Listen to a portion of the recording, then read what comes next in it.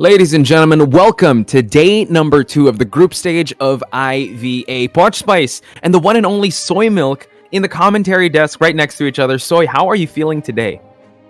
Hello everyone, thank you so much Poch for the amazing intro you just gave. I am really excited to see the second IVA group stage. This is the second day. We are going to see very exciting matches. We're going to see newbies and all teams. They have been practicing and training until this day, and they have all just been into the elimination. So now we are going to see the best 16 groups teams of Asia go against each other. Yeah, IVA again is a celebration of Southeast Asia. It's really like to ramp up for the bigger tournaments. But right now, I think the question in everyone's mind is who are the best of the best in the group stages? Because yesterday we saw some of them participate, but now we have a whole day of Identity 5 action. And again, all the points matter here because we will be getting the top 2 teams from each group. So it's really a grueling weekend for all these teams. Some teams will actually have 2 matches today. So let's meet our first team, because our first match of the day, it's going to be A versus NM, and we are about to see the team A. Right. Let's get right into it. So here we have Team A again. Juan, Nia, Sat, Miniko, Meaningless, and also Namspector and Mobius. Again, a team that, you know what, this is one of their first outings here in competitive. I would say it's like a kind of like a David and Goliath story, because they will be going up against the NM Rebels. So let's look right into the NM Rebels. Any thoughts on NM Soy Milk? Yes, NM actually is a team, kind of like a team that we have seen already, and it has shown to have amazing skills, amazing hunter. By the way, there's like one of the most famous hunters called Seichu. And now the name they have in this team is going to be Super Chu. So I'm really excited to see what Super Chu has to bring to the table today. As well, we have the survivors that are very well known in our Southeast Asia server, which are Jalkan, Karatona, Neru, JSGG, and another name which is HSQ HMR. Oh yeah, some familiar names, especially in the Call of the Abyss qualifiers for Southeast Asia. I believe it was them and BL that had an amazing match, so I can't wait to see what they'll bring to the table. I think when it comes to this, it's kind of like the first match we saw yesterday between ZC versus Noir. Noir being a seasoned team, and ZC having their first outing in a competitive tournament. So now we're about to see what they're made of, because we will see how the team of A will go up against NM. But before anything else, guys, I just want to remind everyone, again, give your predictions out there. The match hasn't started yet. So, again, the winner of these predictions, or the one with the most points, will be going away with an amazing barmaid skin. And now, Soy, let's head into I think the fan art is up next. Right, this is again, the fan art. Yeah, this is there's this little giveaway and shout out for people who like to do fan art, and then this one is from Calico Cat. It's actually, I'm pretty sure it's on Instagram, but it is like the psychologist and the patient with their S-tier skins.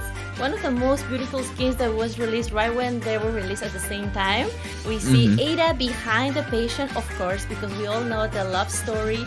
They're the couple. They are very lovey-dovey, and this is a beautiful fun art. I really like to appreciate art, and please go follow Calico Cat on her Instagram. She does amazing art. Big shout outs to Calico Cat. Not the first time we saw her amazing artwork. Follow her on Instagram. I'm not sure it's the last we'll see of her artwork, so super excited to see more of that. But before anything else, let's head into the picks and bans phase, because I think our first match is about to be ready. And as we were talking backstage, a lot of these matches might actually take place in Ever Sleeping Town. That's right. One of the most, I would have to say, like one of the most Hunter's side match. Recently, we have seen a lot of breaking wheel in Ever Sleeping Town. Although survivors have also find ways to manage around and take the hunter around to the tour around Ever Sleeping, and sometimes buying so much time for the rest of the team to cipher rush and the containment as well. So I think that Ever Sleeping Town has it could be, even though it could be Hunter's side, it could also Also, depending on the survivors, of course, it could also be changed the match to be survivor side. So we are really excited to see what's going to be today's strategy, today's meta that we're going to see, because the only recent competition that we had was in COA recently, and the older competitions that we have is the ones we usually have to rank, and we see that strategies do change quite a bit. So I'm really excited to see what today's competition has to bring to the table. Oh yeah, especially it's a best of one, right? So yeah, you really have to get your best foot forward and really change up the strategy. Best of one, and one hunter band and 2 survivor bands. So they really have to play within the cards. And like you said, you know, if it's Ever Sleeping Town and Mobius is the first hunter, Mobius in the elimination phase before the group stage did use Breaking Wheel, and he was the one to get the win for his team, while the survivor team did get a tie. So for sure, I'm sure the NM Rebels did their homework. They will opt to ban that Breaking Wheel. Like you said, Breaking Wheel on this map is just a match made in heaven. So kind of leaves a lot of room for Mobius to work with. And like you and me, we since this is one of the first outings of I'm excited to see what other hunters he has to offer. Right, and just as like Mello said, which he's the organizer of this event, he was also mentioning that it is very interesting that for these group stages, we are choosing to have a band pick in the first round, which will bring even a little bit more excitement to the table, and people will be able to see what are the other cards that the hunter has under their sleeve, and they can be able to showcase that they can not other main one hunter, but maybe 2 or maybe 3 or maybe 4. And that is also the beauty of being a hunter main, that not only you get to do all these strategies to kill 4 survivors by yourself, but at the same time you also get to experiment and try all things that only you will know, because you are the one in charge of that phone, you are the one in charge of doing all the moves, and that is really, really nice to see. I'm really excited to see what Mobius has to bring today, besides the Breaking Wheel, of course. I hope we can see many other showcase many other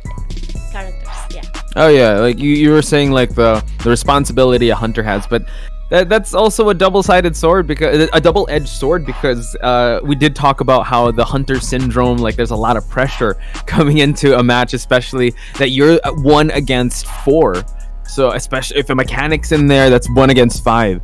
So I think Mobius needs to come into this cool, calm, and collected, because looking at the survivor side, you know, Caridona, Zhao Kan, and the other NM Rebels that really are seasoned, and knowing them and knowing, like we speak to Nell, that they practice religiously. So their chemistry is on point. Mobius needs to really be tested coming into this match. And you mentioned, so we are starting the picks and bans already, and we are going to see a Breaking Wheel ban from the get-go, opening up some other hunters. I mean, we did see Sculptor yesterday, we saw a Gamekeeper. Is there any other hunters that you think might make its way to the mix in this matchup? Actually, I'm looking forward to see Geisha in this match. I mean, not in this one particularly, but in these matches. I think Geisha is entering the meta quite recently, quite strong, coming on strong, especially during COA, especially in Ever Sleeping Town and Moonlit River Park is actually one of the best Geisha maps so far. Right. And I think that I'm really looking forward to see whether there could be a Geisha coming in. Although we also have seen that Gamekeeper was utilized yesterday in this same map. So I was very excited. Oh, and we are starting to see the first survivor picks. And the first one we can see is NM. How would be the best way to name the first 4 survivors? John Lang. It's a bit long, right? John O'Lang. Yeah, John O'Lang. We also note that the Seer is actually able to be utilized. Again, a Priestess, a really good band, but again, you could there's so much options for the survivors. Now the Hunter's gonna have to be very careful with the Seer in the mix. So a Seer you'll definitely counter a BQ, can counter those single hit hunters, but having the Mercenary band might opt the lovers, the couple, to make their way to the mix, Patient and Psychologist, since Psychologist has been sort of a tanky survivor that can go for the rescues here and there, but leaving open the forward here for Zhao Kan to use.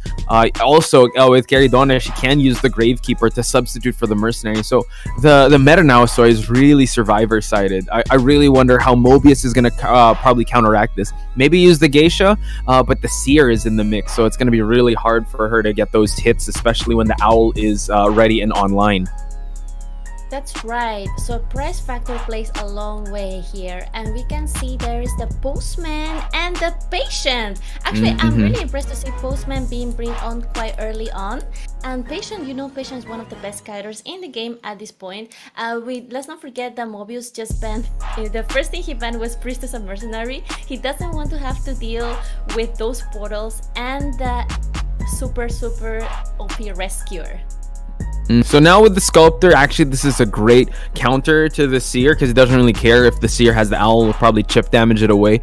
Shout out to the matches yesterday where we saw sculptor able to counter the seer, but we saw also yesterday how well the survivors have adapted to the changes of the sculptor. So kiting a sculptor has been already kind of been not a want, but a need already. It's been a requisite for you to be one of the best teams, one of the best survivors out there, or to compete with one of the best teams out there, to be able to kite a sculptor in this meta. So looking at the lineup here, we are taking note that the Tide Turner is being brought by both the forward and the acrobat, while pretty standard builds on the side of the seer and the postman, which might dictate that they are expecting them to be chased first. So, without further ado, let's head into the match.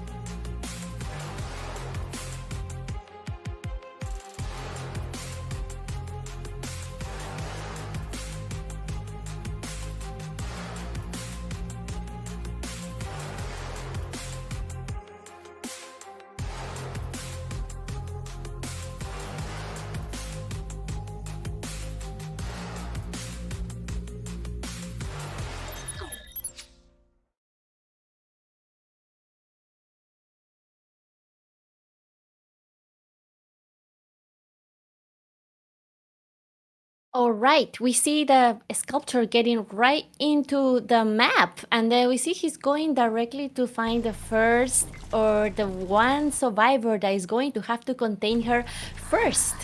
We'll see that she goes to the typical survivor spawn area, and she hasn't been able to find one yet. And we see the survivors already transitioning away. They kind of already know what will be the hunter spawn at first. So they're just like trying to rotate the hunter and trying to buy some time, while also telling the others where is the current hunter position. Now we find the sculptor already survivors and just missed the hook from Carrot Donut, which kind of stopped her tempo from transitioning away, and now she was forced to go to the graveyard to kite even more and takes that hit.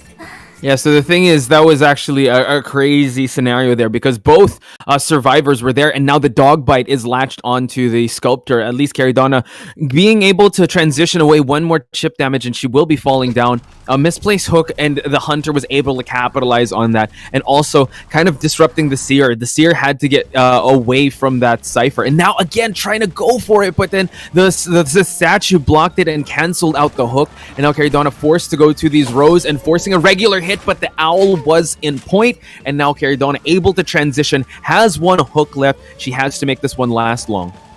Right, Caradonna is only one chip away, and she manages to transition away. However, though, the last chip got in and the hit connect, and now she's going to have to be chaired. Now we can see there is John Oleg the Seer in the vicinity, and we have to remember the owls was just utilized. So now we will see there is going to be only a postman, a seer, and a forward. We'll see whether the forward will come or they will just transition around the hunter and give him some tinnitus, and so make the hunter, force the hunter to stay near the chair, because that's one of the strategy as well. Forward, going for the stun. Oh, canceling it out, eating the hit. That's all good, so at least able to get the rescue. But this is hard because Caridonna doesn't have any resources to utilize. Has to hug these pallets, avoid the regular hit, and nice, but the blink was expended, and now Mobius here, relentless with his pace. Great start, and now still pressuring these survivors. It only popped the 3 ciphers in a 2-minute mark, so if he's able to camp out and just share this this patient once again and down this forward. He's trying to go for a double down situation since a full presence. And now Zaokon forced to retreat, and at least he can be able to Mobius can chair carry Donna without the harassment of that forward. Right, and now we are facing against a patient with no more items, no more hooks, and he's going to have to be chaired in this area, which is very close to the tram. So the hunter needs to be really careful whether the tram will come, and need to watch out for the trams before he gets run over. Luckily, this time the tram was not in the vicinity, and now she spots immediately using the CCTV camera to spot where the survivors are healing. And now this is actually a great trade-off because he knows they're healing. No one's going to go for that rescue. Already transitioning away, so the patient will be expiring soon since they want to trade some objectives for just for that patient. So has his first survivor out of the game. Now watch out for that tram. We do see that the CCTV, the chisel will be spiked in. He's going to choose to go for Love, going for the postman just to stop the letters from being dispersed out there. Love has been on point so far with the dog bites, another one. So now Love will have to make this kite last long for these two ciphers to be primed. A very on point dog bite indeed, and now we get the postman C has to avoid all this status and the normal hit to try to get away and rotate away from this area, this very dangerous area, because there is like two cipher machines around there, so the postman has to get away at the cipher machines. However, those status were on point, and now the hunter got his second survivor on chair. But at least NM Rebels were able to leave just one cipher remaining. So now just need to make this rescue count. The forward has a little bit of football left. Seer, no owl, but full health. Able to struggle free. NM Love able to struggle free here. So Mobius has to down this survivor once again. But it seems like he's going to just let him go. Zaokon now forced to exit this almost primed cipher. So now they are on the path to heal. We do see that the CCTV is going to be popped once again. And John Oling in this area can farm some owls. So Mobius here really wanting to just share the survivor, kind of going for an aggressive play here, gets countered by the survivors, leaving them some time to pop this last cipher. That's right, we see the Seer trying to avoid all the status and hits at the same time, and then forcing the hunter to move away and then going back to the other cipher machine. So as we can see, at the same time they're trying to prime both cipher machines, and we'll see also that the forward doesn't want to abnormal hit, and abnormal just hit in. Mobius is really playing all the way. The thing is, Soy, is that the postman, the one that struggled free, is working on another cipher. So John Oling and the forward just need to buy so much time for that last cipher to pop. It was a great just switch, but now we see that John Oling has to eat that hit. He's been farming that owl. Now postman sending out a letter just for faster decoding, and now it's still up in the air here because Mobius is realizing there's another cipher that is being primed, and now he's going towards it, drops the chisel, sees that Love is at the corner house here, eats some statue hits here. One more statue hit, he will be falling down. So now Mobius still has his attention spread out. Still doesn't have a second survivor on a rocket chair, but it's still all good because he's still pressuring this cipher here that was close to being primed, forcing Love to move from it.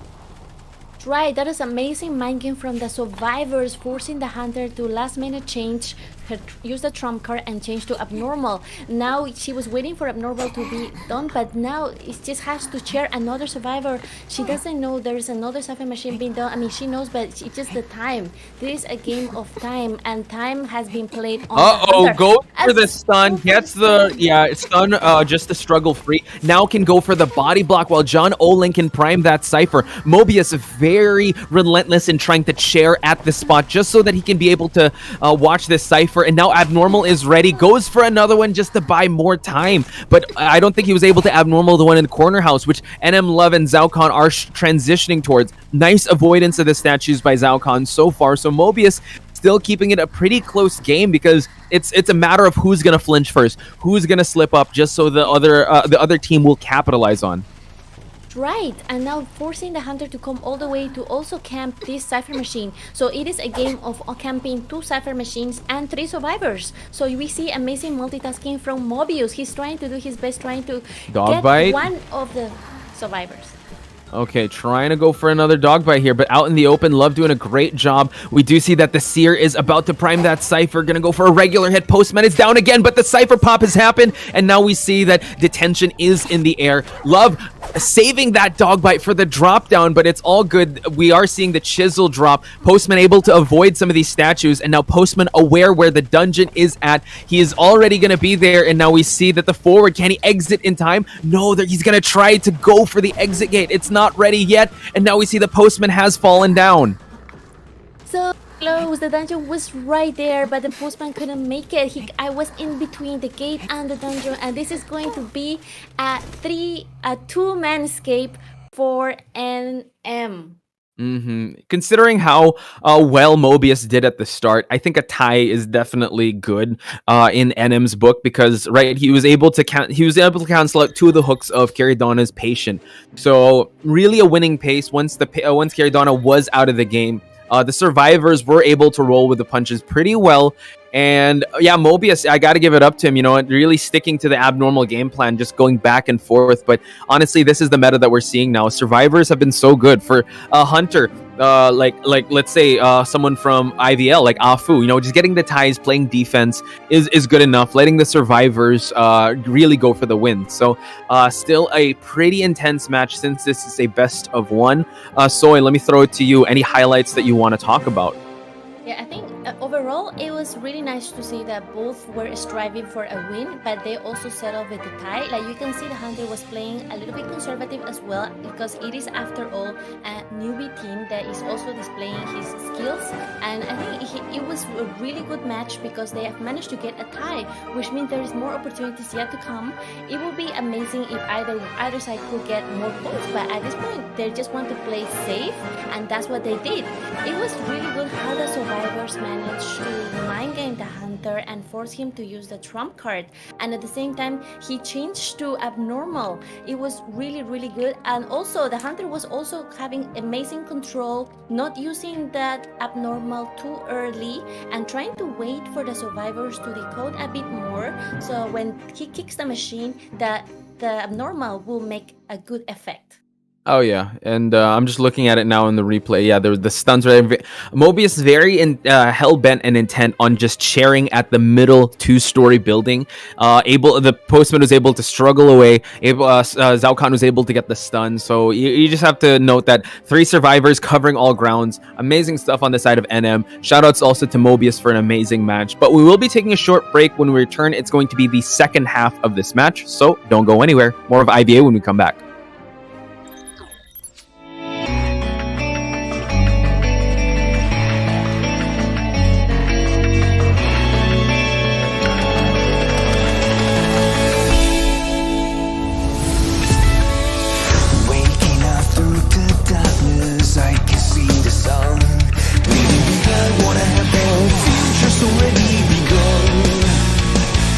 Somebody save me from the past and take the lead.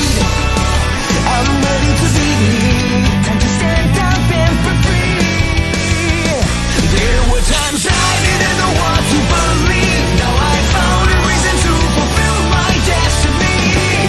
I'll carry on the journey. There were times I didn't know what to look for. Now I found my faith and I won't hesitate no more. The night is gone, I'm no longer torn. A new day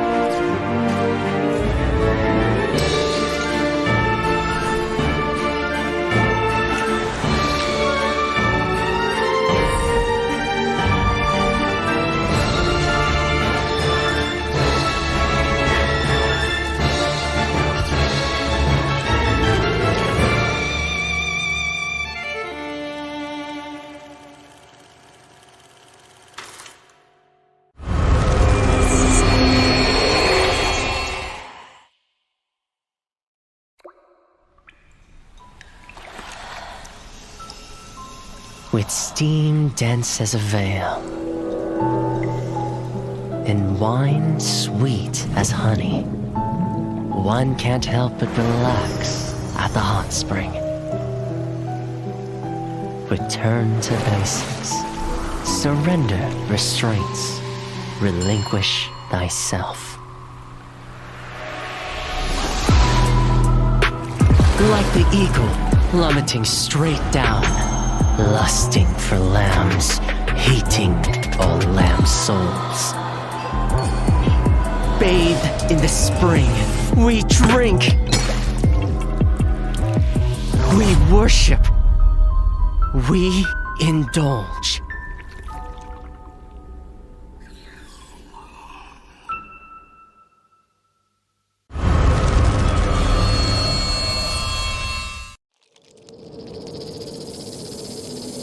Scales, venom gland, and the vomeral nasal organ.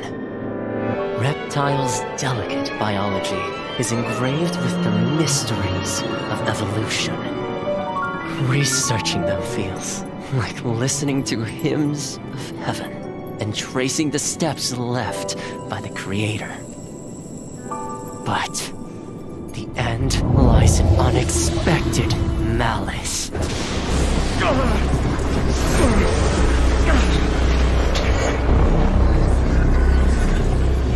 Is this a cruel joke from the Creator? Or the inconvenient truth of evolution?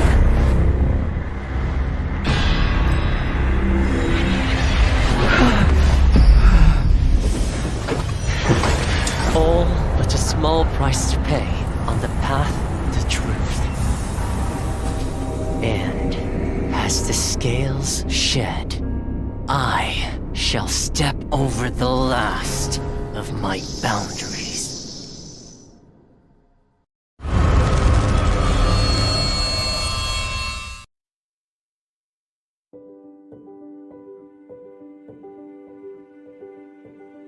Hello， 大家好，第五人格的玩家们，我是浩明。Identity 人格系统的新求生者教授卢基诺已经和大家见面了，我是他的设计者之一，很高兴这个角色能够得到大家的喜爱。今天我就来分享一下这个角色开发幕后的故事。我们呢，在2021年引入了 Identity 人格系统，在这个系统里。Hey guys, welcome to IVA Day 2. This is going to be our group stage, and we just saw the match between A and NM. It was an amazing first match, an amazing start to see one of the newbie teams, actually A, and of course one of the seasoned teams, NM Rebels team. And we just saw a display of A's sculpture because his breaking wheel was banned. So I'm really excited. I was really excited watching all his amazing stat placement, and also he brought trump card to the table, and that was really nice to see a versatile gameplay. However, though, we also saw the survivor side was able to mind game the hunter in a really amazing way, making him use trump card and changing to abnormal. So I think that is something that the survivors from NM really took advantage of. And at the same time, we also saw the hunter also play quite conservatively, and I'm really excited to see what is our next match going to be, which is going to be also between A and M, but we're going to see now the hunter side from NM. We're going to able to see Super Chu, which is actually the only hunter from NM. Their name was Sei Chu, so a lot of people might know him from Sei Chu, but just to let you know, now in this game is going to be Super Chu, so just keep an eye on that. Yeah, like you said, you definitely summarized the match very well there. Again, it's a tied game, so it's still up in the air. Lots of pressure now on Super Chu's side and also the side of A's survivors. Now, A's survivors are actually from the elimination phase. They were the ones actually to get a tie as well. So it seems like Super Chu has seen a lot of high-level tournaments. So it seems like the advantage is on his side. even though that they will ban his pollen for sure because it is ever sleeping town. I wonder how they're going to be able to approach this picks and bans, because you saw the effectiveness of banning that priestess. The acrobat came into the mix, but he definitely let that rock, and they allowed it to come through. Mobius was really on point with those statues, so might be I wouldn't be surprised if they go for a sculptor mirror match here, because it seems like sculptor might be the next best thing. However, seer ban makes me think that we might see a little bit of variety here, because we saw that the sculptor didn't really mind the owl here and there. So let's see how they'll respond to this seer ban. Obviously lock in that priestess, probably another rescuer either being forward or mercenary. Right, we definitely see a respect being shown to the seer of A, so, and also from the breaking wheel, and at the same time there is now priestess and forward. They're going to be able to roam free in ever sleeping town. It is going to be a very exciting match, and also very different strategy from the last match, I'm pretty sure, because now there is going to be the support of those amazing priestess portals. And then there's also still the forward there, and then the next ban, it is going to be the mercenary. They just banned the mercenary. Of course, mercenary, it is an important ban in this new meta, because mercenary is if not the best rescuer of this game. And the next pick is going to be patient. Meaningless just chose patient, which is also one of the very, very good kiters. What? And Okay. the last one, The new perfumer in the mix here. We're seeing the magician come in. This is the one thing I'm super excited about in the group stage, especially with the new meta, right? Magician coming in. I've been seeing a lot of highlights of magician plays, but we're going to see it first here. The first magician coming into the mix here. Yeah, I honestly think he's the better perfumer now in this mix. He has 3 wands. He's able to utilize it. But like we called it out, Super Chew making a mirror match of sorts with this sculptor. So looking at this lineup, yeah, he's gonna have a tough time with any of these. But we did see how Mobius was able to contain the Caridonna's patient. So maybe Super Chew wants to mimic that same type of chase at the start. Now, so I have to ask you, who do you think would be the best possible target to chase first in the early part of this game? I believe, because I haven't seen Magician as much yet in competitive playing, since the new update he got buffed. So I think that I would really like to see an early kiting from the Magician, and Right. see how well can he utilize his 3 wands. There are 3 wands, Bosch. You have to keep that into mind. Not 2, there's 3 now. Exactly, and I'm actually kind of scared because we know Super Chew, a very seasoned hunter. Yeah, you're gonna have to time those wands pretty well, because he will make it rain statues on you, and then you'll have to be able to time that wand really well. Looking at the survivor lineup, actually, we see that Juan, the forward, okay, so this is very interesting. We only have 1 tide turner in the mix so far, and they're locking it in. 1 tide turner to the acrobat. So forward did not bring a tide turner, so this is going to be quite interesting. Oh, patient. Thank you for the thing. A patient will be the only one with the tide turner. So let's head into the match.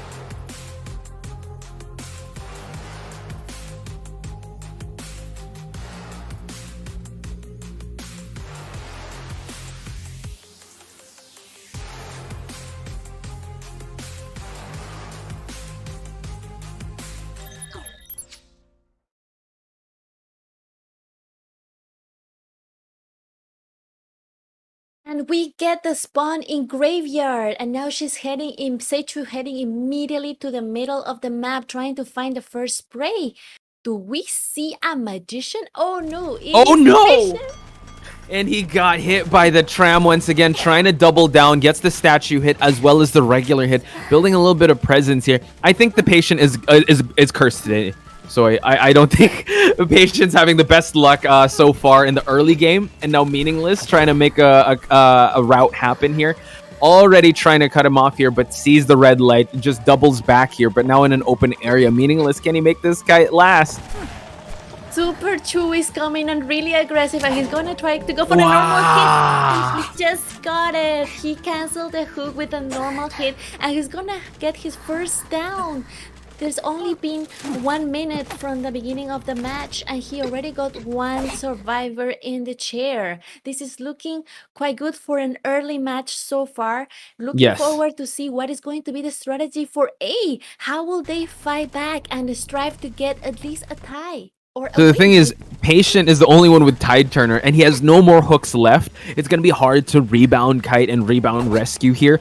So they might actually sacrifice the Patient because the risk versus reward here is just too vast. We do see that Juan is in the area. Sat might be the one making the approach here, already past half. The only thing they can go for is a full-blood Rescue forward, already making his way in the mix here. But it seems like, yeah, this Patient is going to have a hard time, so I think they decide to sacrifice here while they try to pop more ciphers. Juan trying to just push that cipher at the center of this map, but Seichu already very aware that the forward will try to pop that one. He already just drops a chisel. And note that the blink wasn't expended yet, so now he can focus his attention on this priestess. That's right. She Wow. still got one hit immediately, but she still got 2 portals on her hand. She's gonna try to transition away from the hunter, and we will see they're going to buy some extra time because after all, she's not the faster decoder in the team. There's still a magician out there decoding, trying to buy more distance. They completely ignore the forward. She's going to try to get the priestess, and now going to vault this window and move away. Sat doing a great job so far. It needs to just avoid more and utilize the holy keys. Doesn't have one online yet. Might have to eat this regular hit. Tries to go for the drop down. Good patience, but now the blink to just counter the jukes of this priestess. Has his second survivor down in 2 minutes of the game. So you see the difference already in pace when it comes to the hunter on the side of Super Chew. He's not Seichu anymore. He evolved. He's Super Saiyan Super Chew, and now he's gonna try to go for this forward.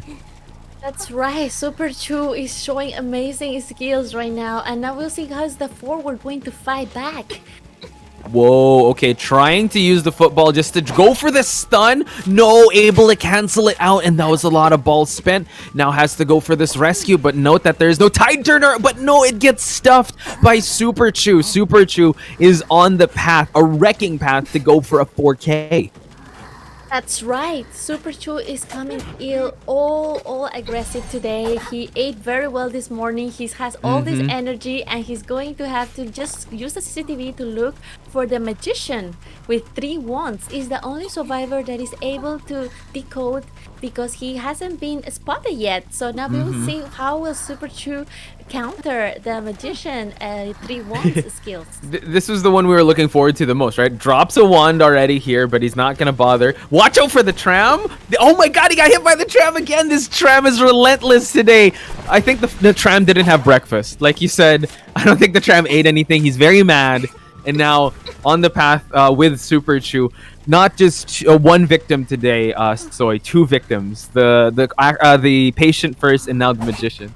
That's right. That's what happens when Tram doesn't eat breakfast, guys. He gets hungry for survivors. So as we can see, the forward just stand up. He used himself heal. He's probably going to transition away, maybe going to second story. It would be ideal if he could vault a chest and find an item. However, the Super Chew immediately localized him, and now he's going to try to just get Whoa. down. Yeah, down the forward in that scramble. Now the magician has 2 wands left. He could definitely try to just pop this cipher, but yeah, knowing Super Chew, he's not even going to try to allow that. Once he downs this magician, already expended that self-heal.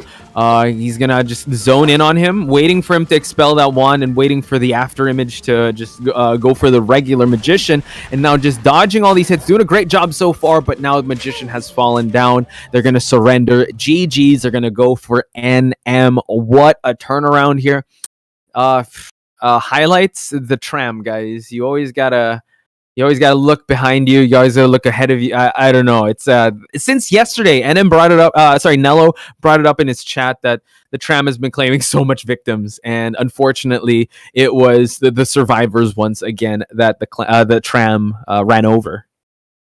Right. Today we saw how powerful can a tram be in ever sleeping down, especially when the survivors are caught and aware of the situation. Hello.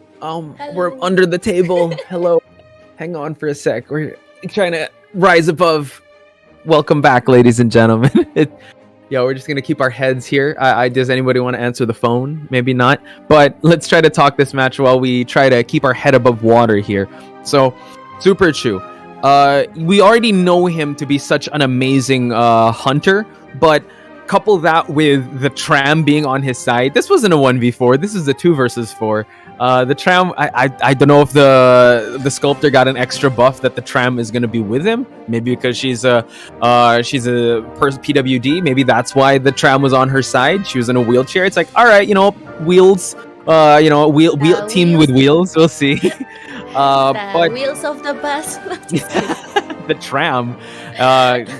Claim survivors. So anything else you want to highlight there, because that was an amazing showing of Super Chu.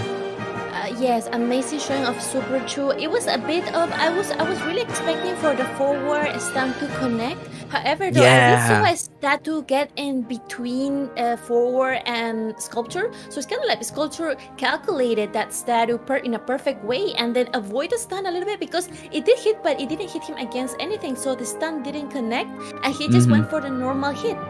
Yeah, that was really close, because if that stun happened, able to get a safe rescue on the patient, the priestess, so that could have turned things around, could have pushed for at least a potential dungeon escape. So I'm seeing the stun happen now on the tram. Everyone in the chat's going wild for that. So that was it. NM getting the victory up against A. I hope you guys have bet correctly or made your predictions correctly and put your IVA apples on the right team. A, not the last we'll see of them. They really went all out here. And you know what? Since they are sort of the new team on the block up against, if you compare them against NM, I think they're able to, get more experience from this match. So, ladies and gentlemen, we will be taking a very short break, but when we return, more IVA. So don't go anywhere. We'll be right back. Oh, now we're back.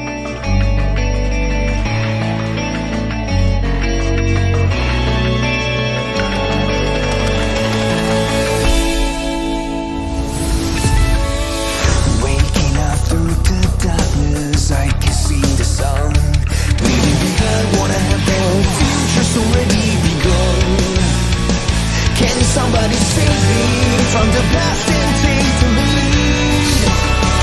I'm ready to be, time to stand up and be free. There were times I didn't know what to believe. Now I found a reason to fulfill my destiny. I'll carry on the journey. There were times I didn't know what to look for. Now I found my faith and I won't hesitate no more. The night is gone, I'm no longer torn. A new day has come, I'll be reborn.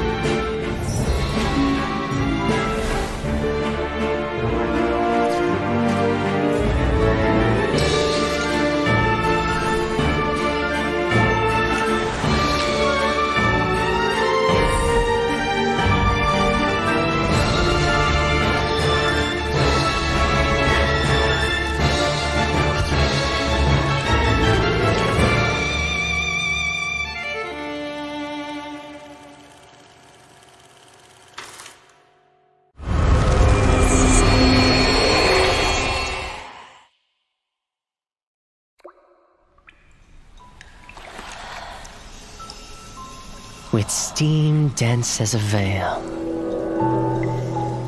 and wine sweet as honey, one can't help but relax at the hot spring. Return to basics, surrender restraints, relinquish thyself. Like the eagle plummeting straight down, lusting for lambs, hating all lamb souls. Bathed in the spring, we drink. We worship we indulge.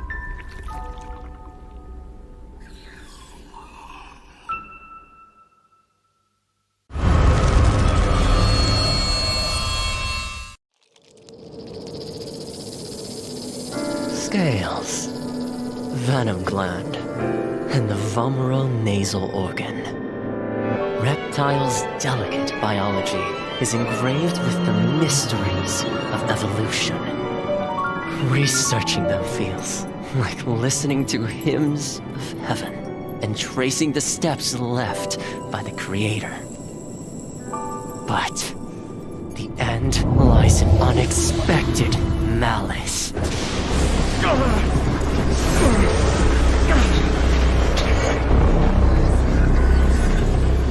Is this a cruel joke from the Creator?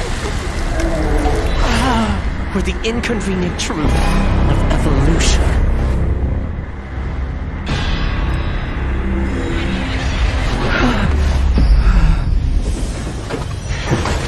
All but a small price to pay on the path to truth.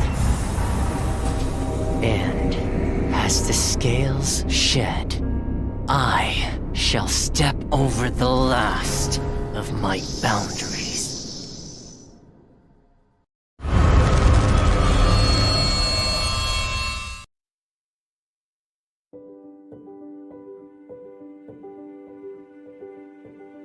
Hello， 大家好，第五人格的玩家们，我是浩明。Identity 人格系统的新求生者教授卢基诺已经和大家见面了，我是他的设计者之一，很高兴这个角色能够得到大家的喜爱。今天我就来分享一下这个角色开发幕后的故事。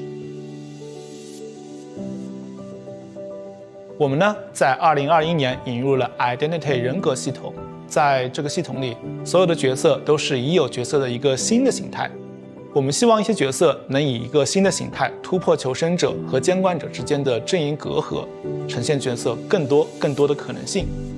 这次新求生者教授卢基诺，他和涅西卢基诺其实是同一个人。在涅西卢基诺的推演故事中，卢基诺教授被神秘的毒蛇咬伤了，他的身体逐渐开始变异。他为了追寻这一条毒蛇之源，来到了庄园。也就是说，每一对 identity 角色都是基于同一个角色，在同一个故事框架下进行设计的。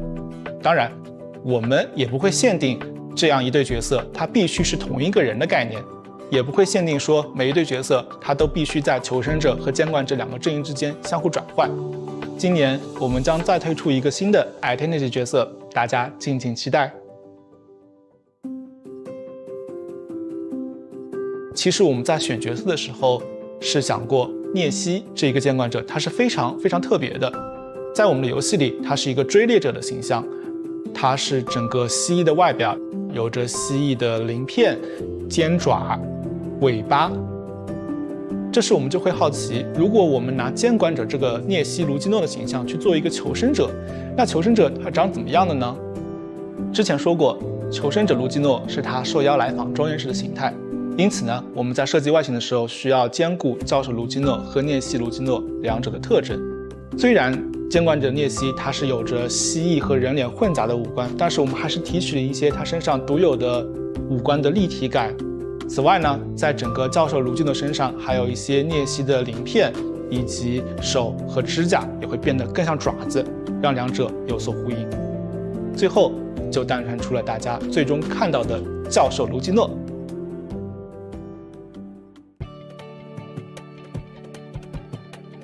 我们的设计时，首先确认了教授的核心技能是围绕反弹攻击，也就是鳞片硬化这个高难度机制展开的。玩家们需要在高度紧张的追逃过程中，同时留意对手的动作，并在瞬间抓住时机，激活技能。有时候，你甚至可以主动靠近监管者来触发鳞片硬化的技能效果。鳞片硬化可以在板窗交互的过程中使用，避免被后来追击的监管者恐惧震慑。为了进一步加强教授的辅助能力，我们为他添加了支援其他求生者也能反弹攻击的退灵技能。以上就是我今天给大家分享的教授卢基诺开发幕后，希望能帮助玩家们更多了解卢基诺这个角色。感谢大家喜欢我们的 Identity 系统，我们后续也会为大家带来更多精心设计的游戏内容，敬请期待哦。再见。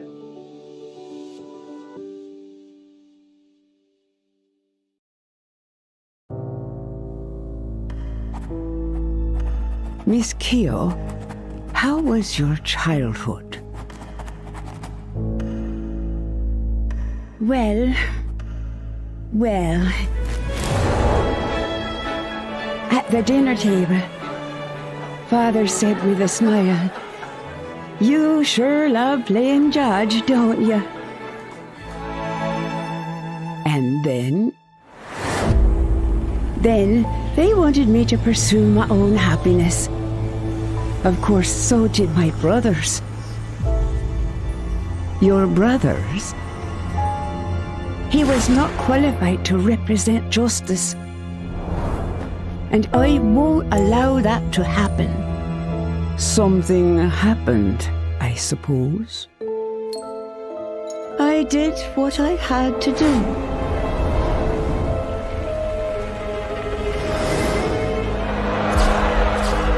Justice needs obedience.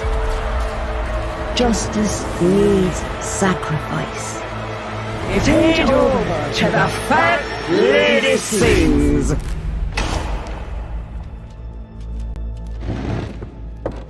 That's all.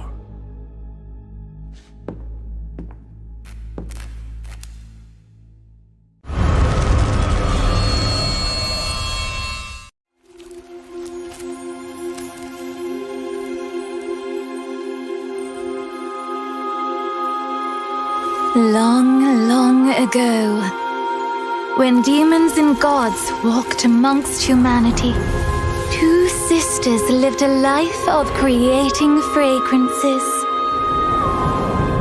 All that you desire shall be granted if you bring me a fragrance that relieves one's sorrow. Finally, the younger sister completed the god's request.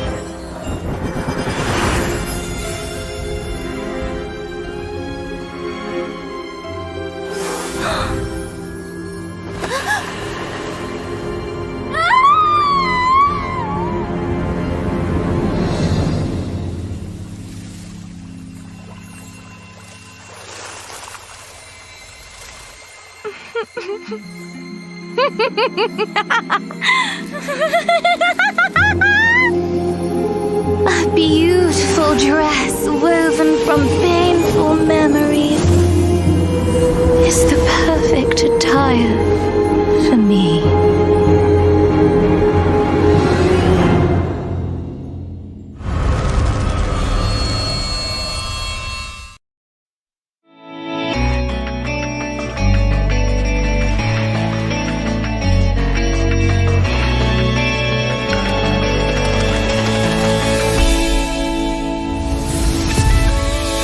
Waking up through the darkness, I can see the sun.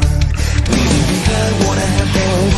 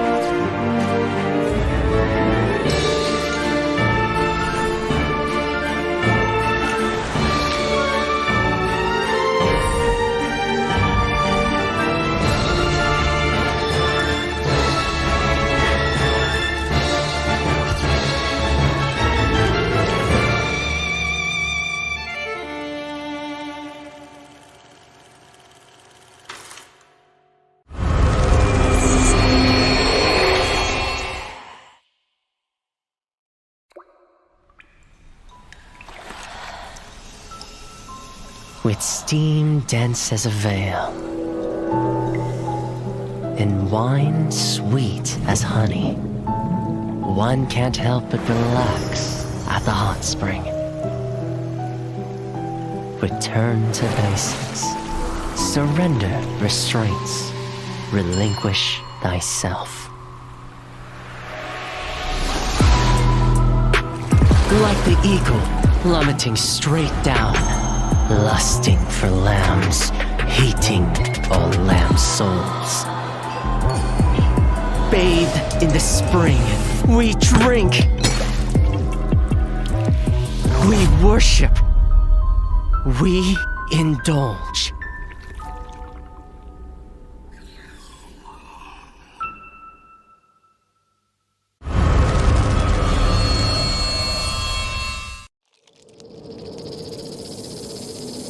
Scales, venom gland, and the vomeral nasal organ. Reptiles' delicate biology is engraved with the mysteries of evolution. Researching them feels like listening to hymns of heaven and tracing the steps left by the Creator. But the end lies in unexpected malice.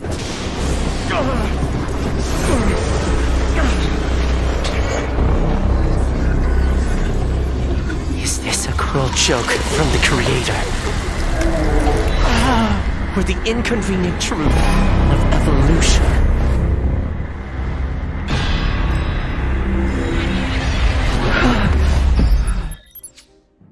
Welcome Guys, back, ladies and welcome. gentlemen. Oh, go for it. We just fixed our chairs, so go for it, Zoe. Hi guys, welcome to IVA Day 2. We are about to see the matches between OmeZ and Little Dragon. So we're getting excited to see because we already saw them a little bit during the eliminatories before getting here. So now we're just gonna see them in this match. This is the second day of IVA. I am very happy to be able to be MC here together with the amazing, the stunning, and the man Poch Pies. Wow, the only stunning that's happening here is the tram stunning the survivors. Sorry, but thank you for the intro. First and foremost, I think we got to give a shout out to people in the chat and also give a shout out for this amazing artwork. I think it is ready. Look at this geisha artwork. Look how beautiful that is. And if you guys don't know, please follow May Barrick on Instagram. I just followed May Barrick already. Beautiful artwork for this geisha. Again, if you guys want to be able to participate in the fan art, again, you'll give a shout out, and there's a little prize for the ones that get chosen. So once again, shout outs to May Barrick. Yes, indeed. Beautiful artwork. It is, I think it's the geisha skin Manchurian crane, if I remember correctly. I think so. Oh, Nell's a big fan of that one. Yeah, it's a beautiful skin. Yeah, so again, if you guys want to still participate in the fan art contest, again, it's all weekend and also next weekend as well. So it's still a lot to, a lot of entries still can come in. But as Soy mentioned, we will have our next match of the day. It's going to be Little Dragons versus OmeZ. Talking about Little Dragons, we do know that one of the prominent members of the Southeast Asia scene is here, Sneaky, but she is going to be subbed in for another hunter, which is Ichi. So Ichi has definitely a lot of shoes to fill in this role. And OmeZ will be the ones doing the surviving first. And we did see them a little bit in the elimination phase, and they did pretty well. But I think the one to highlight here might be the Battle of the Hunters, with Disaster being their hunter. So here we have it. We have Presslove, Off-White, JH, and Wolves Prob on the side of Team OmeZ. And I have to ask you, Soy, who did you put your predictions on for this one? Is it OmeZ or Little Dragons? I think I don't remember. Okay, it's all good. That means we won't be biased. We'll definitely not know who we put our apples on to this one. Yes, this one was a little bit tricky, and then I think I'm gonna do the introduction for Little Dragons. We see Lemon, ZY, Cine, Cat, Meow at the survivors, And Sneaky, the hunter, Sneaky, it is. I think we have seen Sneaky before, so we know Sneaky before. And then I really like the logo of little dragons. It is a little dragon, and it looks really endearing, I think. Yeah, Sneaky made her impression known in the Call of the Abyss qualifiers for Southeast Asia. An excellent hunter, really lives up. I mean, she's also very humble with how well she hunts. She did get she did use a Dream Witch and a Galati, so I'm excited to see her in the future days, because today it is not her. It's going to be Ichi. They have a sub hunter in the name of Ichi that will be coming in. Hopefully he is number 1 here, that he'll be able to get the kills that he needs and get the points that he needs, because we are heading back to Ever Sleeping Town. That's right, and we're about to start the ban phase.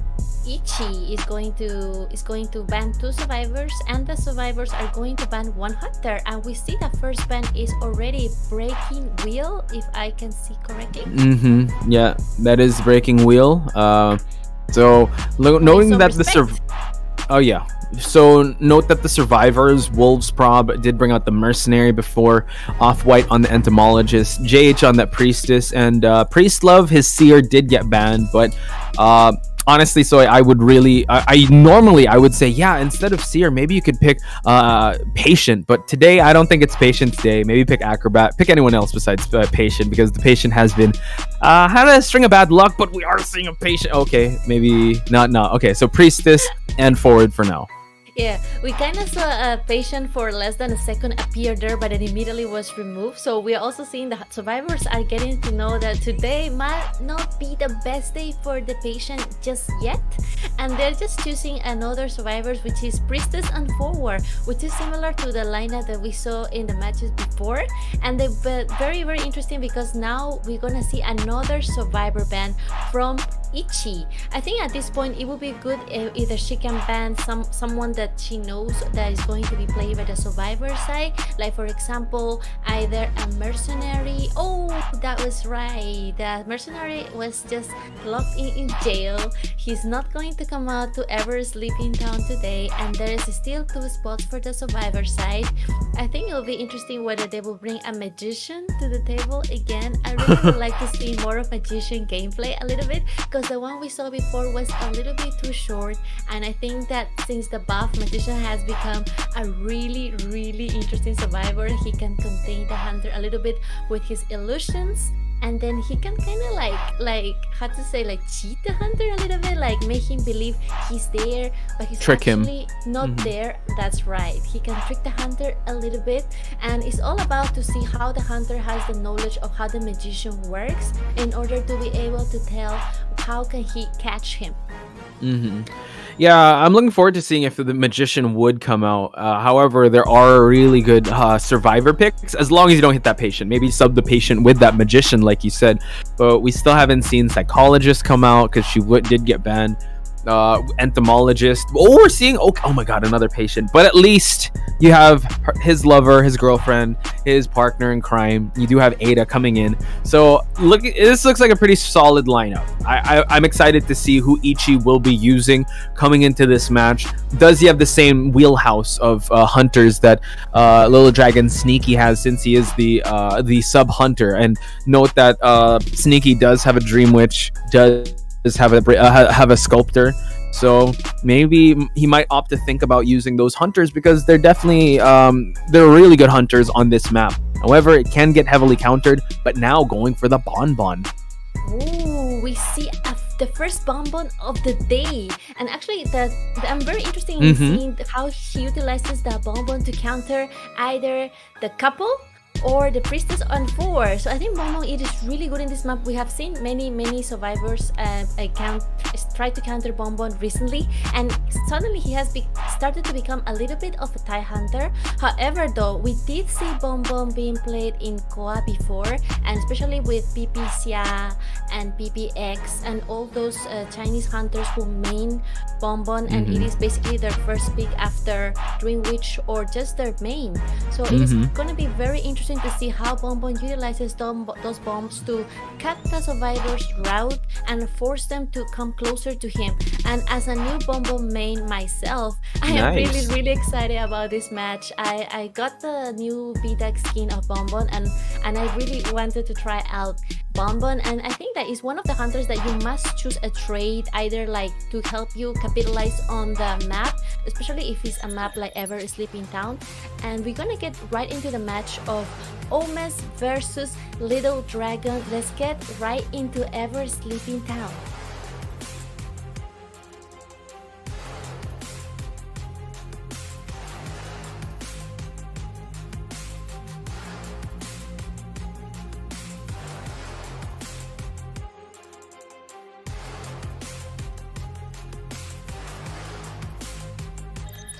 All right, ladies and gentlemen, here we go. Ever Sleeping Town. We see that the Bonbon spawning near the exit gate and can transition towards the middle second story of this map. Left-right build on the side of Bonbon. And note, Soy, that the survivors, all three of them, except the psychologist, brought Tide Turner. So they're expecting to go for saves here. It's going to be real tough because as a Bonbon main yourself, you know that the bread and butter of a Bonbon is camping. And we saw yesterday how well Crocoduck did with that Bonbon. Sees that there's a portal here at Corner House, doesn't choose to go for it. Press Love is over at the middle cipher, and now we see Wolves Prob just walk right into the Bonbon, but it's all good. He is a patient, has to be very careful, drops down the pallet, but unfortunately trades it off with a hit there. And it seems like this Bonbon is on a roll here.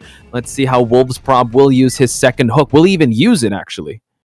That's right, Wolfsburg just utilized the pallet, tried to pallet stand the Bonbon but didn't click in, so now Bonbon has to chase him, and then now that he got one hit, he's only 2 bombs down. He's going to try to use these bombs in this open big area, which is actually more favorable for the survivor because now the hunter needs to calculate and guess which is going to be the next step, and now he uses one hook to enter the graveyard and try to kite around this area. Wow. Then the blink was utilized, and now he's gonna put the pallet down to create even more distance, and we see there was a psychologist in the vicinity. Oh my god! Whether the hit gets done, he tried to juke, but the hits connect, and Guard 26 is going to get the first victim on the chair.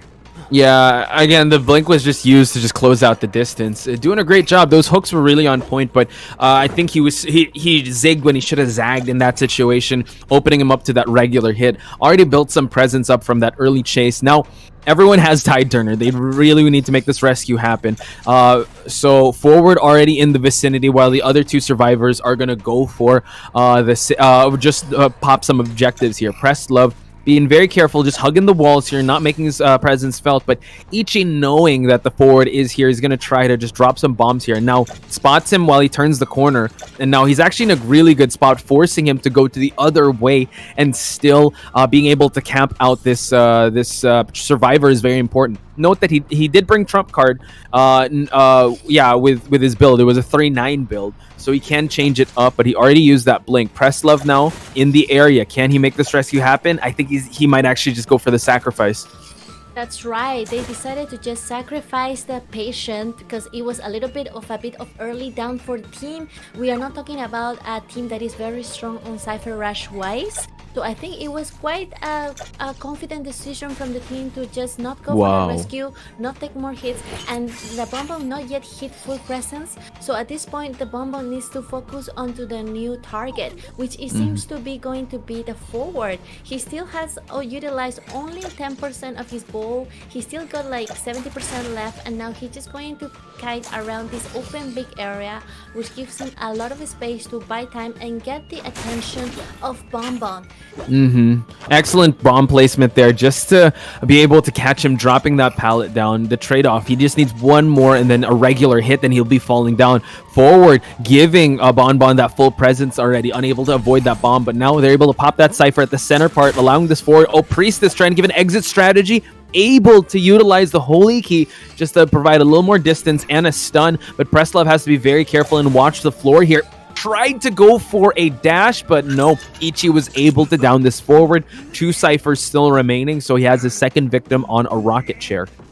That's right. Perfect bomb placement from Bonbon. It was really nice to see Ichi calculate that, and then we'll see the psychologist in the vicinity.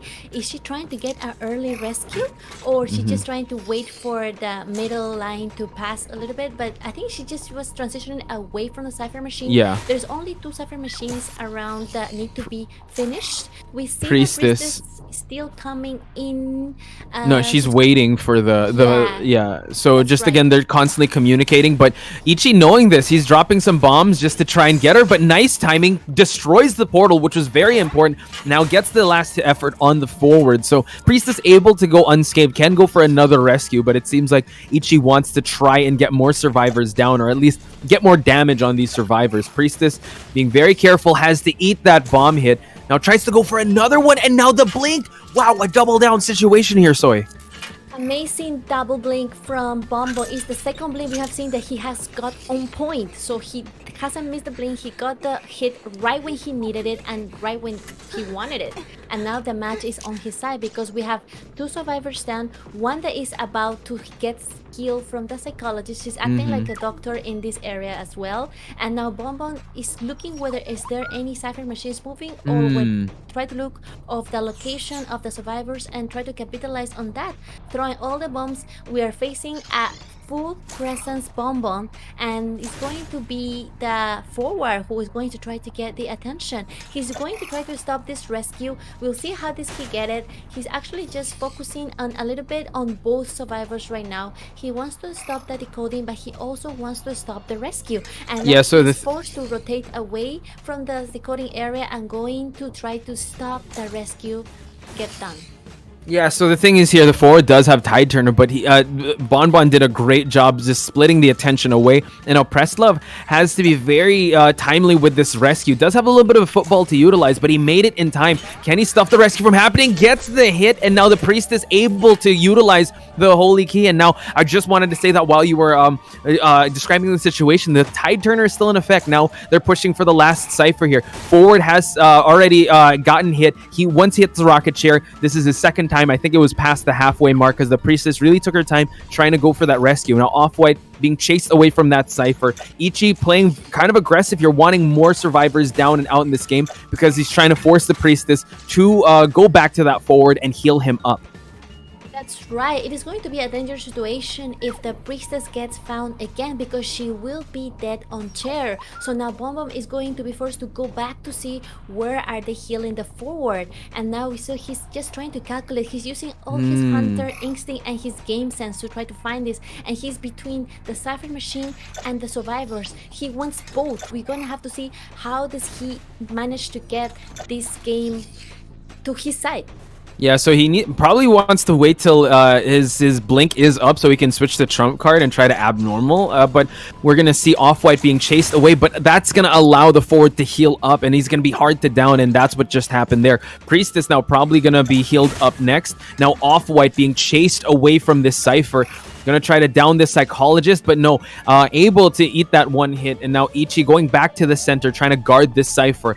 They're already making the rotations, and they're probably realizing that abnormal might be utilized, but we'll see. He's just gonna break this pallet and try to see if he can delay the inevitable here. Seems like he's gonna camp this one out, but this allows the survivors to open up some resources. We do see that the forward able to open up and find a perfume bottle that he could utilize. Now we see the rotations happening. They want to be able to prime that last cipher and go for that tie. It seems like Prestlove is trying to make a dash for it. That's right. There are 3 survivors in the vicinity. They all want to get to that cipher and try to finish it. We see Bonbon hasn't yet changed to any of new trade. He still got blink on him. It is very dangerous to face a full presence Bonbon, especially in this type of area where he can just use a remote control bomb, and he just got the last bomb on Psychologist. It is though the first time on chair for Psychologist, and now he's going to have to force a rescue. If I remember correctly, Priestess doesn't have the Tide Turner anymore. There's no more Tide Turner on the map, and we see forward get the perfume drum and trying to get the most of it. Able to utilize it just to eat away that chip damage. They might try to force for a last-minute rescue here. Prestlove now with no resources, but Ichi's been on point with the bomb drop. So now has to get more bombs on the floor, trying to force out the terror shock, but the Cypher is already primed, so now this is going to be quite tough because there's no detention on this bonbon, so he needs to be very timely with his regular hit or 2 chain bombs. Now, Psychologist eating one more. Can he go for the remote control? And he's able to get it now. Psychologist will see that rocket chair, and now we could switch traits to try and harass the exit gates. That's right. He chose the chair that is closest to the gate, and then he at the same time, without chairing the Psychologist so close, he can also go for the gate and see whether the forward is able to finish decoding the exit gate. Can he open the lift? It's both open. Yes, it's open. All right, we get a tie for both Little Dragon and OmeZ. Yeah, that was a tough situation with how he did so well. I think when they were able to split up the attention and sit on rocket chairs, if he was able to just focus on one survivor, just eliminating, that would definitely play a different role. Probably even make a probably a 3-person down or a 4-person down. But you got to give it up to Little Dragons. They were the OmeZ. They were able to really play that game so well and just take turns on that rocket chair that you felt the effects of the tide turner, and the attention was definitely split up for Bonbon. Yes, that's right. Amazing gameplay from both Survivor and Hunter. We saw Ichu play really, really well. He was very confident, didn't change to any other trait. Even at the end, she still kept the blink on and decided to capitalize on the way that she used her full presence, using all those time bombs and remote control bombs in a perfect manner, forcing the survivors to kite in a certain way and also making them stay away from the Cypher machine while she can try to chair them and utilize all the tide turners were utilized. There were no more resources for them. The only resource they had was that the Cypher machine was already primed, and that's the way they got the tie. Yeah, I think the only tide turner that was not utilized was the Patient, because the Patient was the first one out of the game. Even though that, I still think the Patient curse might be a thing in Ever Sleeping Town. Even though there were some hooks that were excellently utilized, Ichi was able to just nullify the chase of the Patient and just, I think, downed him in the early minutes, like first minute or second minute of the game. So, ladies and gentlemen, we have ourselves another tie. We will be taking another short break. When we return, it's going to be the second half between OmeZ and the Little Dragons.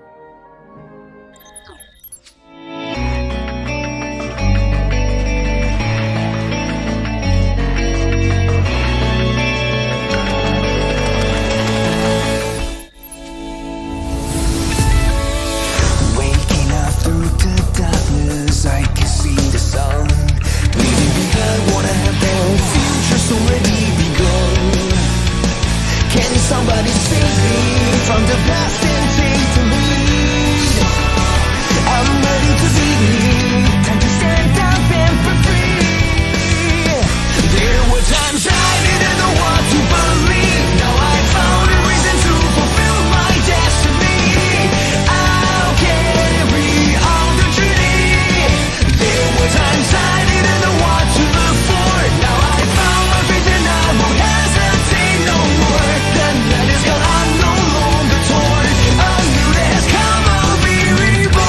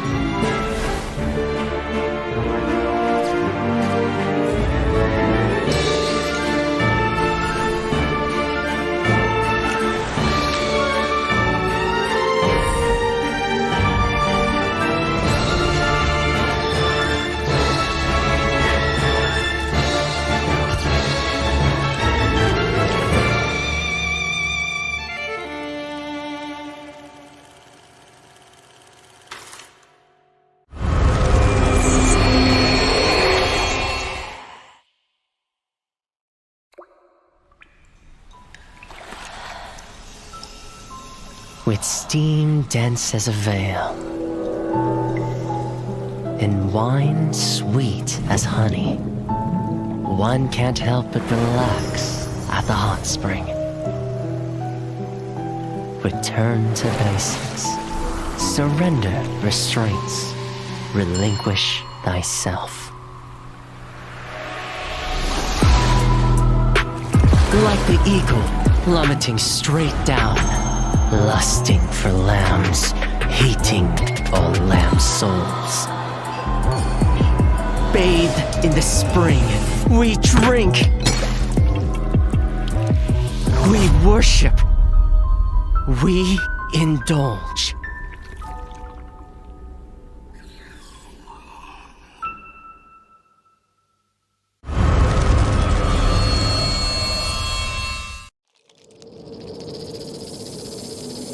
Scales, venom gland, and the vomeral nasal organ. Reptiles' delicate biology is engraved with the mysteries of evolution. Researching them feels like listening to hymns of heaven and tracing the steps left by the Creator.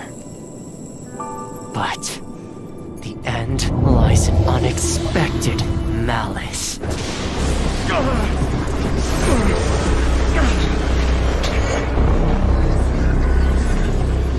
Is this a cruel joke from the Creator? Or the inconvenient truth of evolution?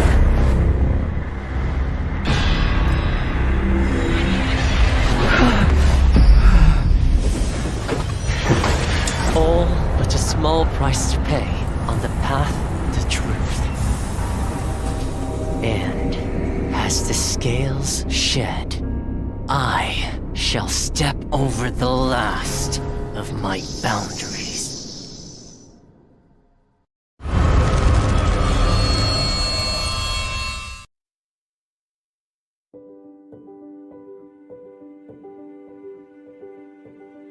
Hello， 大家好，第五人格的玩家们，我是浩明。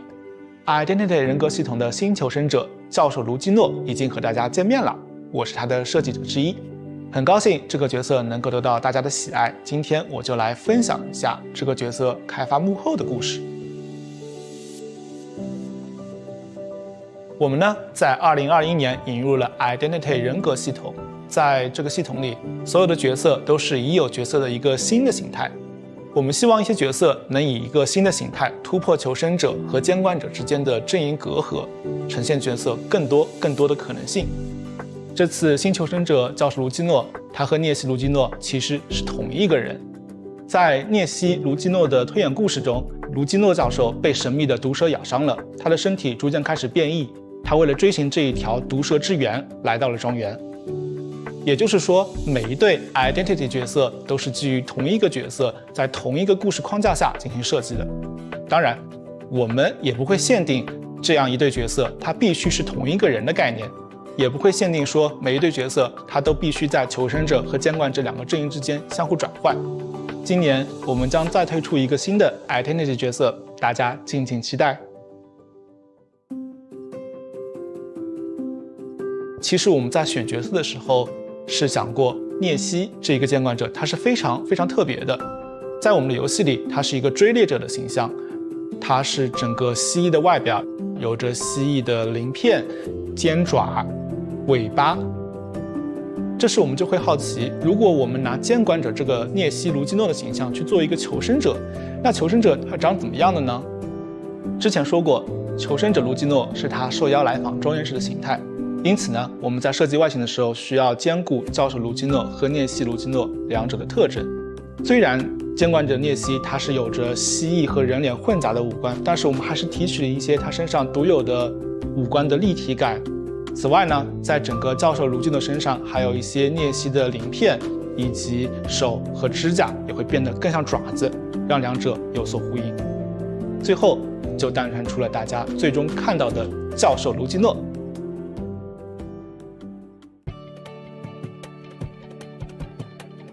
我们的设计时，首先确认了教授的核心技能是围绕反弹攻击，也就是鳞片硬化这个高难度机制展开的。玩家们需要在高度紧张的追逃过程中，同时留意对手的动作，并在瞬间抓住时机，激活技能。有时候，你甚至可以主动靠近监管者来触发鳞片硬化的技能效果。鳞片硬化可以在板窗交互的过程中使用，避免被后来追击的监管者恐惧震慑。为了进一步加强教授的辅助能力，我们为他添加了支援其他求生者也能反弹攻击的退灵技能。以上就是我今天给大家分享的教授卢基诺开发幕后，希望能帮助玩家们更多了解卢基诺这个角色。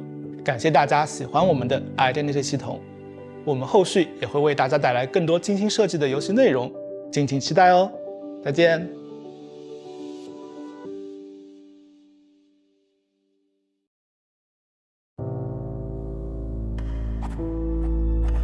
Miss Keo, how was your childhood?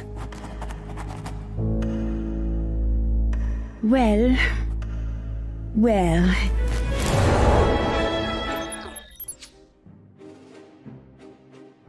Hey guys! Welcome to the second part of today's IVA second day.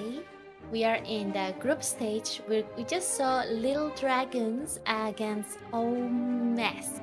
And now we are about to see the second match between them. We just saw the hunter I Kun from Little Dragons, and now we're about to see OmeZ. Ichi. Sorry, Ichi. Sorry. Yes. Sorry, Ichi. And now we're about to see OmeZ hunter Disaster. So Disaster kind of made an impression on us in the elimination stage with his breaking wheel, but you gotta give it up to Ichi and the survivors of OmeZ. They really did an amazing match. So note that we did know that Disaster does bring in breaking wheel, but with the picks and bans and the system that we're doing now, I'm sure that Pollen will be banned. So we're gonna see a little deeper into his arsenal of hunters here as we head back into the ever-sleeping town. Might have the same usual suspects here. Might be throughout the day having either a toss-up ban of the priestess, the forward, the mercenary, depending on who they're comfortable with. But for sure, if it's ever-sleeping town, you have to ban this Pollen. Right. The first time I heard the name Disaster, I actually thought the hunter name would be Haster. Who knows? The name is so similar, so we might have a surprise. We don't know. It is actually very exciting. And then we just saw the respect for the breaking wheel, and also from the hunter side, the first ban is going to be the seer. The seer goes to jail, and now we see the two first survivors from the survivor side have been picked. It is Forward, Lemon, and CY Priestess.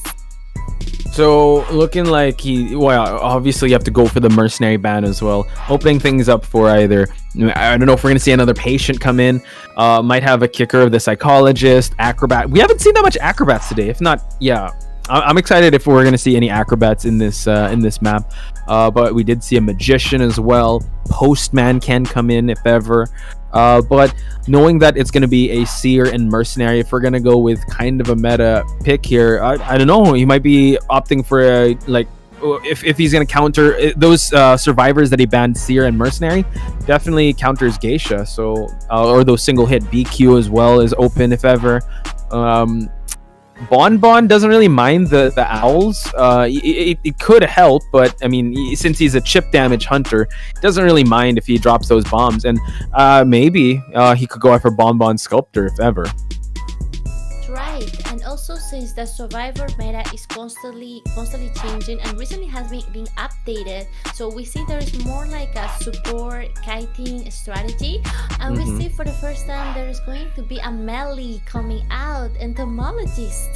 We see entomologist, and enchantress. So we go for a full-on stunner team, forward, entomologist, and enchantress. So we're gonna see how the hunter is going to utilize this knowledge from the survivor's pick and choose his own hunter to try to counter, try to work around these survivors. And I'm really excited just to see which is going to be the next hunter that he's gonna pick after breaking wheel. It is the first time we're gonna see him utilizing another hunter, and probably it's going to be something that will be able to counter entomologist, bees, and also Enchantress able to charge her stun when she's just nearby the hunter, and then forward too. So it will be very interesting if this hunter is forced to utilize excitement or bring excitement as the first trait, and maybe trump card so it can change later on to either blink or teleport. And we see the Axe Boy being picked by Disaster. The Axe Boy, I haven't seen an Axe Boy yet in Ever Sleeping Town. However, the Axe Boy, it is a quite strong hunter, especially because the survivors need to always look back and forth, in front of them and behind them, being able to see where the fireball is coming from. So we're very looking forward to this match. Yeah, note that the entomologist did bring the flywheel trait, Senny, a badge with this Enchantress. But I like the choice of the Axe Boy because the Restful Roads could just counter the forwards football, or can even like counter the bees that will be placed, and the swarm, and the flame snipes will have to be on point. Note that there are 2 tide turners that are coming into the mix with the forward and that priestess, so that's something that might play into consideration. I think that the entomologist and the Enchantress would want to take first kite, so this is gonna be a little tough, and especially with that flywheel effect on the side of the entomologist, that could get the entomologist away from the flames of Robbie. That's right, flywheel effect indeed can avoid the last detention hit that survivor needs just to escape to the dungeon. So we don't know how will they utilize it this time. So let's get soon into the match of OmeZ versus Little Dragons in Ever Sleeping Town.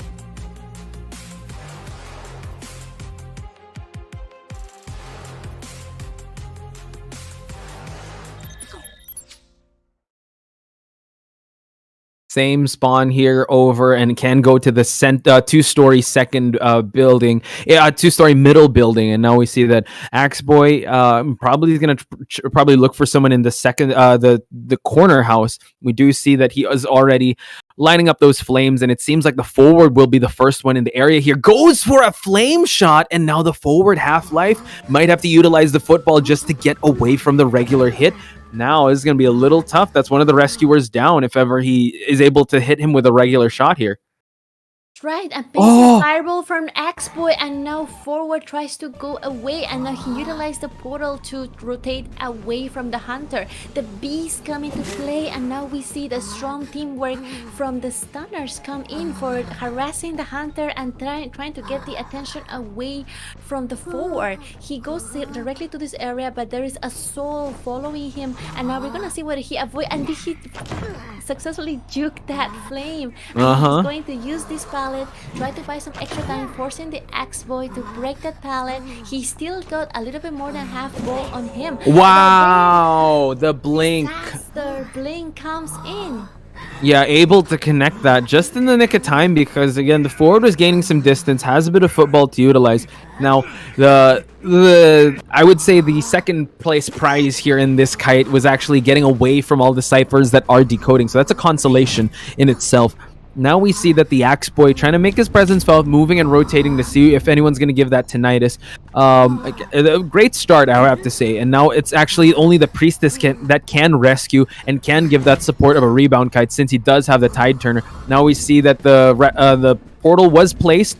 Has to be careful and not to get double hit here with a flame snipe. Watch out, able to get the hit and gets the terror shock. Disaster living up to his name. That was excellent stuff of that rescue. Now the Restful Road just to be able to chair this Priestess. Now we see that the entomologist can come in. Right, amazing stuff from Axe Boy, and now he's going to right away to go back to the chair. He's not gonna let the flame get away that quickly, and he gets the flame. However, another terror shock. The bees trying to stop the rescue from happening, but able to swipe at the bees and swipe away at the entomologist. 4 ciphers still remain, Soy, and the dungeon is still hidden. Disaster playing it kind of safe here, just camping it out, because once this Priestess is out of the game, it looks like it's going to be a done deal. Now Enchantress coming to the mix. So far, the flame snipes have been on point. Very purposeful, gets the hit, and he go for another one. This is an ace. Wow. ace indeed from Axe Boy with 3 survivors down. He just needs to find a place to put them in, and now Entomologist used the self-heal to try to clutch the rescue or just try to buy some extra time for the Wow. But now another Terror Shock. Watch, is this the 3rd or 4th Terror Shock that we have seen Third. in this match? 3rd Terror Shock, Terror and Shocks. now you saw the confidence just change to peepers right away. Disaster, ladies and gentlemen. Remember the name and put some respect on his name and his Axe Boy. We thought his breaking wheel was terrifying. Man, his Axe Boy has been on point with those flames, the hits, really forcing scrambles happening from these survivors. And now he can just take his time because the self-heal was already utilized by this entomologist.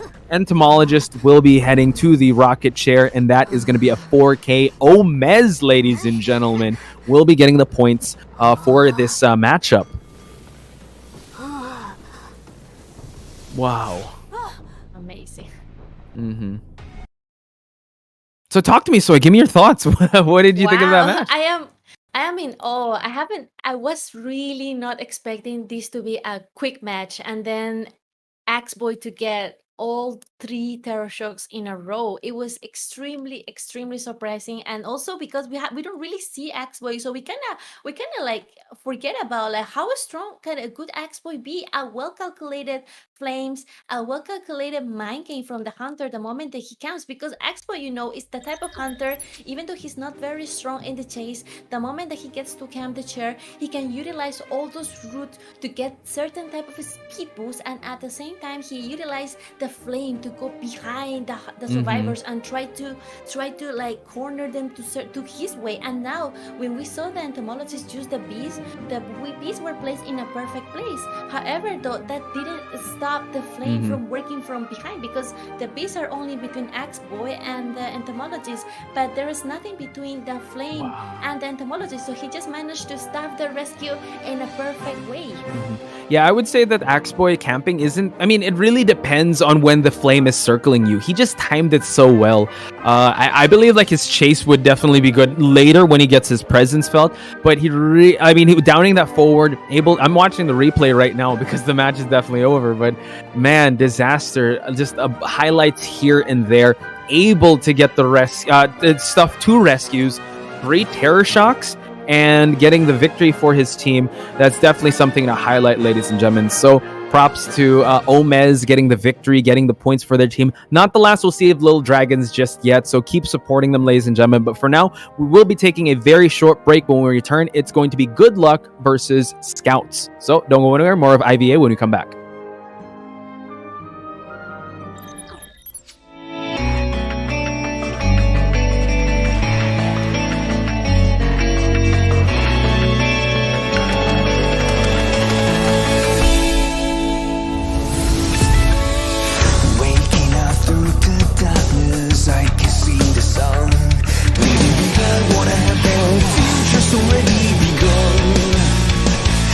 Somebody save me from the past.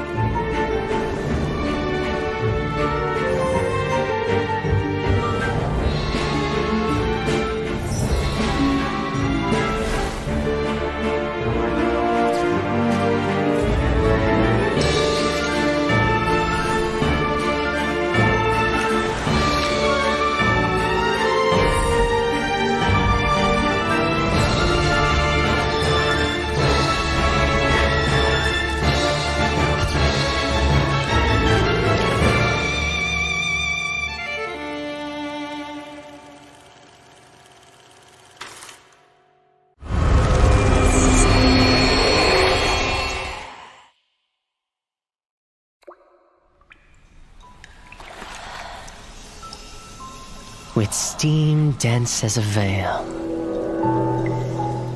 and wine sweet as honey.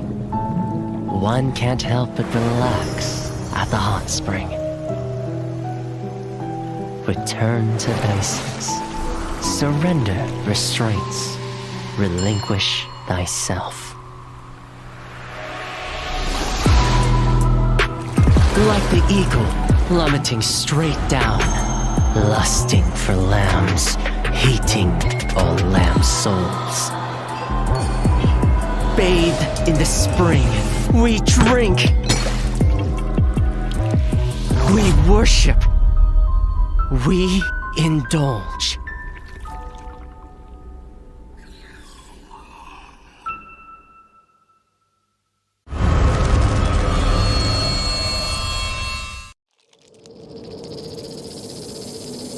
Scales, venom gland, and the vomeral nasal organ. Reptiles' delicate biology is engraved with the mysteries of evolution. Researching them feels like listening to hymns of heaven and tracing the steps left by the Creator.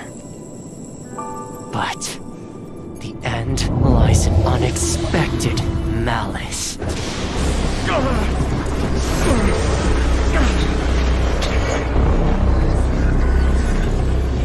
Is this a cruel joke from the Creator? Or the inconvenient truth of evolution?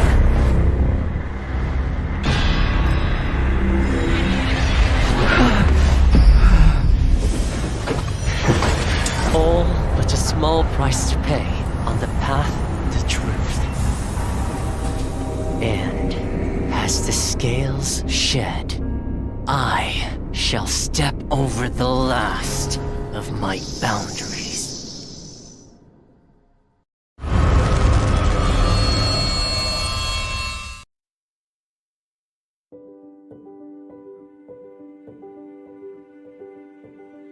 Hello， 大家好，第五人格的玩家们，我是浩明。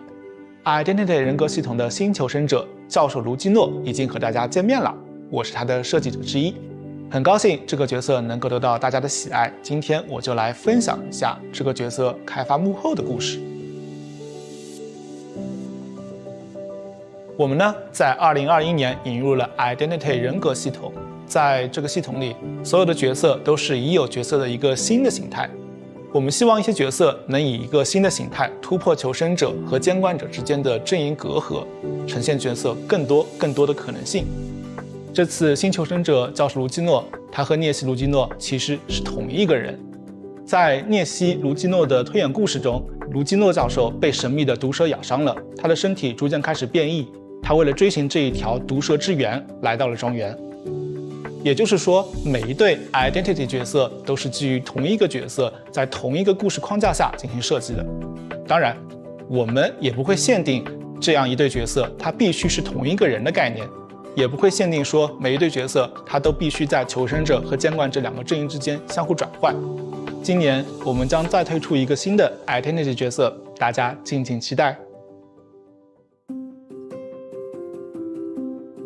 其实我们在选角色的时候是想过，涅西这一个监管者他是非常特别的，在我们的游戏里，他是一个追猎者的形象，他是整个蜥蜴的外表，有着蜥蜴的鳞片、尖爪、尾巴。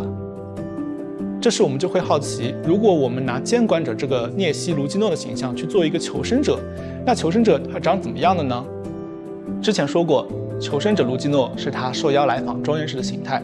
因此呢，我们在设计外形的时候需要兼顾教授卢基诺和涅西卢基诺两者的特征。虽然监管者涅西他是有着蜥蜴和人脸混杂的五官，但是我们还是提取了一些他身上独有的五官的立体感。此外呢，在整个教授卢基诺身上还有一些涅西的鳞片，以及手和指甲也会变得更像爪子，让两者有所呼应。最后就诞生出了大家最终看到的教授卢基诺。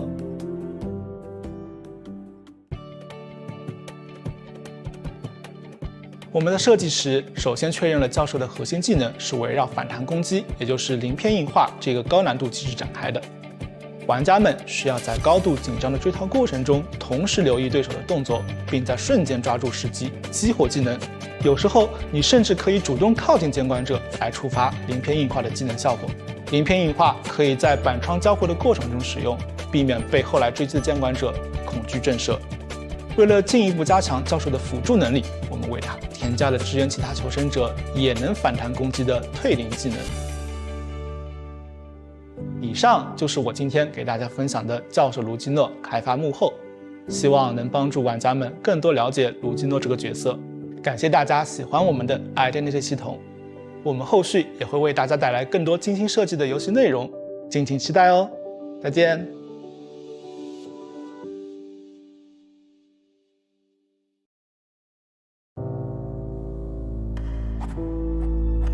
Miss Keo, how was your childhood? Well, at the dinner table, Father said with a smile, "You sure love playing judge, don't you?" And then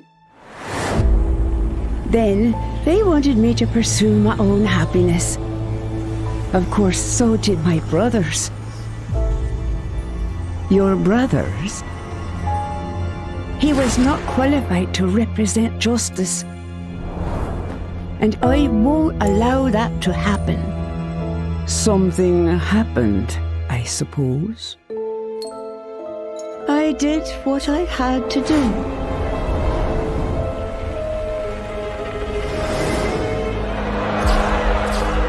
Justice needs obedience.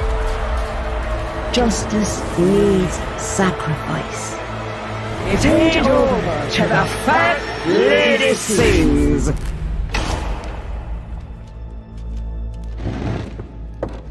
That's all.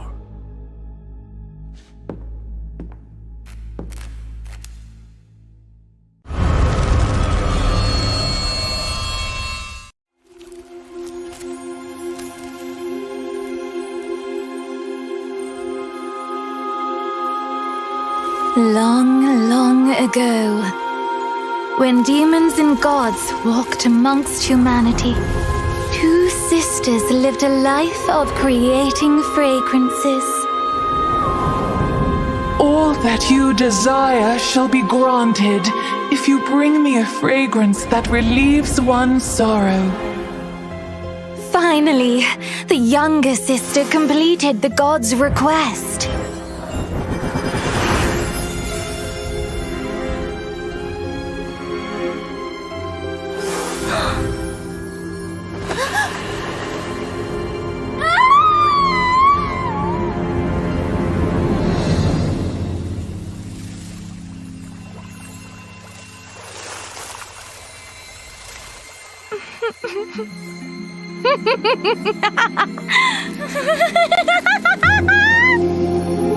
A beautiful dress woven from painful memories is the perfect attire for me.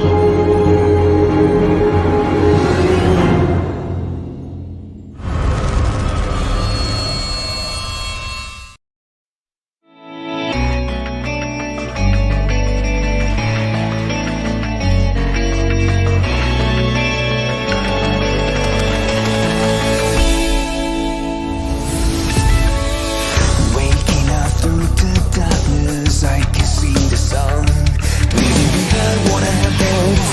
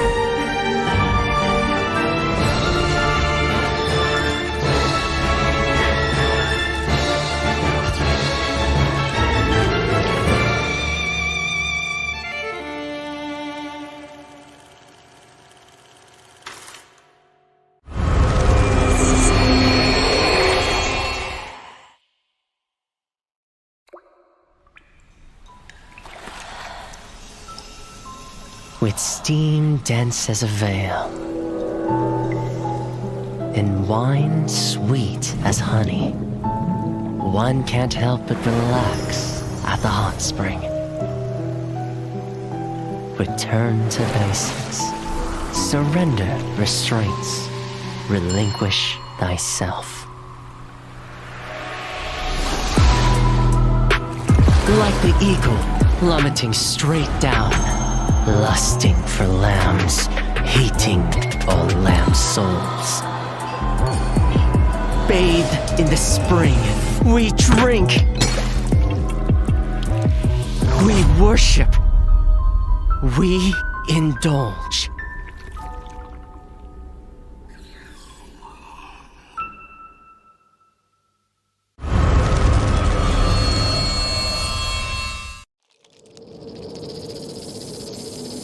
Scales, venom gland, and the vomeral nasal organ. Reptiles' delicate biology is engraved with the mysteries of evolution. Researching them feels like listening to hymns of heaven and tracing the steps left by the Creator. But the end lies in unexpected malice.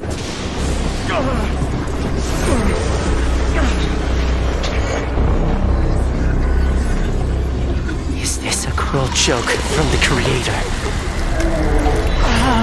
Or the inconvenient truth of evolution?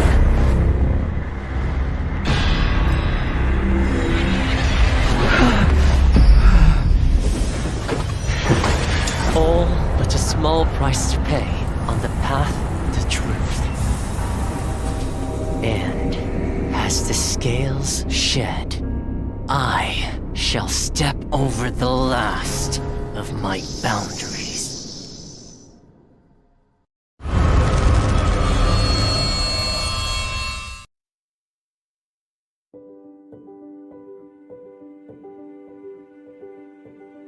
Hello， 大家好，第五人格的玩家们，我是。Hey guys, welcome back to IVA Day 2. We are about to see our third match between the teams of Scouts from the Philippines and Good Luck, which is actually one of the two teams that were from the team GH. So yeah, very excited to see this match up today. We are playing the group stages and we're seeing the 16 best teams of Asia. Yeah, by the end of the group stage, we're gonna see the 16 teams, or sorry, the top 8 teams. So I'm really excited for that. But before anything else, we will head on over to the fan art contest. If we can make it bigger, we can read who sent this over. Sorry, Right. repeat that. Melodies. All right, Melodies. And I think this was submitted over Instagram or Twitter.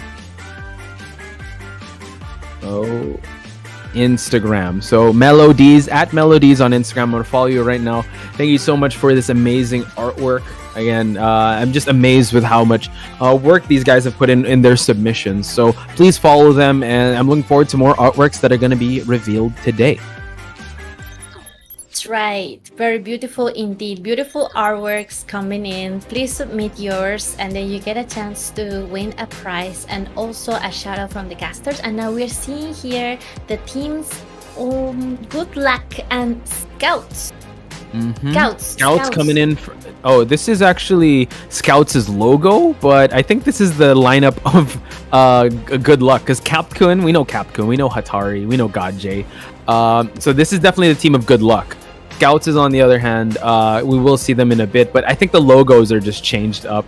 That's the Scouts logo, and we're just gonna change it up a bit, or that's right. I'm really excited to see Scouts, because we know the hunter Corone. If you guys remember Corone with the famous breaking wheel player as well. We'll get the Scouts in a bit because now it's Good Luck. So we do know right. Gadje. Again, Gadje, one of the known hunters here in the Southeast Asia region. He's represented us not only in COA but in IVS. as well as in IVC. Kun, leading the charge there. Nena, Conan, Hatari. The Kun Hatari combo would definitely be something to look forward to and be scared of. But now we are moving on to Scouts. So you were saying about Scouts. Right, I was saying about the Hunter Corone Breaking Wheel main, and as well as the survivors Chui, Nanashi, Jaden Tan, and Ips Psycho. I Psycho, yes. Hanashi, Chui. Psycho. Sorry. Yes. Corone, really shout outs to Corone. I've played with him before. He's a beast when it comes to Survivor and Hunter. Can use the breaking. He goes very meta with the picks and of the Hunter. So I'm excited to see how he will be hunting here. Especially he'll be tested because Kun and Hatari have definitely seen the bright lights of competition. That's right, and also as we have seen before in today matches, there's many surprises coming in because there is a ban for the best hunter, and now they're going to be forced to take out something that they still have under their sleeve, either their second hunter main or also a hunter that they have been practicing secretly, and then they can use the strategy against the survivors. Because let's remember that the hunters here, they have to pick and choose their hunter according to the survivors' picks as well, and they will always choose something that it could help them get around this map, how to trap the survivors and get closer to them and drive the game into their own chance. Yeah, that's usually the case, right? So it's really the hunters that have the last pick and they're able to kind of counter. I really think the previous match when he saw Entomologist and Enchantress, I think the Axe Boy was just to counter that, because we saw how well the bees were kind of nullified with the Restful Roads. Yes, there was a tandem of the Priestess and the bees, but the way he was able to utilize that, the flames, as well as his timing on the hit was impeccable. So we really just have to wait and see how Corone will be kind of countering the survivors on Good Luck side, because it will be Good Luck that will be coming in first. Kun and Hatari, really known survivors, but shifting it over to Conan and Nena, I'm excited to see how well they are going to synergize with Kun and Hatari, especially Kun being the mechanic, being the seer, being the one that to take the first kite, and Hatari always there to support and stun if needed. That's right, because team communication and team cooperation is key on the survivor side. So we always need to look forward to see how is going the survivor team manage to do that communication and cooperation that you can only get if you train a lot and also communicate with the teammates as well. So we always see there's going to be a supporter, a kiter, and also a decoder. And also we also see in this meta that it's not only wise decoder, wise like Cypher Rush anymore. We also see there is a lot of containments that need time that the survivors buy, and they don't do it alone anymore. They always look for the support, either Priestess or Acrobat or Stunners coming into play. And so far we haven't seen Acrobat yet, but we're really looking forward to see, for example, a Magician, Novelist.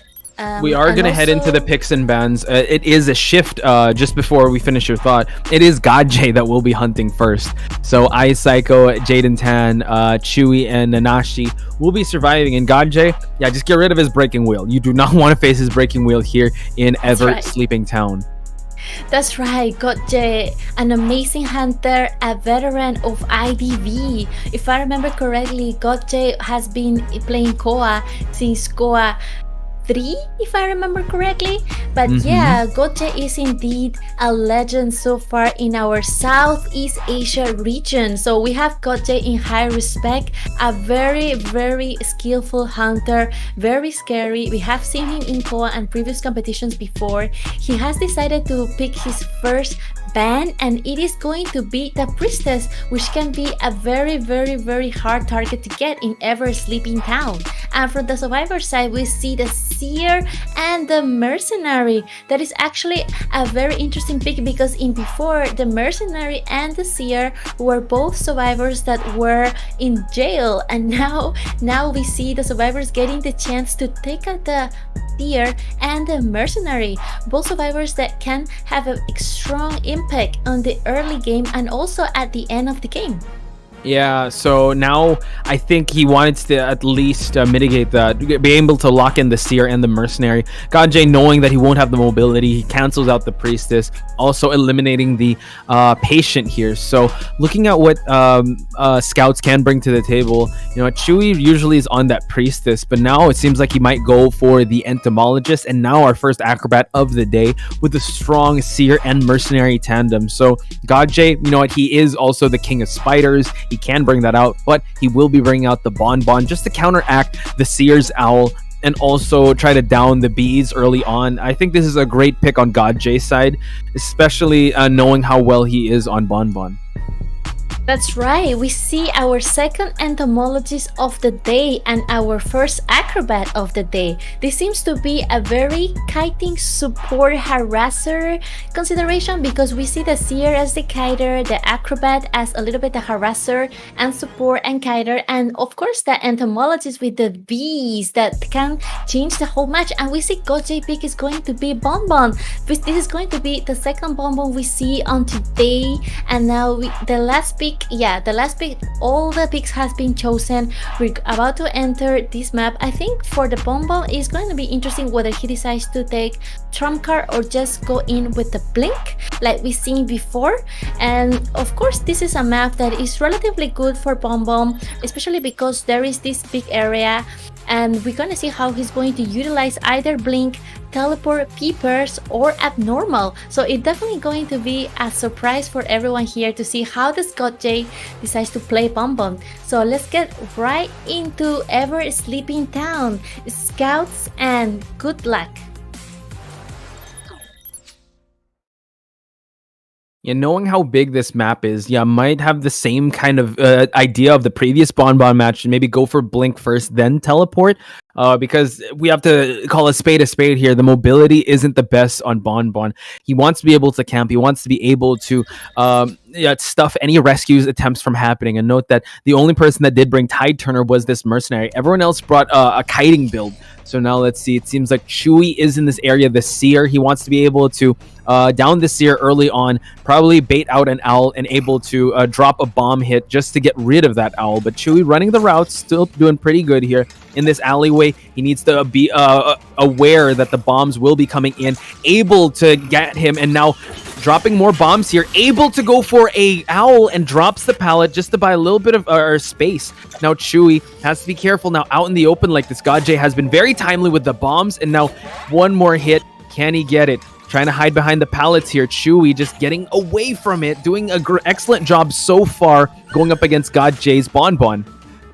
Amazing uses of the bombs, and he gets the remote control bomb hit. Now Seer is only one bomb away. He's just got the first down. Godjay got the Seer down very early on game, but it's only 1 minute though, so it is kind of like a normal time, average time for Survivor Guy, 60 seconds. And now we see he's forcing the entomologist away from the closest cipher and placing those time bombs. He is the only one who can see the time there, so he's calculating when is going to be the time for the rescue to be happening. Speaking of the only thing that he's the only one that can see, he's the only one who can see the mercenary now, so wanted order is placed on him, so he knows that the mercenary is already rotating to this area. So this camp will be so scary, and Jaden Tan has a pretty tough time to go for this rescue. Seer is about to go past the halfway mark, so Jaden Tan being forced to re-rotate and go away and try to hopefully get a full blood rescue, because he's the only one that can rescue safely, because he is the only one with Tide Turner. Now the acrobat in the area can't provide that support, as well as the bees tries to go for the hit and able to hit the chair, and now we are going to see Chewie try to hug these pallets. Acrobat able to eat that hit, trying to go for a fake blink hit, but no, Chewie gets baited to utilize the owl, and now Godjay just has to wait out this owl and tries to go for more bomb hits. Blink hits in, however, though there is no terror shock for Godjay just no hit. yet. No hit. The blink was empty. Yeah, the blink went in, but Chewie able to move away from that hit, and now it came up. And Chewie having the kite of his life right now. Can he get to the second floor here? Tries to go for the control bomb, but Godjay unable to get the seer down. Now Nanashi, can he try to go for a hit here? But no, Nanashi wasn't able to get close enough, utilizing it, the slow bomb just to go away. And now Chewie will expire in the rocket chair. That's right. Still amazing containment from the Seer. He managed to get 2 owls from Gotje, and that is already a very, very good skill Seer time, because you know how Pom Pom can counter a Seer quite easily, but still it was a really amazing guide. And I will see Nanashi trying to move away the mercenary. He still got his Tide Turner on, so he's going to be also a juicy target because he already got 2 bombs. Actually, it is the Acrobat indeed, and now Gotje avoids the bomb and is trying to also transition to this area. However, though, there's a tram coming in, and now Gotje did a nice juke from the tram and he's going to utilize the bomb to try to transition away. Yeah, and just take note that Nanashi now is having a pretty good job. Like, I know that he was trying to put some bomb placements. It's just avoiding all of the bomb placement of Gotje. And speaking of bombs, they are landing on Nanashi so far. No trait available just yet. Nanashi wanting to go back into the graveyard area, but he is being blocked out and boxed out. Nanashi now trying to go for a full 180 here. He's just waiting for this right moment to land this flame bomb hit just to lock him in. All right, can he try to go for it? It is a stare down battle here between Nanashi and Gotje. Gotje going for the regular hit, not going for any shenanigans here. Now, Acrobat is in a really tough spot here because one chip damage will make him fall. And Jaden Tan, now in the area, moves on away. 1 Cypher remains, and now Nanashi needs to make this kite last here at the corner house. That's right. And Nanashi has bought so much time. There is still only 1 Cypher remaining in the map. So Nanashi has actually bought so much time for his teams, getting the attention of the bomb. He will get this last bomb. However, though, there's still 2 Cyphers being done, but there's only 1 Cypher rest. So now we're gonna see whether one of them will come to the rescue. Since the mercenary already got 1 bomb, he seems to be the one closest one to get the rescue. However, though, Gotje is going to immediately place him right next to his Cypher, forcing him to rotate away. But like you said, Entomologist already working on a Cypher. It's about halfway already done, so he might try to go for a full blood rescue just to be sure. Tinnitus is already being popped up by the mercenary, so the mercenary needs to be very careful and make this rescue happen. Tide Turner can be in effect, and we saw in COA 5 how well Tide Turner can be up against a Bonbon here. So he needs to channel in his inner jelly rescuing here just so that he can make this rescue happen. Now, probably giving the signal that it is almost primed. Mercenary also can only take 3 chip bombs here because he already utilizing the elbow pad. Jaden Tan has to be very careful. This is going to be a little tough here. Now just utilizing the elbow pad to move on away, gets the hit, gets the pop, and now detention is in the air. Nanashi does have Tide Turner and has a flame bomb to utilize, doesn't hug the pallet here. And now Nanashi needs to buy some time, but the last effort get kicked in. Blink utilized, so at least, and also he gets hit, almost hit by the tram, utilizing the flame bomb just to go on away to give safe passage for the survivors. Amazing blink from Gotje. He will get the second chair for Nanashi. He did manage to avoid the tram hit, which was really impressive because it was right on point. We will see whether the mercenary and the entomologist will escape, and this is going to be a tie for Scouts. Yeah, Scouts able to get a tie over Gotje's Bonbon is definitely a win. You saw how well they were coordinated, how well they were able to kite, and ultimately, yeah, it really you really saw Scouts really go to the next level here. So, if Corona gets another tie, we could potentially see our first tiebreaker of the day. Yes, that was an amazing match that we just saw between the survivors and the hunter, and I was really impressed to see the ability that the hunter got to utilize the blink. Even though the first blink didn't hit, he still didn't lose confidence and managed to use the second blink, and right at the same time that he needed it, when the last effort hit in, he just knew that he had to commit to the Acrobat, because if he gets greedy at this point and leaves the Acrobat bleeding, then the Acrobat could have maybe use himself heal, and then if he goes back to get the other 2 survivors, then even though he gets 1, but then the other one could get rescued as well. So it was kind of like too risky for him to do that. So I think the hunter played in a very conservative way, and he really aimed for just the tie, because it is, after all, the safest way to start the match.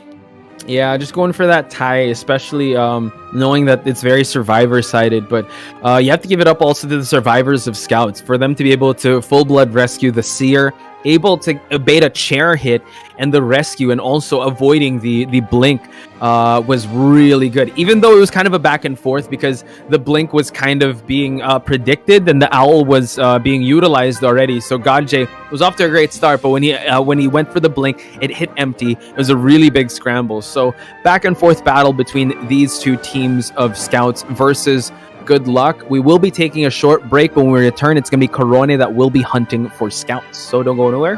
More IVOA when we come back.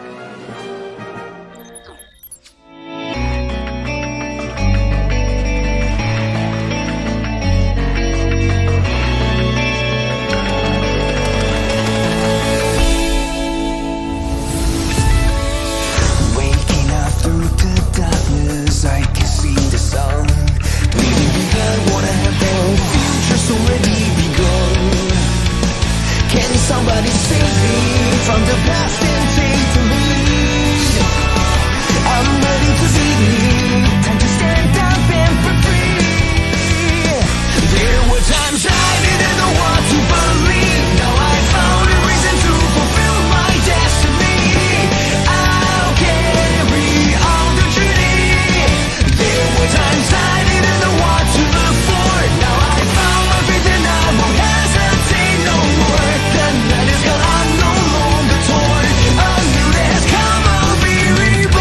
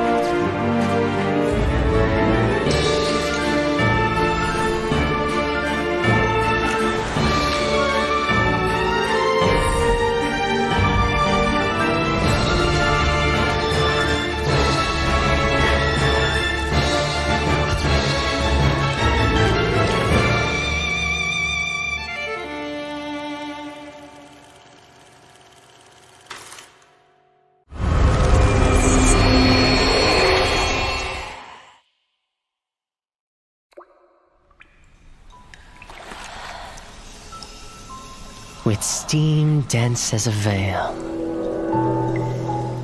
and wine sweet as honey, one can't help but relax at the hot spring. Return to basics, surrender restraints, relinquish thyself.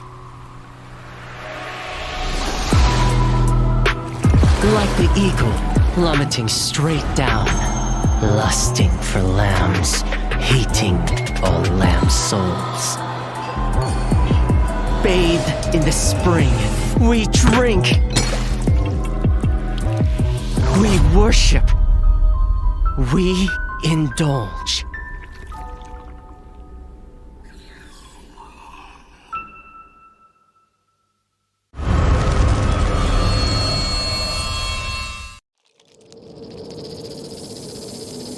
Scales, venom gland, and the vomeral nasal organ. Reptiles' delicate biology is engraved with the mysteries of evolution. Researching them feels like listening to hymns of heaven and tracing the steps left by the Creator. But the end lies in unexpected malice.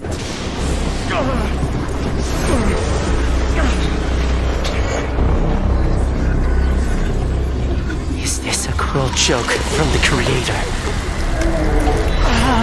Or the inconvenient truth of evolution?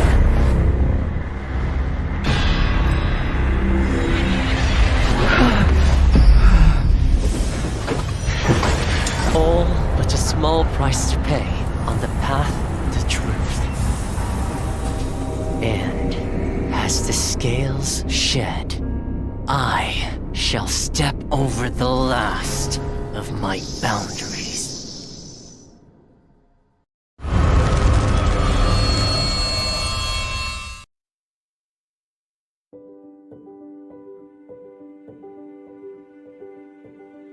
Hello， 大家好，第五人格的玩家们，我是浩明。Identity 人格系统的新求生者教授卢基诺已经和大家见面了，我是他的设计者之一，很高兴这个角色能够得到大家的喜爱。今天我就来分享一下这个角色开发幕后的故事。我们呢，在2021年引入了 Identity 人格系统，在这个系统。Hey guys! Welcome back to our second day of IVA, and we are about to start our second match of the day, which is between the Group C Scouts versus Good Luck. We just saw the amazing Survivor and Hunter side, God J, and the survivors of Scouts. So we're about to see the Survivor side of Good Luck, which is actually one of the sub-team of GH. Yes, you could say it's a sub-team. GH decided to split their team up. So to Good Luck and Have Fun. And this is the Good Luck side, and we saw Have Fun yesterday. And what's crazy is that Scouts will be facing both of them today. So their first match is against Good Luck. Their next match will be against Have Fun later on. So I hope you guys can catch that 4 p.m. onwards. So yeah, Scouts have their hands full, but so far their survivors did pretty well up against God J's Bonbon, getting a tie. So now pressure is on Corona's side as well as the side of the survivors on Good Luck as we head towards the picks and bans. That's right. Corona being a breaking wheel main, he also got many hunters under his sleeve, such as Bloody Queen, Violinist, Sculpture. He has managed to master many hunters. So we will see today what will be his first ban, and we see already he just banned the Priestess, which is a very important survivor to ban in Ever Sleeping Town. It's one of the most popular bans, if I may say, right after Seer and Mercenary. To ban Priestess is a very strategic move from Corona right here, and we see the survivors already are trying to pick their next pick. Yes, they just got 2 survivors locked in. The first one is going to be the Seer from Captain Kun and the Psychologist from Nina. Yeah, so I think that's kind of a response to having the breaking wheel ban, because if you don't have the breaking wheel, you definitely don't want the Priestess to go inside and go inside the map and also give away some holy keys. Because if you're breaking wheel, the portals, especially if you're wheel form, doesn't really mean that much. But now opting to ban the forward base because he knows Corona really did his homework. He knows that Hatari and Capcom with the Seer forward combination, at least he's able to eliminate the stun of that Hatari's forward, because Hatari is known to give a lot of highlight stuns. So it seems like Acrobat would be the only one he will be worrying about. So now Corona switching things up, going for the Sculptor just to counter the Seer's Owl, and also potentially give himself a little more map presence with that Chisel. That's right. Sculpture was just the pick for Corona for his first match of the day. And we'll see the survivor side was forced to utilize the Acrobat as well because the forward got banned, and we know that GH is known for their forward too. So we see the Acrobat will come in also for a good support and containment. Like he's able to cancel the skills of the Hunter as well, especially in the right moment that he needs it, and to drive the survivor to their own side. Looking at the survivor side, Tide Turner, actually it's Conan that is the mercenary. Hatari will be on the Seer, while Nina on the Psychologist, and it seems like Capcom. I've been watching some of his streams. He has been maining Acrobat for a while. Saw he tried to bring the 12 build, but it seems like he's just going for a standard 3-6 build with Tide Turner Acrobat. So again, it's going to be quite the match we're going to witness here. Corona on the Sculptor, while we have a Seer, Psychologist, Acrobat, and Mercenary on the side of Good Luck. Ladies and gentlemen, I hope you guys have been putting in your predictions, because we are about to head into the match. Third match of the day, second half.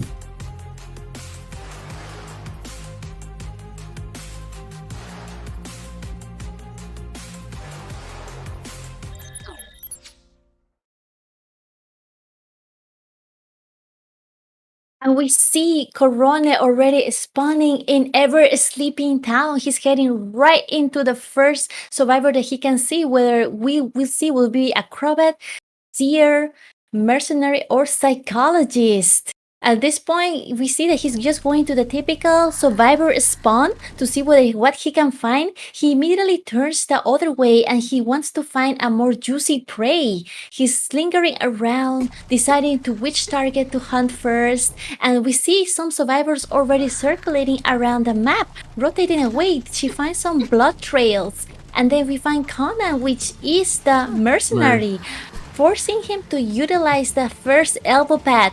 The hunter is doing a great pressure on the survivor because he wants to get rid of all those items. And now mercenary clutching that second elbow pad but getting the hit. Yeah, and now realizing that going for the I don't know if he brought quenching effect teleport, but yeah, not wasting any time. Just at least he's able to expend the elbow pad, drop down hit on the seer, unable for Hatari to even try to think about using that owl. And now mercenary down two elbow pads, and one regular hit will be dropping him, forcing the psychologist to utilize the whistle just so the mercenary can go for that heal up. And now we see that Hatari running his routes needs to wait for the owl to be baited out, and that's what Corona does. He's gonna try to hit with the statues here just so he can go for the regular hit, avoiding the pallet drop here. But Hatari doing a great job so far, even though the owl was kited out in a tough spot here. He's gonna have to be very not to hug these pallets, forcing Corona to break down these pallets. And Hatari, one more statue hit away from falling down, and he does. That's right. Corona has just got the first prey down, and now he's gonna place it on the closest chair behind. We see there's still 5 ciphers remaining. It's going to be a 2-minute kite so far, and then we'll see who will come to rescue, where it will be psychologist, acrobat, or mercenary. And as we can see, there is the acrobat trying to avoid all the statue chisels from here, and then a sculptor trying to put some pressure on the ciphers. Yeah, psychologist is going to be tough for her to go to that rescue since she has wanted order. Probably best bet is the mercenary, but the mercenary is popping these ciphers. So probably just going to try to finish some objectives. 4 ciphers still remain, and Conan forced out of his cipher. Well, the acrobat seems to be the one to make his way towards that rescue, or he's trying to rotate. But now, knowing that Capcom is away from his cipher, drops the chisel down. Capcom now is caught red-handed trying to just go for that rescue. And now it seems like Hatari might be expiring sometime soon. Well, Capcom, it's going to be hard for you to really go for Capcom here because he is a very kiting heavy survivor. Like he has average of 60 seconds every time. And now Capcom going for the bomb here, able to get the last minute rescue, has to eat some of these hits. Seer, no, gets stuffed by Corone, and the pressure on the statues were building up a lot. Capcom was so close, just touching the chair, and he was getting very nervous trying to go for that rescue, but Corona able to rain down the statues and able to stuff the rescue. Now Capcom on the rocket chair. That's right, Captain was able to reach the chair. However, the Corona placed those statues right on point, forcing the rescue to be stopped, and then the last minute got the third shock. So now we're gonna see how the mercenary will come in for the rescue. It seems to have been an early rescue forced by Corona, gets the double hit on the mercenary, which he eventually will calm down. So now we see the acrobat trying to transition away, utilizing this big area, trying to avoid all the statues and using a bomb just to stop the hunter from using his abilities. And now he still got Tide Turner in. There's gonna be a little bit of kiting containment area in here, but he gets the last effort on, and now he's going to go down in this area. Oh, that's so smart. Capcom under the tram just to buy some time for them to pop this cipher. Mercenary is on just self-healing duties, while the psychologist might have to pick him up. Almost, it was like around 60 to 70% almost completed on that last cipher. The good thing here is that Capcom only stayed in the rocket chair before half, so they can go for another rescue. What's going to be the play on the side of good luck here? Will they try to sacrifice here? Because it's pretty far. Psychologist now going back to that cipher that is almost prime. Mercenary probably going to go on rescuing duty. He is rotating. Conan seems to he's going to run towards that hunter, but we see that Corona is still camping it out. Teleport is ready, so they have to be very careful to pop this last cipher. Because I think I didn't see the build, so he might have detention. So now Capcom might expire in just a bit, but Conan trying to avoid these statues, but unable to. One more hit, he will be falling down, but will have a little bit of a delayed effect. No, Corona goes for the teleport right away, chasing the psychologist away from that cipher that is not yet primed. Clutch teleport from Corona right here, teleporting to the last cipher machine that is moving on the map and trying to force the psychologist to transition away from the cipher machine. And our psychologist is going to take all her ability to kite around this area where there are no more pallets left. So now she's going to just utilize her kiting skills, maybe go through the window or jump through this hole right here, trying to buy as much time as possible for the mercenary to heal up and try to finish another machine, or maybe just try to start another new machine by itself. And now we see psychologists just kiting around this area. There is avoiding of the normal hit, but no, gets a last minute, gets the last terror shock. Corona, ladies and gentlemen, getting the 4K, getting the victory for his team. So, ladies and gentlemen, Scouts able to get one over Good Luck in the group stage. Again, it's not the last we'll see of Good Luck. We will be seeing them more as the days go by. But Scouts, what an important match for them. What momentum they have set, because they will be facing another member, the other half of GH later today. But Corona on that sculptor, you got to be very careful. He was able to stuff the rescue attempt of Captain that was going at full. Again, it's just the camping that he was able to just apply pressure and forcing Captain to go for that full blood rescue. So yeah, that's amazing performance on the side of Corona on that sculptor.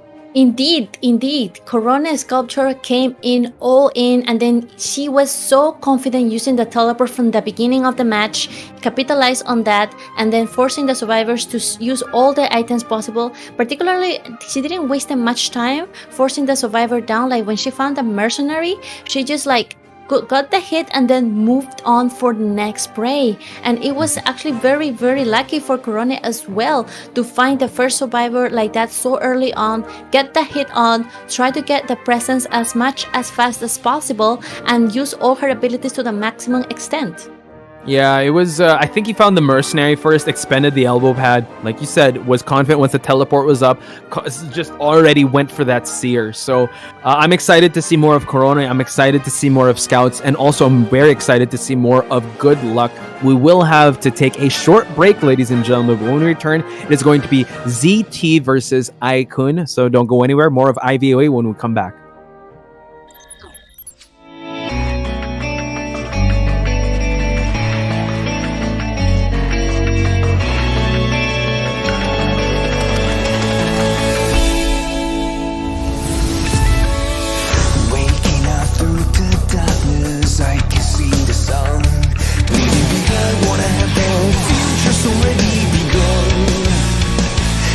Somebody save me from the past and take the lead.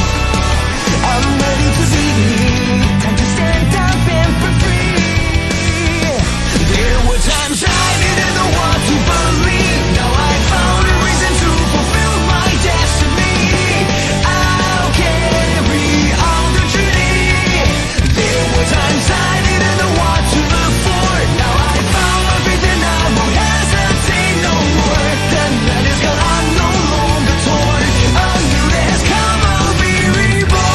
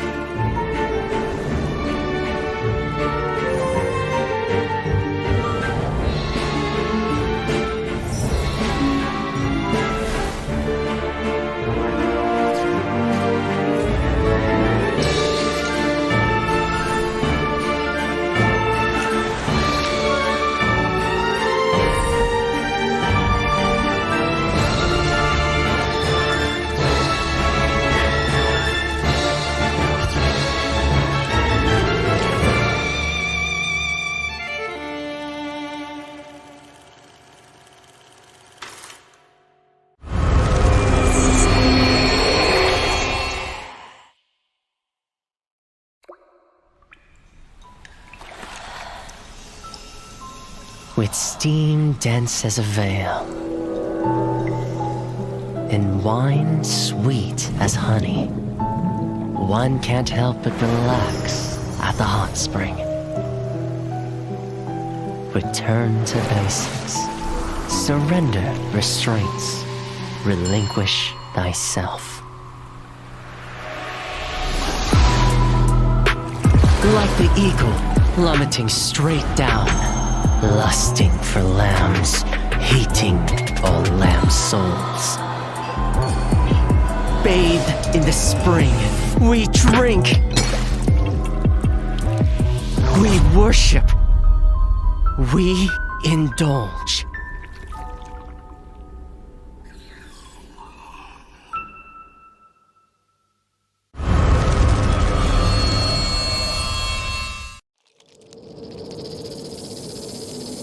Scales, venom gland, and the vomeral nasal organ. Reptiles' delicate biology is engraved with the mysteries of evolution. Researching them feels like listening to hymns of heaven and tracing the steps left by the Creator. But the end lies in unexpected malice.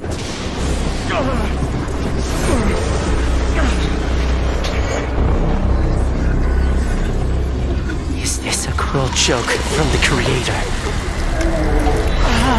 Or the inconvenient truth of evolution?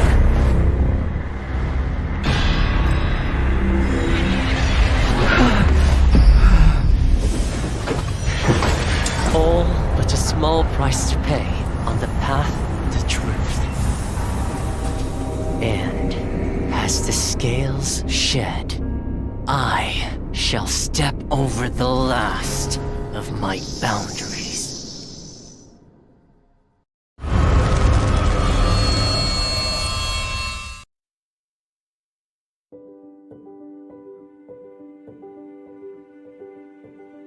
Hello， 大家好，第5人格的玩家们，我是浩明。Identity 人格系统的新求生者教授卢基诺已经和大家见面了，我是他的设计者之一。很高兴这个角色能够得到大家的喜爱，今天我就来分享一下这个角色开发幕后的故事。我们呢，在2021年引入了 Identity 人格系统，在这个系统里，所有的角色都是已有角色的一个新的形态。我们希望一些角色能以一个新的形态突破求生者和监管者之间的阵营隔阂，呈现角色更多的可能性。这次新求生者教授卢基诺，他和涅西卢基诺其实是同一个人。在涅西卢基诺的推演故事中，卢基诺教授被神秘的毒蛇咬伤了，他的身体逐渐开始变异。他为了追寻这一条毒蛇之源，来到了庄园。也就是说，每一对 identity 角色都是基于同一个角色，在同一个故事框架下进行设计的。当然，我们也不会限定这样一对角色它必须是同一个人的概念，也不会限定说每一对角色它都必须在求生者和监管者两个阵营之间相互转换。今年我们将再推出一个新的 identity 角色，大家敬请期待。其实我们在选角色的时候是想过，涅西这一个监管者他是非常特别的。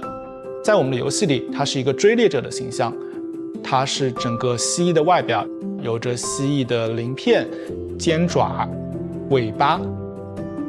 这时我们就会好奇，如果我们拿监管者这个涅西卢基诺的形象去做一个求生者，那求生者他长怎么样的呢？之前说过，求生者卢基诺是他受邀来访庄园时的形态。因此呢，我们在设计外形的时候需要兼顾教授卢基诺和涅西卢基诺两者的特征。虽然监管者涅西他是有着蜥蜴和人脸混杂的五官，但是我们还是提取了一些他身上独有的五官的立体感。此外呢，在整个教授卢基诺身上还有一些涅西的鳞片，以及手和指甲也会变得更像爪子，让两者有所呼应。最后就诞生出了大家最终看到的教授卢基诺。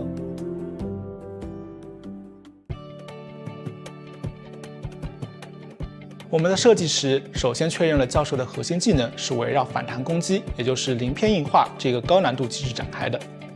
玩家们需要在高度紧张的追逃过程中，同时留意对手的动作，并在瞬间抓住时机，激活技能。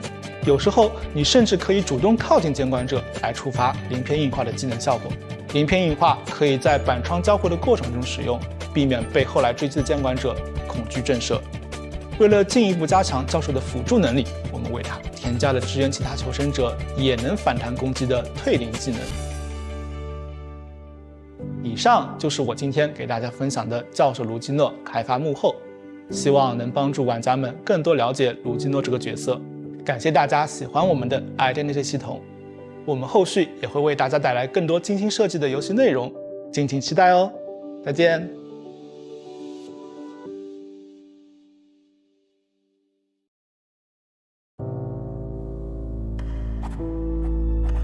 Miss Keo, how was your childhood? Well, at the dinner table, Father said with a smile, "You sure love playing judge, don't you?" And then they wanted me to pursue my own happiness. Of course, so did my brothers. Your brothers? He was not qualified to represent justice. And I won't allow that to happen. Something happened, I suppose. I did what I had to do.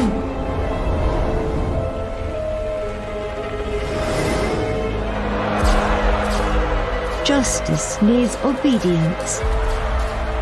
Justice needs sacrifice. It ain't over till the fat lady sings.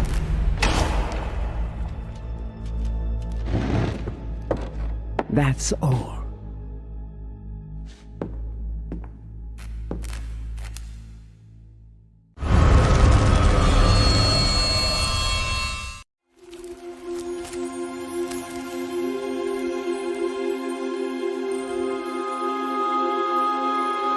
Long, long ago, when demons and gods walked amongst humanity, two sisters lived a life of creating fragrances.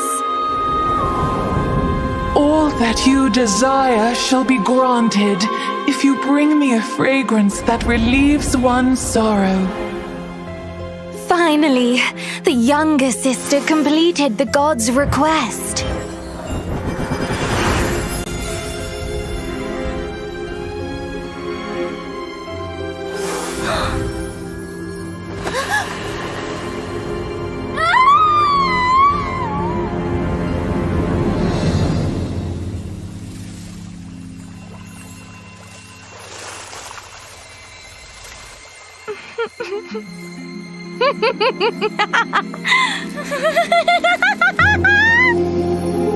A beautiful dress woven from painful memories is the perfect attire for me.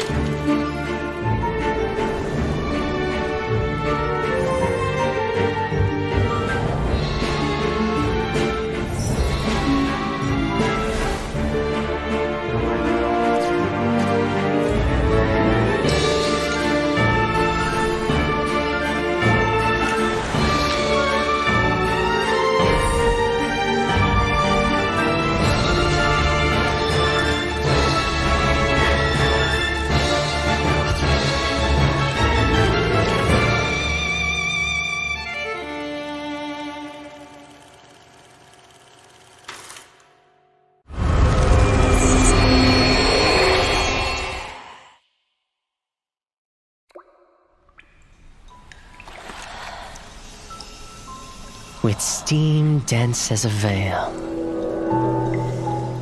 and wine sweet as honey. One can't help but relax at the hot spring. Return to basics. Surrender restraints. Relinquish thyself. Like the eagle plummeting straight down, lusting for lambs, hating all lamb souls. Bathed in the spring, we drink. We worship. We indulge.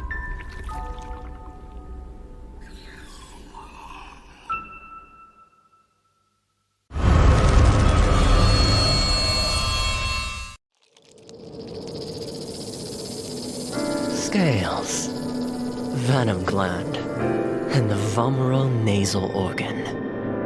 Reptiles' delicate biology is engraved with the mysteries of evolution. Researching them feels like listening to hymns of heaven and tracing the steps left by the Creator. But the end lies in unexpected malice.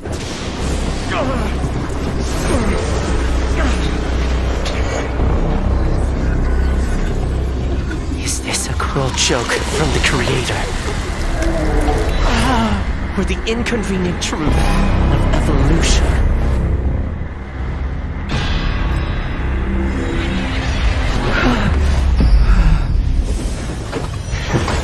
All but a small price to pay on the path to truth. And as the scales shed, I shall step over the last of my boundaries.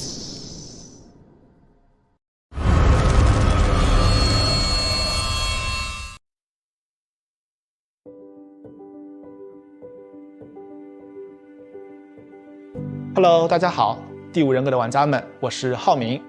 Identity 人格系统的新求生者教授卢基诺已经和大家见面了，我是他的设计者之一，很高兴这个角色能够得到大家的喜爱。今天我就来分享一下这个角色开发幕后的故事。我们呢，在2021年引入了 Identity 人格系统，在这个系统里，所有的角色都是已有角色的一个新的形态。我们希望一些角色能以一个新的形态突破求生者和监管者之间的阵营隔阂，呈现角色更多的可能性。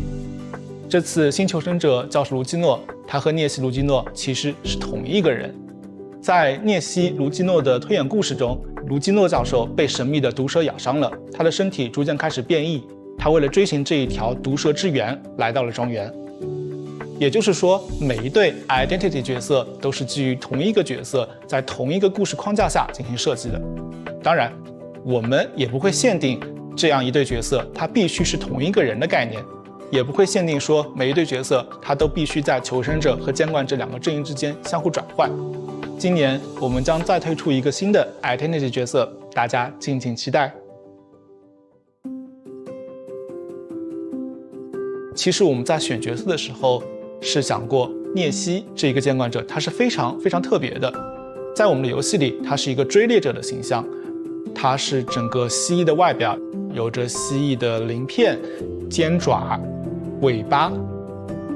这时我们就会好奇，如果我们拿监管者这个涅西卢基诺的形象去做一个求生者，那求生者他长怎么样的呢？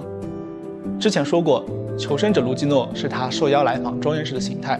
因此呢，我们在设计外形的时候需要兼顾教授卢基诺和涅西卢基诺两者的特征。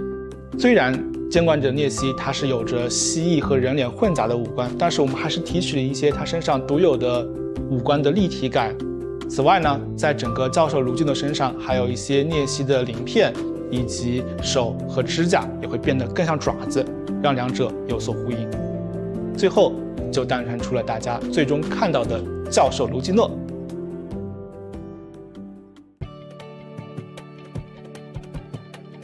我们的设计时，首先确认了教授的核心技能是围绕反弹攻击，也就是鳞片硬化这个高难度机制展开的。玩家们需要在高度紧张的追逃过程中，同时留意对手的动作，并在瞬间抓住时机，激活技能。有时候，你甚至可以主动靠近监管者来触发鳞片硬化的技能效果。鳞片硬化可以在板窗交互的过程中使用，避免被后来追击的监管者恐惧震慑。为了进一步加强教授的辅助能力，我们为他添加了支援其他求生者也能反弹攻击的退灵技能。以上就是我今天给大家分享的教授卢基诺开发幕后，希望能帮助玩家们更多了解卢基诺这个角色。感谢大家喜欢我们的 Identity 系统，我们后续也会为大家带来更多精心设计的游戏内容，敬请期待哦。再见。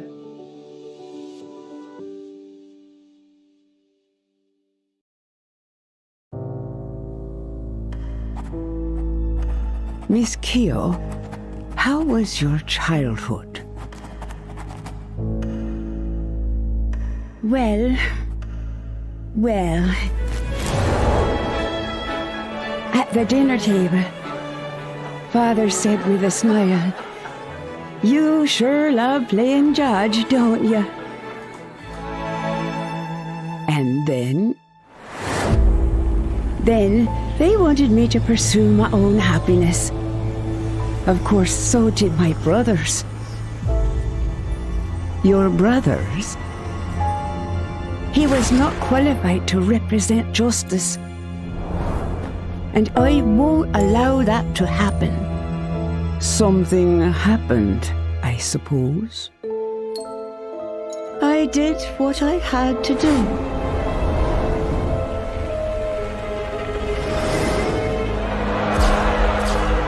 Justice needs obedience. Justice needs sacrifice. It ain't over till the fat. Oh no, we're trying to align it. Yeah, welcome back, ladies and gentlemen, and NTT is joining us here in the commentary desk. NTT, how are you feeling? You look awake. You look alive, sir. I'm undead. Undead, don't need sleep. Sleep is for the weak because we got IVA happening. Let's go. Yeah, so far, if I may ask, you've been watching the sidelines. Any highlights for you so far for today? Yeah, that Robbie. Yeah, that constant Sarah shock and constant rescue stuff. Incredible.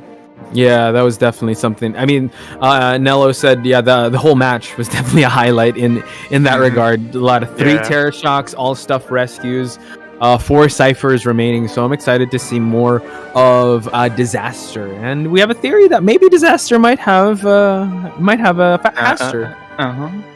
Disaster has, yeah. Fan theorizing here based on the name. But we will have to move on to our next match, ladies and gentlemen. It is going to be ZT or 02, a well-known team here in Southeast Asia from the NMFAM tournaments as well as other tournaments versus I Kun. But before anything else, I think we're about to see some amazing artwork. Oh. Big shout-outs to @Michiko. Again, beautiful. Look at the detail on that. That's and NTT, you cosplay, so I'm guessing you're a man of detail. Oh. Yeah, I'm not really paying attention to detail. That is always my makeup artist that's doing the work. Okay, I'm pretty sure. I'm just writing off it. Yeah, but yeah, there's a shading in this art. Yeah, very, very detailed. Yes. And yeah. And then it's @Michiko, ladies and gentlemen. Do follow her. I think this is on Instagram, but if not, also check it out on Twitter. Also, if you guys want your artworks to be featured here, I mean, there are like hundreds and hundreds of viewers here, both on Facebook and YouTube. You can do that. Just use the hashtag IVA, and we can feature your artworks. You win a prize as well, and you get a big shout out. So there you have it. Help on me. Yes, a virtual one. A virtual one. Yeah. We have to keep social distancing. Oh yeah, but I like the fact that we're next to each other. We're like looking at each other, like, "Hey, what's going on, NTT?" Like we're handshake, heart. What are you doing? No, thumbs up. Ooh. I don't know. Okay, so, now we have it. Yeah, let's head towards the team introductions here. First up, we're gonna see ZT, and wow, what an I thought that was a number 4 logo, to be honest. Yeah, when they sent me the logo, I was I was rolling on the floor. Yeah, we're gonna have ZT Lucian, MX, Run, Shadow on the survivor side, and Kuga gonna be the hunter of ZT02. And they have been, one of the best team in NM Farm from 2021 to 2022. Oh yeah, they've definitely. I think especially in the NM Fam June July tournament or July August tournament, consistent winners. I think they ran this name KFC, but this is going to be their opponents for today. It's going to be I Kun. We have Y, Kate, Yusheng, Brownie, and the Hunter 433. All right, this is a cool logo, by the way. Reminds me of Slam Dunk or Space Jam. So, watch out, the house.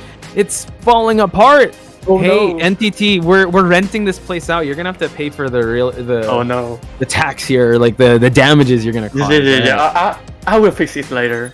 Oh, don't worry. That's cool. I thought the screen transition, the windows are falling down, ladies and gentlemen. But it's all good. Oh no, the sky falling. Skyfall. We're gonna see him later. Oh my God, it's falling again. No, fix it before the tenant sees. We're gonna have to pay. We're already behind rent. And now we're gonna have to pay for the damages. NTT, come on. Okay. All right, we're good. NTT there? No. Okay, cool. So the show must go on. Just want to give shout outs to Chantel on the chat. Oh, Soy's also in the chat, and Soy's also listening. She will be back, ladies and gentlemen, to cast some of the final matches with NTT. Shimbia is a moderator too. Fukiame, Milky. Oh, Milky, what's going on? So yeah, big shout outs to everyone that's tuning in and also chatting in the YouTube channel. So we will head into the first match, ZT versus I Kun. So we've seen matches like this happen. ZT is the heavily favored one, so I can't wait to see what I Kun has to offer. Exactly. Yeah, we're gonna move on to the band pick screen. I'm just gonna wait for them to... You're just checking your mail, I see. Yeah, there's too many fan mails. Too many fan mails here and there. NTT so popular with a salty team, guys. And follow him on Facebook account. So I think we're just waiting for the room to be made. I think NTT is about to do that. But again, I feel like this is going to be the match. It's always going to be Ever Sleeping Town. This one's going to be in another Ever Sleeping Town. It's going to be Ever Sleeping Town again. This has been the favorable map picks all around, even in COA and in IVA. Yeah. Just because of the design. Oh, and we are seeing 433 on the hunter side of I Kun. For the survivor side, we're gonna see Shadow, Zushan, MX, and Run. So yeah, some names that really jolt my memory is Shadow, Run, MX. Definitely feared survivors here, and actually a lot of people have ZT to win this, or one of the teams to win it, because if you look at GH, yes, I mean, good luck and have fun. They're kind of separated, so again, they're doing it. I think they want to expand their sub teams, or they want to be able to play for fun. But ZT, they have not skipped a beat here. They have definitely been in the up and up when it comes to competitive Identity 5, and I think it was last year. They weren't even they're not even that old yet. They're quite young. Yeah, and we are seeing a pollen ban in Ever Sleeping Town. I mean, it's totally expected in this map. We have always seen Hunter so versatile with this Hunter in such a small map like this. I just want to give a shout out to all the teams that are participating today, because I saw in the chat when COA was happening, oh no, another Breaking Wheel match. Well, there you have it, ladies and gentlemen. Breaking Wheel is totally banned for this weekend, I think. I don't think we're ever going to see a Breaking Wheel come in. We are going to see Hospital in one of the maps, so I'm not sure if they'll allow Breaking Wheel to come in. Yeah, I mean, that map isn't really that great for Breaking Wheel, but we cannot predict anything. We're professional fans here. We don't. Me and Eli, we don't even know this game. We're just all right, we're just proving us wrong. Flywheels here and there. You got gamekeepers. Eli is secretly the creator of Identity 5. He's the Mungus. So, just waiting on the Hunter ban, on the Survivor ban, the first one. Might offer a Priestess. We have seen how effective banning Priestess first would be, but you got to be open to having a Seer or Seer forward, Seer mercenary come in. Yeah, that forward when in MX hand gonna be very very tough to deal against. Also, the batter is also a character that MX can, utilize in such a ban pick system that is not, too harsh on the picks of the survivor. Right. Yeah, you definitely have to be very careful. MX made waves with his batter, and seeing a lot of Aurora in the chat. I'm a simp for ZT. So Aurora being one of the competitive minds in Identity 5. Shoutouts to her. Tuning in right now, giving some, and she also gives like analysis, and it's always very much appreciated because she definitely knows these teams, and she's part of that of Noir, and also like plays in scrims with them. So really excited to see how this is gonna play out. We're still waiting on the bans on the side of the survivors. If there's any update there, that would be awesome. Yeah, we are still waiting for the hunter I Kun to make up their mind on the ban. I mean, with the survivor side of ZT, it's going to be very hard to actually pinpoint a character that can be banned. Because they have so much options, like you said. Yeah. If you ban the forward, MX still has his batter there. No, you can't priority ban a batter because forward is just so much more better. Priestess, I think on Shadow, is it Shadow that used the Priestess? I forget. It's Shadow. But you cannot let the CRL or even the Thief inside MXN can be detrimental to the hunter. Oh yeah, 100%. So yeah, I think I Kun's just really taking his time to really figure out who he's gonna ban, but you have to really pick your poison here, because it says you only get 2 bans and you can only do so much. ZT's well-rounded survivors will find a way to just have the most optimal team when you take 2 survivors out of the roster for them. In my opinion, the Priestess should still be banned because it's still considered the most powerful character that can be, in Ever Sleeping Town. In Ever Sleeping Town. Those portal can totally support the survivor to kite longer than expected. Yeah, and for I Kun to have his breaking wheel banned, you definitely don't want to go face to face with a Priestess. So. I wouldn't be surprised. The Fs, and you said Priestess has to be banned. You don't want to deal with that. Kind of leaving open. Yeah, Shadow can use. What's that? He did use Priestess in the elimination phase, but you still have Seer to use. He could use Seer. It could be a Seer and a forward pick, but the Mercenary is still on the table, and they could totally pick that Mercenary over the forward. So yeah, I Kun's 4-3-3 has used Pollen twice. In this matchup, so in the elimination phase, so I think banning the Pollen is definitely good. We're gonna see some levels to his game now. A very strong pick. Care to take us through it, NTT? Leaving out the Mercenary, would 4-3 ban the Mercenary if he is planning to play a hunter that is strong in camping? Or is the 4-3 just gonna ban like a Kaider, like Acrobat or Patient, like in COA 5 that we see usually? Yeah, I think. Banning the Mercenary. Actually, looking at the lineup of what ZT utilized before, they don't really have the Mercenary. Probably it was target banned because they brought out the Psychologist. Now they might opt to bring out the Psychologist just to mitigate the Mercenary, but again, we still have to wait on who this forward is, if it's MX or not, because MX could still rock the batter if he wants to. Yeah, totally. Yeah, as you said, we could totally expect a Psychologist here. Also, a Toy Merchant. Wow. Okay, going a little. I wouldn't say off meta, because this map definitely is for Toy Merchant. I think yesterday Toy Merchant Arms Factory is crazy. Patient, of course. So yeah, it seems like maybe the forward is on MX's side. We will see this Patient, but I don't know. NTT, you saw the Patient today. So far, they haven't been. I don't know. They're kind of cursed. Yeah, the curse of Ever Sleeping Town Patient. I think ZT is going to be the one that to break the curse over here, because their survivor team is deemed to be one of the best in this tournament. Sounds like NTT. It sounds like you kind of predicted ZT to win this one. Did I? Did you? I did. It's hard to go past. It's hard to not put your prediction on ZT, because ZT has been proven that they are one of the strongest teams out there. But like we said, this is the group stage. Anything can happen, especially with a team that's not that known just yet. 433 can make an impact here, especially with this psychologist. This sculptor. And sculptor. Both of the game previously, the sculptor had been able to use her statue to block patient hooks. Yes. So we can expect something like that in this matchup. Good. We've definitely seen it before. So we're just waiting on the final lineups. I think the teams are getting ready as we speak. The room is ready. NTT, shout outs to him, not just casting but also observing. So he has 2 hats today. He'll be swapping 2 items, the microphone and the mouse.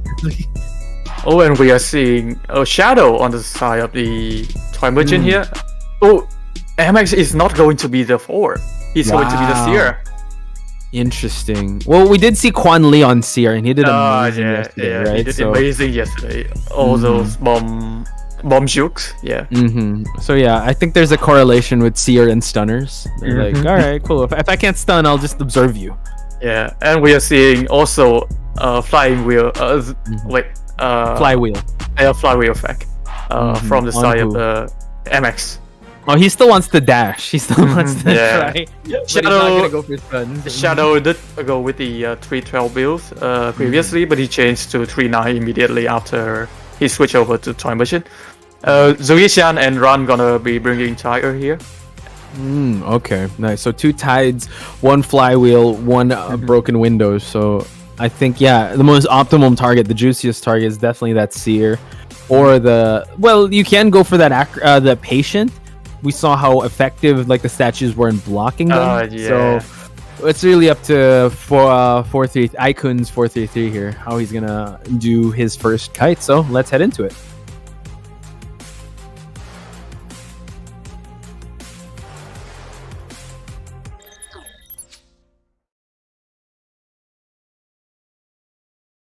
Alright, and we are seeing the Galatea spawning at the fake gate.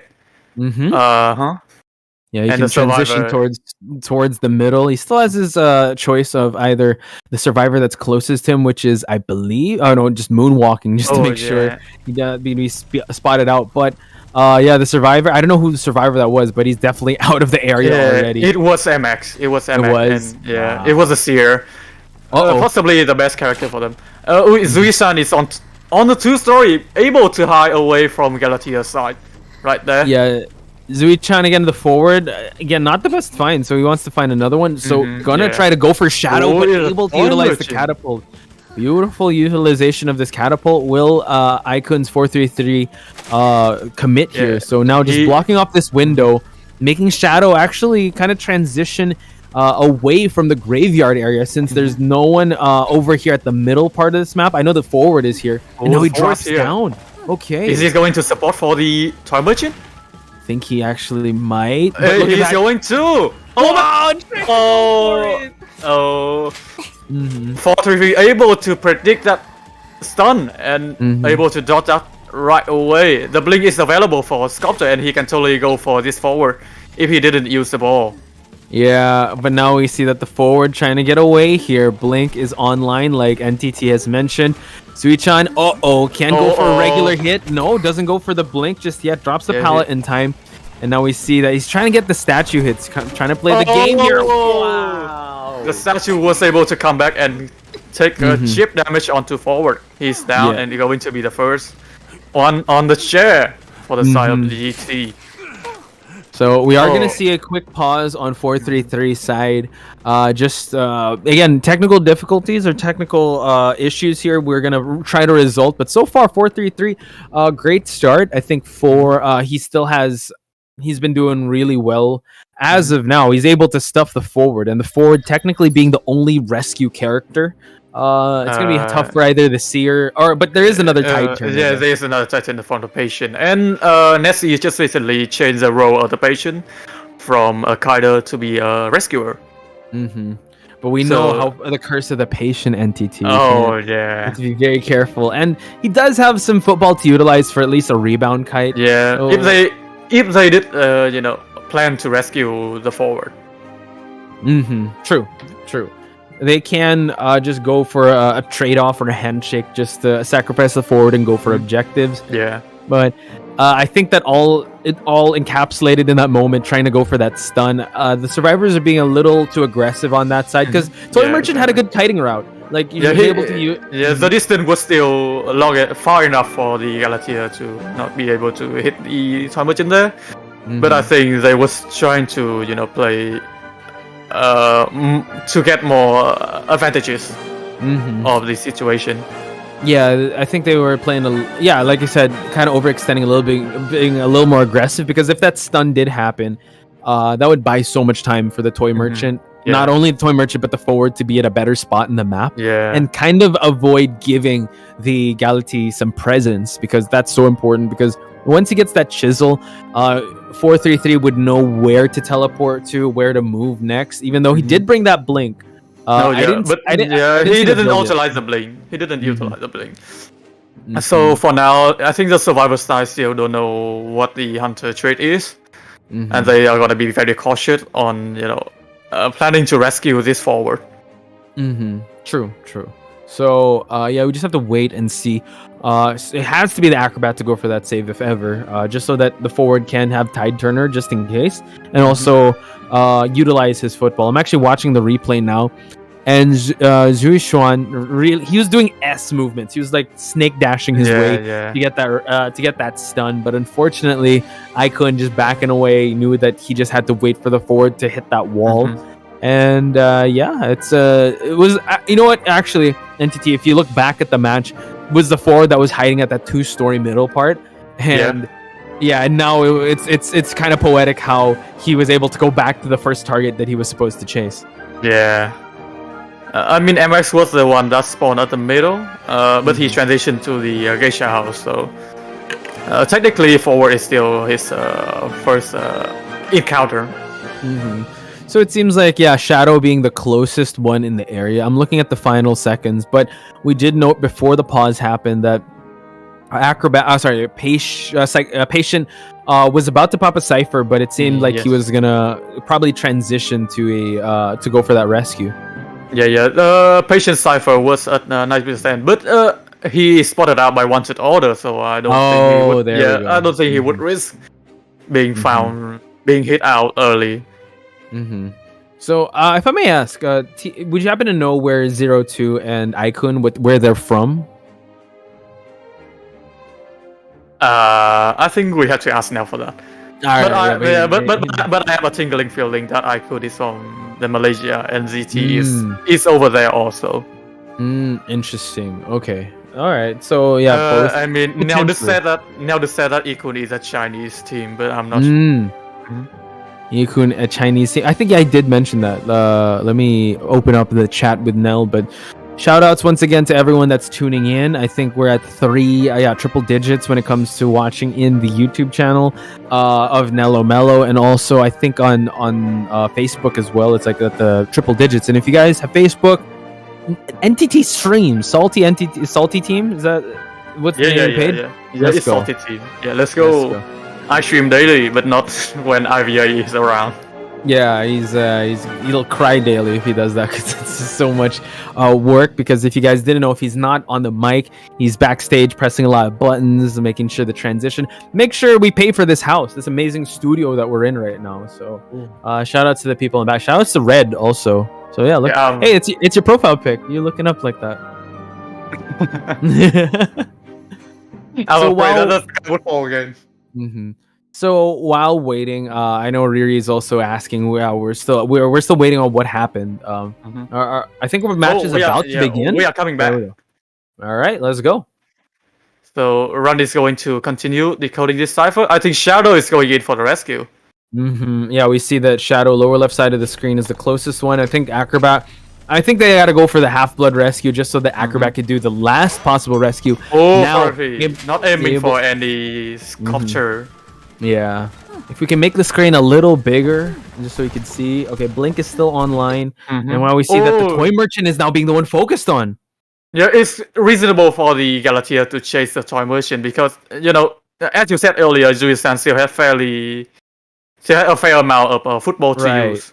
Mm-hmm. Yeah, so now the forward can go for that keel, so he can go for a rescue just in case. Oh, But but now it forward- allows the acrobat to go for patient to go for the rescue. Always now decoding at a very open space. Galatea could totally get a chip damage, could totally sneak a chip damage onto this forward, but wasn't able to. Payson, sneaking around. Yeah, just giving that tinnitus, forcing 4-3-T to get out of that chisel form. Now the forward can decode in peace, but now we see that Run just hanging out here with a pallet, waiting for that chisel, and now able. Oh God, the timing of that owl was so perfect for 4-3-3. Now we see the toy merchant utilizing the catapult, but again, they just wanted to safeguard that, and we see that he will be changing targets to the forward now. Again to the forward. Yeah. Still have our football to use now. But now with the perfect statue, Max Resin statue, gonna be very hard to dodge. He has to use the football here. Yeah, that was actually real close. Now he doesn't know. All right. I Kun be 4-3-3 just trying to down this forward, but now forcing him to enter the second floor area, and now forward able to run the route here. Now he has to be very careful. Blake finally popped in, and that's when he uses all the way up to the second floor. Oh, look at MX! He's running behind. He's running behind Galatea, trying to snip out some out there. Drop down hit, no, denied. Now trying to go for a tactic here, but we see that the Seer, now we see this trait swap. Now Seer getting out of dodge here, just trying to farm some owl. Will have to hit, not quite. No, he's able to use the flywheel effect. Nice usage of the flywheel effect. I think the update really, bring out how the new playstyle in the Survivor side. And now with one Cypher remaining, I think that Cypher is already prime. True. And now look, Owl is about to be gained already. Now we see the rescue happen. And remind you, no Tide Turner here. Toy Merchant does have wanted order. 4-3-3 just preparing for a drop down hit. While that happens, they are healing up. And now we see that gonna try to play statue just to down Zuisan here. He's not going to try to get a normal attack recovery. And now forward down, trying to force a rescue, trying to force another pair of statue. No. This is gonna be so dangerous here, and now he's gonna have to wait and see. Forward is up again, but no, forward gets picked up. And they now have to prime the Cypher. Seer wasn't able to body block for the forward, and now the first one back to the mana is Zuisan. Seer is going to be the next target, but he still had an owl that he's just got earlier. So he can wait out that owl. They're waiting for the exit gate to open up. He knows the dungeon is here. No detention. There we go. Nice one. I was about to say there is also a catapult that Seer can also use to ride the owl to go to the exit gate. There's two routes for MX to pick there, but dungeon is a way easier to pick. And he knew the area. Again, that was actually really good. I mean, they really tried pushing for the 4-person escape, but they'd gladly settle for the 3-person escape, because that's still a victory on the side of Team ZT, because now I Kun survivors have to duplicate that same type of success. And the way they were able to handle that scramble in the dungeon, you really saw that they knew the win conditions and really putting 4-3-3 in a tough spot. Yeah, you can see that immediately when there are 2 Cypher left, Seer immediately going to the Hunter and try to, regenerate the owl that he got baited. That he baited. That he got baited earlier. And that owl is the thing that helped MX be more confident in kiting to the dungeon. And note that it was kind of like a check or checkmate situation, because he knew where the dungeon was at.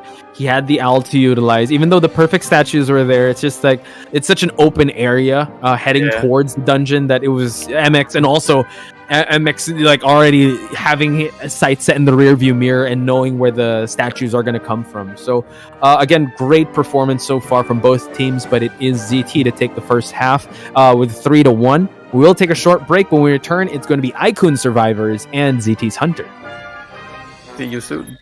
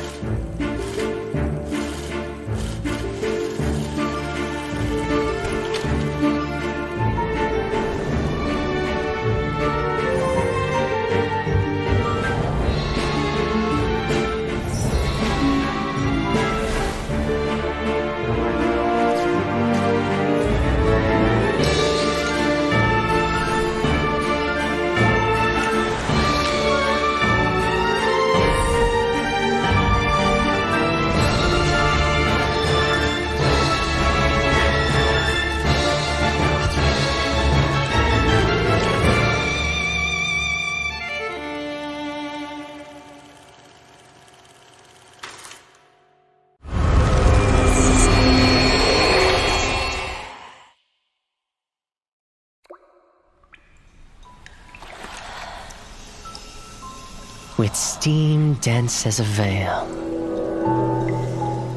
and wine sweet as honey. One can't help but relax at the hot spring. Return to basics. Surrender restraints. Relinquish thyself. Like the eagle plummeting straight down, lusting for lambs, hating all lamb souls. Bathed in the spring, we drink. We worship. We indulge.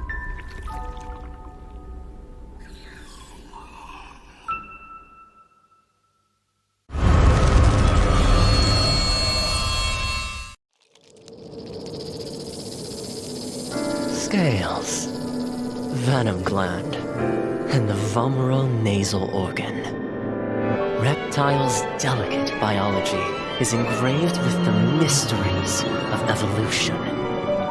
Researching them feels like listening to hymns of heaven and tracing the steps left by the Creator.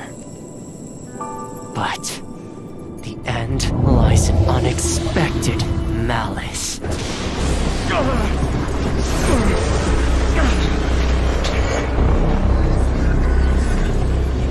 Is this a cruel joke from the Creator?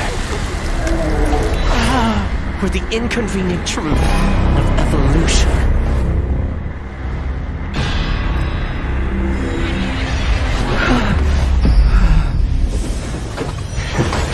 All but a small price to pay on the path to truth.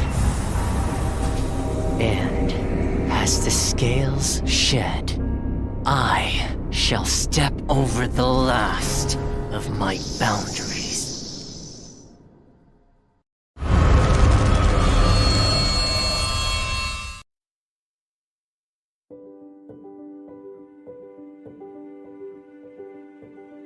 Hello， 大家好，第五人格的玩家们，我是浩明。Identity 人格系统的新求生者教授卢基诺已经和大家见面了，我是他的设计者之一，很高兴这个角色能够得到大家的喜爱。今天我就来分享一下这个角色开发幕后的故事。我们呢，在2021年引入了 Identity 人格系统，在这个系统里，所有的角色。Welcome back to IVA, May 2022. We are just finished the first half of ZT versus the I Kun, with the result of 3-1 going for ZT. What are your thoughts on the last match? I think the survivors had a rough start, right? You said the forward and the toy merchant being in the same area, and the forward missing that stun. Also, not to mention when the rescue happened, the Seer's owl was kind of baited out early, so it kind of looked like it was really in favor of that sculptor. Yeah. Still getting the 3-1 NTT. I think you predicted right. I think maybe the patient's curse is gone. Who knows? Yeah, but the patient curse only occurs when the patient meet the hunter, so we never know. That's true. We did see the toy merchant, and we didn't even see the patient at all. The only time we saw the patient utilize the hook was to escape the map. So now we're going to switch things up. It's going to be I Kun's survivors and Kuga. We did look at the profile of Kuga at the start, and in the elimination phase, he did use a bonbon. So they still banned the pollen. Okay, I don't think they want to gamble. Giving him giving him pollen. So they'd rather face his bonbon most probably. If they found a strategy to go against bonbon, this is a totally reasonable ban. And we are seeing a forward ban, leaving out the priestess and the seer for the survivor side. So probably a preference thing here. Because if you're a bonbon, you're deathly afraid of priestess and her portals, because that could definitely give a lot of escape strategies. But on the side of ZT, he just needs to go for a tie. I have seen in COA 5 that they use a strategy of the bonbon bringing people on the chair, and the forward just came in and immediately rescue after the stun. That's the stun rescue. I think yes, Kuga don't want to risk that happening because Bonbon early on is very hard to actually find and chase a person, especially with a coordinated team. Speaking of coordination here, Seer and Priestess coming into the mix would strike fear into any hunter. We just have to wait and see who the next ban is. Probably Mercenary, maybe, I don't know, someone. I think it was the first match where we saw a Psychologist ban, but I think you gotta respect. Oh, he's patient. Patient? Oh, but he's cursed. He's cursed. Maybe. Okay. Maybe Kuga found out that the curse as well. Maybe, but I think Kuga's really he's ramping up towards a Bonbon pick because we've seen how Patient could just just not even be at the floor or like near those bombs when he utilizes those picks. Yeah, but Acrobat is still a fairly good counter to Bonbon. That's true. Also leaving out a Priestess can be detrimental to Bonbon. I guess he's got to go with whatever he has to go with. Let whatever he can get banned. Because I think forward, I think that's a hunter preference. At least you don't have to look over your shoulder. Yeah. Maybe he's more comfortable facing an Acrobat and allowing the Priestess to come in because Kuga just needs two survivors out. He just needs to tie this game so he can camp out the first chase and rely on detention later. Exactly.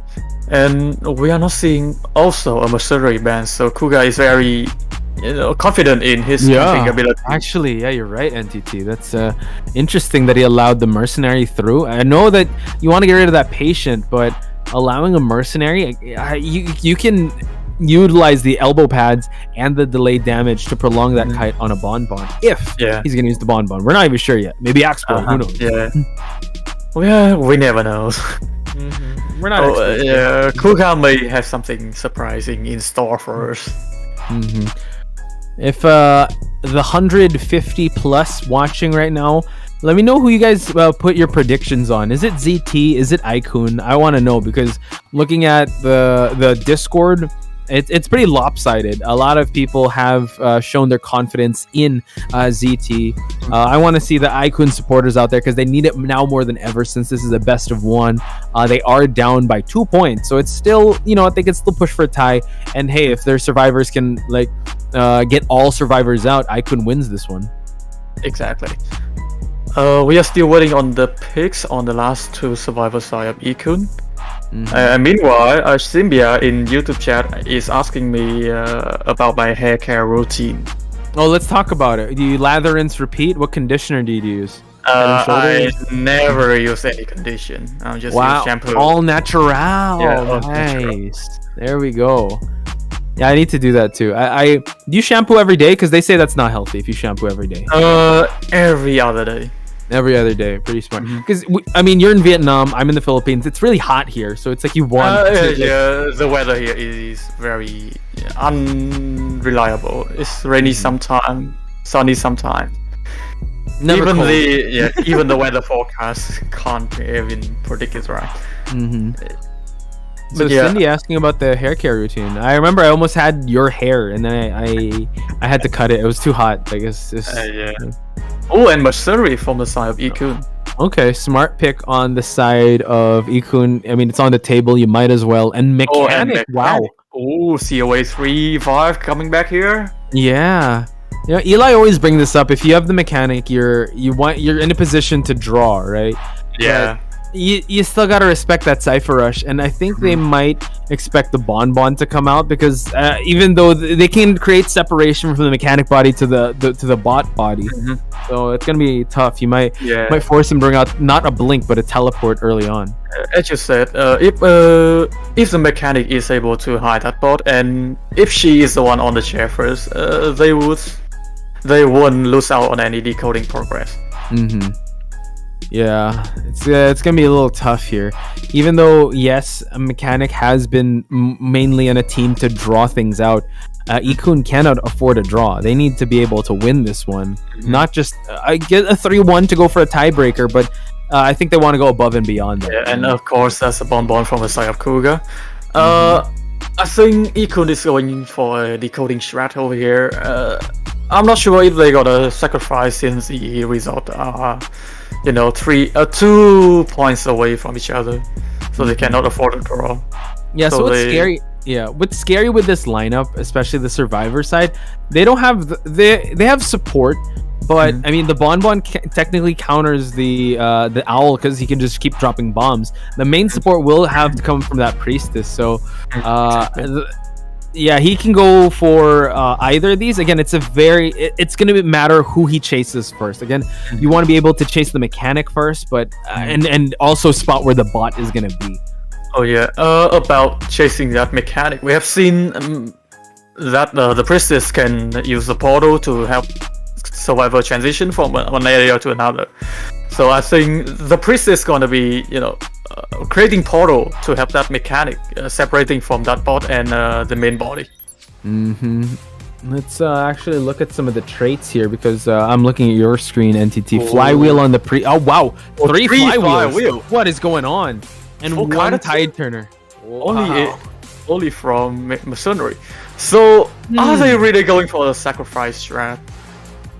Yeah, they need all the survivors they can out of this game. So I guess with having all flywheels here, they want to be able to not just for the support, but just like rely on just solo kiting. Since you don't want to really tight kite a Bonbon because you could just keep dropping the bombs. You have to keep transitional kiting, and that's what the priestess coming. We are seeing Bonbon here spawning at the school gate, and yes, I think that wow, a 6-12 build. Top down, okay. Yeah, top down with wanted order. I think so. I wasn't able to see like the sides of it, but now we see that he is transitioning. Kuga has the tinnitus being propped up. He's not choosing to go up to the second story, so hopefully he'll find a survivor here soon. The route he's taking is quite interesting because he's not bumping into any survivors here, but it seems like Y is the one in his immediate vicinity. Kuga was missing out on the mechanic on the 2-story there. I think it was. He wasn't trying to, deal with deal with a survivor in this 2-story because this area is notoriously good for the survivor. So I'm not sure the build if he brought that quenching effect, but he did bring teleport. So again, I think that's something that he didn't have quenching effect. Oh, okay. So he's just gonna rely on instinct. And now Brownie dropping down here, but Kuga able to try and make line of sight with this seer, so he's gonna have to make these bombs count. Presence yet, but able to get a hit. Nice one. And still trying to link those bombs. Remember, seer isn't that powerful when it's come to kiting against a Bonbon, because that bomb could totally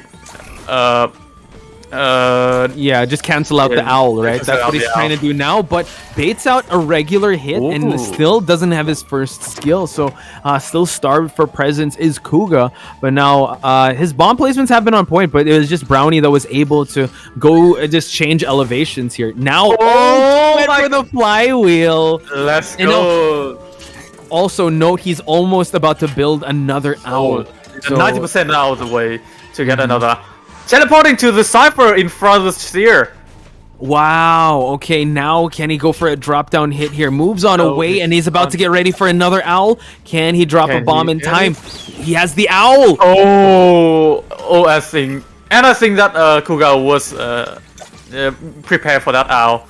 He was immediately. Wow! Oh no! Just when the owl expired, he's trying to go for that long portal. He's gonna have to clean that one up first, and now he can go for the chair. So not the best start, but this is where Bonbon gets really scary. The camping, and he's able to get a little bit of presence. He has to worry about that mercenary going for the rescue. Yeah, unlucky for Brownie there. That owl wasn't extended long enough for him to go through that global portal. But now Jusei is coming in for the rescue. If he managed to rescue it, I think they are still on good. They are still in good shape. Able to get the hit on the mercenary, but the rescue happened. We have the priestess giving that support of those portals. Last effort is already popped, and now it's Kuga looking behind him just to make sure he's gonna try to do some cleanup here of that portal. Walks through it. So now creating some distance with him and the Seer, so he knows he has to play a little more aggressive now. So allows the Seer to just be downed at the corner house area. And now he managed to get a bomb hit on the mercenary and the robot. Now double down situation. Now it seems like Kuga is going to be forced to chair this mercenary. The Seer has seen the rocket chair, but it was saved at the 50% mark. So they're looking pretty okay for the survivors since all of them are still on the map. Very aggressive play from Kuga there, bringing the mercenary to the graveyard cipher. That is the cipher that Mechanic has been working on. So remember, this robot is one bomb hit away from being down. Wow, another use of the flywheel, and Priestess already closing out the distance to go and save this mercenary. Luckily for Mercenary, he can stay on this rocket chair for a while, but now we're gonna see a double rescue come in. Mercenary is able to get the rescue, able to get out of the rocket chair, and now he's gonna try to down more survivors. Mechanic has that wanted order. It seems like he's just gonna focus on this mercenary first and foremost because he just needs to get a tag. Yeah, exactly. I managed to get a bomb hit onto Mercenary there. I'm gonna bring him to the chair outside of this graveyard area, but is it gonna be enough to... Oh, the survivor doesn't dare to even decode the cipher inside the... outside the graveyard. So I think Kuga is still in good shape here. Yeah, again, he just needs 2 survivors to out, and I think he did bring... gets the bomb hit. He did bring that detention. Now, trying to go for another flywheel. Can he get the rescue from happening? The bomb missed! Oh my god. And now has to go back. Gonna go for the Mechanic, but now he's able to... Prime pop the Cypher, goes for the hit. Able to hit the Mechanic. Remember, teleport is still up for Kuga here. Exactly, so he can just teleport right away. Oh, he's actually gonna walk towards the chair that is closer. And why? Almost about to open up the exit gate. Can he get out in time? Chair happens, and now Mercenary is already there. Teleport happens. Can he get the hit from anyone? No, it seems like we're gonna go for a tiebreaker. Let's go! It's gonna be the first time tiebreaker rule is going to be applied in this group stage. NTT, talk us through a tiebreaker. What is everyone to expect here? Yeah, we're gonna expect more bans, more more special picks, and of course, the time rules for both sides if they manage to draw again. So we're gonna play another best of one. But we will have those special rules. If it's a tie game, it's going to be, we're gonna base it off of time. So if it's 2-2, it's the survivor's time.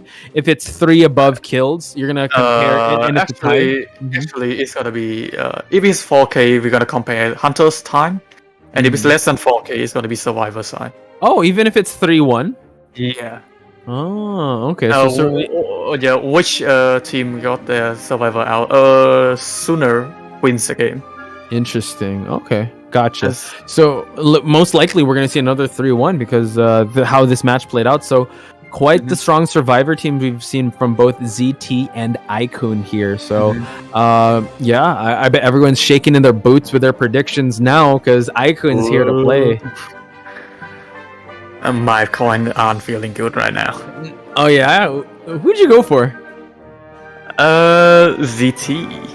Because they have been going strong in the previous tournament, and their survivor side in this tournament, their survivor side proved that. I think the Bonbon just got a little bit overwhelmed by the coordination of the survivor side. True. I think them bringing flywheel, 3 flywheels and 1 tide turner. You saw how well the flywheel was able to just negate the bomb hits. Yeah. We are when the flywheel effect appears in the official server, people are underrating the trait and saying that it's not up to par as the other trait like tide turner, broken windows, or borrow time. But it's definitely better than airwalk, dude. So. Yeah. I'm happy. We have the variety of builds now for survivors, and this was an excellent case study of how well you can utilize the flywheel up against the bonbon. So I'm pretty sure a lot of people are taking notes. Again, the invulnerability for them to be able to move on away from a hit and also kind of get away from damage, especially on the bomb hit. So. That's definitely something I'm looking forward to. Are we going to take a break before the tiebreaker match? Sorry, can you? Are we taking a break or are we going to jump right into it? I think we're going to take a 5-minute break before we get into the match because we have to prepare and talk through the team about the rules. Okay, because cool. we're gonna have 2 hunters man and 3 survivor Right. man. There's gonna be cool. more variety in the picks. Right. All right. With that being said, ladies and gentlemen, we're going to take a break. When we come back, it's going to be the first tiebreaker of IVA.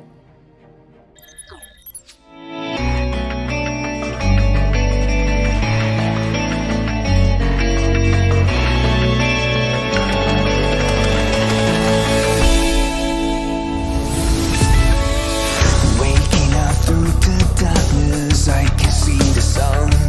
Leaving behind what I have built, future's already begun. Can somebody save me from the past and take the lead? I'm ready to be me, time to stand up and be free. There were times I didn't know what to believe. Now I found a reason to fulfill my destiny. I'll carry on the journey. There were times I didn't know what to look for. Now I found my faith and I won't hesitate no more. The night is gone, I'm no longer torn. A new day has come, I'll be reborn.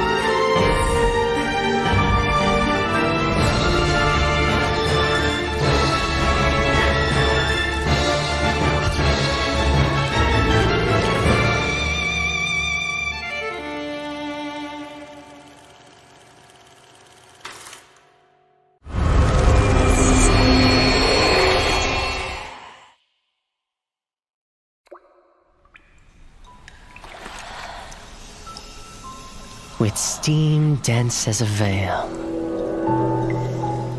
and wine sweet as honey, one can't help but relax at the hot spring.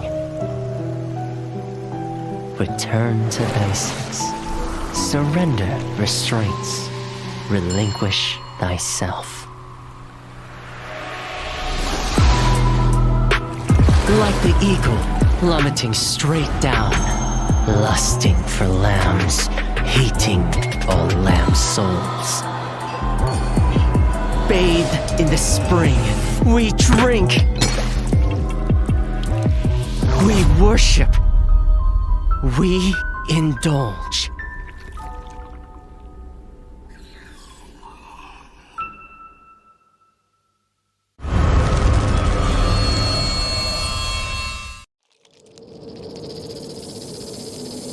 Scales, venom gland, and the vomeronasal organ. Reptiles' delicate biology is engraved with the mysteries of evolution. Researching them feels like listening to hymns of heaven and tracing the steps left by the Creator. But the end lies in unexpected malice.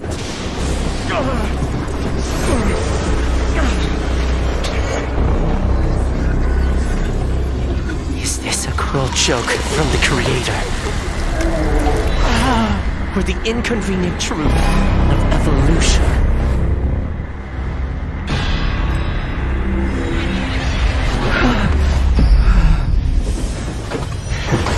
All but a small price to pay on the path to truth.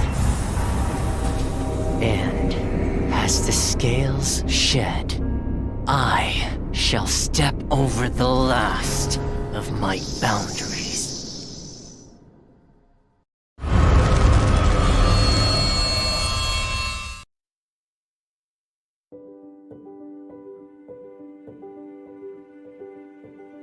Hello， 大家好，第5人格的玩家们，我是浩明，Identity 人格系统的新求生者，教授卢基诺已经和大家见面了，我是他的设计者之一，很高兴这个角色能够得到大家的喜爱。今天我就来分享一下这个角色开发幕后的故事。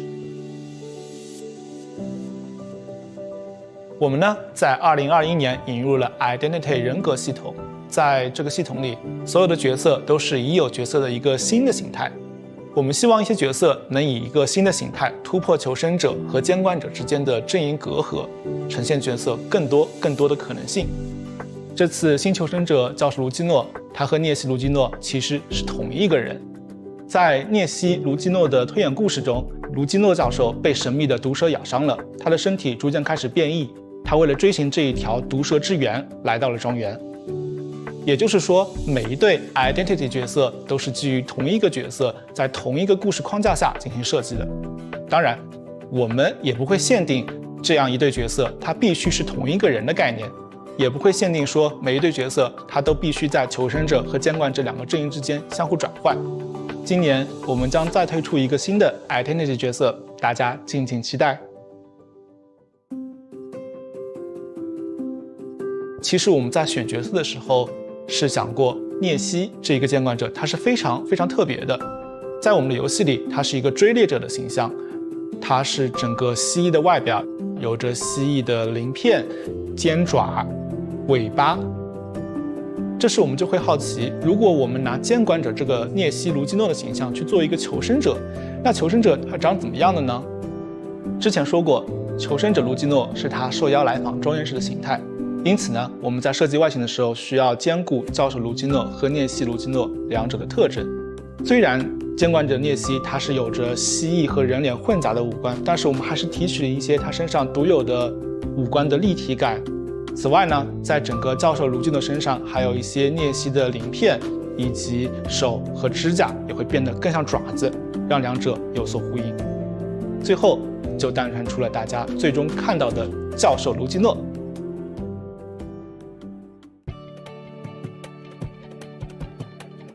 我们的设计时，首先确认了教授的核心技能是围绕反弹攻击，也就是鳞片硬化这个高难度机制展开的。玩家们需要在高度紧张的追逃过程中，同时留意对手的动作，并在瞬间抓住时机，激活技能。有时候，你甚至可以主动靠近监管者来触发鳞片硬化的技能效果。Welcome back, ladies and gentlemen, to our first tiebreaker of IVA Group Stages, NTT and Potch Spies. Witnessing history here because ZT versus I Kun, the survivor is not budging, getting the 3 survivor escape. And now NTT, where are we heading to settle this tiebreaker? It's going to be Sacred Heart Hospital. And we are going to see the hunter side of ZT first. So it's going to be Kuga. Yeah, Kuga again on the hunter side. But with 2 bands, are they going to let out Bonbon again for him? You know, I have a feeling that they performed so well against his Bonbon. I think they're gonna wait out and see who he bans first before he tries to think about using Bonbon because he didn't like that forward coming in. He also didn't like patient, so not sure if, especially in this map, you definitely want to get rid of that forward. Not sure if he's still going to stick to the patient though. Again, he has some good jump spots, some hook spots, so we just have to wait and see. In hospital, there are some spots that you can hook to get in the hospital from the side of the wall. So when you're up against a high tier survivor team, you would try everything to block off their kiting route. So I think patient gonna be the first ban. Okay. Yeah. One of the first ban. Well, you also have to consider priestess. He allowed the priestess to go out, and priestess did an amazing job in the previous match. Yeah, we could may well see a forward and priestess ban, like to start things off. Yeah, right? respecting that priestess. I would put respect on that priestess too. But we're gonna head to the picks and bans now. Waiting if they're gonna respect ban the. So there's 2 bans, right, on the side of the the hunter. Okay. So I'm interested to know what else Kuga has to bring, because data shows that in the elimination phase and now he's only brought out the Bonbon, so he's gonna have to. Well, actually, here's the thing: are they even gonna ban breaking wheel here? Yeah, this map is not notoriously hard for Pollen to drive in this area, especially that ruin area where there's a lot of windows. Yeah, just changing constant levels, windows, like it's just a nightmare for him. Arms in here would be really tough for the Bonbon. So I think let's see if I Kun has done their homework on what Kuga can offer, because for sure Bonbon here, Peeper Bonbon is gonna be so hard to camp out in the hospital. It's practically impossible, especially with how well Bonbon players have been adjusting towards the meta. But you know what, they did a pretty good job up against the Bonbon, so they can roll the dice if they want to face his Bonbon again. Either they can roll the dice or they gonna respect ban that Bonbon. I think either way it's gonna be reasonable. Yeah, so we just have to wait. And also I think we just got back on the stream on YouTube, so again, big shout outs to everyone. It's about to hit the afternoon where we're at right now, so maybe get a snack or some dinner, or if you guys are just waking up, maybe breakfast. Who knows? I know NTT has never slept yet, so that's definitely a late dinner-ish midnight snack. We don't have a concept of time here. We don't sleep. What's sleep? Oh, they banned the Bonbon, so respect on that Bonbon from Kuga. I'm telling you, man, I think the next hunter should be like a siren of sorts that can sing, kind of like Jigglypuff. Then while you're cutting, you just sleep, and like he's able to get the hit. And she has like an AOE where she just sings, and then like all of a sudden everyone's sleeping. And Galaxy are banned, so all the cheap hunter banned. So I can see the target that they're going for here.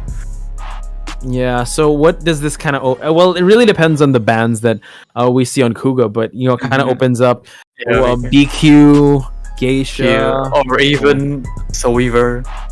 Weaver 2 is pretty good in this map. Naiad. What else? Not banning the Priestess, though. We're still seeing the Seer and the forward ban. Putting more respect on the Seer, probably propping up for...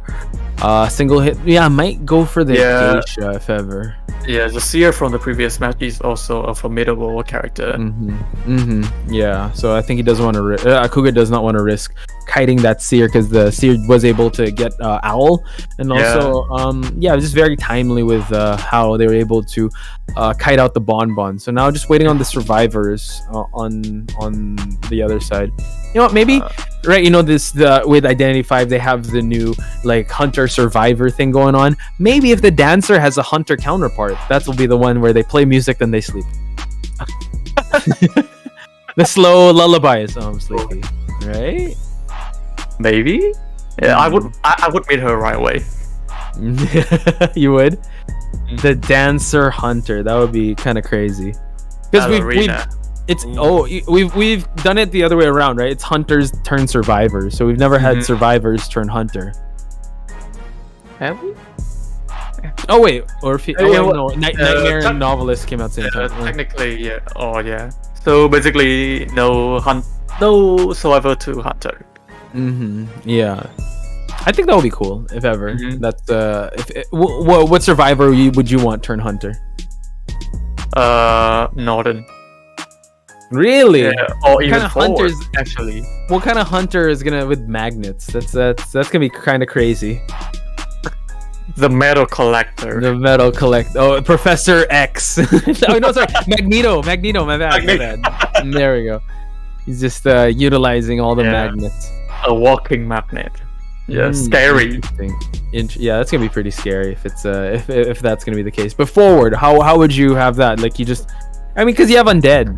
Like I feel like that's kind of like a forward counterpart, right? Basically the same design. Yeah, because he can dash, and when he's dashing, he's technically hurting the survivors. You know, it'd be really cool. I want to see if Enchantress can have a hunter counterpart. That would be really cool. And what kind of like stuns, like stacks? If you can stack survivors, that's pretty interesting. Yeah, the only stun hunter that we have right now is Anne, so we would like to see more variety on the kind of stunnable hunter. Yeah. Or if you think about it, maybe like perfumer. If you use perfumer, but more of like it's a toxic perfume, like Singe, or like just AOE, like oh no, the perfume section. You watch SpongeBob? Like we have to go through the perfume section. Oh no. So here we go. Yeah, the priestess and Ada already. Interesting. So this kind of allows him to even eliminate the patient. So yeah, them banning the chip hunter damage, so it's reasonable for them to pick Ada over here. We could totally see a patient ban maybe. Or an acrobat ban if they don't want to deal with the kiting ability, or even the mechanic, because the survivor side was able to rush Cypher in the previous match. Yeah, taking the context of the previous round, having a mechanic to be banned would definitely be good. Speaking of which, sorry, we're just gonna, since we're still waiting, what if the mechanic has a counterpart and the doll is like an Among Us thing? It's like, you don't know, what? Who is this? Is this really our survivor friend or not? That's gonna be cool. That's one. Right? That's gonna be cool. Like in your eyes, no, like you're a seer and you're decoding with a mercenary. Then you all of a sudden you see a mercenary walking. This isn't the mercenary. I know. Oh, you remember the Yo Town where you can't see where the Dream Witch is? There's no symbol there. Yeah. We used to see the follower as in. Also, he's coming here to decode with me. Cool. Oh no! It's not a survivor. Oh, that's a little scary. Fukia May, almost 4 a.m. Oh my god, definitely have to sleep after the tie is broken. Yes, you gotta get some rest. The shout outs to you for staying up till 4 a.m. I also saw what do we got here? I think it was someone was just having breakfast. I forgot who it was. Let me see. Lacrimosa, I'm going to eat breakfast soon. Lacrimosa having breakfast. Sidrel Mood, there, my early morning snack. Really? So yeah, you guys are gonna have tiebreakers this morning for breakfast. Oh, and we are seeing a mercenary ban on the side of Cougar here. Still trying to stop on that rescue ability of the survivor side, but I mean, leaving out the mechanic for the survivor side, are they going to authorize the character again? Yeah, because they could just opt for not going, maybe Postman, or just go for a completely different strategy and just go for kiters. Oh, okay, Gravekeeper. Oh, can we see effort officer? Yeah. No, perfumer. Oh, yeah. We did. You know, we did check out the profile of the survivor side, and we did see a top 2. Yeah, I believe top 2 perfumer on the side of I Kun. So. All right, bring out the big guns right away here. Gravekeeper could definitely substitute for the mercenary. Yeah, I think this team is going against a Bloody Queen. And I think that's what they're opting for, right? Because aside from the priestess, everyone can tank some hits with well-timed skills. I mean, even the priestess can, use a portal to get away from to waste her mirror. So. It looks like they're about to counter Mary, but is Kuga gonna allow that to happen? Does he have another hunter to bring out to the table? This is where the chess match comes in. Yeah, you're able to change it up here. I remember hearing someone say that even the band pick phase is a mind game feel. Yeah, it's a stand battle, dude. It's if you feel like the energy of just the two teams countering, a lot of ora going around, and just oh, you do this, I do this, counter attack. Oh, it's a slam dunk episode where it's a free throw, right? It's just it takes a whole 20 minutes to do one free throw, right? I feel like there could be an anime arc in just the picks and bans, and then to be continued once the match begins. To be continued. Exactly. And I feel like, perfumer is locked in. I remember 2 seasons ago when I faced a perfumer, blah blah blah. Just recall episodes. Then of course there has to be a beach episode because the barmaid skin she's in the beach. Yeah. We are still figuring out what Kuga is. Planning to lock in here. We are expecting a Mary, but we have never predicted something, from the hunter side. If the Mary happens, Dream Witch. Okay, this is actually a really good pick. Yeah, I think they were propping up for a Mary, but you can also make the case that these survivors can handle a Dream Witch since she's still a single hit hunter, especially with that priestess. They can provide the distance, and everyone. And even Ada and Perfumer, when they manage to get the leech hit, they can still have their full health to deal with. That is true. So yeah, Kuga's gonna have his hands full here. I definitely want to see the builds on the survivors here. How they're gonna. I mean, they did utilize the flywheel. Yeah, flywheel they spammed it. Yeah, and we are seeing this time around only one flywheel from the side of Perfumer. Okay, that makes sense because if the Perfumer has no more perfumes, at least you could use that flywheel. Yeah, I think they should still stick to regular kiting or tide turner builds coming into this one because it's a Dream Witch. And we are seeing two tide turner going from the side of the priestess and the Raykeeper. So priestess in this team lineup is somewhat of a rescuer. Okay, that makes total sense. Also, I want to know like the trait that Kuga will be bringing. Will he like lean in towards like the really heavy meta patroller, then switch to blink, or just go blink right off the bat? Yeah, either left down, right down blink, or left or right down, patroller. That's usually the case. Yeah. Let's head on to Sacred Heart Hospital. Here we go. Again, the first tiebreaker of IVA May. And now we see that the Dream Witch spawning near like some ruins area here. Not really sure who he's going to go after first. But like you said, right down build. So I really want to see the trait and what he does. Yeah, I think it's a patroller. Interesting. And Cake is already at the hospital area trying to place some portal to help the survivor side kiting with. Perfumer is found first. Wasn't able to mind game there. Yeah, and now this is actually pretty good on. I mean, it's a good exchange, right? At least the leech was the one that take that hit, and now Patroller is online for this main body to catch up on this Perfumer. But there's photo for I Kun too. Oh, but the Patroller got a snap of her. The ankle. Oh! Wow.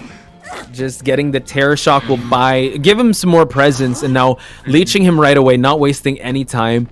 Knows that he wants to be able to change that 3-1 into his favor and go for more survivors. But now we see just the patrollers just going around the area.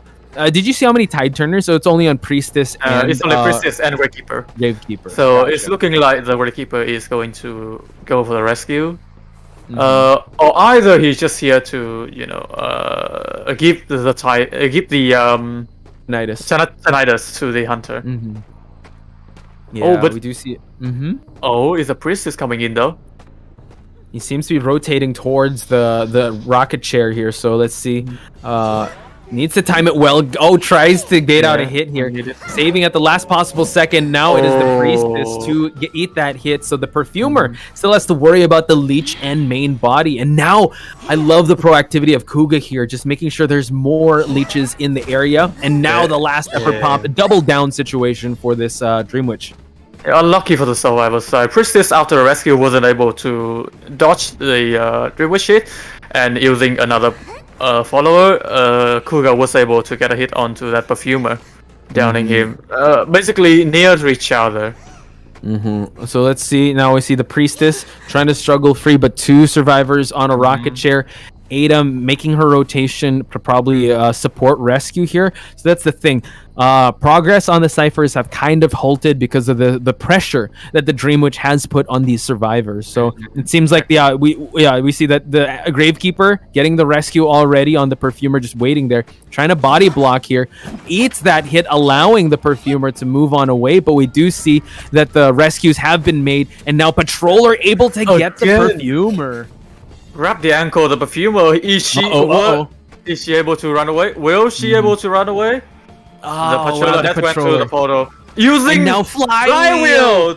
Using flywheel to skip that dog. But wasn't able Blink! to do so. Yeah. Yeah, that was a good, counterance of the patroller there. But switching to Blink needs to make sure that, all right, I need to down this perfumer. I still have a lot of ciphers left, so I could actually afford to just wait for this cooldown of this Blink. Because once this perfumer gets downed, I will have to look for another survivor. Luckily for the survivors, they took on the priestess.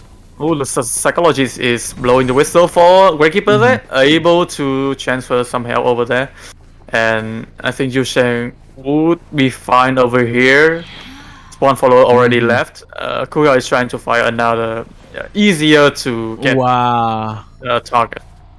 Yeah, priestess you saw there, just waiting for I don't know the main follower to follow the main body, but now it seems like the psychologist will be the one to be chased now. And Nice gets the main body hit. This is so important for him to down this psychologist. Luckily for the psychologist, he has not seen the rocket charges yet.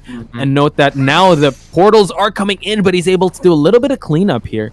So let's see if he's able to snipe out this this psychologist. Psychologist is already de-leeching herself, which is very important. And now Priestess trying to push that cipher. Yeah, Kuga is very proactive on camping those cipher, allowing the game to extend a little bit longer just to get another person on the chair. Yu Sheng here is decoding a cipher near ruin, and Kuga immediately snip them and place a follower onto priestess. Yeah, it's honestly, they got to keep these survivors on their toes, and now we see a little bit of a pause in the action, just real quick. I like the proactivity. Again, it's still stuck at 3 ciphers prime, but we've seen how the game progresses and the hunter's attention is divided. It tends to go to the survivor's favor because they're able to communicate. They're able to tell when the hunters get transitioning this way or the other way. So this might take a little longer because of the de-leeching that they need to do. Usually the Witch match would take almost as long as a Joseph match, so there's nothing to be surprised about. Witch here is playing a very constant pressure game on the survivor side, and forcing the survivor to constantly rotating each time the Witch places a follower onto them. Yeah, and the survivor is doing great defense and response to all the pressure that they've been putting.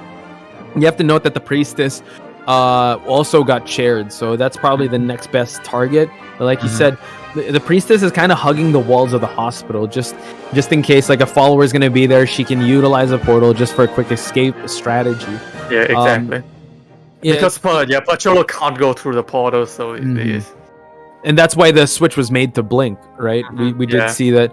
The switch was made. He's thinking about dropping another patroller, but no, went straight for the Blink hit, and the Blink is almost done with a cooldown time, so that's definitely going to help out this Dream Witch, especially with how you said that this match can tend to be like a Joseph match.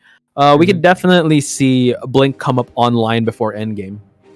Yeah, I think with Blink at endgame, the Witch gonna have a very powerful chase, but not much of a control a map control when survivors are able to delete all of them. And also take note that the Gravekeeper has not yet used his shovels. Ada has already blew her whistle, so that's already something that is nullified. And also the priestess, you know what? I mean, her holy keys could just keep respawning, so it's totally fine. So Dream Witch, usually their plan is really it's a war of attrition. They want to be able to really cut down the resources of the survivors. And now I feel like the match is about to begin. There we go. We are coming back. Yu Sheng is transitioning back to the statue area. I believe Priestess is now the target for Kuga.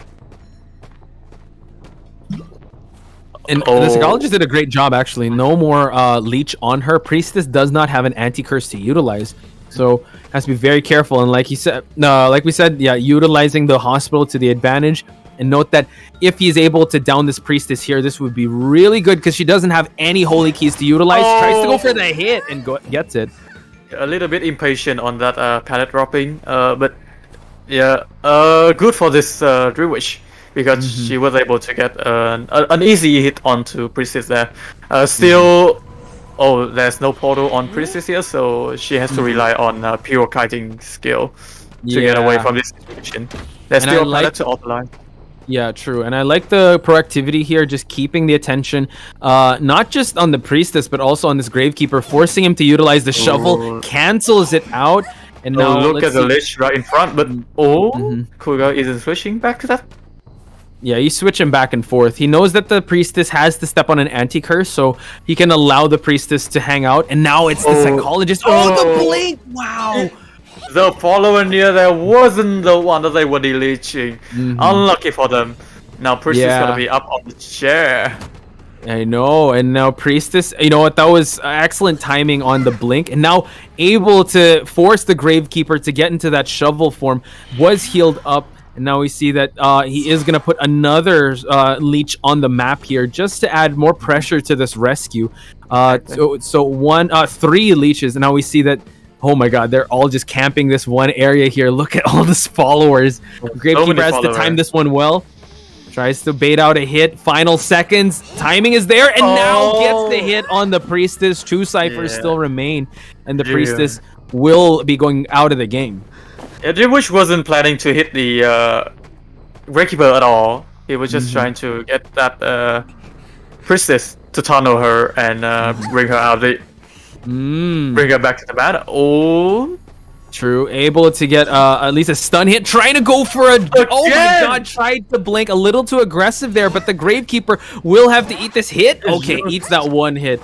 And now he's still trying to de-leech here. A little overextension could be the downfall here, but let's see how this one goes, because 2 ciphers remaining, 2 survivors. Both of them have anti-curses, but it's the Gravekeeper that has to be able to unleash himself. Yeah, Yu Sheng, you madman, able to Palestine the same follower twice. Yeah, in the span of time, 5 seconds, but yeah, this time, 3rd time, not the charm here. Yeah, so now it's only a matter of time, right? So now they need to play the long game, because it seems like it might be inevitable 4K here. So you want to go for the longest possible time for this hunter to get that 4K. So Psychologist just hiding, just waiting for this Kuga to get that tinnitus, try to look for the Psychologist. So I think the Gravekeeper is only going to pop up once the Psychologist falls down. I mean, it's basically impossible to hide from a Dream Wish, so they're just extending here. Oh, Gravekeeper immediately self-heal though. A blink to bring Gravekeeper down. But that was the leech on Yu Sheng, so yeah, Brownie can totally get down there and heal up. But yeah, she won't risk it because one follower is already back. Kuga is inside the hospital. Is she going to get to check up on the 2-story though? I think we're gonna find out again. You see that the Psychologist is now at the 2nd floor, but oh no, the main body has found her and now leeches her, because once she's able to get that hit, she will be falling down.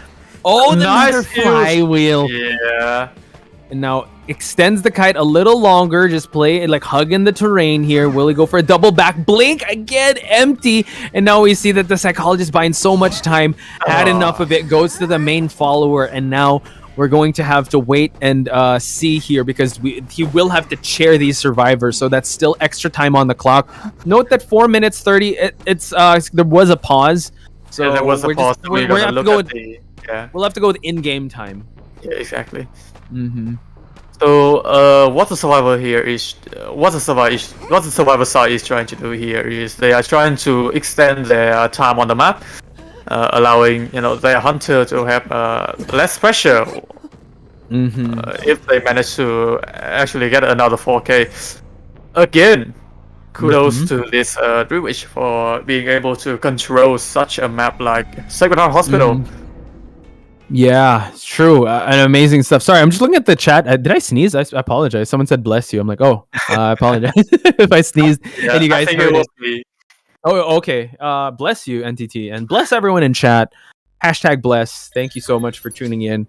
Yes, Michiko, I think you were definitely shouted out here. Your artwork was featured, and we just had our first tiebreaker, first half of the tiebreaker here with a 4K. That means ZT gets 5 points. So now pressure is definitely on I Kun. 433 side because he's gonna have to not only get 4K but get a 4K in spectacular fashion. I don't know what the time was. Were we able to see the time?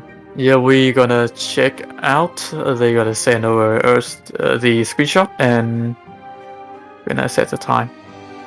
Let me see. So yeah, while we check that out, ladies and gentlemen, we're going to take a very short break, but when we return, it's going to be the conclusion of this tiebreaker match, so don't go anywhere.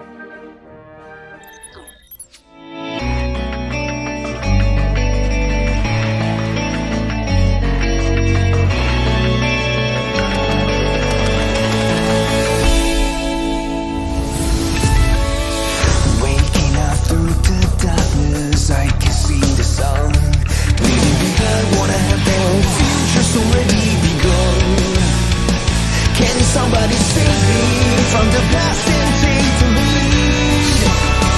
I'm ready to be time to stand up and be free. There were times I didn't know what to believe. Now I found a reason to fulfill my destiny. I'll carry on the journey. There were times I didn't know what to look for. Now I found my faith and I won't hesitate no more. The night is gone, I'm no longer torn. A new day has come, I'll be reborn.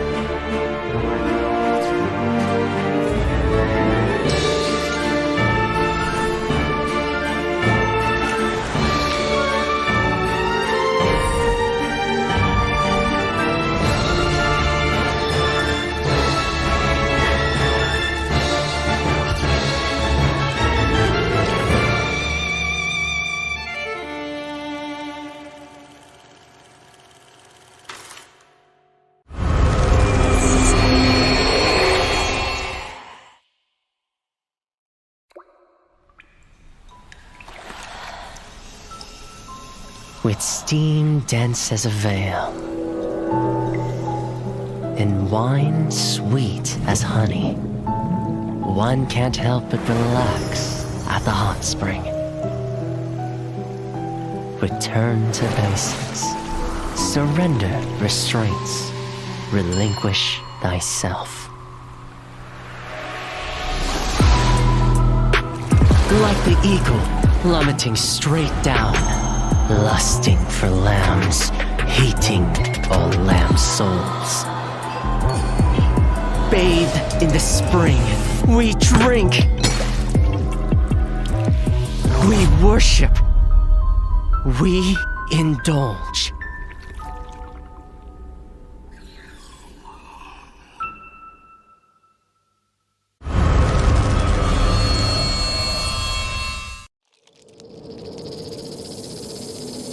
Scales, venom gland, and the vomeral nasal organ.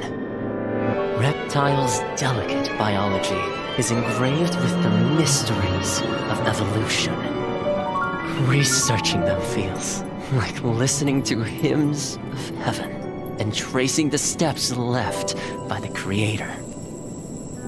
But the end lies in unexpected malice.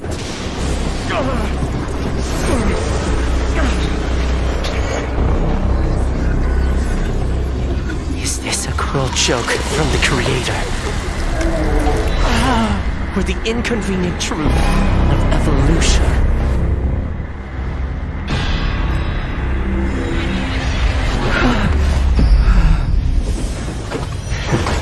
All but a small price to pay on the path to truth.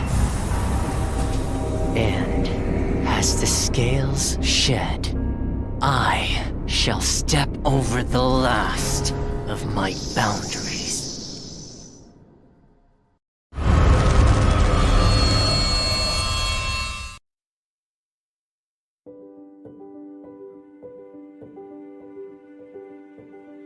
Hello， 大家好，第五人格的玩家们，我是浩明。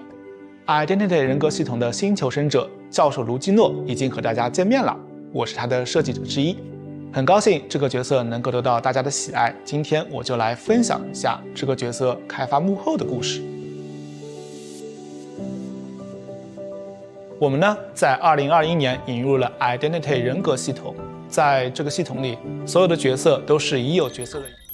Welcome back, ladies and gentlemen, to the conclusion of the tiebreaker between I Kun and ZT. Now, we saw a 4K, 5 points on the side of ZT, and we were speculating, NTT, which hunter you think can get another 4K in spectacular fashion, and you mentioned Joseph.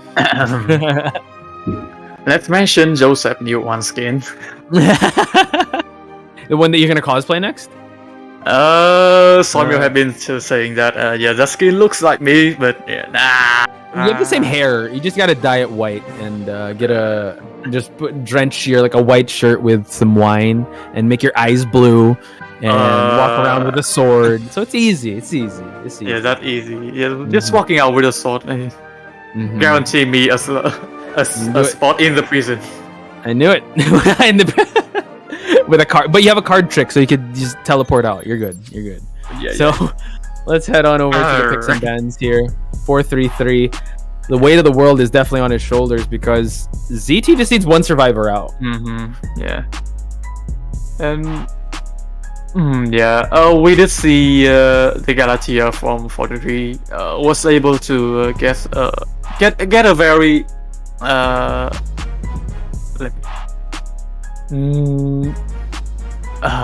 what's the word again? Decent amount, yeah. Decent amount. Decent result against the survivor side of ZT. Yeah, it was good. But now we see that the Galatea gets banned as well as the BQ.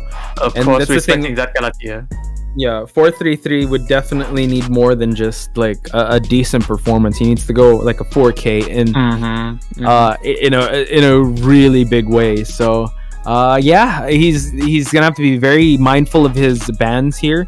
Seems like the Seer's gonna get banned. Maybe Priestess? Maybe? I think Forward.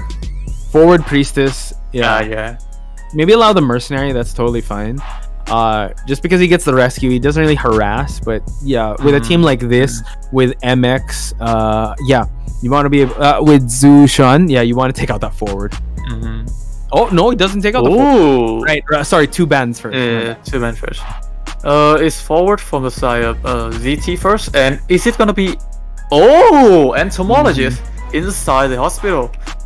This could be game changing because the bees can bring a lot of support especially inside the corridor of the hospital. You can block you can block the stair, block the entrance, even block the pallet at the bird cage. A lot of strategy can be used here. Yeah, not to mention also the ruins area. So this is actually a great pick on the side of ZT. And you know what, entomologist being a great sub if the priestess can't come in, you know, and the bees, like you said, able to support the rescue and also the kiting potential of these of these survivors. So looking at these 2 survivors though, yeah, what else could he ban? I mean, you gotta ban the mercenary for sure, or ban either mercenary or patient, right? Because patient is still a hard to catch survivor. He is somewhat of a breed between a rescuer and a kiter, so I would say patient is better than mercenary. Well, yeah, because I'm also thinking if he does use geisha, I think you might want to be okay with patient. But I mean, if with it's geisha, any other hunter, banning the mercenary here. I mean, geisha pretty much counter both patient and mercenary. Well, that's true. And even forward, if the geisha let the forward dash first and follow behind, we are seeing a mercenary ban, so eliminating another rescuing potential from the survivor side. But are they going for the rescuer type of team though? Prospector. They seem to want to go for some stuns. Double stunner. Actually, okay, and an embalmer. All right, they want to go conservative. They want to be save at least or allow the embalmer to kite. Yeah, as Elijah said yesterday, when Embalmer appear in the game, it's clear that they want to play a draw game. Yeah, and with his coffin that you can resurrect anywhere, like you could move the coffin around. Yeah, whenever you see an Embalmer come into the match in high level, you know that the stakes are really high for the hunter, because the survivors are going to play very passively. They want to, they don't mind sacrificing as long as they're able to get at least one survivor out of the gate. And that is a strategy that has put Bonbon down some tiers before 2020, after 2020, sorry. Yeah, but from my experience, most Galatea player can play Bonbon, so we could expect a Bonbon here from the side of I Kun 43. But yeah, it could be a mirror pick for the hunter side. Another Dream Witch, maybe? Could be another Dream Witch, because having the stunners is definitely good, but then you could just switch out your followers. So he still has a lot of options. Like you said, it could be a Dream Witch, could be a Bonbon, could be a Geisha. Definitely not BQ or Sculptor. Definitely not Breaking Wheel. The Breaking Wheel is too risky in Sacred Heart Hospital. But who knows? Maybe he's a risk taker. Yeah, good. Well, Anne would be alright. Oh no, goes for the Bonbon. It's a Bonbon. So Embalmer picks here totally makes sense. Because instead of rescuing, you can totally use the coffin to resurrect that person without even going near the chair. Sorry, what was that? No, sorry. People Red said something. Oh, okay. So there's some technical difficulties, so we're gonna take some time to remake the room. Yeah, remake the room. But this is definitely the lineup that we. Yeah, this is definitely the lineup. Yeah. So actually, now I think ZT could give I Kun a taste of their own medicine, since it's a Bonbon. Why not they all go Flywheel? No tide, all Flywheel. Everyone just tight. Yeah, I can see Flywheel being used on Embalmer, and actually Flywheel can be used on 3 survivor entomologists. Prospector and Embalmer. Yeah, forward just needs to be the sole rescuer, if ever they want to go. Are they even gonna go with a rescuer team when they know that it's a Bonbon? They can just go full 3-9 or 3-12. Yeah, especially like we saw how effective Flywheel was up against Bonbon. I think maybe if most the 3 would use the Flywheel, but you definitely have to put a Flywheel on the Embalmer. Like he's not gonna the only time he's gonna rescue is if he uses the coffin to resurrect someone. Yeah, exactly. If not, there's so much more support on the Prospector, Entomologist forward. They got themselves covered.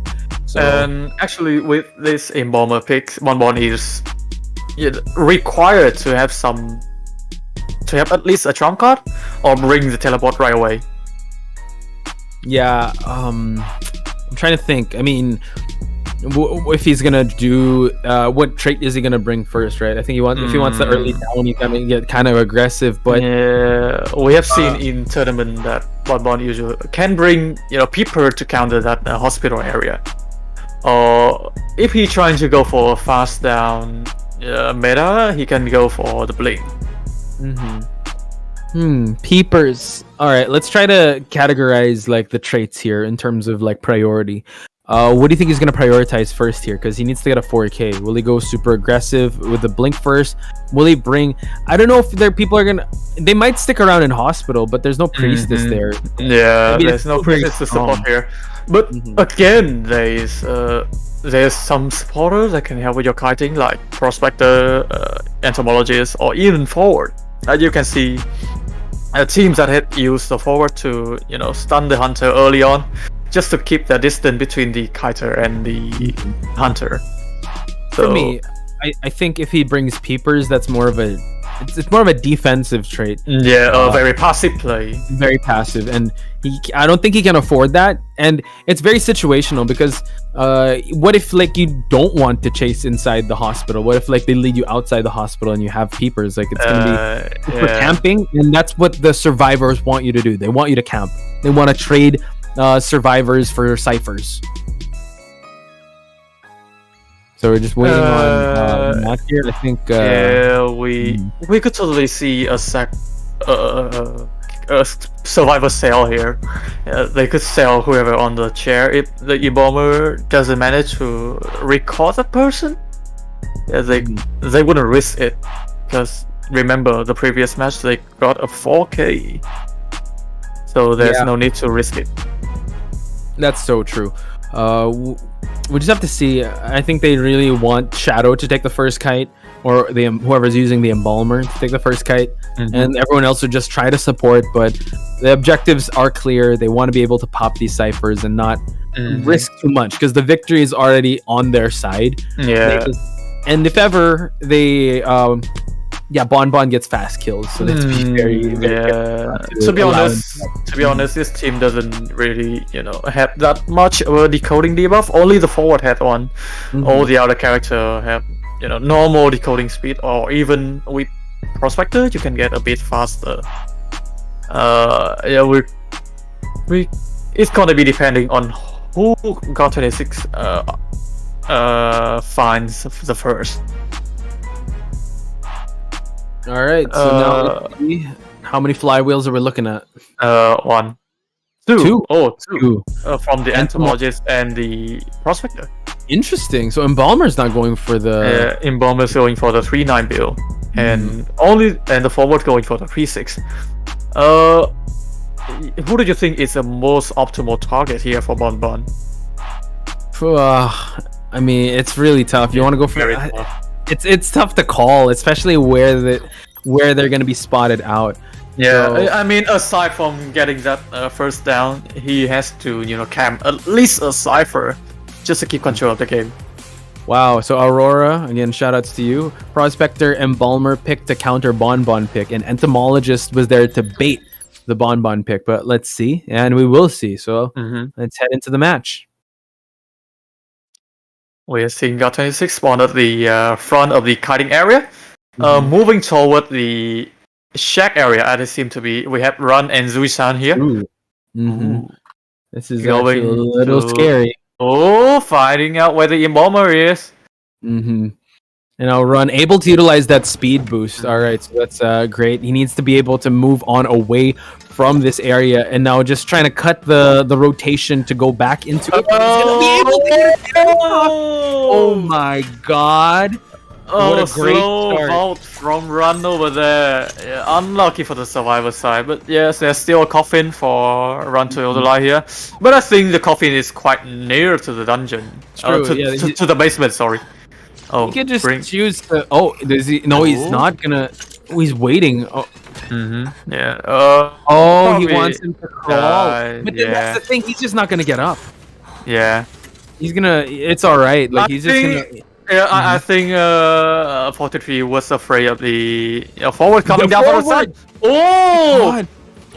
Go for the rescue. Oh, but he's already. What? Okay, so the forward down at the basement, and now the Embalmer is here. This is going in 433's favor. Remember, there is a shield on Run at the first regeneration. First few seconds. Yeah, so Run can still kite here. It's a kiting area. Zuya-san is here to support, and I think the forward is also behind there. Oh, the forward come back to decoding though. Yeah, so this is actually kind of tricky because no one is on ciphers, and now Embalmer is on his second chair. Trying to go for the stun here, so now dropped him in time. Embalmer will see that rocket chair. So this is actually a great start for 433. Good play from 43 there. Was able to find out where the Embalmer is, and actually getting very lucky getting that terror shock at the shack. I'm surprised that they were going to go for that rescue. We saw the forward was there, as well as the Entomologist with the bees. So I don't know if there was a miscommunication because he was already going to resurrect outside. I think Shadow is just here to give Hunter the Tinnitus. And they're going to sell the Embalmer, most likely. I think they have to. They got to go for a draw. Yeah, they need to go for at least one person out. Yeah, forward is spotted out by wanted order, but 43 was kind of tricking them there, going toward the forward, but actually going for that person, probably lurking inside the 2-story. And we see that the Prospector is the one to take this this kite. lots of areas for stuns here, so Yeah. he can drop some magnets, and now he's transitioning towards the entrance. Gets a magnet on. Now the Flywheel flywheel, unable yeah. to get rid of that chip damage. Now able to get a long stun, but they trade off because the stun did bring him closer to that bomb hit, and now the Prospector will fall down in 2 hits, or at least 1 melee hit. I think the trade-off would worth it. Oh, and as I said earlier, the Bonbon bring himself a teleport right at the start, so possibly a detention, and maybe confined space. Most probably, but the Prospector doing a really good job. 2 ciphers remaining. It's looking like a tied game if ever, but nice doubles and gets the stun. Yeah, sneaky play from Zuxian here. He's Fortitude is trying to get a bomb hit onto Zuxian, but unable to do so. He's just such a slippery target until he got that Wi-Fi bomb. Yeah, so 2 ciphers still remain, and this is one of the, I don't know, this chair is really hard to rescue from, because and also rebound from, because there's not much in the area. We do see that Yash is here, just ducking and just making sure he's giving that tinnitus, but he might get spotted out. 4-3-3 now. Spotted out here. Oh, dash right away into the chair. Is he gonna be able to rescue here?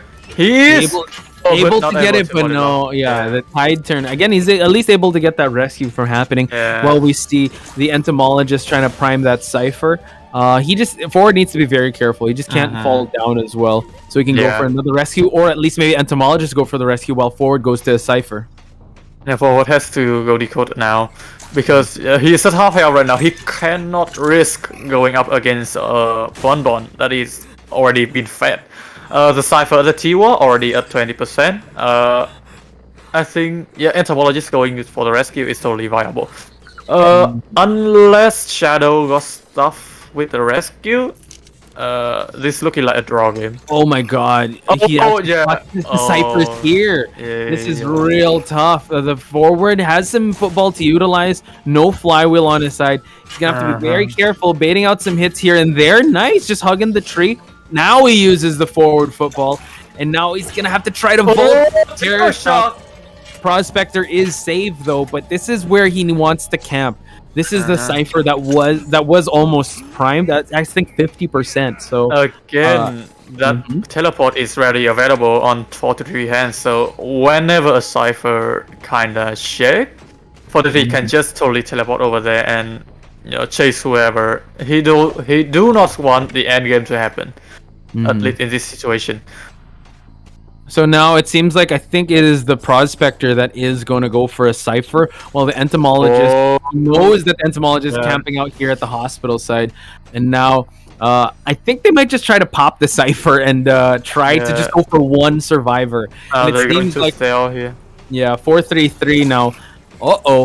Allowing opening here to happen, and now the entomologist dropped down. Can she make it in time? Teleport is ready, so Bonbon could easily teleport towards this rocket chair, but doesn't seem like he wants to do that. Wants to try to catch. Nice flywheel, able to get it done. And now, can she make it in time? This is gonna be such a crucial rescue. Almost. Can she make it? What's gonna happen? No. Just short. Unlucky for the survivor side of ZT. Is the cipher primed though? This is gonna be super important. Gets the hit. Can they pop it in time? They do. Oh my god, it's gonna be very essential. Zuishan is going right up to the Bonbon kiting area. He needs to go to the back gate, because he need entomologists to just kite here and buy as much time as possible. One more bomb hit. She will be falling down. Can she get it? Not quite. Get it. And now the teleport is ready. Yeah, nice bomb link over from the side of the tree. I think Zuishan isn't going to the port to get any time soon, because he probably gets that the hunter brought a teleport. So now teleport back to the front gate though. Yeah, so Zuichan has an opening here to try and go for the gate, and also this allows the entomologist to actually stay in the dungeon area, so forcing 4-3-3 to go back, just because now the Prospector is about to open that exit gate. Shadow can totally self heal here, but the Bonbon is coming back to chair Shadow. Yeah, so now this is actually a checkmate situation because the Prospector is definitely opening up that gate. No more teleport utilized. Struggle free though. Can the Entomologist last long for him to be able to exit the dungeon? Could this be a tie? Really? Hang on. There we go, but no. Oh, just shot there. But Good job from 43 there, but yeah, 3-2-1 is not enough. What a tie situation. Right? It could have been a tie, but ZT Survivors again didn't have the best start. The Embalmer, honestly, I feel like that rescue situation was really in favor of 433. The Embalmer's already resurrecting, but the Bees and the Forward were already in the basement. So it looked like a bit of a miscommunication. Again, we can't really tell, but it really paid off for 433, and I think they played it kind of conservatively. ZT moving on, but honestly, like we say that ZT is one of the strongest teams out there, but I Kun, I mean, they almost got one over ZT. Yeah, I think the situation that you said earlier, like 3 people coming in for the cover of Embalmer, yeah, that could be a miscommunication, but their teamwork later on kind of get better and better over time. On their footing, in the match. Yeah, that seemed a little risky for the Embalmer to just pop up at the outside. Maybe they wanted to. Maybe the Forward wanted to stun at the basement just so the Embalmer can run away at the start. But I think the better situation would be Embalmer going inside the 2-story and place the coffin there. But quite a risky play from Embalmer there. And was quite unlucky for him to get that Terra Shock. But but bottom line is ZT gets the point. Congratulations to ZT. We will see more of I Kun as the days progress, but we will be taking a short break. When we return, it's going to be the second half of the matches today. I think it's going to be ZC versus A, so don't go anywhere. More of IVA when we come back.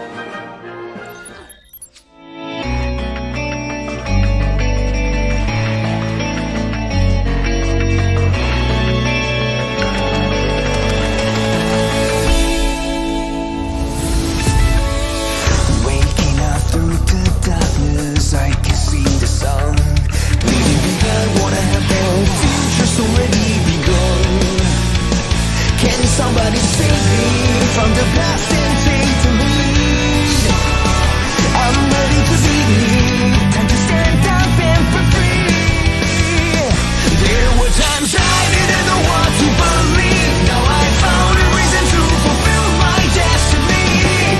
I'll carry on the journey. There were times I didn't know what to look for. Now I found my faith and I won't hesitate no more. The night is gone, I'm no longer torn. A new day has come, I'll be reborn.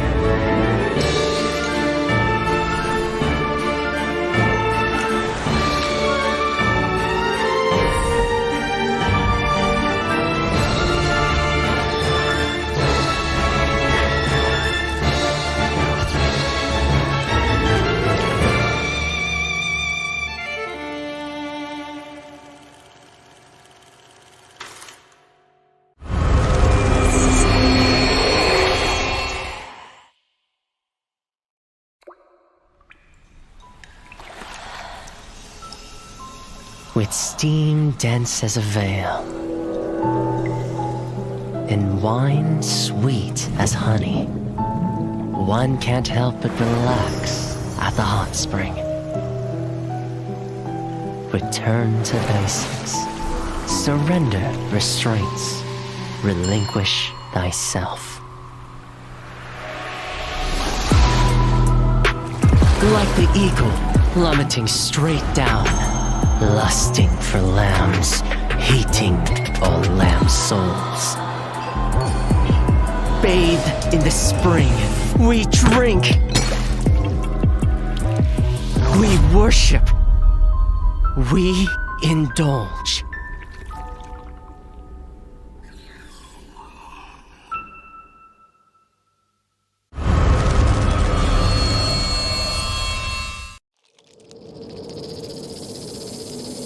Scales, venom gland, and the vomeral nasal organ. Reptiles' delicate biology is engraved with the mysteries of evolution. Researching them feels like listening to hymns of heaven and tracing the steps left by the Creator. But the end lies in unexpected malice.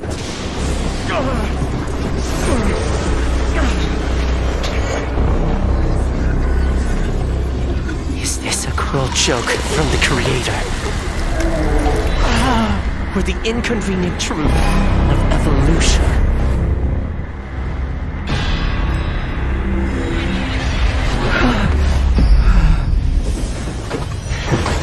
All but a small price to pay on the path to truth. And as the scales shed, I shall step over the last of my boundaries.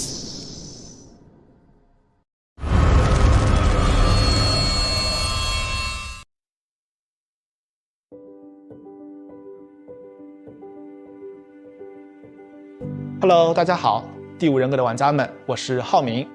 Identity 人格系统的新求生者教授卢基诺已经和大家见面了，我是他的设计者之一。很高兴这个角色能够得到大家的喜爱，今天我就来分享一下这个角色开发幕后的故事。我们呢，在2021年引入了 Identity 人格系统，在这个系统里，所有的角色都是已有角色的一个新的形态。我们希望一些角色能以一个新的形态突破求生者和监管者之间的阵营隔阂，呈现角色更多的可能性。这次新求生者教授卢基诺，他和涅西卢基诺其实是同一个人。在涅西卢基诺的推演故事中，卢基诺教授被神秘的毒蛇咬伤了，他的身体逐渐开始变异。他为了追寻这一条毒蛇之源，来到了庄园。也就是说，每一对 identity 角色都是基于同一个角色，在同一个故事框架下进行设计的。当然，我们也不会限定这样一对角色它必须是同一个人的概念，也不会限定说每一对角色它都必须在求生者和监管者两个阵营之间相互转换。今年我们将再推出一个新的 identity 角色，大家敬请期待。其实我们在选角色的时候是想过，涅西这一个监管者他是非常特别的。在我们的游戏里，他是一个追猎者的形象，他是整个蜥蜴的外表，有着蜥蜴的鳞片、尖爪、尾巴。这时我们就会好奇，如果我们拿监管者这个涅西卢基诺的形象去做一个求生者，那求生者他长怎么样的呢？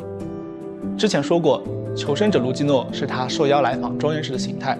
因此呢，我们在设计外形的时候需要兼顾教授卢基诺和涅西卢基诺两者的特征。虽然监管者涅西他是有着蜥蜴和人脸混杂的五官，但是我们还是提取了一些他身上独有的五官的立体感。此外呢，在整个教授卢基诺身上还有一些涅西的鳞片，以及手和指甲也会变得更像爪子，让两者有所呼应。最后就诞生出了大家最终看到的教授卢基诺。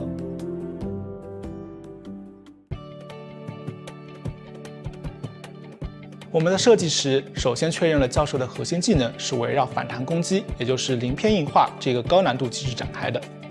玩家们需要在高度紧张的追逃过程中，同时留意对手的动作，并在瞬间抓住时机，激活技能。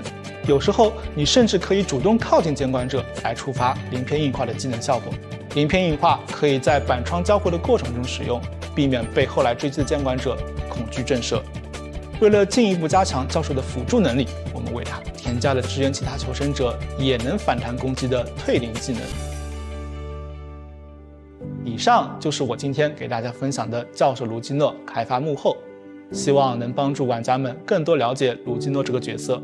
感谢大家喜欢我们的 Identity 系统，我们后续也会为大家带来更多精心设计的游戏内容，敬请期待哦。再见。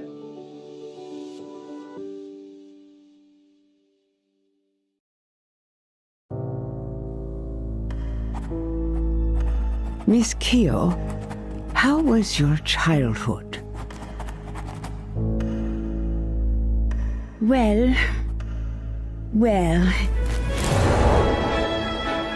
at the dinner table, Father said with a smile, "You sure love playing judge, don't you?"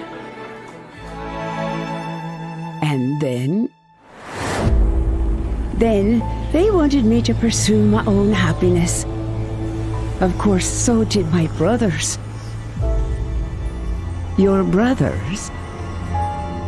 He was not qualified to represent justice. And I won't allow that to happen. Something happened, I suppose. I did what I had to do.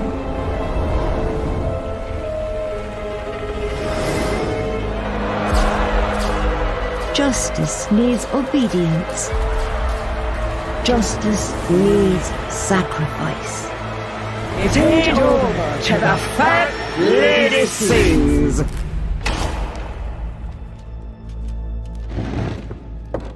That's all.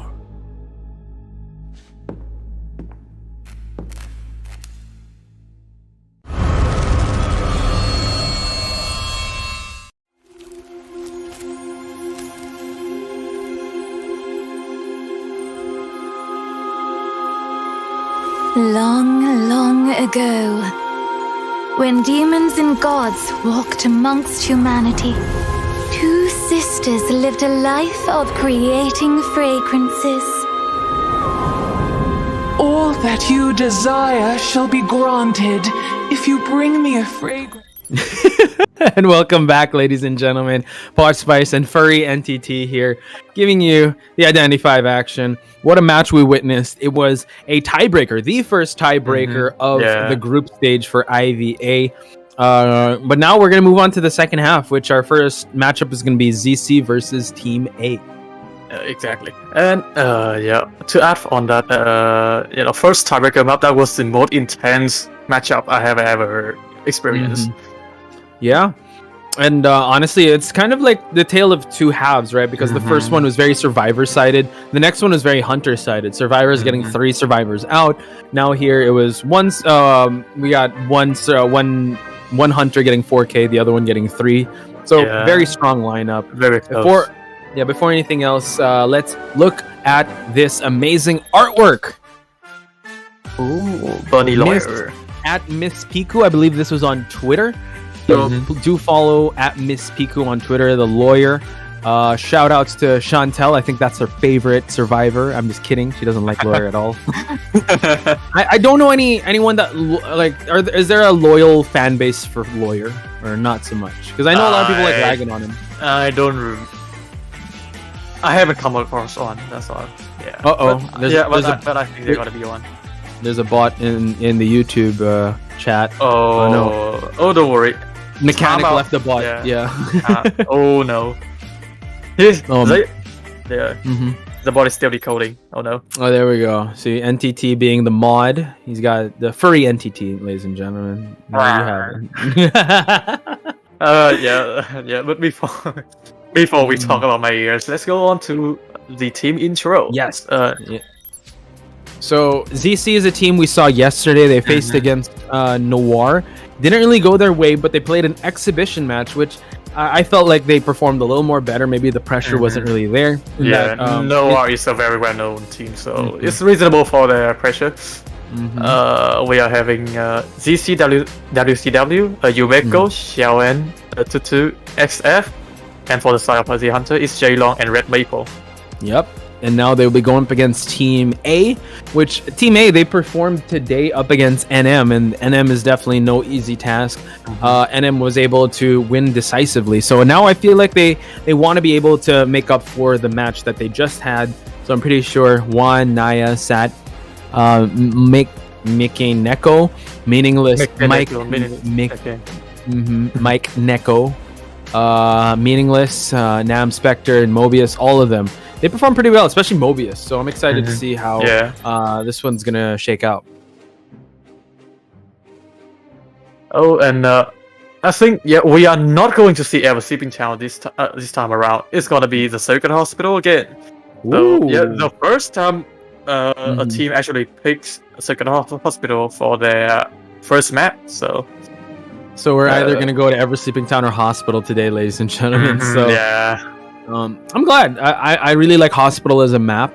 It's very survivor sided. I would have to say. Survivor side. Yeah, usually when I play as hunter, wherever the survivor hits, they are gonna fire away just to get into that 2-story building. What's funny though is that even though we do say it's survivor sided, the match we had previously, you got hunters getting 4K, 3K. So it really depends. On paper, it is very survivor-sided with how well it is structured, and every kiting route would lead to that hospital, which is so good to go to. But yeah, it really depends on how the matchup will go. Do we know who is going to be the hunter or survivor first? Let me check. I think we have the info on that. Yeah. So. Wait a minute. I will take the information. Almost there. But wow. It's gonna be the hunter side of ZC going first. Hunter side of ZC. Okay, so that's either J Long or Red Maple. Red Maple. There you go. We have seen their performance yesterday. I would say that their performance wasn't up to par yesterday, but at that exhibition map, as you said, they were, getting a bit of their patience back, and they wasn't as shred as before when they met Noir. True. I think now, I have a feeling yesterday they felt the capabilities of Noir. At least they're able to kind of measure themselves and stack themselves up. Now I think they're able to readjust and reorient. But the thing is, I feel like maybe ZC has a little more advantage here because A just had a match. So I'm not sure what kind of team they are if they play better when they're all warmed up, because NM didn't give them a chance to warm up with how they played. So I'm excited to see how this match will play out. I think going up against NM, a very you can accept. NM is a very high quality team. Let's just say that, and I think they would treat the matchup as like a training opportunity, right? Just to get themselves to that level. I think you missed the accept in the chat. Oh yes, sorry about that. Well, you're explaining there. I think the chat was. I mean, sorry, the room invite was there. So yeah, sorry. Just wait for it again, and I think we should be good to go heading. Oh no! The fan mail. Oh, spam folder. Oh no. It's from Badcam. So yeah, Chantel, isn't Lawyer your favorite? I'm kidding. No, I know Lawyer's not your favorite. I know. I apologize, but I think Lacrimosa goes for Lawyer, and a lot of love in the chat going for Miss Piku and the artwork. So again, keep the artworks coming, ladies and gentlemen. We love to see them, especially before every match. I think IVA, it's not just a celebration of the competitive scene; it's also a celebration of, the scene in general. Like whether you're a first-time player or you're an experienced player, having the artworks, having the predictions, having everyone in chat just talk to each other, being wholesome is definitely something to look forward to whenever IVA rolls around. And I think NTT, your invite has definitely expired. Oh no! I got kicked out. Oh no! Yikes! Big yikes, my friend. Yikes. There we go. There you go. All right. I'm now accepted to the club. There we go. So now let's head on over to the picks and bans, because we will be going to hospital once again. Just a heads up. There's you might see a new character in my screen right now. His name is Chiovan. As you can see, he's actually lit. Oh wait, Sap actually. Oh, Sap, true. Yeah, okay. He just changed his name, but we're gonna still refer him as Sap. As who? Okay, gotcha. Sap. Yeah, he just changed his name. Okay. Unless you want to read like Van. No, it's okay. I think I might butcher his name, so I apologize. We butcher the name every time. So, Jay Long over here has hunted once yesterday. It was 7 on ZC side, but Jay Long, he did use the blood. It's actually 7. Oh, as 7. the Sorry, hunter. 7 as the hunter. Okay, so we Yeah, gotta it's change 7 that as the hunter. Yeah. So it's 7 as the hunter. He did bring out undead. Oh yeah, but undead inside Sacred Hospital. I don't know. I think undead is more of a pick in Ever Sleeping Town, as Eli said yesterday. Or even in Red Church, those with long corridor and easily easily going scrambling word. Sorry. That's okay. I'm not eating. As we have seen a Galatea band from the side of the survivor of A, and Priestess band right away. So yeah, a Priestess band inside Sacred Hospital. We have to ban that support ability of the survivor side. But with that band, we kind of left out the seer, and I think it's gonna be a forward from the side of survivor. No. Oh Wow. well, picking the better. This did happen yesterday as well. The batter did come out when we expected. I don't think people pick batter over forward in the matches before this. In ZC's match yesterday, 7 actually played on the survivor side, and he picked batter. And it was the best of one. Didn't that match we have a forward ban? I'm not sure. It was I forgot where, but he picked batter. So I mean, I don't know. But again, this is going to be A on the survivor side. So yeah, it's kind of interesting that they went for batter. So yeah, I think I think this batter pick is gearing up for a pollen. But again, we have discussed earlier, pollen isn't really that scary in this map. But we have to see how it pans out. Bon.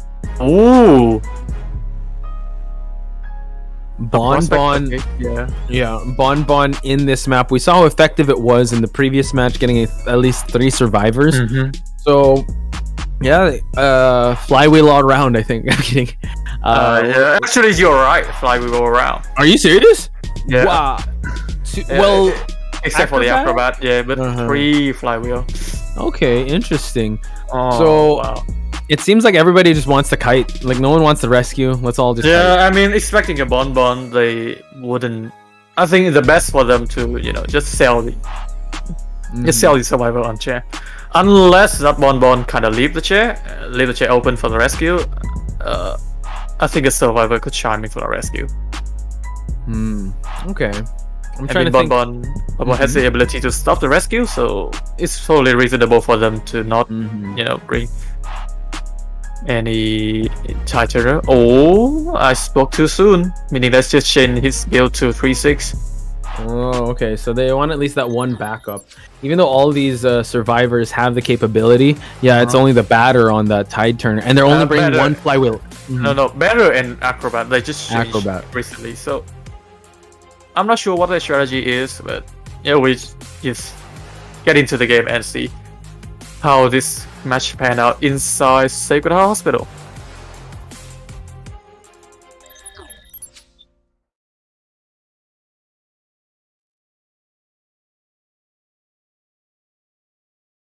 Okay, it seems like going to the statue now instead of going to the shack area. Same spawn from the previous Bon match, and now we do note the build here. Just trump card, not bring detention. I think is that max pallet break? No, there's not max pallet break. It's max stun reduction. Stun reduction. Okay, that's definitely something you need to bring with this lineup. Yeah, because there's better and prospector. It's totally reasonable for 7 to actually have this build. Also, fast chair launch time. Okay. Control freak. I think that's what. That's control freak. Yeah. There we go. So now Prospector here taking the first kite, able to move away for those bombs. Really close though. Has to eat 1 bomb hit. Trait is about to be on cooldown already. Did bring trump card. I think he did bring what's that? A blink. And now we see that the prospector was able to latch on a magnet. Can he get behind this in time? Oh, trade off. But still, a stun for a bomb hit. I don't think that was necessary for the prospector here, but yeah, the blink is available for the bonbon, so he can use that blink to counteract that magnet. Yeah, and Ooh. yeah, not even allowing it from happening. Yeah, just goes straight into the blink, not hesitating. 5 ciphers still remain, and I think batter, and is it who else brought? Oh, it's Acrobat, right? That it's brought Acrobat. I think the Acrobat is coming for the rescue here. The Seer totally helped an out, but I think if the Seer gave an out to Protector, then it was still a free attack recovery for Zevon. So now we see, Meaningless getting ready for that rescue. Has to be careful. Oh! Gave him an owl, but now still dropping these bombs. Oh my God, 7. Chariot! Oh no! I don't. Yeah, he was able to get the rescue, but still, now Tide Turner is down, definitely in effect. Acrobat just following right behind, but at least the Prospector able to go inside the hospital here. Can he get the stun? Wow! Gets the slow, nice wombo combo there, and now gets the stun on Bonbon. A long, not a very long stun because Bonbon bring a fast stun recovery. And able to down the Protector with that Wi-Fi ball. Interesting. Yeah, he's waiting for it, waiting for the swing to happen. Once he exits, Batter's swing. Can he able to go? No. Able to just move on away from the line of sight of this Batter, and it seems like they won't try bother. But look at that! Gets this the struggle free. Wow. Now has another magnet to utilize. I think the Batter there is the pressure that help protect the struggle free at that time. Oh, still able to bomb down that Protector though. Wow. And also the Batter. That's actually not a good trade-off that A wants to take. That was definitely a little bit of an overextension on the Batter side because Prospector going on a chair was not so good, but now we have the Acrobat here just following suit here.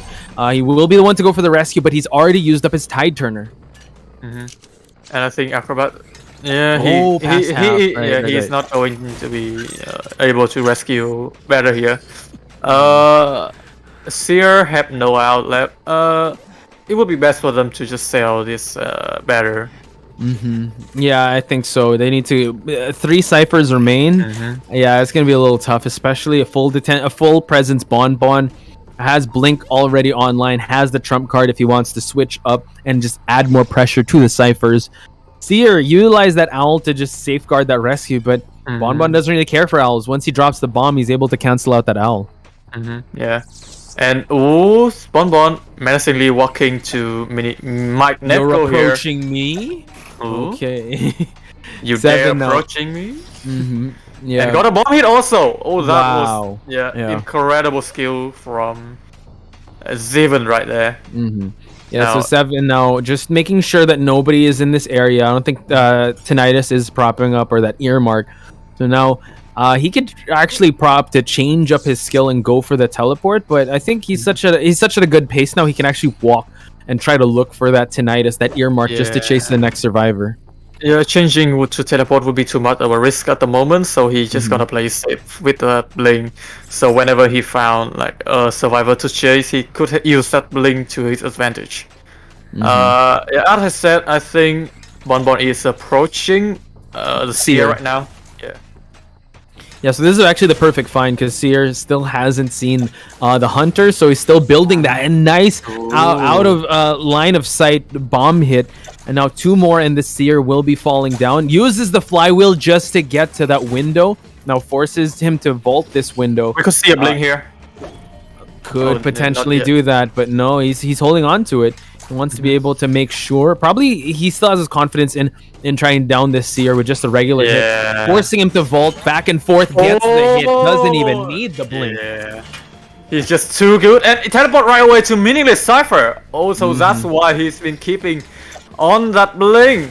And now 1 more hit. This Acrobat will be falling down. double down situation on Seven's side, and yeah, he's just gonna force him to what's that? Just make sure to get the chair.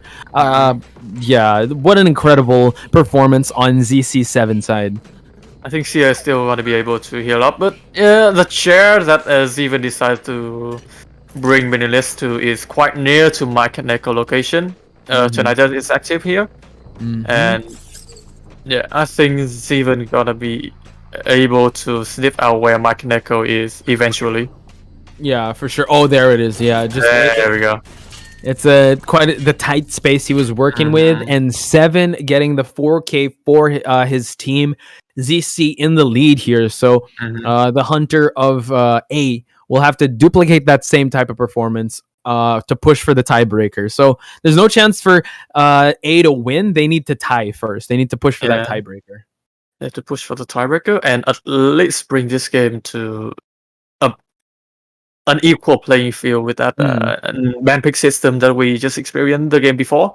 Yes.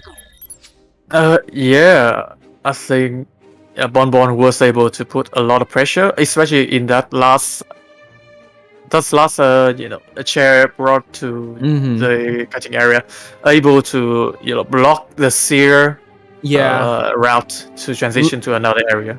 Looking back at the match, I think the dominoes started to fall into the place of the Bonbon when the batter got down, and I think we're gonna take a break. So no, not quite, not just yet.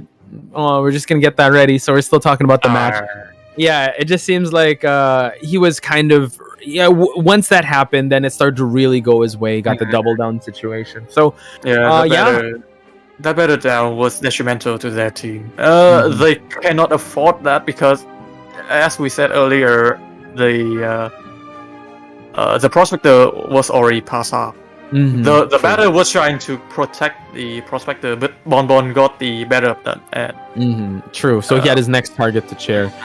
So those were the chain of events, ladies and gentlemen. But before anything else, we'll take a very quick break. But when we return, it's going to be the second half of this match.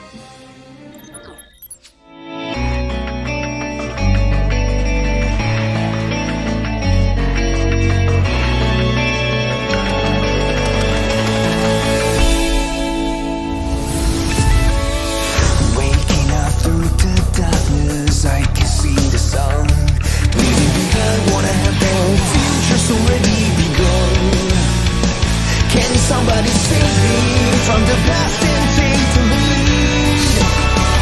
I'm ready to be time to stand up and for free.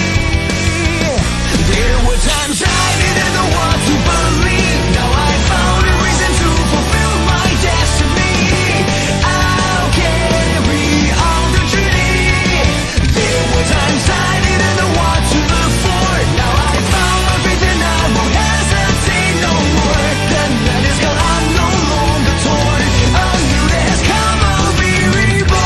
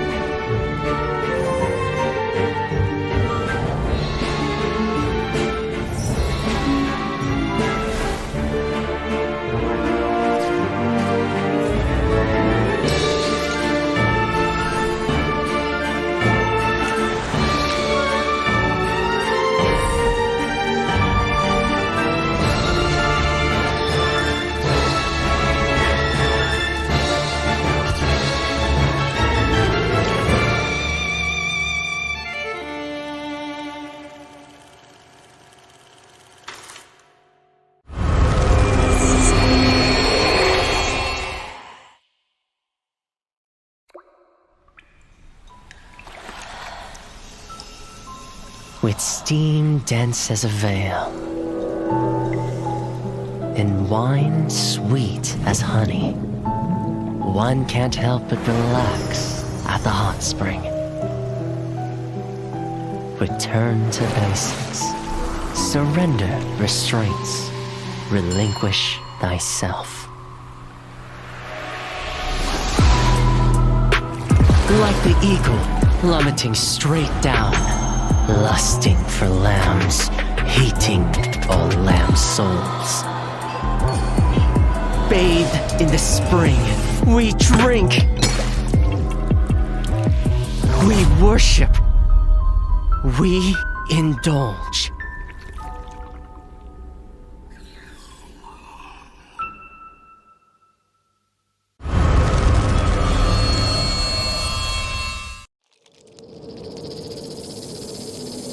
Scales, venom gland, and the vomeral nasal organ. Reptiles' delicate biology is engraved with the mysteries of evolution. Researching them feels like listening to hymns of heaven and tracing the steps left by the Creator. But the end lies in unexpected malice.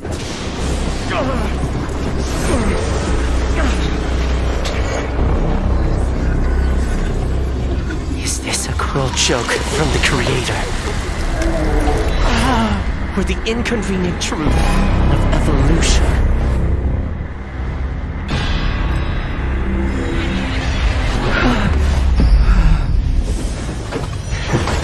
All but a small price to pay on the path to truth.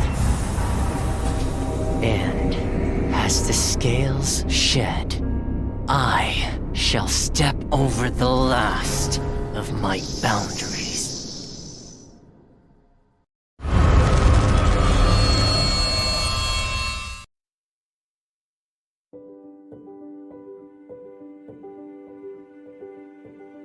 Hello， 大家好，第五人格的玩家们，我是浩明。Identity 人格系统的新求生者教授卢基诺已经和大家见面了，我是他的设计者之一，很高兴这个角色能够得到大家的喜爱。今天我就来分享一下这个角色开发幕后的故事。我们呢，在2021年引入了 Identity 人格系统，在这个系统里，所有的角色都是。And welcome back, ladies and gentlemen, to our 5th match of the day, ZC versus A. Now, if it's... Oh, and Pink NTT is here with the pink ears. Changing up. Actually, your ears disappeared for a second there, and now it's back. So that's good. Mm-hmm.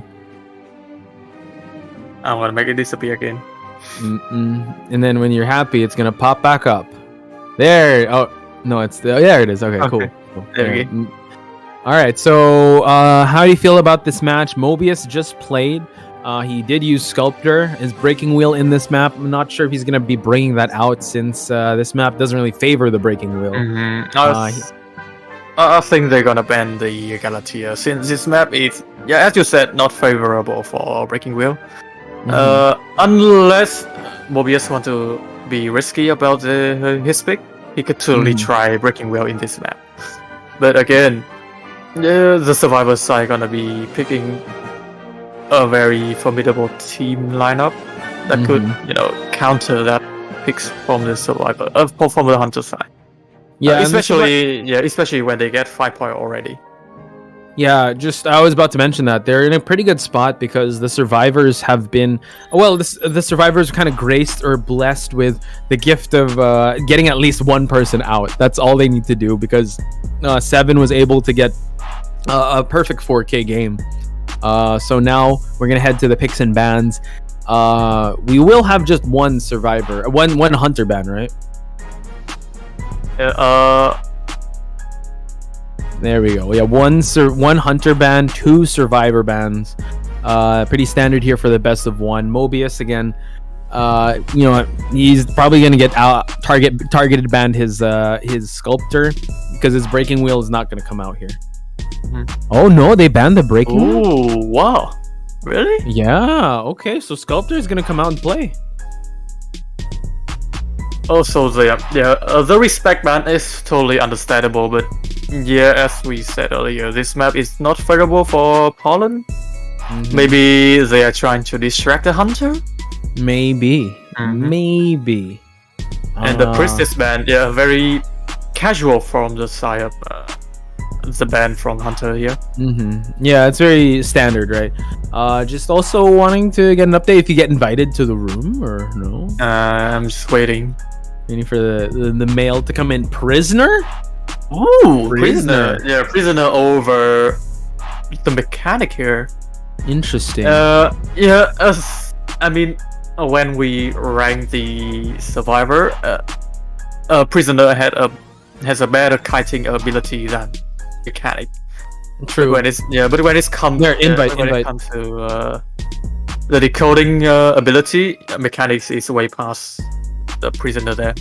Yeah, I mean, yesterday Eli was like, "What, prisoner?" He was like, he's really like shocked to see prisoner. We love our prisoners here in Southeast Asia. Honestly, even though like yes, the decoding isn't as fast, but you're able to connect. We are into kiting. Yes, into kiting with our boy Luca here. So I'm excited to see some prisoner gameplay come out because Seer is banned. So Seer getting banned. That's interesting. Because it's weird for them to not pick the Seer first off, but but they might be having some strategy up their sleeve. We could see a patient, maybe. I thought he was gonna ban the forward. The forward isn't banned. Or maybe he knows that they don't really have a forward in the mix. So let's see acrobat.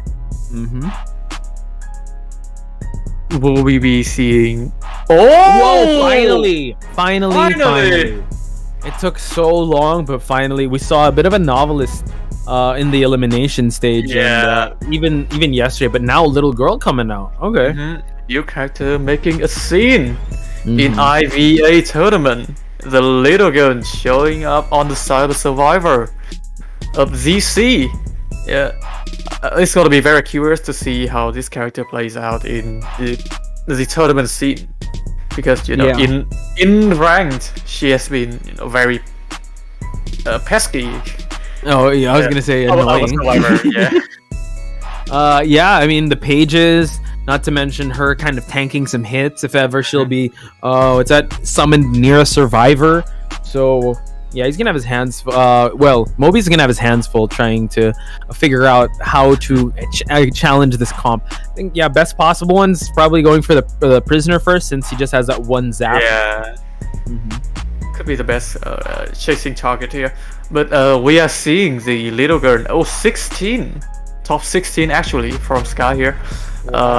Bringing flywheel effect and also 3. Everyone else just gonna bring 3-9, with the exception of Basari having 3-6. So only one Titaner in the team. And I think that's all they kind of need.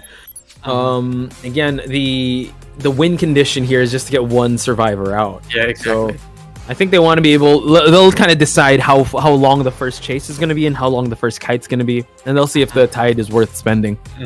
Yeah. We're gonna head into the match between the survivor side of ZC and the hunter side of A13. It's Sacred Hospital. This is the round 1 second half.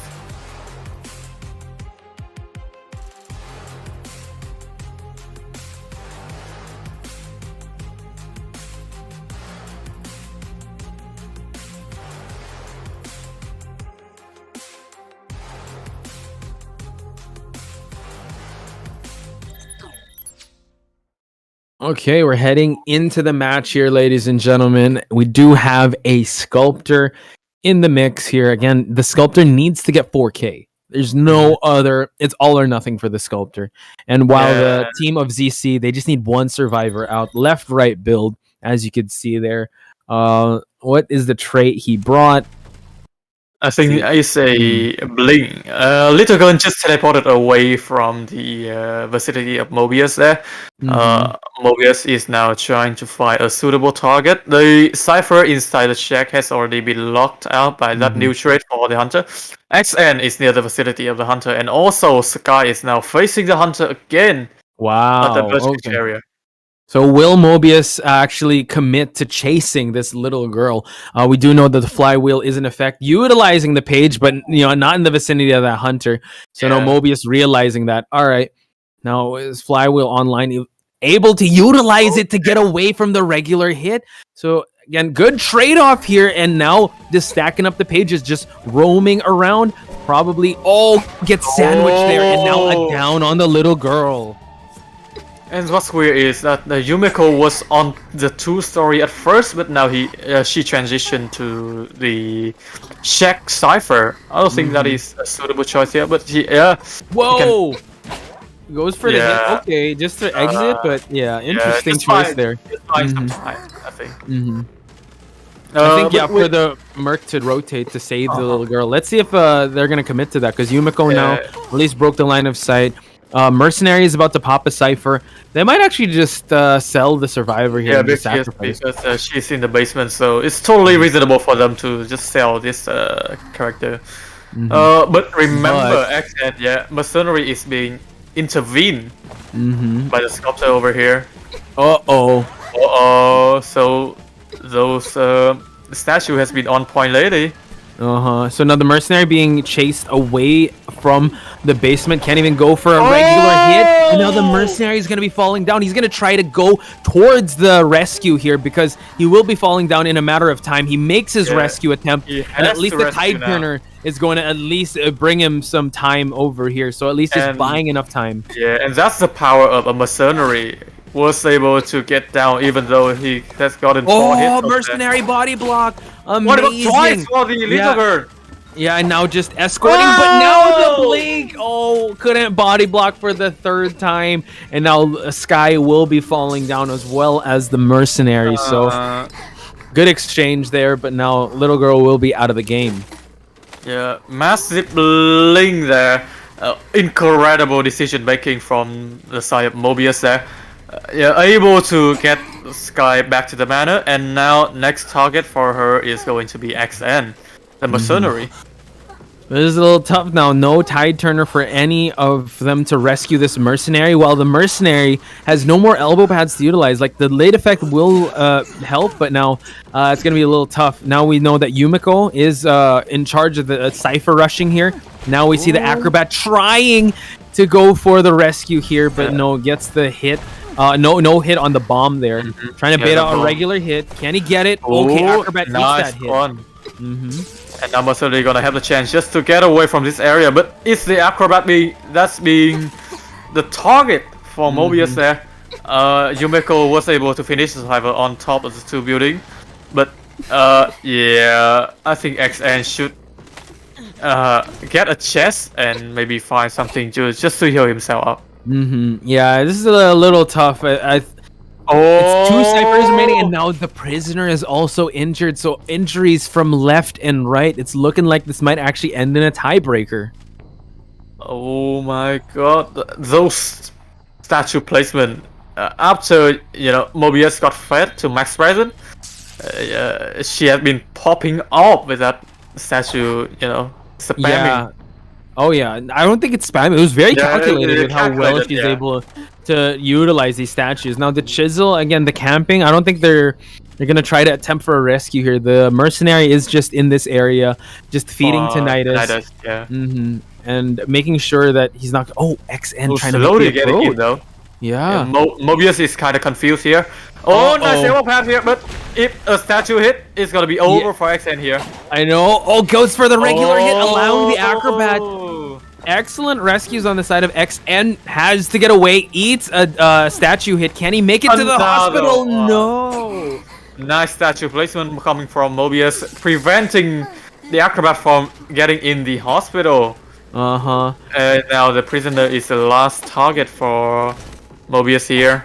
Yeah, now Yumiko is in danger here, because if Yumiko falls before the mercenary gets up, that's a done deal here. Actually, it's only a matter of time. It's looking like Mobius is gonna get this 4K.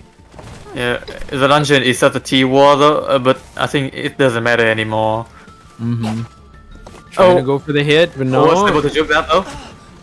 But the statues, and now just switching to Peepers. Needs to know he needs to go chair that mercenary, because he wants to play it kind of conservatively. He wants to get that 4K. Mercenary is self here already, and Mobius gotta just slowly getting nearer to Mercenary here, just to get him down. and just block a few people there to keep him at bay. Yeah, now we see the mercenary and changing levels here, going to the second story. But yeah, peepers and sculptor in the hospital is so dangerous. Now he's trying to put more statues. XN dropping down. Mobius aware of that. A good mind game from Mobius there, and able to catch Mystery off guard. Yeah, he was dropping down, but didn't expect Mobius to be coming down from the stair.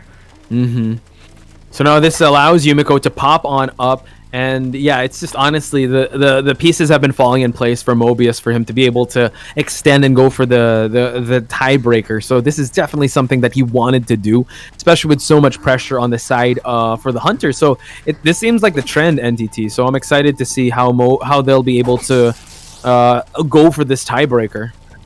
Yeah, excited to see the tiebreaker because that means we're gonna see more ban, more picks, and more diversity in their strategy. Of course, yeah, Prisoner is pretty much dead by now. Yeah, this area doesn't have anything. I know. Prisoner can still kind of heal. Oh wait, oh yeah, Prisoner's dead. Yeah. So Mercenary has already used the self heal. So now it's only a matter of time. We'll have to chair them one by one.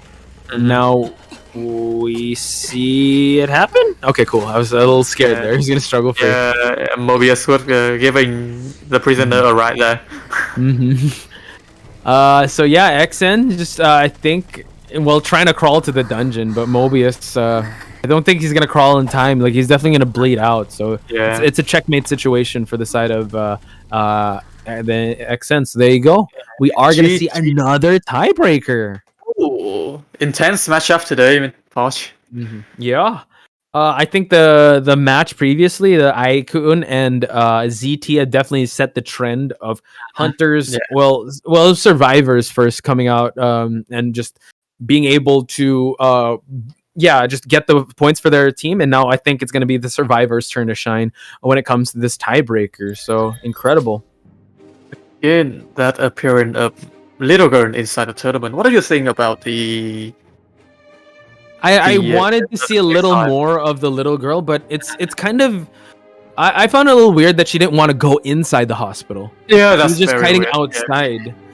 And was she afraid that the pages won't work when you come up on the step? Maybe, but again, you want to break line of sight and at least. And also the mercenary was in the hospital, but at least for me, I think a more productive route would be probably going to the ruins area, so at least the pages can just scatter, right? I mean, she did use that flywheel effect very effectively. She could totally transition inside the hospital over there, or at least towards like the ruins area or the shack area or any other area with like pallets, or just move on away. She did transition to the. She did try to transition to the shack area, but you see, wasn't quite there yet. The statue placement for Mobius was too tough for her to just dodge them all. And they had the right idea, but I think the hunter made them go for the basement rescue, forcing them to utilize the tide turner. So yeah, big ups to Mobius for being able to keep this alive and go for that tiebreaker. So I think we'll be taking a very short break, and after that break we will be heading towards the tiebreaker, the second tiebreaker of IVA, ladies and gentlemen. So yeah, don't go anywhere. More when we return, ladies and gentlemen. There we go.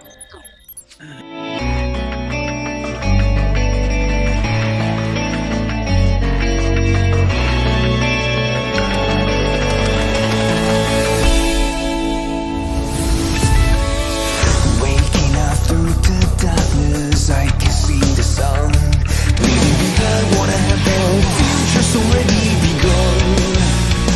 Can somebody save me from the past and take the lead?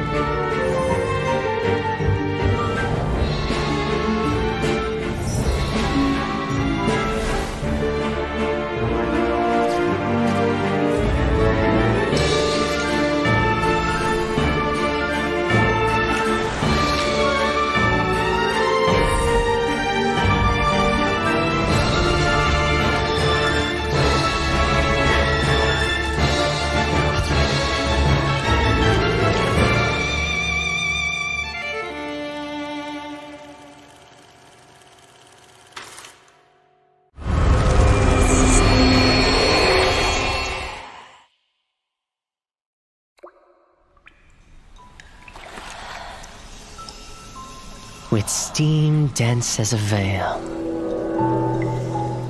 and wine sweet as honey. One can't help but relax at the hot spring.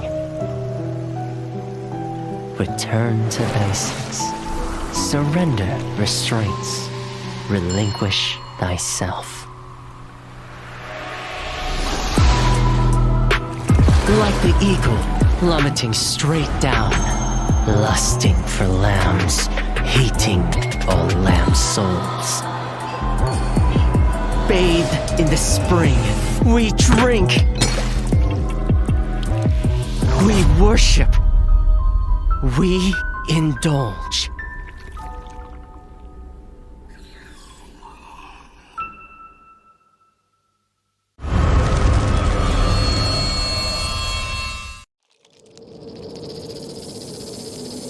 Scales, venom gland, and the vomeronasal organ. Reptiles' delicate biology is engraved with the mysteries of evolution. Researching them feels like listening to hymns of heaven and tracing the steps left by the Creator.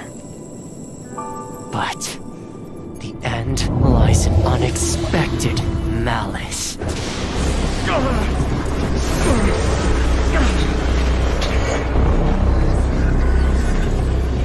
Is this a cruel joke from the Creator? Or the inconvenient truth of evolution?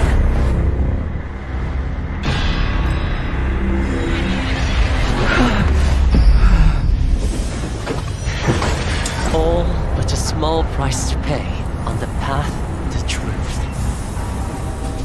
And as the scales shed, I shall step over the last of my boundaries.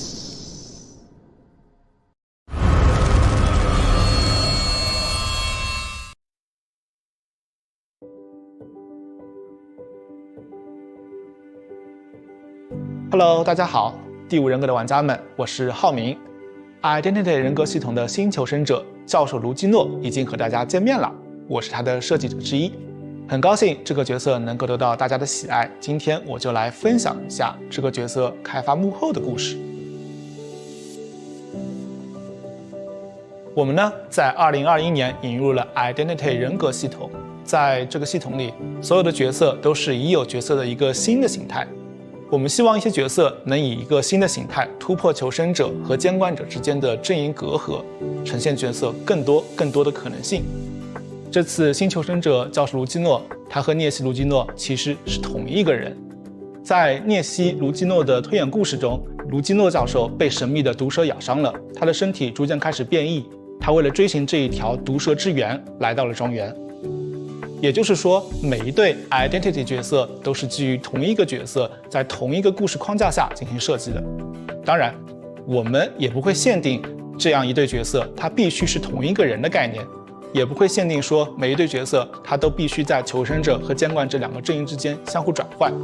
今年我们将再推出一个新的 identity 角色，大家敬请期待。其实我们在选角色的时候是想过，涅西这一个监管者他是非常特别的。在我们的游戏里，他是一个追猎者的形象，他是整个蜥蜴的外表，有着蜥蜴的鳞片、尖爪、尾巴。这时我们就会好奇，如果我们拿监管者这个涅西卢基诺的形象去做一个求生者，那求生者他长怎么样的呢？之前说过，求生者卢基诺是他受邀来访庄园时的形态。因此呢，我们在设计外形的时候需要兼顾教授卢基诺和涅西卢基诺两者的特征。虽然监管者涅西他是有着蜥蜴和人脸混杂的五官，但是我们还是提取了一些他身上独有的五官的立体感。此外呢，在整个教授卢基诺身上还有一些涅西的鳞片，以及手和指甲也会变得更像爪子，让两者有所呼应。最后就诞生出了大家最终看到的教授卢基诺。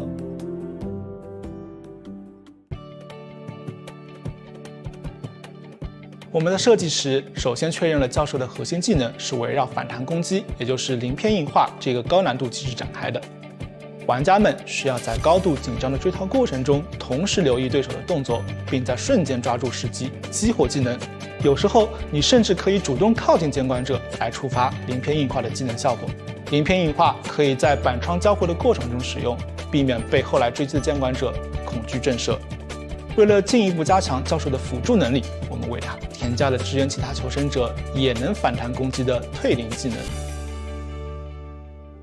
以上就是我今天给大家分享的教授卢基诺开发幕后，希望能帮助玩家们更多了解卢基诺这个角色。感谢大家喜欢我们的 Identity 系统，我们后续也会为大家带来更多精心设计的游戏内容，敬请期待哦！再见。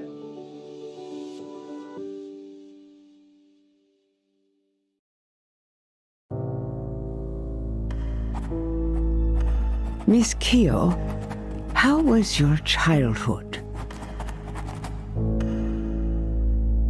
Well, at the dinner table, Father said with a smile, "You sure love playing judge, don't you?" And then they wanted me to pursue my own happiness. Of course, so did my brothers. Your brothers? He was not qualified to represent justice. And I won't allow that to happen. Something happened, I suppose. I did what I had to do.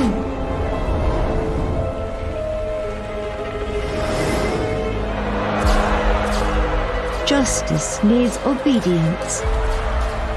Justice needs sacrifice. It ain't over till the fat lady sings.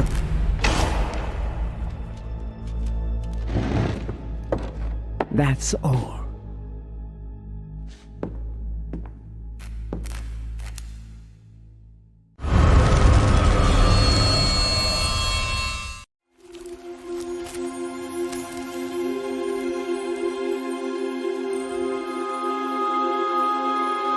Long, long ago, when demons and gods walked amongst humanity, two sisters lived a life of creating fragrances.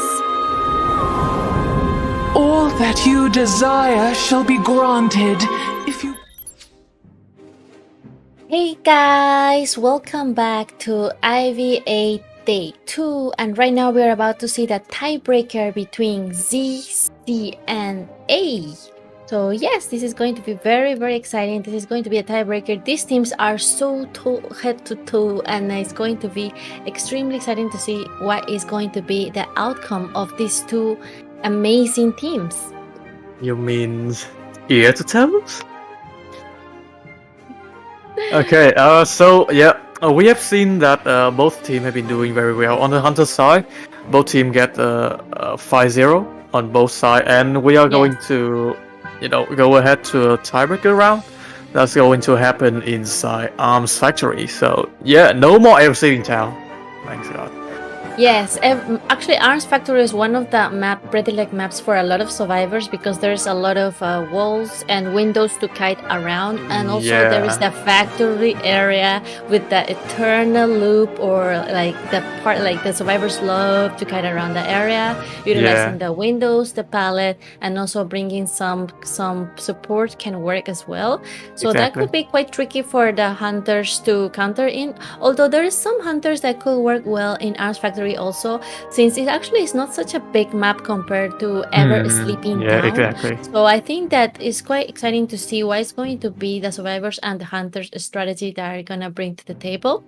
I mean, I have seen, X-Boy, Galatea, Bonbon, even sometime Madam Red or Anne being used inside Arms Factory because of their versatility and their ability to, just prevent the survivor from looping a certain area. That's right, especially Yeah. because when the survivor starts looping around another, it can be a little bit detrimental for the hunter because it affects the confidence. Because this game is not only about like the skills, but sometimes it's also about the confidence and experience of the players. It's the mentality of the players that's going to be affected too. Yes. So And we're about to enter the band's phase. yeah, we might need to take a while, but let's just talk about the map picks. I think picking Arms Factory is a way to shadow ban Pollen. Don't you think? Yeah. A little bit, yeah. I like the word that you use, shadow ban. That is actually quite true because pollen in those type of maps, it can actually, depending on the pollen skill as well, but in general, what we have seen, even the pollen mains might have a little bit trouble kiting along those tight spaces like corners that survivors have even easier way to access. So I think breaking wheel in this map wouldn't work as well as in Ever Sleeping or in other maps. So I think this is going to be very interesting to see what other hunters the teams will bring to the table. Like for example, it could be Anne, like you mentioned before, or maybe a Spider, Bloody Queen, and of course we've seen Dream Witch many times work very well in Arms Factory. Yeah, Dream Witch has been used a lot in tournament, like in COA. Instead of bringing the pollen and risking everything, the Dream Witch proved to be a very safe hunter to pick in very small,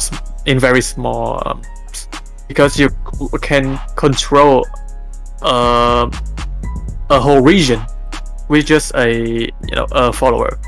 Also about Bloody Queen, actually Bloody Queen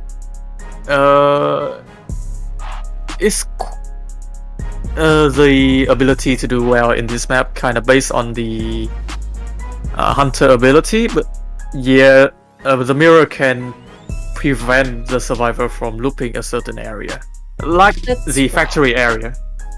That's right. A well-placed mirror can avoid any other kiting ability because it can pass walls, pallets, windows, like it just goes through everything. But it also requires for the mirror to be timed well because, as you know, every skill of the hunter has a cooldown, and the cooldown needs to be well calculated. And of course, the survivors are always managing to try to push those buttons of the hunters, forcing them to use their abilities in the right moment where they feel is the most advantage for. Especially the survivors that we see in tournament, like they have so much training and so much experience mind gaming the hunters. So it really works both ways. It depending like where the spawn is. Like for example, if the survivor spawns all the way in the opposite side of Arms Factory, he will have to find a way to manage to get his body all the way to the best kiting areas in Arms Factory. Yeah, you have to transition constantly. We are seeing the ban from the survivor here. They are banning both Chip Damage Hunter, which is the Bonbon and Galatea. So they are very calculated with this ban over here. Also, for the hunter's side, the hunter decided to ban the Seer and the Forward first off. Right, Eli and William go directly to jail in the first two bans, and then Bonbon and Sculpture have also been chosen by the survivors to not be seen in Arms Factory. And now we see the two first survivors being picked. There is a mercenary and a relentless psychologist that can take 2 hits and Wi-Fi heal. And a surprising ban from the side of Zeven, an entomologist ban. I think this is a respect ban for the side of ZC. He probably did his homework here and knows that someone from the A team is a professional entomologist player that can do a lot of tips and tricks with that character. Yes, indeed. Probably one of the best entomologists of our Asia server coming into play. So they're showing some respect band for entomologists right here from the Hunter Zeven. So so if one of the players play entomologists there, they must feel a bit of proud that their entomologist was so good that it got banned. We are also seeing the acrobat and the cowboy. Wow, that is two incredible picks here, the Acrobat and the Cowboy. Cowboy can really change the whole match. One of the best harassers in the game. We see him recently in COA being utilized together with a Prospector. I think the Cowboy is the type of survivor that together with another teamwork like either Acrobat or Prospector will work really well. And as expected, it's gonna be a Bloody Queen from the side of Z1. Again, this Cowboy pick. As you said in COA, in COA 5, people has been using Cowboy more and more. But most of the map that I see Cowboy being authorized is in Red Church. So it's surprising to see he being here in our factory. We're gonna see how it goes against a Bloody Queen in the hand of ZC's Z1. That's right, because actually Cowboy, when he utilized the skill to lasso from the balloon, then he also relies on the hunters to bring will to bring will to survive, so they can struggle free. Struggle speed will increase. And now, guys, let's get ready to go into Arms Factory with CZ and A. This is going to be a tiebreaker match. Just a heads up. The Psychologist and Cowboy go with the 312 build. So Borrow Time and Flywheel Effect. With the other two, going for a 3-6 build, which is Borrow Time and Ty Turner. We are heading into Arms Factory with Commentator, Entity, and Soy Milk bringing you the action. Let's go. We see the spawn here of Bloody Queen heading right into the middle of the map. He's gonna go directly to see one of the most popular survivor spawns right here in this little ruins area. And the first survivor that's gonna put is actually crouching already, trying to avoid the tinnitus. And Bloody Queen is looking forward to his first prey. And we'll see there's another survivor here just hanging out, trying to not be seen, playing a little bit of hide and seek game. But Bloody Queen has eagle eyes and she already spotted the second prey, but actually she's being a little bit picky. Is fine in the first beginning of the match because she just wants to choose the ideal survivor to hunt. And now she's heading right to the middle. Of course, there's always gonna be someone in this cipher, and she hasn't seen it yet, but let's see whether she's going to head in right in. She's after all the hunter, and they spotted already the Cowboy. Yeah, totally. Z1's spotted out the mercenary there. I think no hunter would want to chase a rescuer first off, especially when the mercenary still have 3 elbow pass to discard here. I think Bloody Queen was able to find out where the Psychologist is. Wasn't able to get a hit there, but I think there's gonna be a hit onto her soon within 5 seconds for the mirror regeneration. Again, another early pallet drop. Yes, and now an unpredicted mirror. An unpredicted mirror, but then Cowboy used the lasso to lasso away to the pallet, and now he's it's actually not the lasso. It's actually not the lasso. He was using flywheel effect. Oh, that was flywheel effect. Amazing flywheel effect. That's so early on in game that it did help him transition away, and now he waited for the mirror to appear to transition immediately to the hut area. The blink is available, but wasn't able to get a hit there. Z1 again. Nice prediction from the Bloody Queen there. Able to get the Cowboy down, and this is going to be the first target for the Bloody Queen. But unfortunate for him, Acrobat has already finished his cipher near where Cowboy is shared. Yeah, actually, the survivors managed to get a good time on the Bloody Queen transition away, and then Acrobat gets the hit, even though he gets the bomb, but they also gets the hit. So now there's gonna be another rescuer coming. It is the mercenary. It is Nagito is going to try to attempt this rescue before half. An early hit from Z1 there, trying to force the rescue to happen. Meanwhile, Psychologist has already blown the whistle for Acrobat, giving him another chance to rescue and kite. Yeah, Cowboy is now being the target for Cowboy. Cowboy what's the doing target an for Zeven? amazing pallet there, but however he does get the last effort hit in, and now he's just going to fall down in this area, trying to stay away as possible from the other survivors and from the ciphers. And now we see that next second rescue most likely probably will be the acrobat, because he's the one who was just right around the vicinity. Mercenary has wanted order. There is still only 2 ciphers remaining. Was able to predict where the acrobat is. Remember, this acrobat also bring himself Titaner. So yeah, we could see another Titaner being optimized here when the acrobat actually coming in for rescue. Also, it's actually a double rescue situation when Menendez also coming in just to buy some time for Cowboy. Oh, that was an insta down after rescue. So unlucky for the Cowboy, and now Nagito forced to use the elbow pad, and then Acrobat gets the hit. So there's 2 survivors injured. Very accurate mirror. Now Psychologist, will she be able to Wi-Fi heal one of the survivors to buy some extra time for decoding the 2 cipher machines left? And with that, Cowboy has gone back to the manor. That is the 3rd chair for him, and yeah, that is a concrete 1 point for the side ZC.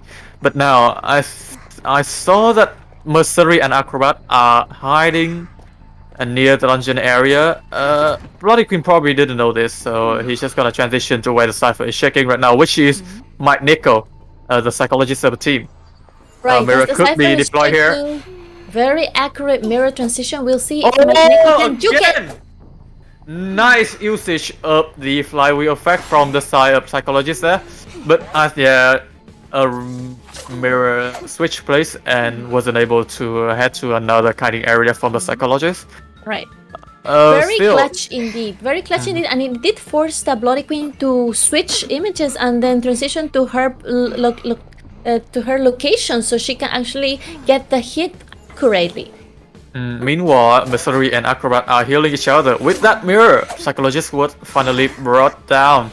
And yeah, this is gonna be the next chair survivor, the next target for Bloody Queen over here. This game is, looking like it's gonna be a draw game from the looks of it. Because Mercenary and Acrobat has healed up, and this cipher is... there's many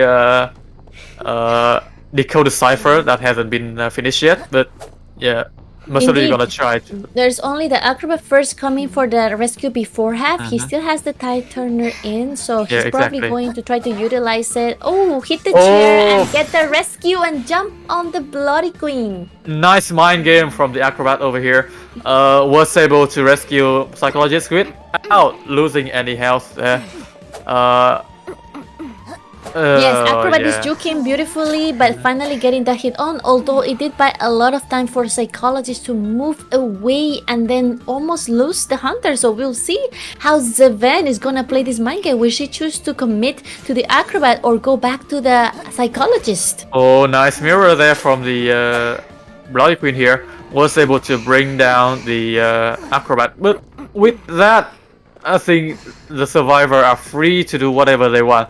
And as we see, Mike Neko is decoding the cipher at the middle. With Menendez just finished the cipher that the Psychologist was decoding before, which is the one in front of the shack.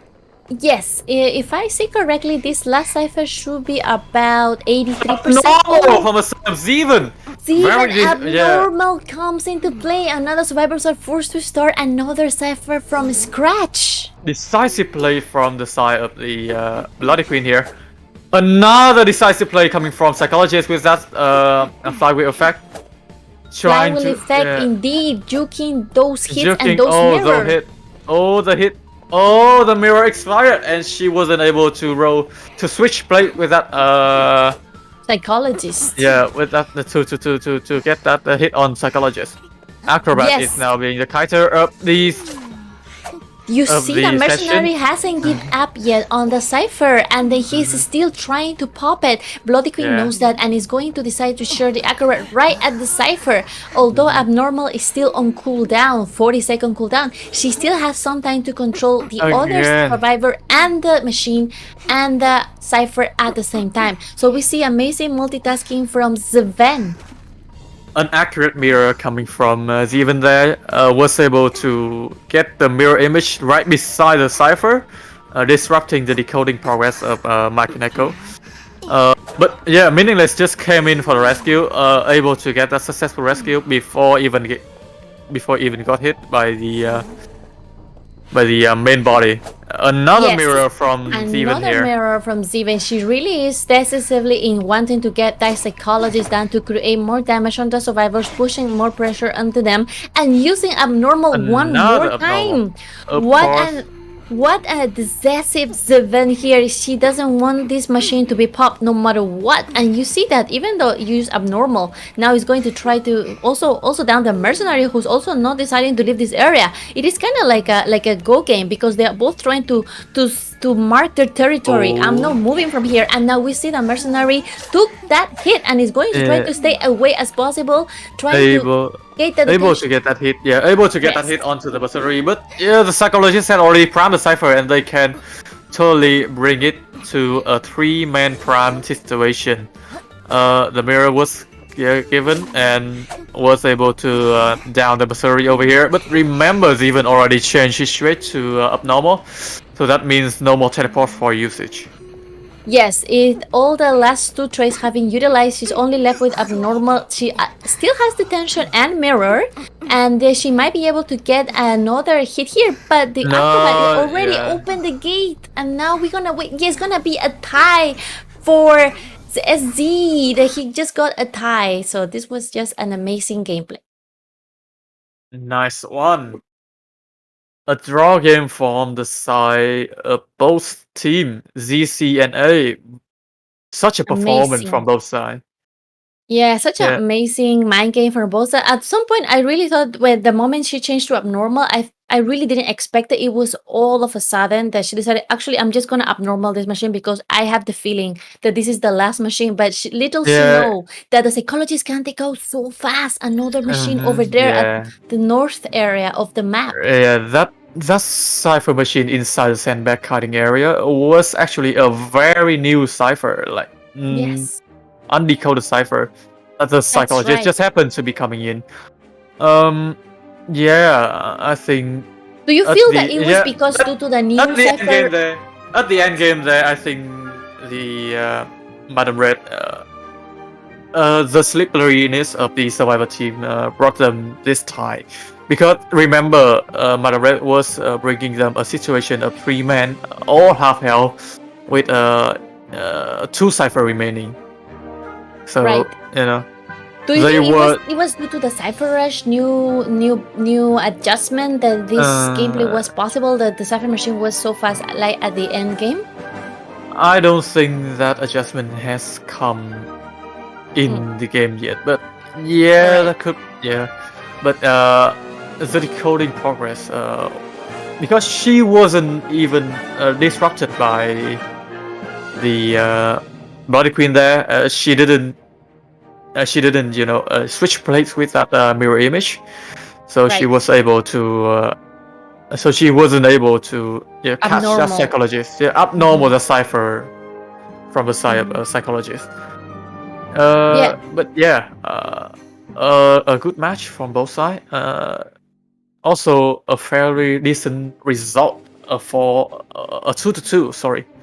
Yes, 2-2. exactly. It just shows how equal are these teams, that actually they are wanting to get only one out of here, but they are getting a tie again. And I think it is very interesting to see, like, they're both using good strategies. They're both focusing on both sides. And I think at the beginning of the match for the Hunter to encounter the Mercenary, it's not the best one that you want to see, especially at the beginning of the match, because it forces you to move away and then try to look for another target. And I think that kind of bought a little bit extra time for the survivors to Cypher Rush. Okay, so we're gonna head into a short break here, just to prepare the next match. We're gonna be back with IVA very soon.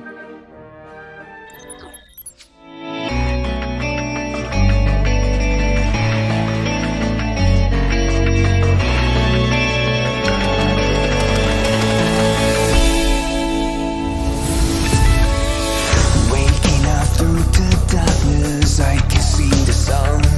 Leaving behind what I have built, future's already begun. Can somebody save me from the past and take the lead? I'm ready to be me, time to stand up and be free. There were times I didn't know what to believe. Now I found a reason to fulfill my destiny. I'll carry on the journey. There were times I didn't know what to look for. Now I found my faith and I won't hesitate no more. The night is gone, I'm no longer torn. A new day has come, I'll be reborn.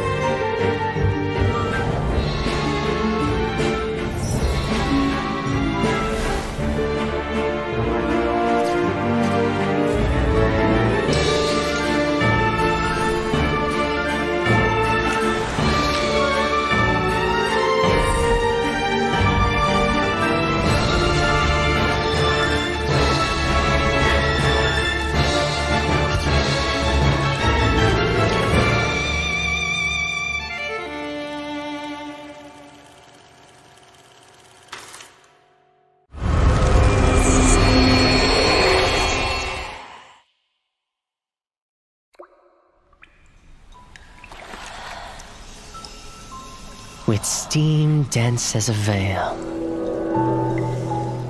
and wine sweet as honey, one can't help but relax at the hot spring. Return to basics. Surrender restraints. Relinquish thyself. Like the eagle plummeting straight down, lusting for lambs, hating all lamb souls. Bathed in the spring, we drink. We worship. We indulge.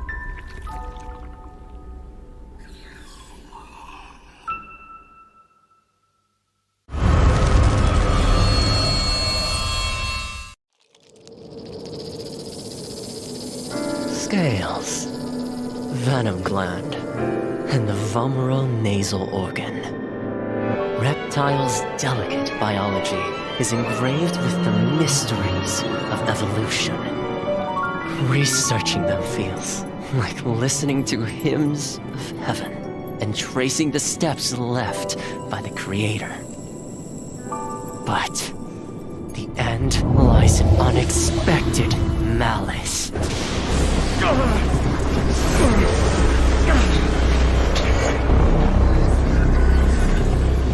Is this a cruel joke from the Creator? Or the inconvenient truth of evolution?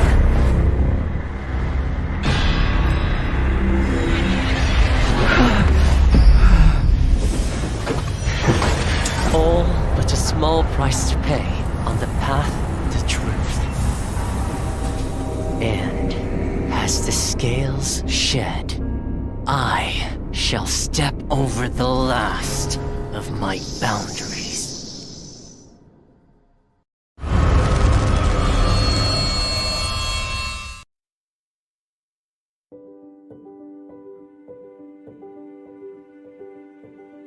Hello， 大家好，第五人格的玩家们，我是浩明。Identity 人格系统的新求生者教授卢基诺已经和大家见面了，我是他的设计者之一。很高兴这个角色能够得到大家的喜爱，今天我就来分享一下这个角色开发幕后的故事。我们呢，在2021年引入了 Identity 人格系统，在这个系统里，所有的角色都是已有角色。Hey guys, welcome to IVA Day 2. Today we're watching the tiebreaker between CZ and A. Team Yeah. A. And from the previous match, we have the Bloody Queen from the side of ZC up against the survivor of Team A, and they managed to get a 2-man escape, which is a tie for both sides. So the result is now 2-2. So basically, they are still equal in point of a total 7. So this second half gonna be the decisive round between the clash of these clans. That's right. We're gonna see what other hunter comes into play because there's gonna be now. Is there gonna be still one ban or 2 bans now? It's gonna be 2 bans. 2 bans. That puts a lot of pressure in the hunter side, especially because we know most of our hunters in our server, they all manage to master many hunters. But at the same time, it is interesting because you can know how to play a hunter, but how about playing it to the maximum level, like to reach like super high? So it is actually very interesting to see how these players can manage to have hunters under their sleeve and then take them out to play into certain map and against certain survivor strategy to counter them. Exactly. We are seeing Mobius on the side of the side of the hunter from the A team here, and as for ZC, it's gonna be 1, right? 1 WCW, Yes, Yumeko, 1 and Sky. Right, 1 in Yumeko, Sky, and W. Oh, look at the bands! Look at the bands! Soy Milk is gonna be a Bloody Queen band, also a Galatea band. Yeah, we see a Bloody Queen, a respect band for a Bloody Queen, and of course a sculpture. So it's very interesting because this map is Arms Factory, and we know that Mobius is also a Breaking Wheel main, Apollo main. So the fact that they banned the other 2 hunters that work quite relatively well in Arms Factory, could it be that the survivors are trying to push the hunter buttons and force him to get a Breaking Wheel? Yeah, as you say, playing Breaking Wheel could be their plan to force the hunter to play. But then, considering the map is Arm Factory, I don't think that is a reasonable option. I'm kind of expecting, because we have seen the Little Girl being picked on the side of ZC in the previous match. We could may well see the return of that Little Girl. Right, I would love to see Little Girl again, and then we see the survivor that has been banned was a seer, mercenary, and acrobat. It's a respect band for acrobat. It is a different band from the other team, and of course also because catering to the different survivors. And we see that Mechanic has brought out to play, and actually even though Mechanic is not particularly the strong in the meta right now, but still we can see that it is quite viable for tournament. And then we also see Harasser, which is forward, and really interesting to see what is going to be the 2 next picks. And then according to that, also Mobius will be able to get the hunter out. Again, the reason why teams keep choosing the Mechanic over other decoder is that with any other decoder you can't decode when you're on the chair. That's the powerful move from the survivor side. Oh, wait a second there. We are seeing 2 decoder over here and 3 decoder lineup from the side of ZC with 1 forward taking the task of the lonesome rescuer. This is a very decisive survivor strategy. They're going all the way for decoding meta. Let's go! Let's go! Oh my god, we see Haster for the first time in our IVA Season 2. We see a Let's go! We have many Haster fans, including myself, as well as you, and there are many other casters also are super big fans of Haster gameplay. It is such a nice and refreshing to see a non-meta hunter coming out to play in tournament. How are your feelings, Hasterman NTT? rejoice! Hasterman rejoice! Let's come back to the match. Let's come back to the match. Okay. All we right. are seeing the survivor side of ZC. Yeah, if I'm seeing it right, it's only XN that's bringing 3-6.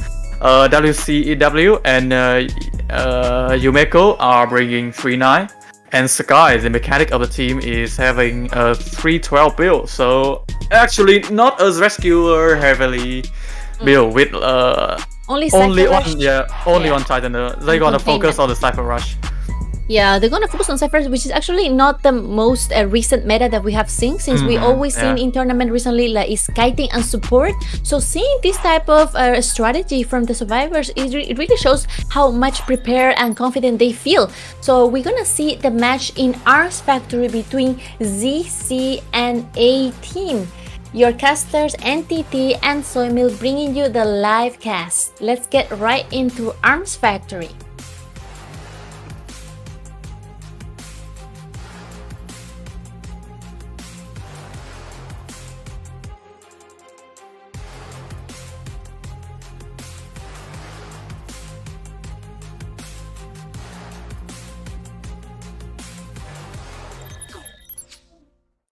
Okay, let's head into the match. We are seeing the Freester spawning right at the no man's land. So yeah, usually there would be two survivors spawning near the gate over here. Yeah, we are seeing the prisoner near the shack, and Yumeko and Sky. They are very near to each other. Ooh, a peeper feaster heading right feaster. He's trying to avoid anyone sneaking around him. He's going to show, and you know the survivors, because of the distance, they don't know yet what is his skill, and now she's gonna use the tentacle ability to locate the first prey. Yeah, a feaster with peeper. I think that is a very, Japanese meta type of feaster. Right. Because, I'm a feaster main myself, so I usually bring a blink with feaster. I'm a more aggressive feaster player. But here, let's see the strategy. That Mobius has placed a very decisive tentacle right at the end of that pallet, forcing the prisoner to vault that, and immediately got the hit onto him. Nice job from the prisoner there. Prisoner taking the golden route directly going to the factory, or no? We decide to loop around here, and then we're gonna see also the ciphers are also being done, being slowly. They are preparing. The forward cipher is already half, and now the prisoner tries to get this done, getting the mini electrocution to the feaster, and now he's going to transition away this area, trying to not go to the place where his teammates are decoding. He's gonna try to clutch this kite in this tight area, but you know the feaster is not the perfect hunter for being tight kite. Just barely missed that. Unlucky for the feaster. But here, the that's when the hitbox kicks in. Feaster hitbox is so long, and he just gets it right now on the prisoner, countering his tight kite, and now he's going to charge him in one of the same machines and going to hit the robot. Stop that cipher rush right now. Yeah, was able to hit that robot there. Yeah, I think it was a mistake on the. I think it was a misstep on the end of the prisoner there.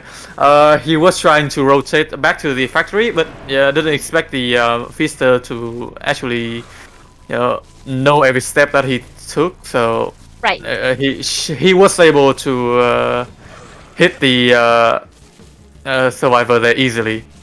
Forward doing the little dance around the tentacle, but still gets hit. That is an amazing control from Mobius, and now there is the rescue getting done. Now the mechanic is about to place another robot around there, trying to avoid, trying to get Nice one! Again, that tentacle multitasking from Mobius is incredible. Just to recap on that moment with that forward earlier on that area, in that area, the feaster was trying to bait the forward into dropping the pallet, therefore dropping that tentacle would certainly hit would certainly hit that forward. because the Right. forward was trying to circle around the base of the tentacle, trying Yeah. to dodge that. They're trying to dodge that, but yeah, Mobius was on the better side, was able to win the mind game at that moment. Mechanic Right. able to find that syringe. Right, and Fister saying like, one step closer and you'll be next because all my tentacles are here and I am king of this area, you know? I have my peepers and tentacles everywhere. We know where you are, and now we're Exactly. gonna try to target Mechanic, which is transitioning away from this small kiting area, trying to avoid the tentacle, and then there's forward also around in the vicinity. Ooh. Maybe preparing for a stun rescue or also just going for harassing. Remember, the Freezer has a 3-6 build, so he could totally change to excitement anytime, anywhere. Oh, but He decides not to just yet, and he takes the stun. It is the basement after all, and he's the Yeah, Fister I with a mean- huge hitbox, so he feels quite Yeah. confident that he doesn't really need excitement just yet. He's not Exactly. letting the survivors manipulate him. He's gonna stand his ground. This is my land, and I'm going to utilize all my skills and tentacles it's to going get to be my. another basement Yeah. carry again. Yes. I think, yeah, unless this stun is successful, XN gonna have a hard time rescuing this mechanic. Yes, because there is peepers uh, still going on, and I yeah. haven't seen him drop a peeper just yet. But with the tentacles on, he just did. Yeah, he's determined to keep using the peepers to have a sight of what the survivors are doing, and also And to slow trying them to go down. for that attack recovery. Huge hitbox, allowing that hit to happen. Again, XN He's not now allowing. one dare to see. come near. You that see, like the area battle again. between Survivor and Hunter, both of them are actually being very stubborn here. We are not giving in just yet. Trying to keep the Feaster at bay, not allowing him to, disrupting Yumiko. The decoding progress. Right. But again, Mechanic was able to find a syringe, but Mobius was Unable on to top get of- the yeah. rescue. Mobius was on top of the game there, and not allowing Sky to self-heal herself, and she is now back to the manor, acquiring 2 points for the side of the Hunter and Survivor. Now XN's got to extend his kite, or I think Mobius gotta slip spot- away. Yeah, or- gotta slip away the Or the sneaky Explorer and is. Explorer, but now you know that in some kind of way Huster can kind of counter Explorer because of tentacles. Yeah, I know. That tentacle can point directly to the Explorer. location of the nearest survivor, and that And counts. even though this Explorer is an amazing survivor playing Explorer, but still Huster tentacles are countering these hiding spots, and now he gets target for the next target, and now he's going to use this window to utilize. However, though. able He to hit just through got the able to hit the huge once again the huge distance that Pastor can buy. switch to patrol there. Trying, I think, considering that forward still has some football left, switching to patroller is reasonable. Actually, yes. You as a hunter might be able to tell me, because I was really not expecting Patroller. Like you said, I was kind of expecting a little bit excitement, but now Patroller is released and is about to determine to bite the forward. We see the forward getting bit on. Yeah, I mean, considering that it's forward with only half health, he's gonna only going to use the ball just for transitioning purposes. But yeah, that was an on-point feast the tentacle, and now the tide has turned with with 5 points for the A team. Mobius making Feasterman proud. 5 points indeed for Team A Mobius. Amazing gameplay of Haster. We'll see soon. You'll see the plushie the entity is holding now like a trophy. Like, this is my this is my time right now. Oh, you see, it's only the Fister MC in today's IVA. It is my MC companion, the Feaster, right here. You can see him right here. Feaster, all the Feaster mains, please stand up and then praise the Feaster mains. Praise! Hallelujah. But yeah, that was an incredible match to see. I wasn't expecting to see the Feaster in the tournament at all. Yeah, actually, not that. I remember we were talking about that at this point, some hunters will be forced to take out some other hunter under their sleeve, and we're talking about other hunters, but we actually mentioned Feaster, but we mentioned as a joking way. We actually don't really see it, and then our hunter Mobius kind of impressed us and left us breathless watching his Feaster gameplay. Yeah, he's making me want to Make him again. join the tournament and play Feaster. Yeah, actually, because the survivors didn't expect it, because you see the survivors are freely choosing what they want to play, and then at the end the hunter gets to choose what will he take out. Yeah, what a the Feaster pick is like a curveball. No one was expecting it at all. I think the survivor side was expecting more of a Dream Witch or some casual hunter, maybe like Spider, Bon Spider, or even Spider. Or even Anne, to say the least. Even Anne, right? Because Anne is also one of the hunters that can be a little bit Cypher-ish. Actually, most hunters right now in this meta is easily Cypher-ish. It's actually reasonable for him to bring the Feaster inside this matchup, because Explorer is a character that has been picked, and when he is he turned to be small. There's no way for the people to find him. So it's a job of the tentacle.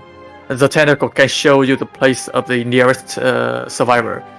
But actually, we still have to praise, because there was like Explorer, Explorer main. He did manage to juke a lot of the tentacles, and he was hiding really well, because even the tentacle was showing the position.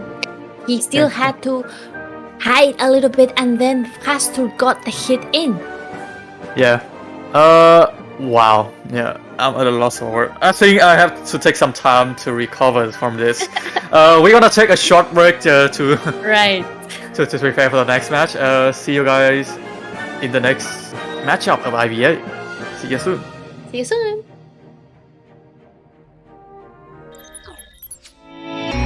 Wow.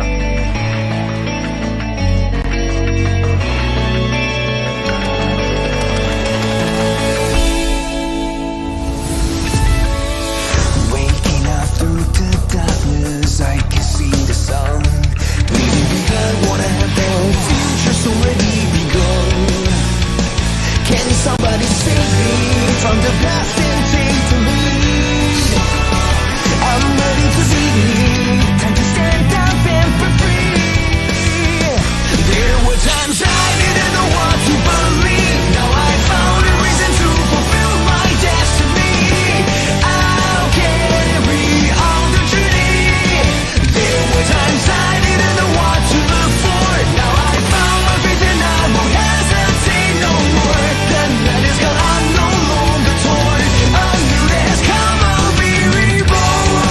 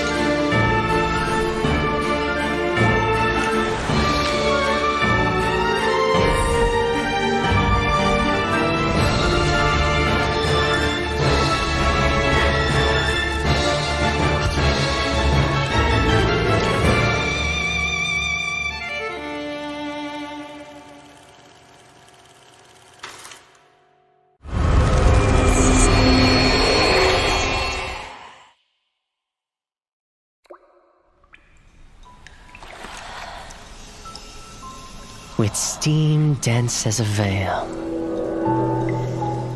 and wine sweet as honey, one can't help but relax at the hot spring. Return to basics, Surrender restraints. Relinquish thyself. Like the eagle, plummeting straight down, lusting for lambs, hating all lamb souls. Bathed in the spring, we drink. We worship. We indulge.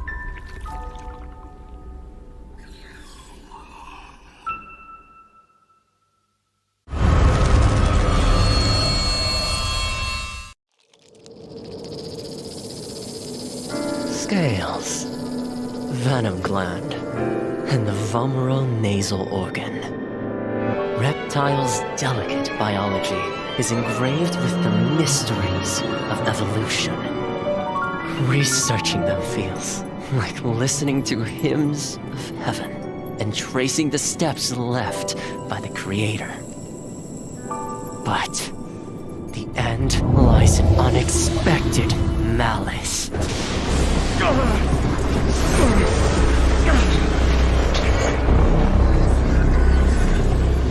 Is this a cruel joke from the Creator? Or the inconvenient truth of evolution?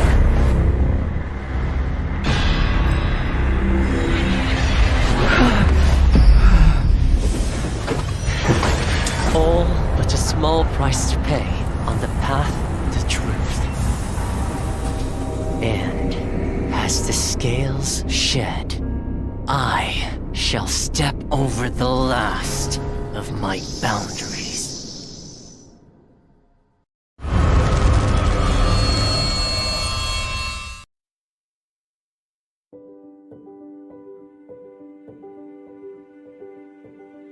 Hello， 大家好，第5人格的玩家们，我是浩明。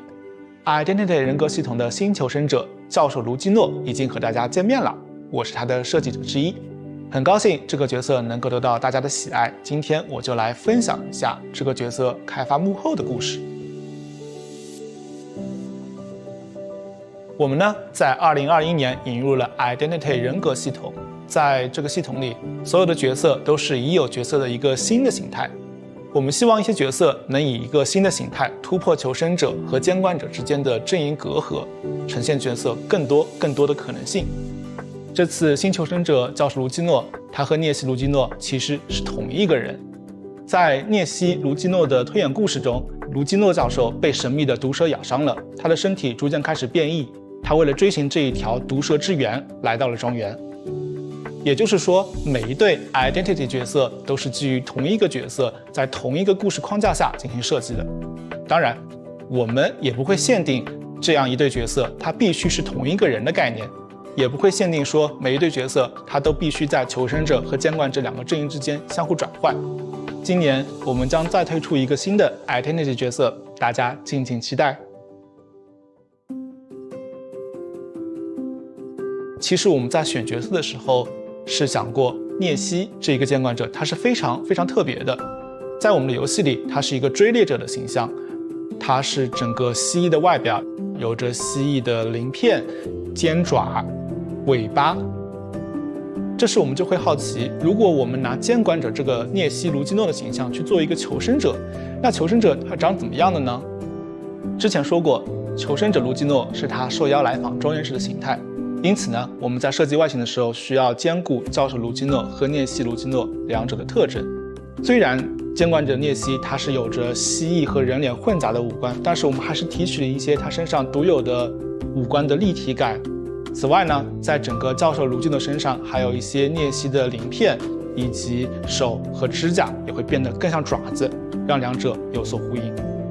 最后就诞生出了大家最终看到的教授卢基诺。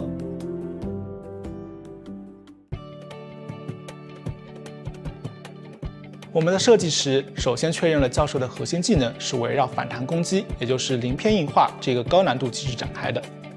玩家们需要在高度紧张的追逃过程中，同时留意对手的动作，并在瞬间抓住时机，激活技能。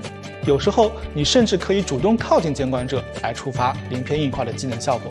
鳞片硬化可以在板窗交互的过程中使用，避免被后来追击的监管者恐惧震慑。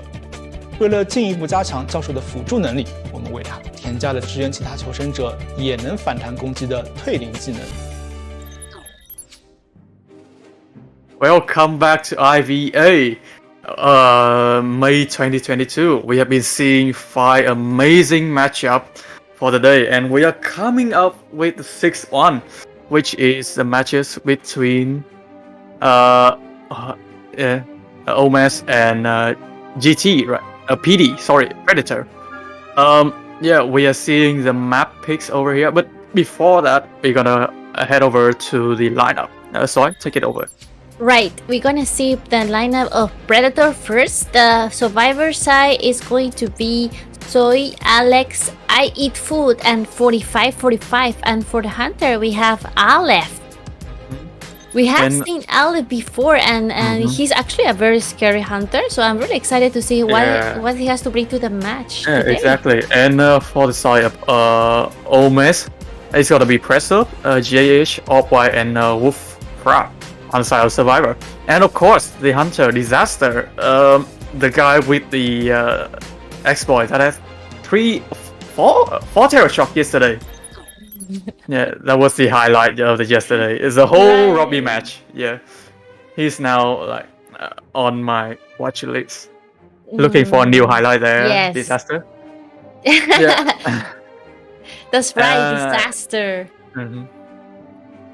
But right now we're gonna head soon into the band phase, and the first one we're going to see is going to be Aleph, the hunter, soon gonna be able to put some band picks. And since the map is different this time, the map we're going to see is Red Church. This is a first time we're gonna see Red Church in today's second day of IVA. So we're gonna see Aleph choosing the first survivor picks. I think one of the most popular picks of today, as for today, has been Seer, Mercenary, and then the third one changes quite often. I would say that it would be Priestess. Priestess has been appearing quite constant. And for the side of the hunter, it is a juggle between one bot and Latia. Yes, we see the first ban for the hunter is Breaking Wheel. Reasonable ban. But considering the map is a red church, there are a few cutting areas that can be detrimental to the opponent. And of course, the Seer ban coming from the side of Aleph. We're gonna see how OmeZ responds to this ban picks phase. That's right. We see that the 2 new survivors for the survivor side will be picked very soon from the OmeZ side. Breslove, JH, Wolf's Fat Crab, and Off-White are the survivors for today. Exactly. With this Seer brand, and considering the map is Wretches, I think they would not pass up on the chance to get that Priestess. And of course, that forward is still the best. I think the best cover, harasser and rescuer combination. I would pick the forward over the Missouri any days. Oh wow! Yeah. And like the survivors read your mind, they just pick forward as well as the first pick. They don't want to take any other risk. Of course, the Priestess. The Priestess comes into play as well. Yeah, the Priestess can be helpful when it comes to the area like the graveyard or the side of the church, because you can totally, with a little bit of practice, you can aim those long portals that can be very helpful to your teams. Yes, indeed. With the second band, what are your thoughts on? Oh, the Missouri band. All right. Yeah, Mercenary band is actually being a very popular band because he could be a very, very OP rescuer, especially at the end of the game. He could manage to probably get a dungeon or get that body block that the survivor needs to just escape. So, of course, Mercenary is going to be one of the most favorite bands from the Hunter, and then we get the survivor team will, I think, since they so far chosen a support and a harasser, they might be able to get a kiter and a decoder. Looking at their team right now, the decoding possibility is very slow. The compatibility on the decoding side is very slow. So yeah, Ada with no decoding debuff could be beneficial to the team. Let's wait for the last character over here. Yes, from the side of bringing out OmeZ. Yeah, bringing Ada out without the coding beer. We just saw in the last match against Bloody Queen Arms Factory, the psychologist was able to clutch that last cipher, even though it's abnormal. So having a survivor with no decoding debuff, it is actually very, very important, especially late game when you really need to rush up those ciphers and the other survivors are unable to do it. Then there comes in someone like psychologist, someone like seer, someone like prisoner. Those type of survivors are the ones that we need to get our ciphers done. Yeah, exactly. And of course, the lovey-dovey double is gonna be Ada and Patient coming in at the Red Church. We only shot of a priest to make the wedding. Yeah, on the side of the hunter. Who were you expecting the hunter to be? Since Aleph is a main breaking wheel, and also I think most of the hunters for this meta are also quite like they all know how to counter this type of kiting meta coming from the survivors. They probably will try to get someone like either Sculpture, Bloody Queen, or maybe a Bonbon. Oh, Bonbon. Yeah, either Bonbon or Galatea would be good because the chip damage hunter would be best to deal against an Ada. Or you could go with a photographer. Since this is our first run and the first half, I'm pretty sure the hunter is gonna try to get as much points as he can. So that's why I think playing a hunter that is to the second strongest, such as Galatea or Bonbon, could be a good idea. Especially in a map that is not as big. It's one of the smallest maps actually, being the church the best area. Red Church is I think the smallest map in the entire game. Yeah, smallest map. The smallest equal to be the most easily controlled. Ooh! Wait a minute there. Oh my god, is this actually going to be the final pick for Aleph? Is he actually gonna settle down? It is locked in. Yeah, it's locked in. It's locked in from the side. Yeah, it's locked in. Ladies and gentlemen, we're gonna see our first wax artist of our IVA group stage finals. Wow. Yeah. Entity is speechless. Entity, you're speechless seeing the wax artist. You're like, whoa. Yeah, this is too early to see him. Yeah. I'm not expecting him at all showing right at round 1. So yeah, Wax Artist. What is your thought? Because this lineup, Wax Artist could totally be detrimental to both forward and patient. So you actually think that Wax Artist could come into counter also forward and patient? Because every time the forward stun the Wax Artist, 25% of the wax gonna be automatically applied to the forward. Right. So, yeah, technically, if the wax artist able to get the latter 75% of that wax onto the forward body, yeah, it could be good for the hunter side. And also, the max presence skill, the hot wax, very hard to dodge for the survivor side, as I have seen. Especially the hot wax being so hot, then the survivors are unable to dodge it, and then when it explodes, then they burst them, and then they get a hit. Yeah, we are seeing 2 Turner from the side of the survivor here, which is the forward and the patient, with the other going with basic 3-9. Yeah, 2 turns means that they're gonna definitely manage to get that rescue done, and then let's head right into Red Church. Let's go. Wax see- Artist is now spawning as a front breakable. Yes, first typical spawn. Priest is already trying to place all the portals forward, trying to kite away, and now Wax Art is going to get the first prey. He managed to find the forward, and then luckily there's a portal ready for him to transition away. And then we see both forward and Priestess being pushed away from the church. Again, as I said earlier, it's the forward being chased here. Forward cannot risk going, stunning this Wax Artist, so he thought to use the boat just to transition to another area. Yes, he's going to try to use, but he hasn't yet used. He's going to use the ball here. He's going to kite this area. 92% already. I think it's gonna be the end for the forward here. Was able to throw the forward and disable that dashing sequence from President over here. Right, Aleph is going all the way into this area knowing that there's a cipher machine because he threw wax at the cipher machine to stop the decoding and luring the survivor away. Whoa, nice blink! Amazing blink from Aleph. Again, the knowledge of wax salted hitbox. An immediate blink over or through the other side and an instant down because forward cannot react to that situation. A 1.5-minute kite from the forward, and now he threw wax to the other cipher machine right at Richard. What amazing accuracy from Aleph here. And now we see psychologists coming in for the all blood rescue and now getting that first hit. But this is a psychologist, he can get one more. And then forward getting a staff in his way to try to escape, and he's Turner in. Yeah, he's down.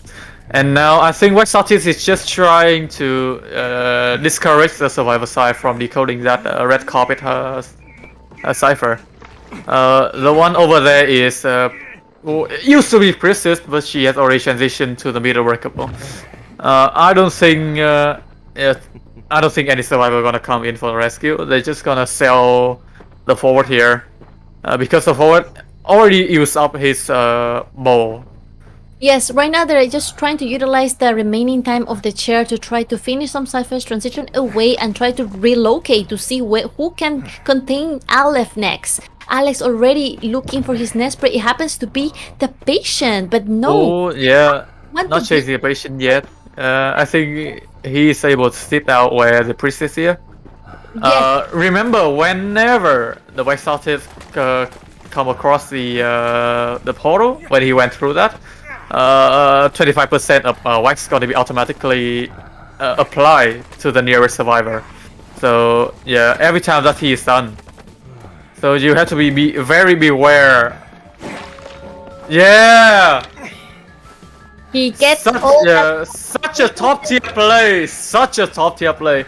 Let me explain. Aleph was using the big wax at the pallet over there, but in the meantime, that blob also block every route that the priestess can go through. 80% of wax was on the priestess, and after that hit, she has nowhere to go other than going straight ahead. Accidentally stepping through that blob of wax and freezing herself. Yes, unable to move. And a priestess that cannot move is a priestess that cannot use the portals, and now going right after priestess offering all the wax to her, making her unable to kite even further, and less effort kicks in.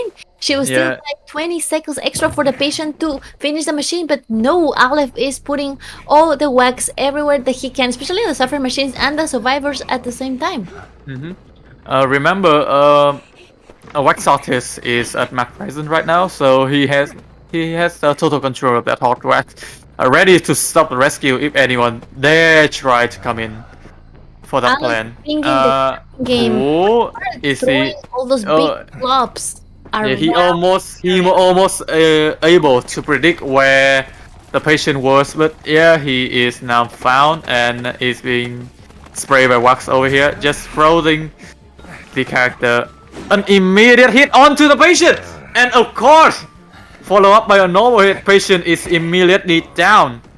Right, wow. The patient even was unable to use the hook at the right moment because of all that wax that came right in for him. So we see Aleph already trying to find a closer chair to camp the best, and now he's going just to look for the next prey. Oh, he's deciding not to chair the patient. That's He wants to go for the 4K, so he's now gonna go look for the psychologist at the kiting area behind the graveyard. I think Opwise just accidentally revealed her own location to the hunter. Hunter knows there's this cipher here almost done, so he's going to. No, because only 2 cipher remaining. So only 2 cipher remaining. That's right. Patient needs to use the self heal soon. Oh, that's patient already heal, self heal. Right. So it's gonna be mind game from now from the side of Aleph. I'm gonna try to down this psychologist here.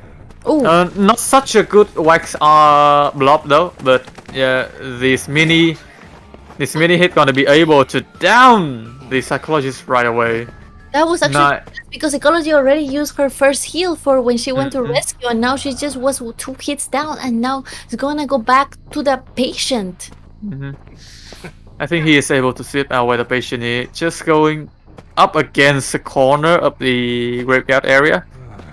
Right, this is just one of the last 2 ciphers that had been advanced quite a bit. This cipher was already up. Now it is up to the patient. How long can he contain until the psychologist already? Oh, that was quick! An immediate blink onto the patient, and there's nothing that the patient can do, even with 2 hooks on the hand. Yeah, this game, unless psychologists somehow found a way to, heal up patient, this game is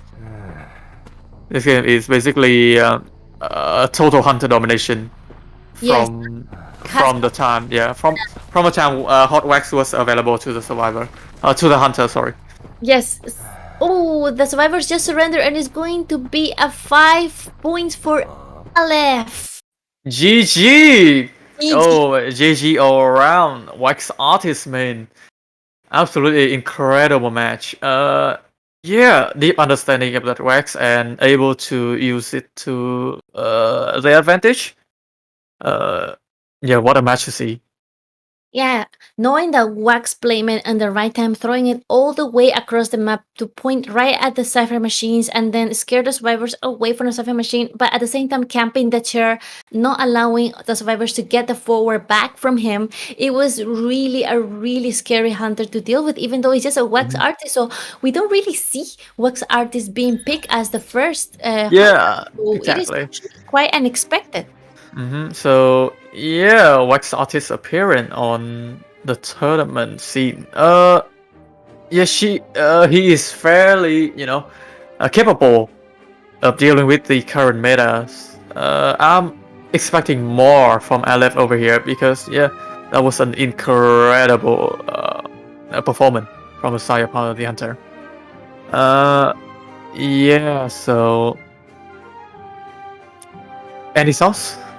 I think that I'm just still impressed the way he could throw the wax onto the cipher completely. Like, he just aims well. It shows how much training and how much practice he had with wax men.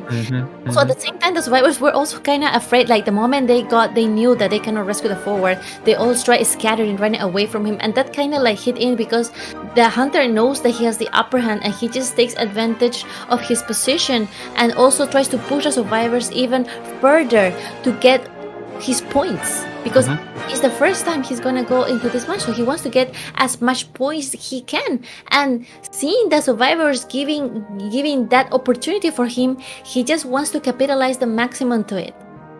Yeah, exactly. I mean, today we have been seeing a lot more diverse in the picks and ban from both sides. I mean, we see the little girl, we see more of a magician, and from the hunter, we were seeing the feaster earlier, and just now the wax artist making an appearance in IVA. So yeah, it's just to show that Southeast Asia is a very diverse region in the character playstyle and their picks, their character of choice. I think we can expect more from others in this tournament. Yeah, especially because when they decide to ban your first main is when you are forced to also like take advantage of your other mains. And then also you need to cater the strategy that the survivors, when you see the survivors come out, like for example we saw before, like they try to go for a decoding meta or try to go for a harasser or containment, then you will apply the hunter that you think is most convenient, also based on. And have you seen wax artists being well in Redshirt? We've seen right now that Redshirt actually is a very viable map for wax artists. So wax artists means like you have to also like, or the ones who want to become wax artists may could take into consideration that Red Church actually is very, very good map because it's so small. Like you said, it's the smallest map. Then it brings a lot of advantage for a hunter like wax artist. Because using the wax you can control most of the near cipher.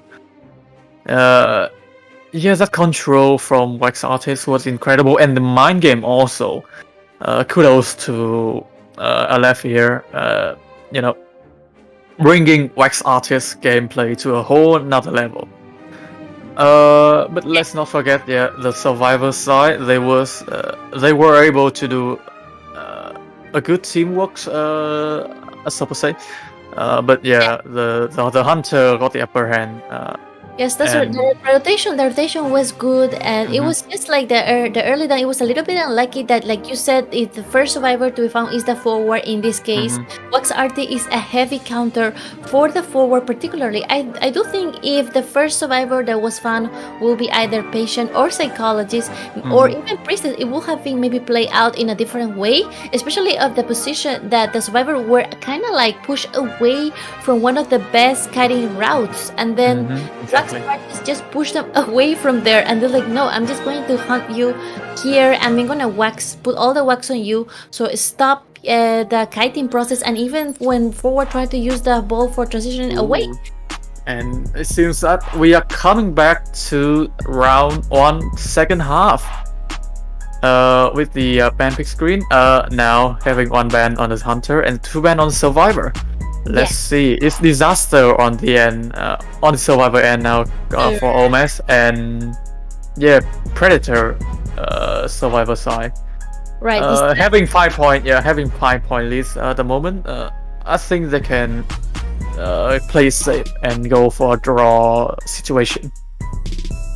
Yes, after having such a good start from the hunter side, the survivors feel a little bit less burden, like a little bit less pressure to get a full. Maybe just be able to just play relaxed, play conservatively, and try to keep the tie at least. And now we see the first survivor that goes into jail is gonna be our priestess, and then the hunter who been banned is Breaking Wheel, because as you all know, disaster Breaking Wheel can be very scary. But top man pick though, we are seeing the mercenary as well as the forward here from a side predator. Are they really going for the top man strat that has been well known in the Chinese community around COA 4 or COA 5 during that time? Right. Like a team full rescuer, that's what I mean. Exactly. Team forward rescuer, it is very important to have a good rescuer, and now mercenary has come into play, bringing all the resilience that he has. Ooh, Embalmer. Oh, so they are really playing for the draw here. Right, because Embalmer can secure it. And talking about draw, the guy that's draw picture is Edgar, the painter. Actually, as a painter main, I have to say every time I see Red Church, I pick painter. Like, I think for main, it is the best map because of all the palette, all the palette, all the tight spot. Yeah, you can just place the painting in front of the palette, and when the hunter go look at it, after it's done, palette's done, extra point. Right, and it also requires a lot of skill for the hunter to dodge that painting, because I have seen top tier hunters dodge that painting somehow. And don't ask me it's a incredible camera rotation, but painter in Red Church, a very interesting pick from the side of predator here. Now, again, 2 rescuer would bring a lot of debuff to the decoding side of the. But we see though the Embalmer can decode very well by himself. That's the problem. And the painter has no decoding debuff as well, so I think these 2 survivors can bring a lot of decoding speed to this match. And the perfect pick for starting an early kite will be probably either the forward or the painter, because painter can accumulate paintings and buy even more time with his kiting. And we see disaster is going to go for Galatia or Sculpture in Red Church. Galatia. Right. Yeah, considering that we are having a forward here, placing sculpture can block the route of the stun of the dash of the forward. So I think it's a very calculated pick on the side of disaster. Also, when you camp as a Galatea, you can also disrupt other ciphers. Oh. Yeah, with that chisel skill. I don't remember the full name of that. But yeah, I'm just gonna call it the chisel skill. Yeah, it is the Jesus skill, actually, like the one you said. And also, one of the thing is that Galatea is actually kind of also a little bit countering the Embalmer, because when he positions his coffin right far away from her, he can easily use that CCTV camera to just look the location of it and then immediately place the status right on it to get those hits. And guys, ladies and gentlemen, we're about to start a match between Predator versus OmeZ with the Red Church and second half of the first round. Let's get right into Red Church. Wow.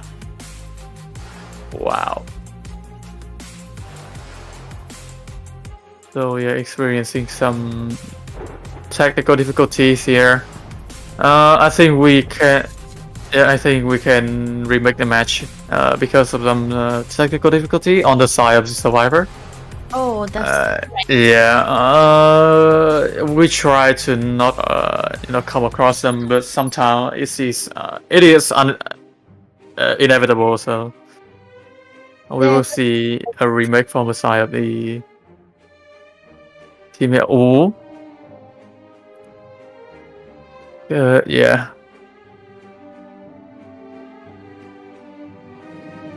Yeah, that's right. Yeah, and yeah. At some point, like, we always are bound to see some little technical difficulties. There's actually, you guys may be aware, there's a huge team of people behind us, and they're also working for this stream to work. And kudos to all the people in chat and everyone that is right there and accompany us to see IVA Day 2. Yeah, welcome everyone to IVA. Yeah, we are just a community tournament to this is like a platform for you guys to express yourself, show your skill, show how Southeast Asia is becoming stronger and stronger in the Identity 5, the professional scene. Yeah, again, a very diverse band and picks from the side of the survivor here. Seeing the painter and the embalmer with 2 rescuer, what do you think about that lineup? I think that when I play painter particularly, I always use rescue Bill because I think he's an amazing rescuer. And I also for rescue. So you basically consider painter to be a proper rescuer. That's right. Painter is one of the best rescuers because he can look at the hunter before the rescue and place the painting right after finishing rescuing. Alright.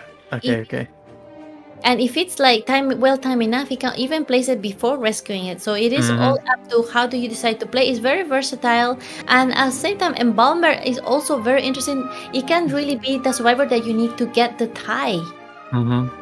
Yeah. As Eli said, as Eli said yesterday, Embalmer always appear a situation where you want to have a draw match. Right. Yeah, so it's reasonable for the side of the survivor to pick that character, but usually the embalmer card is usually picked in maps that have 2-story building. If that makes any sense, like in every sleeping town, there is a corner house and a middle house that has the 2-story. That you can place the coffin there and not worry about the hunter disturbing it or come across it accidentally or anything. Similar to how the hospital is structured or the factory in Leo's Memory and other maps that have 2-story. The same strategy applied there. Yeah, Embalmer is a very situational survivor. He always needs a route to escape after he embalms himself, or another survivor needs to have a route of escape and avoid the hunter teleporting or coming directly to get that second hit on him and down him immediately. So, but the new buff that he got, that he gets the little bubble of protecting him away, and then it is actually quite good, and it actually has served very, very well. And the main thing that is the most important thing that is good about Embalmer, I think, like, it doesn't need to be rescued from chair. He can just decide Exactly. avoid, and they can counter the hunter's camping. Yeah. He is like the biggest counter to camping hunter right now. Bonbon and Anne or Fister, like those camping hunter, are devastated to see the Embalmer first off, because they only have the camping ability without the mobility of others. As soon as the hunter knows that the survivor in chair is gonna be involved, he's gonna move away also and try to get him again no matter what. So trying to manipulate a little bit the hunter moves in here, giving a little bit advantage to the survivors, buying extra time. Yeah, exactly. About others picks, two rescuer. Yeah, they are going for a non-decoder team. Yeah, which the is only ones that can actually decode a little bit more will be only the Embalmer if he doesn't get found. And then he can always Cypher a little bit because he has no decoding debuff particularly. And he can sneak around to try to get the image of the hunter, and then sneak that painting and do that and prepare the painting from when the moment that you really, really need it. Like, you need the support, when you need the rescue done, Painter can place the painting right there, and it's all up to the hunter's skill to try to avoid that painting. Yeah, again, with Edgar, you are not worried about rescuing past half or anything, because that special skill of not being worried about late rescue, 51% rescue, whatever. Yeah, you can rescue early, you can rescue at whatever time you want, according to that's your strategy. That's why capturing Edgar first off isn't as ideal as people think. Especially if they decide to do the rescue early and then he gets sit on chair again from the beginning. He was rescued. He doesn't go all the way half. It's over 70% or 70 seconds of chair time, which is a lot. Yeah, which is like almost a cipher done at that point. Yes, he gets to appreciate the beauty of the hunter for a longer time. That's actually one of his most appreciated abilities, and a very, very interesting characteristic of Painter that can buy so much time, because the hunter feels forced to camp him and cannot leave the chair, and then other survivors can finally decode and happily decode and finish more ciphers. Exactly. We are just waiting for the other team to resolve the difficulty. In the meantime, I think the map picks for today has been more diverse than yesterday. Right, I think so. We're seeing more different map picks that are coming into play, forcing also the survivors and the hunters both also get advantage, the most of the advantage they can get from that. Like, for example, Red Church, you try to find survivors that can kite long in those exactly cases. We still Aleph just choose the wax artist. Like I said earlier, map picks could also be a way to shadow ban a character that you don't want to face. Like in Arms Factory, you would rarely see a priestess roaming around. That's right. Yeah. So the map is like shadow banning that priestess right away. I think we are heading into the man picks. We already picked. Sorry. We are heading into the games again. It's gonna be a remix because of the technical difficulty that we faced earlier. All the character traits got to be the same, and all the character picks is going to be also the same. Right. I want to say thank you all for the ones that are watching our stream either on YouTube or Facebook. We are very happy to bring you live casting, NTT, and soy milk. We are heading in again. Let's just talk about the build that they are bringing. We are seeing the mercenary and the fort with Titaner. Yeah, so we see 3 Titaners in total, isn't it? No, only 2 because Edgar here actually bring 312, so flywheel effect for Edgar over here. Oh wait, oh he actually changed to 39, so basic left right build, similar to Embalmers. Yeah. So 2 rescuer, 2 kiter. Yes. Basically. Yes, it is actually the perfect lineup because there's 2 survivors get their job to kite and contain the hunter as long as possible, while the other ones are decoding. And then when the moment of rescue get done, then one of them can transition away and the other one can come to fix the machine back. So we about to see a coordination of the survivor side of OmeZ. Oh, we are seeing the Galatea spawning at the front breakable. I think this is the same spawn point as the Southeast the previous round, right? Right. The same spawn for Disaster, and he's heading right into the first survivor. Who's gonna be? The first one is apparently going to be. Yeah, it's 4545. Subas. Suwu, right?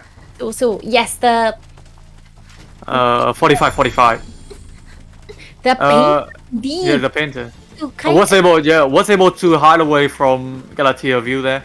He got the heartbeat, but then he decides not to show his face to the hunter, and now Mercenary is going to try to take the attention, trying to not utilize all those elbow pads. However, though, he just already used one though. Away. Oh, was able to dodge that though. And Yes. another one, nice usage from the Mercenary here. Was not, still got a hit there, but yeah, distance is still set for the Mercenary. Oh, nice juke from I Eat Fruit here. Right, Galatea going for the next hit. However, the Mercenary is juking in an amazing way, trying to get as far as possible from the Cypher machines. And now we see someone trying to see the hunter from behind. Is it the Embalmer? Yes, he was trying to actually look at the Mercenary, but Yeah. I'm not quite sure he did. And now Mercenary is going to. Yeah, I think he did saw that Mercenary image. Nice statue coming from Disaster there, and also coming on with another hit. Oh, excitement from the side of Galatea. Yeah, but not using it right away. Right, Galatea brought excitement to the table. However, though, was not able to touch that stun, and now Mercenary gets a little bit more time away. Ooh, max present for Disaster here. Cookie has to be beware. Oh, Galatea. Oh. Nice harassment. Yeah, nice harassment. I mean, it's because he's the Mercenary. After all, Mercenary is one of the survivors with most endurance, and now he's gonna have to transition away, trying to buy some extra time for forward to come in for the support. Yeah, meanwhile, the painter Su had finished the cipher at the shack and had moved on to the backbreakable cipher. Able to get a chip hit onto forward there. Right. I think with max present it's gonna be way easier for Galatea to get that chip onto. Trying to use these 3 to avoid the stun. Wasn't a stun on the Mercenary there. Cookie just a little bit short of a potential rescue. We see the forward has placed into a coffin already. He got a coffin for himself. He's not afraid of his rescue. He's going to go and play in a stun rescue, and then immediately get that Mercenary out of the chair. Now the Mercenary is gonna have no more elbow pads, but still he's gonna just to transition away from this area, buying some extra time for his team to decode. Immediate rescue from the side of Pakuki here. But yeah, he was also sniped out by Disaster. Well-placed statue. We are actually seeing a regeneration of forward here, so the coffin will be used on the side of Survivor. Forward gets a second chance to live, and we see already the painter approximating. Does he have a painting on hand for Disaster? We'll see how this painter gets this rescue done, because it is Mercenary after all. He can buy a lot of time in chair, and we see 2 Cypher machines being looked by the CCTV. Painter is painting a painting for Disaster right before the rescue. Will he able to finish it? He's going to try to avoid all this. Ooh, that's really close. I think he finished it. Excitement from Messiah! Oh, Galatea, he was trying to bait for that terror shock, but yeah, Painter was the brighter one. Wow! It is going to be a double down for the survivor side, and now the painter dies right next to the chair, and we see the forward and the embalmer will be able, and the survivor machine was popped. Perfect pop. Ooh, perfect pop from the side of survivor. Yeah, Edgar was given a second chance on this map. Now transitioning to the graveyard area, disaster right behind. Oh, wasn't able to dodge that painting over there. Yes, no more excitement available, and that's going to try to kite. Painter is going to try to kite away from the gates, trying to buy more time for the survivors to open the 2 gates, while he can maybe manage to get nice dodge from the side of Painter here, but yeah, wasn't able to dodge the second one. He has a speed boost after all, so he's gonna be a little bit juicy target for Disaster, because Disaster really wants to get the tie. He needs to get the tie for his team at this point. So now we see Painter transitioning fast away from this graveyard area, trying to get that dungeon escape because both teammates are out. So he's he's using He's using the statue as elevator. Oh, escalator going to the dungeon, and that is a 3-man out for the side of the survivor. Incredible. Amazing escape from the Painter from OmeZ. Congratulations, you guys got a 3-man escape. You guys deserve a round of applause. Absolutely astounding gameplay from the side of Predator Survivor. Yeah, their teamwork was on point. I think the problem is that Disaster actually going for that forward, going for that Mercenary first up, with Mercenary having a long chair time, and you know, his ability to take, because the delay health effect and the 3 elbow pad at first, making Disaster have a hard time on, you know, capturing him onto the chair. And the time and the time that he spent on that, meaning that the survivor side has a lot of time to decode. Exactly. Also because Sculpture didn't want it to change target at that point. He wasn't to find Painter, even though he was hiding there, and then he just had no choice but to go for the Mercenary, because otherwise survivors will buy even more time for the decoding cipher, and hunters feel a lot of pressure in this type of small map where the ciphers are also closer together, and then it was a very, very hard match for Predator. Yeah, and let's not forget about that forward support at the graveyard area. Yeah, 3 stun, right? 3-4 stun, rescuing that Mercenary. That ball to the maximum extent, harassing the hunter relentlessly, and then not giving up. Even though after he got that normal hit and was revived, he still manages to get that all the time for his team to get all the cipher machines done. And then the Painter rescue. We have to highlight the Painter rescue with that. Yeah, the Painter rescue. The Painter has, you know, the better mindset here over there, because I think the Painter were expecting the Galatea to turn on excitement right at that time. The Galatea, the Sculptor was trying to Terror Shock Edgar over there.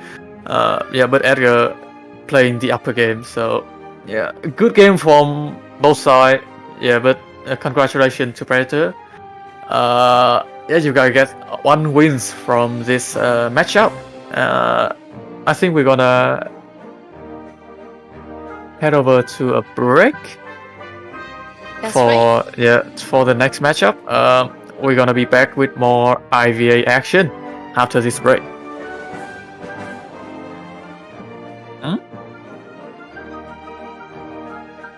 Really? Oh, got break only until ZC just now. ZC.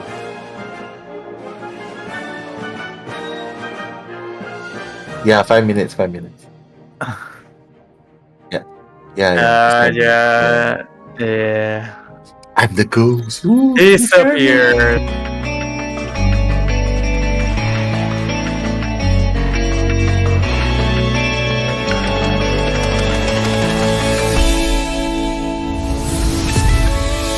Waking up through the darkness, I can see the sun.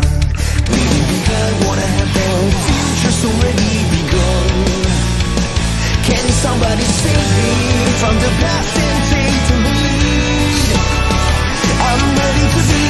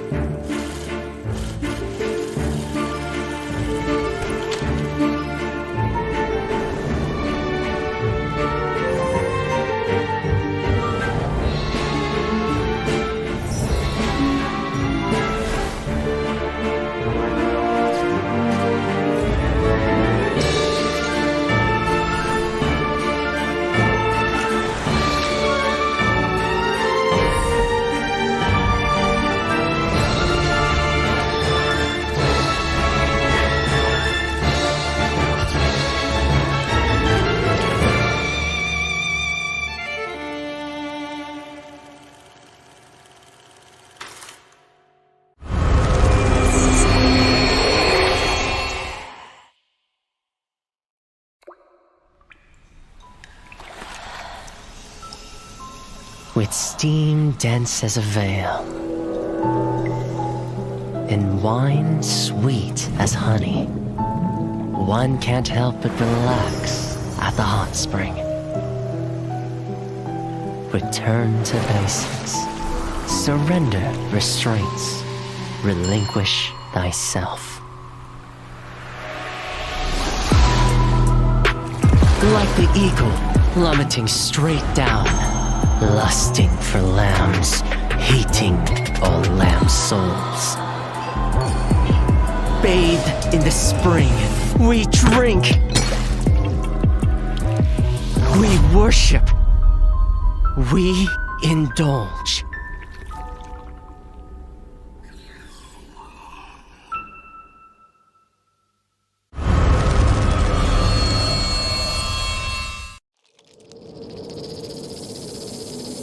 Scales, venom gland, and the vomeronasal organ. Reptiles' delicate biology is engraved with the mysteries of evolution. Researching them feels like listening to hymns of heaven and tracing the steps left by the Creator. But the end lies in unexpected malice.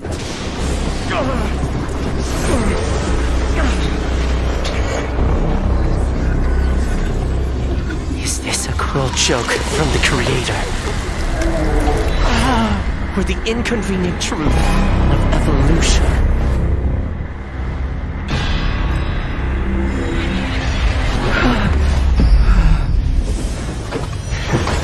All but a small price to pay on the path to truth.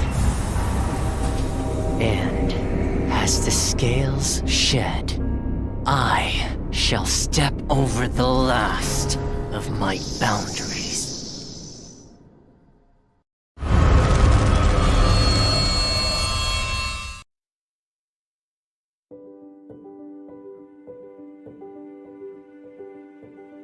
Hello， 大家好，第5人格的玩家们，我是浩明。Identity 人格系统的新求生者教授卢基诺已经和大家见面了，我是他的设计者之一。很高兴这个角色能够得到大家的喜爱，今天我就来分享一下这个角色开发幕后的故事。我们呢，在2021年引入了 Identity 人格系统，在这个系统里，所有的角色都是已有角色的一个新的形态。我们希望一些角色能以一个新的形态突破求生者和监管者之间的阵营隔阂，呈现角色更多的可能性。这次新求生者教授卢基诺，他和涅西卢基诺其实是同一个人。在涅西卢基诺的推演故事中，卢基诺教授被神秘的毒蛇咬伤了，他的身体逐渐开始变异。他为了追寻这一条毒蛇之源，来到了庄园。也就是说，每一对 identity 角色都是基于同一个角色，在同一个故事框架下进行设计的。当然，我们也不会限定这样一对角色它必须是同一个人的概念，也不会限定说每一对角色它都必须在求生者和监管者两个阵营之间相互转换。今年我们将再推出一个新的 identity 角色，大家敬请期待。其实我们在选角色的时候是想过，涅西这一个监管者他是非常特别的。在我们的游戏里，他是一个追猎者的形象，他是整个蜥蜴的外表，有着蜥蜴的鳞片、尖爪、尾巴。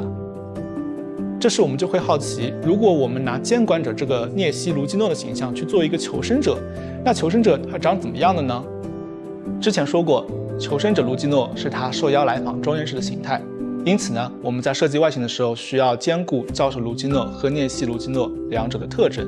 虽然监管者涅西他是有着蜥蜴和人脸混杂的五官，但是我们还是提取了一些他身上独有的五官的立体感。此外呢，在整个教授卢基诺身上还有一些涅西的鳞片，以及手和指甲也会变得更像爪子，让两者有所呼应。最后就诞生出了大家最终看到的教授卢基诺。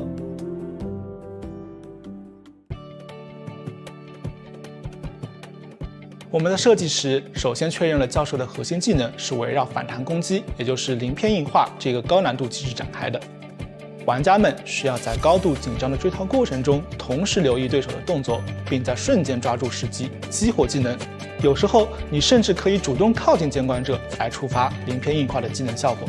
鳞片硬化可以在板窗交互的过程中使用，避免被后来追击的监管者恐惧震慑。为了进一步加强教授的辅助能力，我们为他添加了支援其他求生者也能反弹攻击的退灵技能。以上就是我今天给大家分享的教授卢基诺开发幕后，希望能帮助玩家们更多了解卢基诺这个角色。感谢大家喜欢我们的 Identity 系统，我们后续也会为大家带来更多精心设计的游戏内容，敬请期待哦！再见。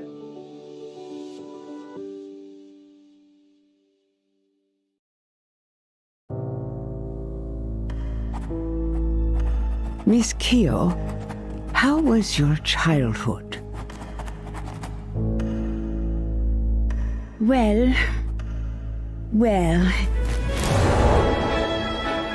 at the dinner table, Father said with a smile, "You sure love playing judge, don't you?"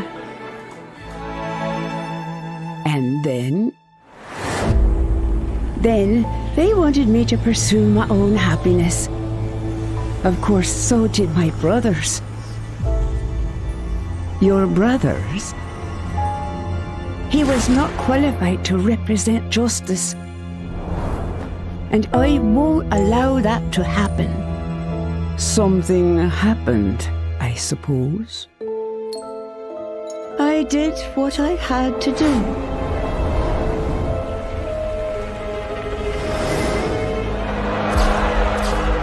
Justice needs obedience. Justice needs sacrifice. It ain't over till the fat lady sings.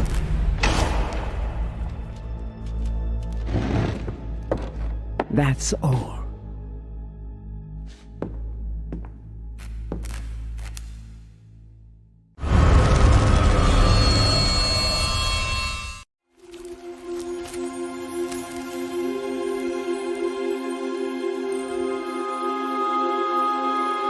Long, long ago, when demons and gods walked amongst humanity, two sisters lived a life of creating fragrances.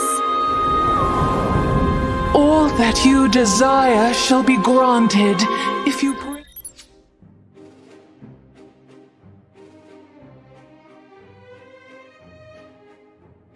Hey guys, welcome to IVA Day 2 of the group stage. We are here with Entity, and Soy Milk.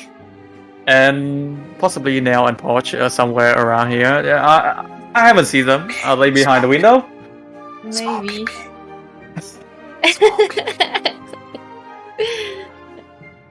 This guy. Oh. So yeah, we're gonna see our next group is going to be... Is it going to be... It's going to be have fun going against Team Scout. Yeah. Have fun. The other half of GH has been proving themselves to be a force to be reckoned with.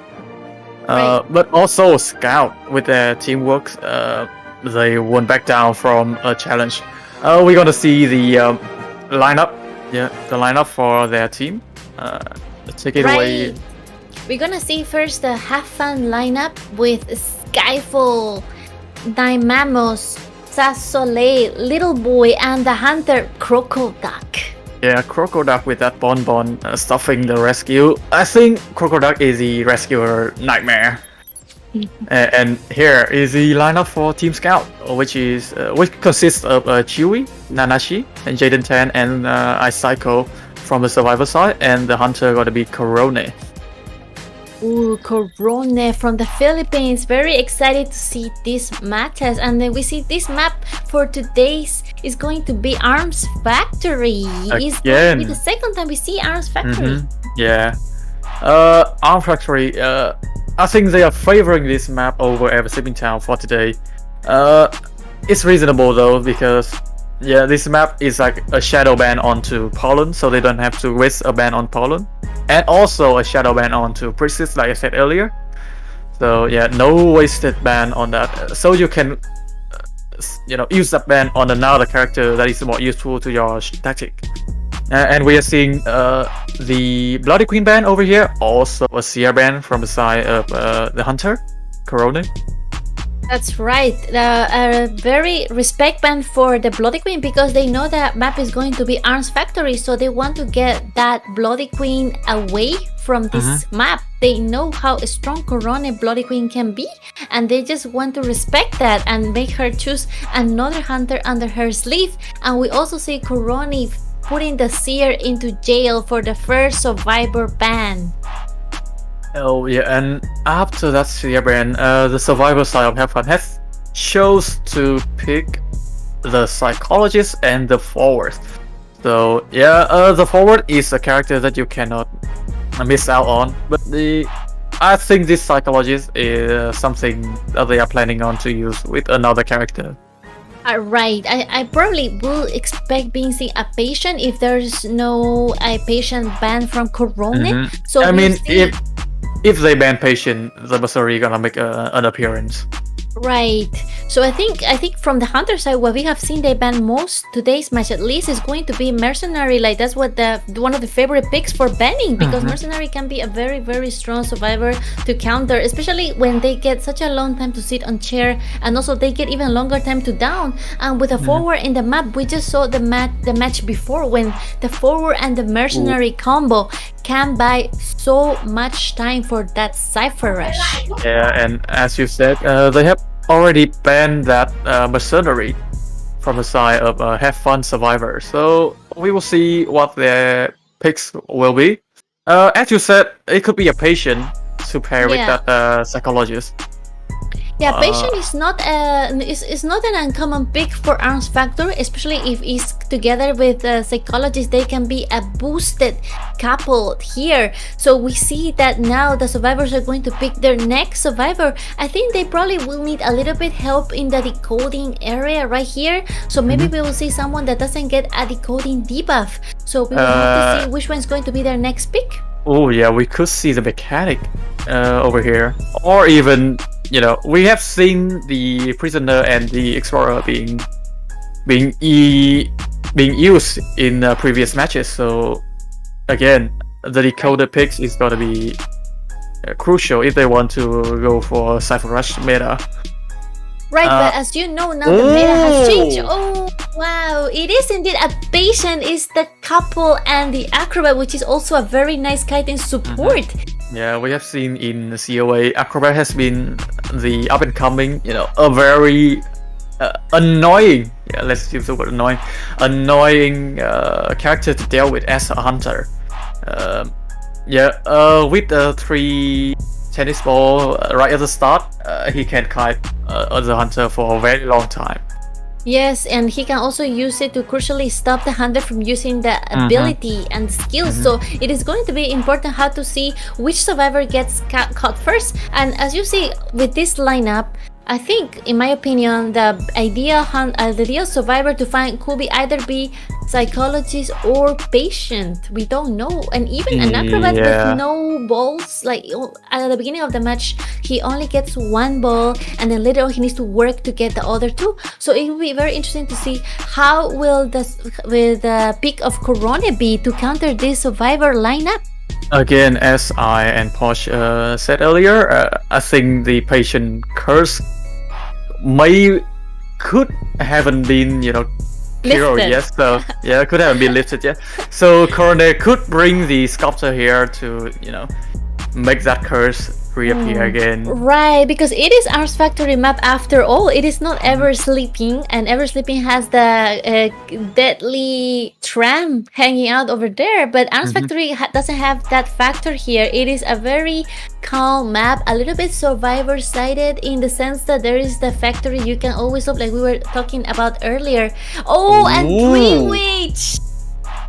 Yeah, actually, not a surprise for me. Yeah, since Corona. you know, have fun actually picks that psychologist to counter that Dreamwitch. But yeah. So what you're saying is that good have fun already knew that there might be a Dreamwitch coming from Corona side, so they did the homework on Corona. Yeah. I think they know that Corona is a very Dreamwitch player. Yeah, but I think that's why they don't pick the mercenary. Right. They go for the forward instead right away. And you see, they pick the psychologist right at the start, so they know that They know what they're aiming for. That's right. There's a very strategic move from this experienced survivor team.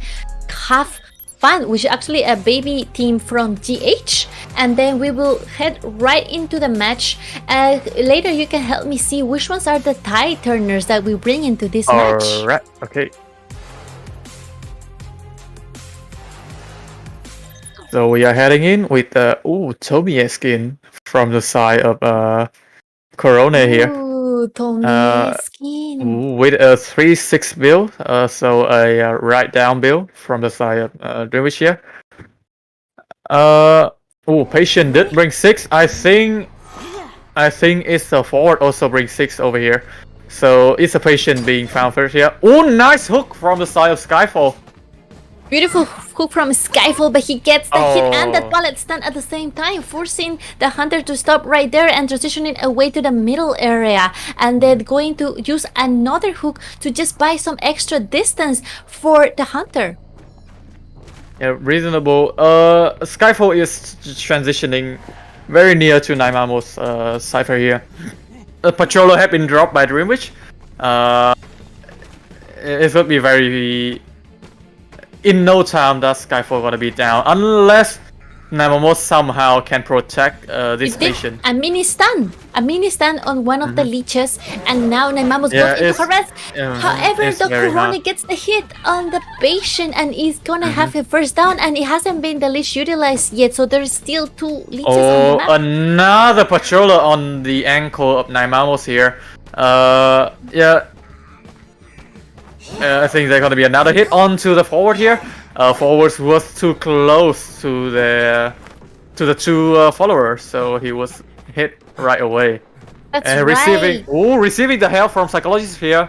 Immediately using that teamwork communication to get the forward up to optimum health to try to approach the chair. Will it be an early rescue? Oh, it seems that Naimamos is transitioning away from the chair, trying to buy some extra time. We don't want to do a too fast chair rescue, but we see him already buying some extra time, doing that, going for the small rescue. Chair hit from the side of the hunter though. I think it's a misstep from the hunter side, and Naimamos had pulled up a perfect rescue on the patient. Switch to blink over on Corona. Last effort hit in, and patient is forced to kite even longer and away, using this last effort 20 seconds to buy some extra time for the teams to cipher rush. And now Dreamwitch is going to use the leech. The Dreamwitch is doing an amazing job using the main body and not using the patient leech to get that hit on. So there's 2 leeches still remaining on the map. Yeah. And Skyfall is on the chair for the second time. Naimamos being cornered by both the spawn follower and his leech. I think they're gonna sell the patient here. No one has the capability of rescuing the patient anymore. And that's right. And the problem is patient don't have any stuff to use. So rescuing him would be, a waste of resources. A waste of resources, yeah. Now Psychology is gonna go for the hit, but see, utilize the flywheel effect. Beautiful flywheel effect from the Psychologist, avoiding that hit. Acrobat is now decoding a cipher, almost to full here, 90%. We're gonna come down to 2 cipher remaining anytime soon. Here, gonna be 2 cipher remaining. Dreamwitch using the blink to send that message to the forward. and then Forward getting the second hit. Now there's only going to be 2 ciphers remaining. Forward taking the kite, taking the main body away from the ciphers, while the Dreamwitch is using all those blinks to get even closer distance to the survivor. Oh, that charge attack somehow find a way to connect to Little Boy's body. Yeah, that middle cipher is as good as gone because remember, Corona is using Dreamwitch, which is a hunter that has a very big map presence. She can control the map everywhere. Again, Little Boy is now being the target. Right, and we see Acrobat already working in one of his cipher machine. He is very far away from the 2 injured survivors, so he can also buy some extra distance from the hunter. And we see Psychologist taking this kite. She using the dash from the pallet to try to buy as much time as possible, and now trying to stay away from the leeches. Ooh, Forward has found himself a syringe. Now gonna heal himself up, while Cecily decoding the cipher inside the sandbag area. Yes, there's still 2 ciphers remaining that need to be popped soon. Now Psychologist will go to the chair for the first time, and now we see the Dreamwitch utilizing his amazing skill for map containment and then closing the gaps in here, breaking all those pallets. Nothing gets in the way of Corona.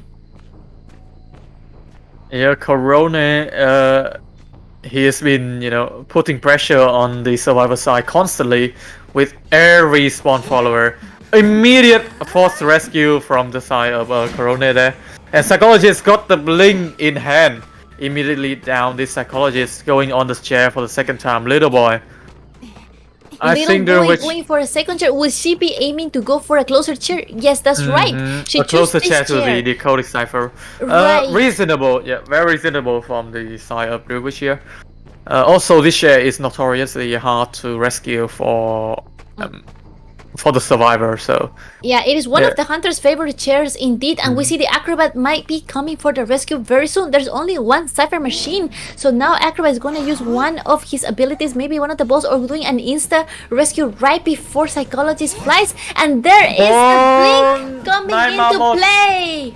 Nine Mamos got a surprise blink! And he is down right now. He is too focused on decoding that middle cipher that he didn't focus on the Dreamwitch follower that... Luckily though, it is the first time of 9 Mamos on chair, so that buys a little bit extra time. So now it is very important for Psychologists to buy some extra time, and now 2 survivors are going to remain near this cipher. They don't want to leave it because it's the cipher that is almost done. However though, the Acrobat feels harassed away from the cipher machine, and now Corona putting all the map pressure. Nice one. Beautiful bomb utilized to jump away from the leech, not getting that hit on the survivor, and now Forward feels forced to juke, but that hit connect. I think this is the last chair Forward. Correct me if I'm wrong. But yeah. I think he still got one more chair. I think so. Okay. So it's the Little Boy's final chair. Sorry. Right. Yeah. Psychologist cipher over at the front. Psychologist is spending a little bit time trying to remove that leech, and now Forward will get a second time in chair, and we'll see the Acrobat trying to buy some extra time, and then Psychologist will get target using the blink to down Psychologist, and now Acrobat is going to have to go to the rescue all by himself. Little Boy wasn't able to transition to no man's land, so. Yeah, there's nothing for him to, nothing for Little Boy to use there, and being down is inevitable. That's right. Two small follower is over here, camping this chair, and also the cipher. The last cipher indeed, and now they're Corona transitioning away, trying to also get the hang of the Psychologist, because already has a leash on her. She stands up very quick. She must have sticker. She stands up quite quickly, use the self-healing, and now going as far as possible from the middle cipher. Yeah, Psychologist is now being chased on the side of the Dreamwitch here. Meanwhile, Acrobat and Forward are de-leeching themselves. Yes, the leeching in this time of the game, it is crucial because they really need to get that map presence off their shoulders. Namamos, that was quite risky there. Very risky indeed, forcing Dreamwitch to get another leech on the forward and now getting a second down on the Acrobat. That was a very risky gameplay from the survivors. They wanted all or nothing. Yeah, the only possibility of them actually having the chance to get one out this match is to be priming that middle cipher. And of course, the middle cipher has been guarded heavily by Corone in the hand of Corone had all the leeches there trying to camp very well, and now the Acrobat stand up. However, he just got hit, and now he already used the self-heal, and now the next target will be Little Boy Psychologist. Yeah. Moving to the factory here, used to be the best cutting area for the survivor, but without the pallet, the hunter can easily cover the distance that you made. It is going to be a 4-man kill for Corone. GG to Corone. Absolutely incredible. Absolutely incredible Dreamwitch play over on the side of Corone. Very scary indeed gameplay from Corone. Oh, it's actually a B tier Dreamwitch. So yeah, that's reasonable. Why the Dreamwitch was so calculative on the, on every move, like every placement of the follower, every blink. It's just so on point. Right, Corone didn't miss even one blink on that map, and she managed to push the survivors to their limits, because actually also the survivors were also a little bit kind of like stubborn at the time that they wanted to just get that cipher done. However, the Corone really didn't give them the chance, and she capitalized on knowing what the survivors wanted. Yeah, they would insist on decoding that middle cipher, and I think that what cost them the game. 3 people at half health, only 2 is at the cipher, and the other one is being chased by 2 other followers. That's right. Yeah, if one of the two characters that has been rushing the cipher at the middle went down, it's gonna be an automatically lose for the survivor team, and as we can see, they wasn't able to even prime the cipher. Right, at this point we saw the cipher rush, especially at the end of the game when they wanted to take the most advantage from that location of the cipher. Corone noticed immediately and put all the resources on that cipher. And remember, he didn't even need to use abnormal to camp the cipher. He was changing from patrol to blink, and yeah, with that blink he was able to sneak in some surprise attack onto the survivor side. Yes, and all those blinks that he gave, especially the surprise blink that surprised the forward and also down him, it was like from behind. It was literally like stabbed from behind, like. Yeah, just blink swoop. It's gonna hit every time. Yeah, after that exciting match, we're gonna move on to the break. Only it's a short break just for the team to prepare for the next match. We're gonna be back soon. Don't go anywhere. Yes.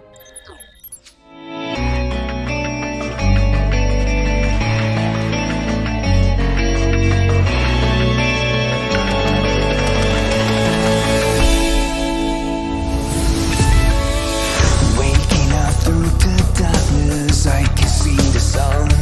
Leaving behind what I have built, future's already begun. Can somebody save me from the past and take the lead?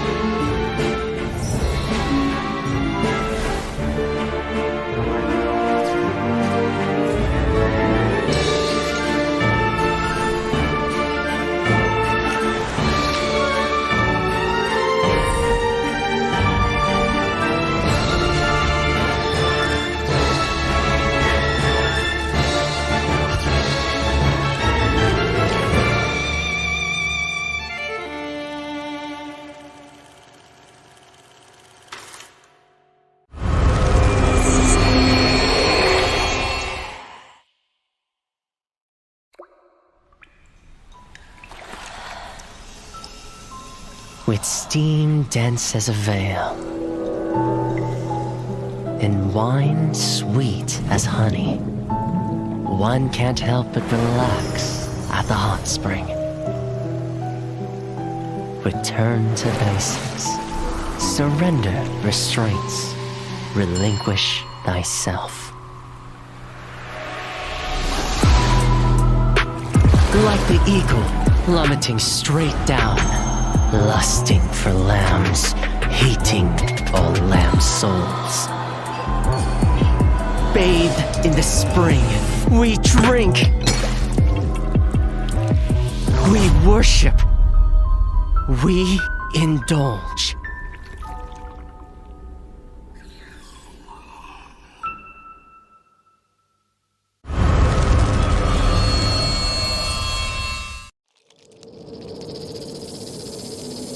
Scales, venom gland, and the vomeral nasal organ.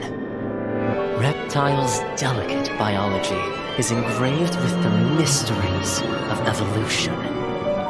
Researching them feels like listening to hymns of heaven and tracing the steps left by the Creator.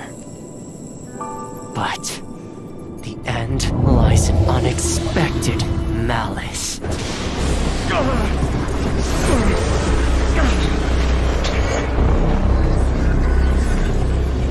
Is this a cruel joke from the Creator? Or the inconvenient truth of evolution?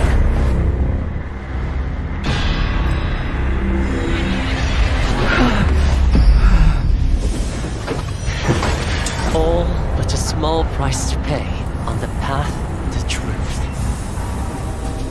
And as the scales shed, I shall step over the last of my boundaries.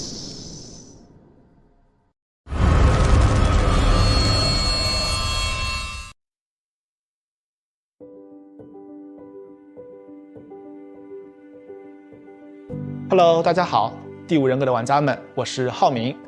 Identity 人格系统的新求生者教授卢基诺已经和大家见面了，我是他的设计者之一，很高兴这个角色能够得到大家的喜爱。今天我就来分享一下这个角色开发幕后的故事。我们呢，在2021年引入了 Identity 人格系统，在这个系统里。Alright, welcome back to IVA May 2020. In the previous match, we did something wrong big time. Let's just say that. We were following a team data that the script had, and it's replaced a Dory name as Corone. So we were referring to the hunter as Corone.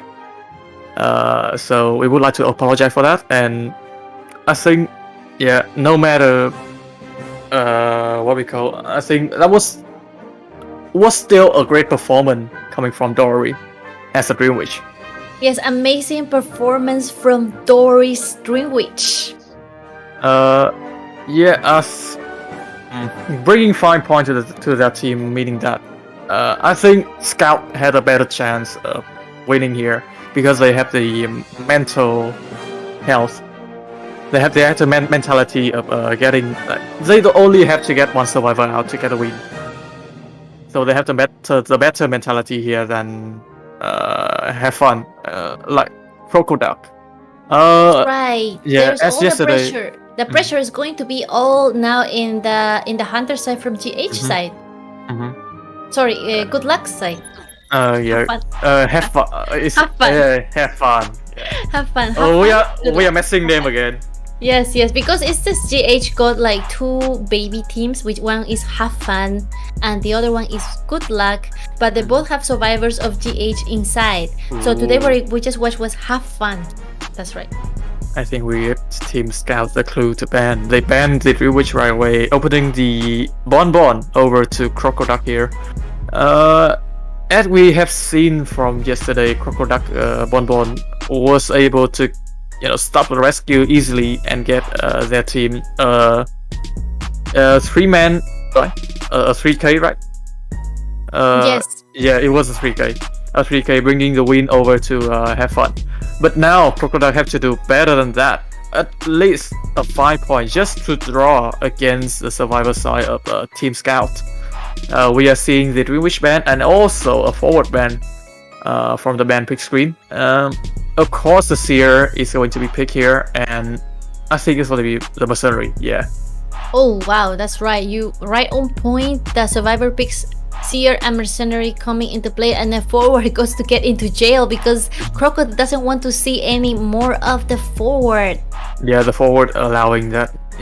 Yeah, you can instant stun the hunter and rescue the survivor on the chair. So Crocodile didn't want that. He would want the time to camp the chair, because that's when the Crocodile can extend his skill as a bonbon.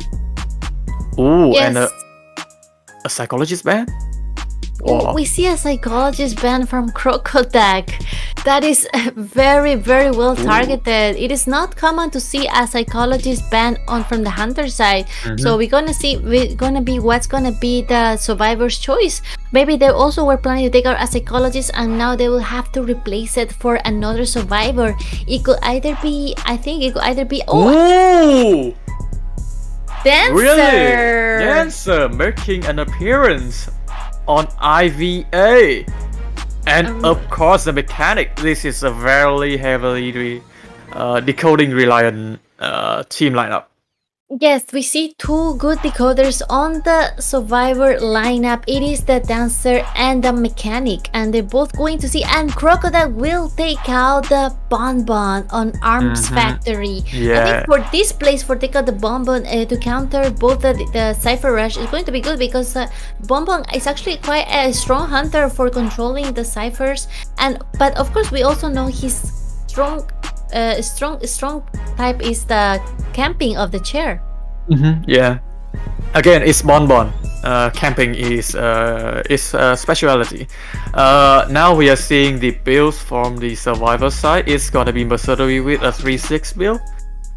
Psycho, iPsycho, and Nanashi with a actually it's iPsycho, Nanashi, and Chewy all bring themselves a 3-9 build. So no flywheel effect is being outlined here. So I think they want to play safe with a normal 3-9 That's build. right. Yes, that's right. We are about to go into the match between Have Fun and Scouts in Arms Factory. Is the round 1 first half between Have Fun and Scouts. Let's head into Arms Factory. It's the second half. Alright. Second half, round 1, second half between Have Fun and Scouts in Arms Factory. Ooh, and he's living up to his name. It's Crocodile. It's a B-Duck skin here from the side of yes. Crocodile, and spawning beside the shack, coming to the no man's land first, and probably going to the kiting area at the front gate. Every survivor are at the same place. 3 survivor near the factory, and only Jaden is beside the factory gate. He immediately sees the mercenary and decides to rotate away. He doesn't have to want to deal with a mercenary in the first guide. And then there's a survivor hiding on the side, but he cannot see it. Of course, only we can see it. And now we going to see Chewy right here spawning in the factory. She's in one of the best kiting areas in this map. Here, B-Duck trying to put some bombs, and however, they're forcing Chewy to go away. And there's a robot hiding in there. And then Dancer placing the first bomb box. placement. Ooh, And using also, that nice dash. usage of skill, yeah. Right, nice dance dash away, but he will have that. Again! Ooh. That was too risky from the side of the dancer there. Oh, dropping pallet from the wrong side. Unlucky for the dancer, but yeah. The usage of skill there was spot on. Just a little bit unlucky when it's come to the pallet dropping phrase. Yeah, very fast indeed placement of music boxes, and now we see that the robot will be placed in some other place. It was so lucky that the robot hasn't been found. So now Crocodile will just head to harass the ciphers from this location, forcing an early rescue. However, there is no survivor in the vicinity, so we might be seeing either a late rescue, because I don't see the survivors coming right to the chair immediately. Actually don't think they're gonna go for the rescue. The Mercenary is just gonna be here for the Tinnitus. Because, when we see yesterday, when they come for the rescue, Crocodile show how tough of a bonbon he is when it comes to camping. So I don't think they're gonna risk it. Yes, after knowing how well Crocodile can camp this chair, survivors are determined to not give him the chance to get to full presence just yet. And even though he just got a blink on his hand, he hasn't seen the opportunity to utilize it. But I'm pretty sure as soon as he gets the chance, he will take out that blink. And now he is just going to harass some ciphers on the vicinity. He is ignoring the blood trails and then heading to the next cipher. The survivor got the point. And Crocodile knew that the seer was over on the shack, so immediately running across to the sandbag cutting area, able to spot out that seer, and just placing some bomb, putting pressure on the seer right now. 5 cipher remaining, by the way. That's right. 5 cipher remaining. A little bit slow because they were all rotating around the map. And also the spawn at the beginning. Avoid the remote control bomb. Just as I said, 5 cipher remaining. It's gonna be 3 cipher remaining soon. Right, and the owl comes into play. Beautiful. Even though he does get a normal hit, and now he was forced to transition in this area to kite in this tight space. But you know that Bombo is one of the best. Another terror shot. Another terror shot from Crocodile. Yeah, it's gonna be the second character on the chair. Bring it onto the chair now. Crocodile is the seer. As we can see, Crocodile is the type of hunter that he's very fast at downing the survivors and playing those mind games, driving those survivors to get closer to him, even closer to the pallets, and capitalizing on the pallet vaulting. Mercenary is now, I think, heading toward to the area. I hopefully gonna be behind that chair, so that Crocodile didn't expect the route that Jaden 10 would take. That's right. At this point, these rescues seem to be able, like, they really want to get the rescue done. We don't know yet when, but I think they will be aiming a little bit for a rescue yet, just to get the tie, to be able to aim for a tie. Jaden is sneaking in for the rescue. I think Crocodile spotted now. Does it though? Let me see. Yes, I think Crocodile is still not yet see him. However, he does have the ear, so he will be coming back to camp this chair. And now we'll see. Nice dash, and he gets the rescue done. However, there's last effort, and there's 2 ciphers remaining. And now the seer will get down after 20 seconds of cooldown from the last effort. He's going to go to the closest cipher machine to see how much is it, and now no, this cipher machine is 0%. The other ones are, one is 70, other one is 40. So we get 1 cipher machine overall left. Where will they be able to pop them on time and buy some extra time to finish in the last cipher? The problem is that the Mercenary has no ability to prime a cipher early on because of the decoding debuff. Still managed to get that hit onto the Mercenary there. Have to use that elbow pad just to distance himself with the bomb. Oh no. Yes, that was an amazing containment from the Mercenary. However, though, he feels he cannot kite any longer around this area. There's no more elbow pads, and now he's going to get to the first chair. As now you can see that Jaden 10 is now being forced to be on the chair by Crocodile. He is not risking it, especially when there's only 1 cipher remaining. That's the reason why you see, Crocodile not leaving the chair. The survivor. Yeah, so the Mercenary alone. Sorry. Right. Right. Find out where the mechanic is and able to get that 5 point, I think. Wait. Mechanic gets the robot rescue. Wait a minute. It's not over until it's over, and we see a comeback from the mechanic that utilized that robot to the maximum extent to get that rescue done. And now we have a mercenary. He still got a second chance to live, and now it is a mercenary after all. He has no more items on him, but he is out and about. Yeah. We knew that the dungeon is at the shack, but yeah, I think the mercenary knew that because he was coming across that area when he came for the rescue on the seer. Do we know whether Crocodile knows where the dungeon is or not? I think if he is going to this area, he probably will still also try to find the dungeon as well and You're gonna try touch to the camp cipher it. just a little bit, just for the crow to not touch his, to not fly over the head. Yeah, very sneaky play coming from Jaden here. Oh, teleporting to the cipher near that chair though. We have a hint right now that now Crocodile might be able to know the location of he finds the hotel and utilize those deadly bombs that he has, and now trying to throw them all to the mercenary. Mercenary will get down.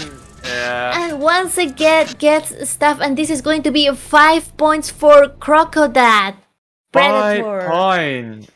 Again, another draw.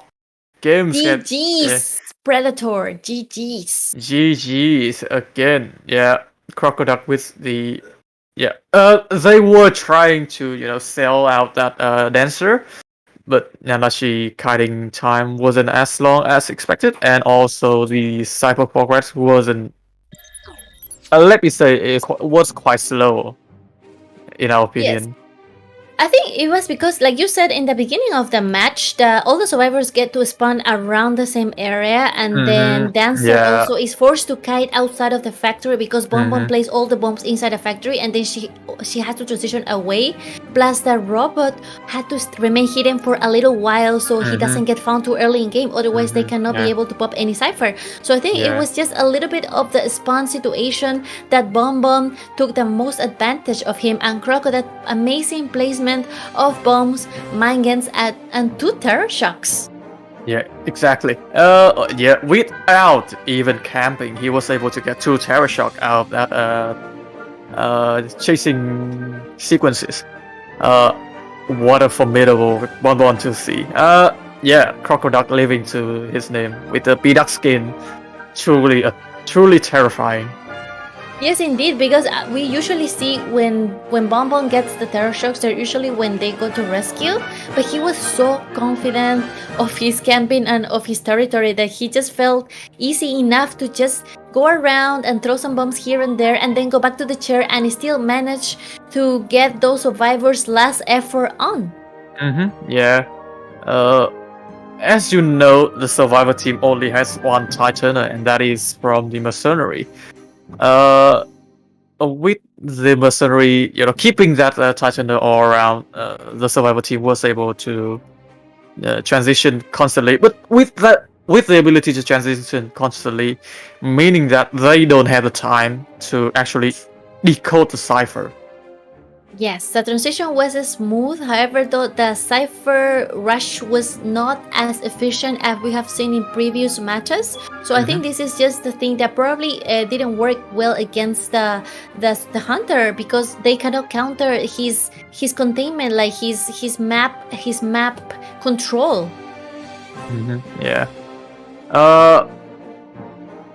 I think we're gonna go to a short break here for the back end to prepare for the next tiebreaker match. We're gonna be back very soon. See ya soon.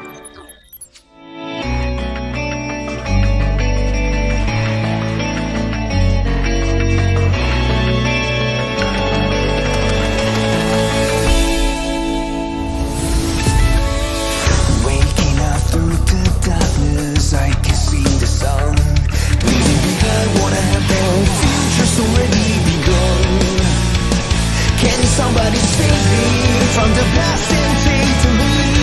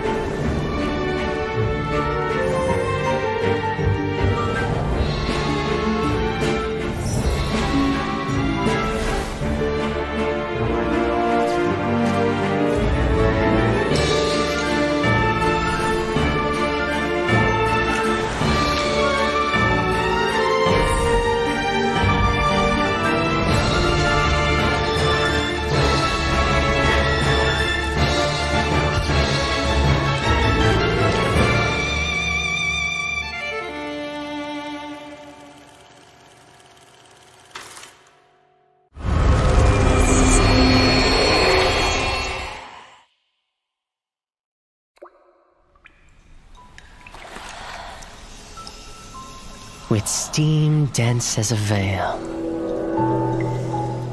and wine sweet as honey.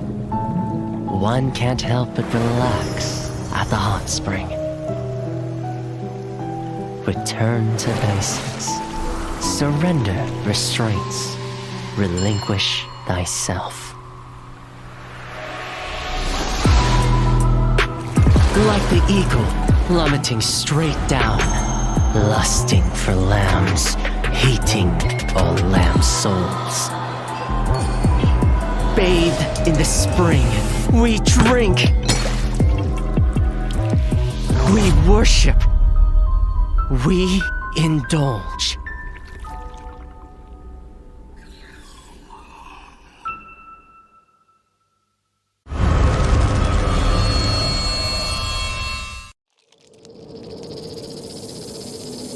Scales, venom gland, and the vomeronasal organ. Reptiles' delicate biology is engraved with the mysteries of evolution. Researching them feels like listening to hymns of heaven and tracing the steps left by the Creator. But the end lies in unexpected malice.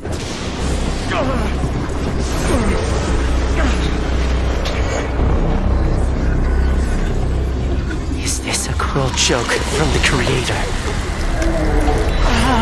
Or the inconvenient truth of evolution?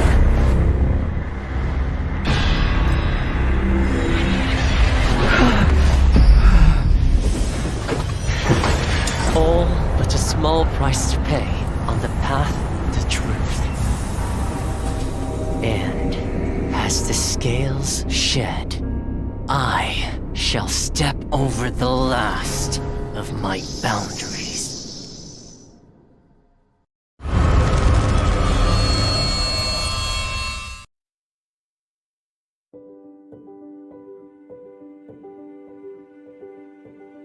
Hello， 大家好，第5人格的玩家们，我是浩明。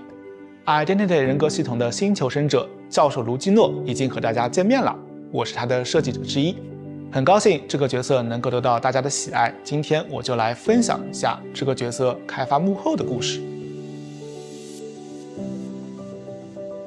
我们呢，在2021年引入了 Identity 人格系统，在这个系统里，所有的角色都是已有角色的一个新的形态。我们希望一些角色能以一个新的形态突破求生者和监管者之间的阵营隔阂，呈现角色更多的可能性。这次新求生者教授卢基诺，他和涅西卢基诺其实是同一个人。在涅西卢基诺的推演故事中，卢基诺教授被神秘的毒蛇咬伤了，他的身体逐渐开始变异。他为了追寻这一条毒蛇之源，来到了庄园。也就是说，每一对 identity 角色都是基于同一个角色，在同一个故事框架下进行设计的。当然，我们也不会限定这样一对角色它必须是同一个人的概念，也不会限定说每一对角色它都必须在求生者和监管者两个阵营之间相互转换。今年我们将再推出一个新的 identity 角色，大家敬请期待。其实我们在选角色的时候是想过，涅西这一个监管者他是非常特别的。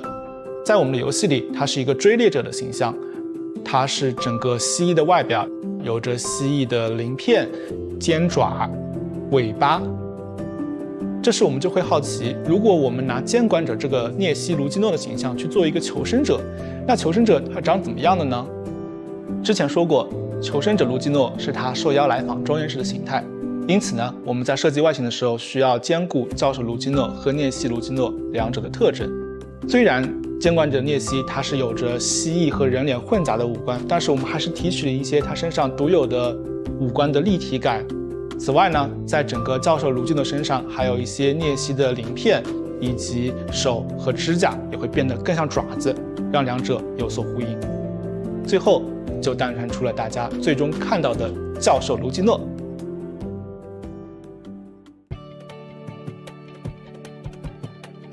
我们的设计时，首先确认了教授的核心技能是围绕反弹攻击，也就是鳞片硬化这个高难度机制展开的。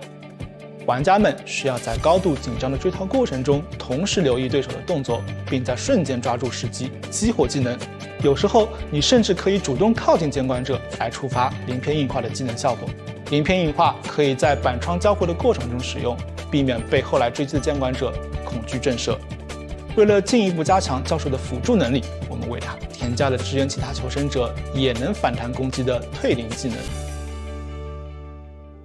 以上就是我今天给大家分享的教授卢基诺开发幕后，希望能帮助玩家们更多了解卢基诺这个角色。感谢大家喜欢我们的 Identity 系统，我们后续也会为大家带来更多精心设计的游戏内容，敬请期待哦！再见。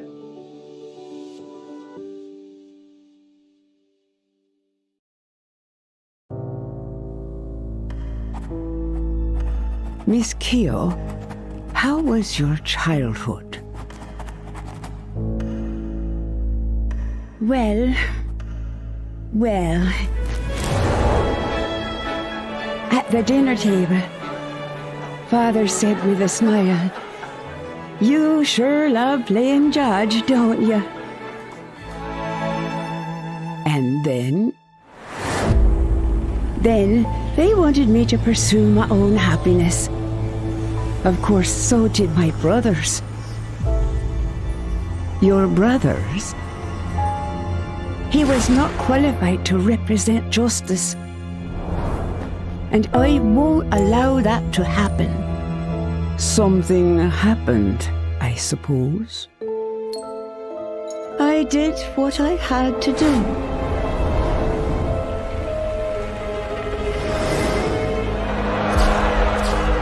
Justice needs obedience. Justice needs sacrifice. It ain't over till the fat lady sings.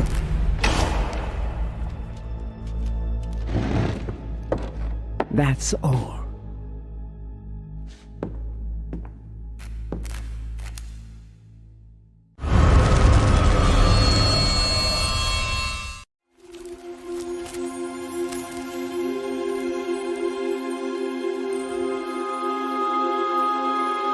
Long, long ago, when demons and gods walked amongst humanity, two sisters lived a life of creating fragrances.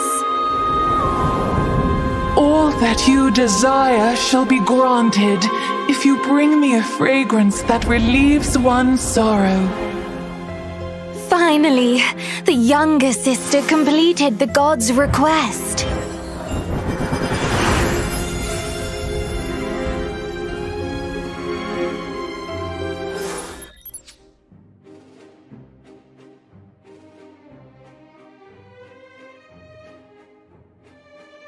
Hey guys, welcome back to IVA Day 2. We're going to continue seeing the matches between Have Fun and Scouts. And this time is going to be actually the Hunter coming Corone. We're gonna be able to see Corone finally today. Yeah, finally. It's actually it's gonna be the survival side of Team Scout going out first. So yeah, we're gonna see again Psycho, Jaden 10, Nanashi, and Chewie on the survivor side of Team Scout. And again, Crocodile. It's Ever Sipping Town this time around, so I think they're gonna ban that bonbon from the hand of Crocodile. That's right, the B-Duck skin powerful Crocodile. I think it's gonna be very exciting to see Crocodile utilizing Ever and sleeping. But I do think that if his breaking wheel gets banned and then the bonbon gets banned, then I wonder which one will be his next hunter. Do you have any ideas? I'm guessing it's gonna be either Dream Witch or Galatea, because I don't think he want to use Bloody Queen in such a situation. They didn't ban the bonbon though.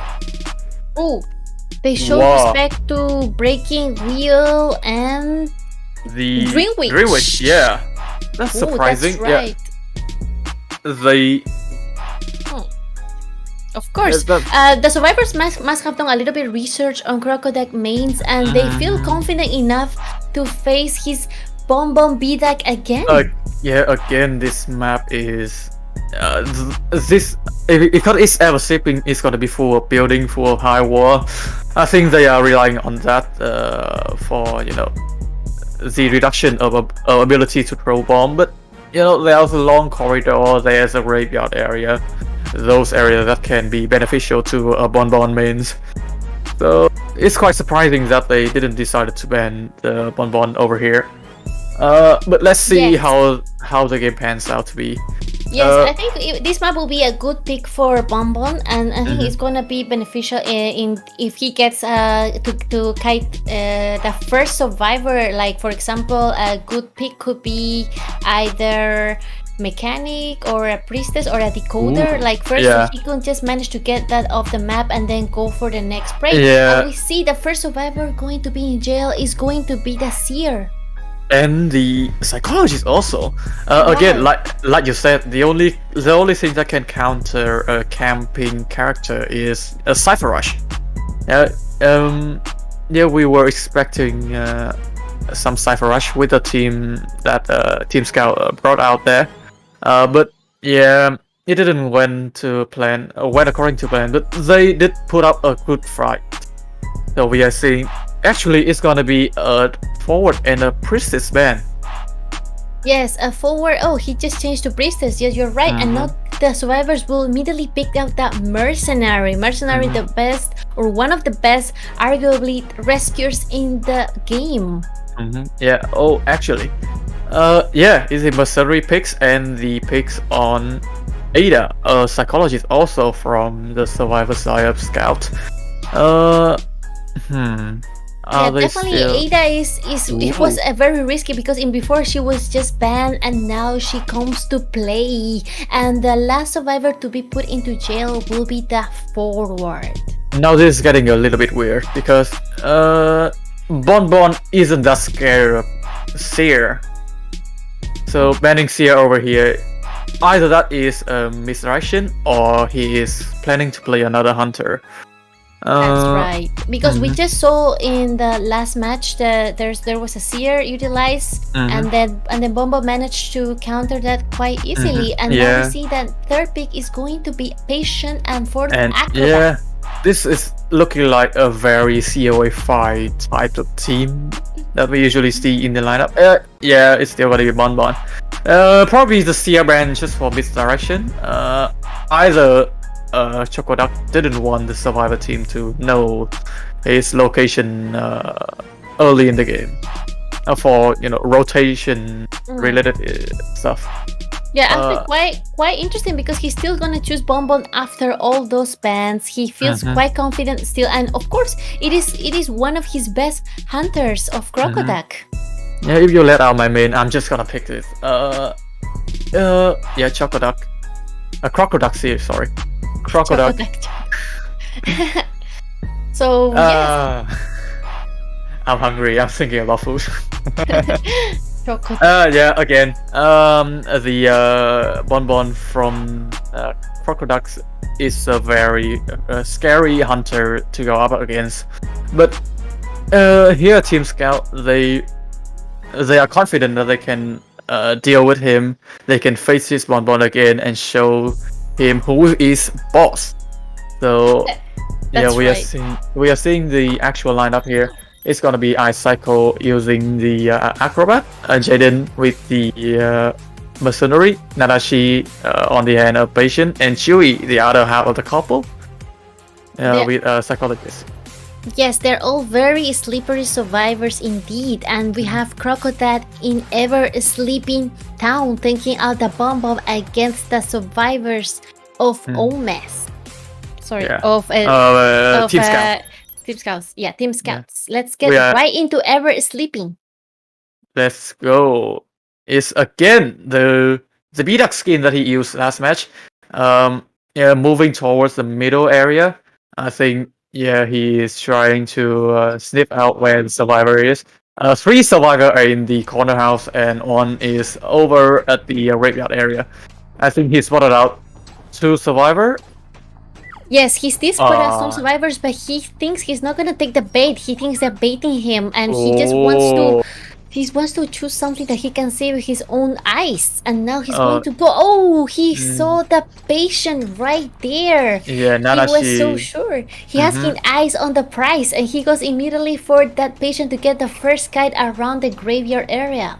Yeah, I just said earlier that a survivor was in the graveyard area, and that was the the patient.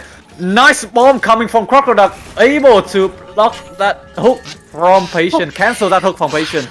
That was and such a fast down. down for Crocodile, such a fast down, and now he gets the first survivor into chair. It's going to be extremely difficult because it's only been 1 minute since the match started, and not ciphers, not any cipher has been popped yet. Yeah, yeah, this makes me wonder why didn't they ban the Bonbon after the last match? But yeah, patient wasn't able to counter the scary Crocodile in Ever Sleeping Town. Nice bomb usage from Crocodile also, absolutely incredible. We are seeing.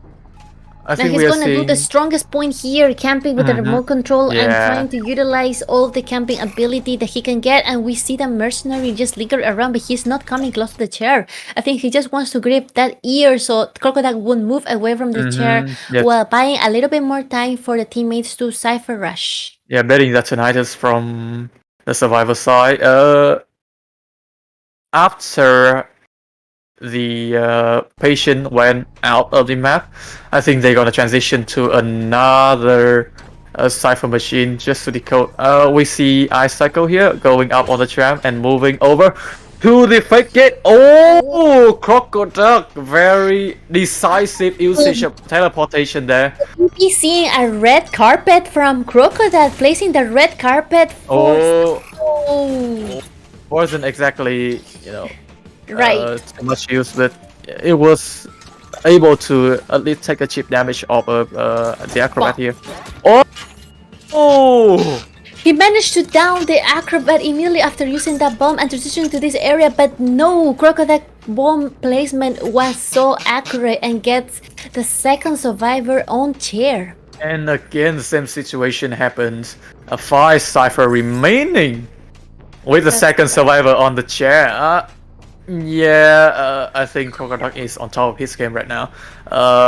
Yes, and Mercenary has to make this rescue happen if they want to aim for at least a tie. So we're going to see 2 survivors coming, one from the front, one from the side. They're going to try to make this rescue happen. They just don't know yet how, but I think they will be aiming for a rescue.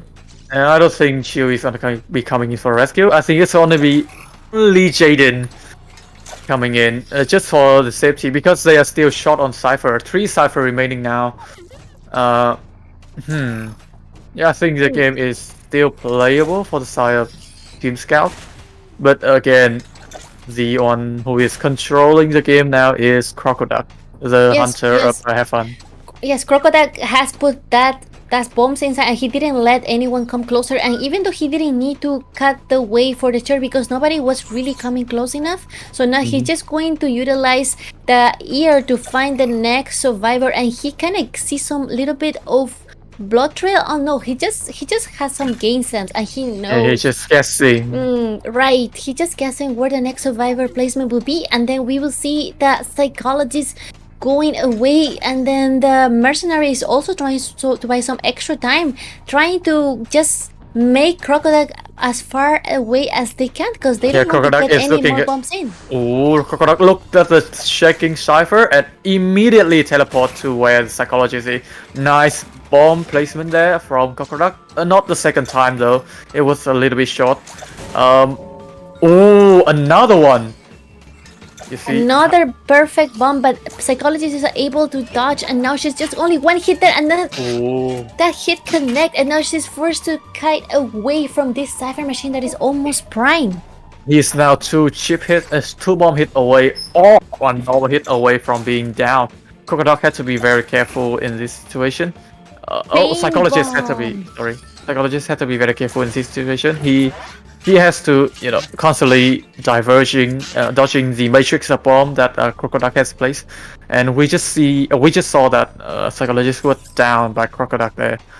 Again, the same situation. Yes, and we see Mercenary already starting to walk.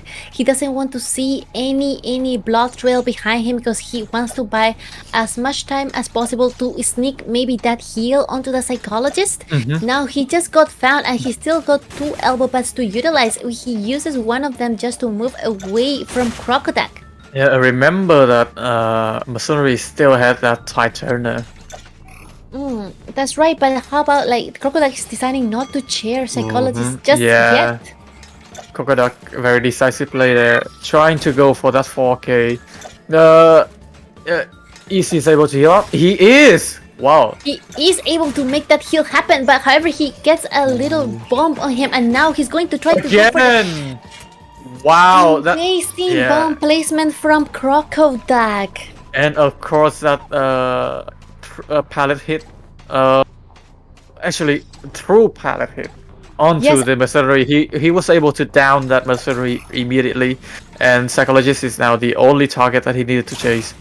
Again, 1 bomb, almost 2 bomb, almost 2 bombed. Only 1 bomb. Tram comes in for body blocking. However, it won't be for long that he will get a remote control bomb on Psychologist. Amazing gameplay from Crocodile. Yeah, transitioning back to where Jaden 10 was, you're seeing him going up on the stair of this 2-story at the corner house. Right. Just throwing bomb, trying to block the route that the Mercenary would take, but it's just extending the time for now for Team Scout. Right. Team Scout is just trying to buy a bit extra time on the down, but however though he's just going to go to the basement. Going to the basement though. It's a new way of buying time.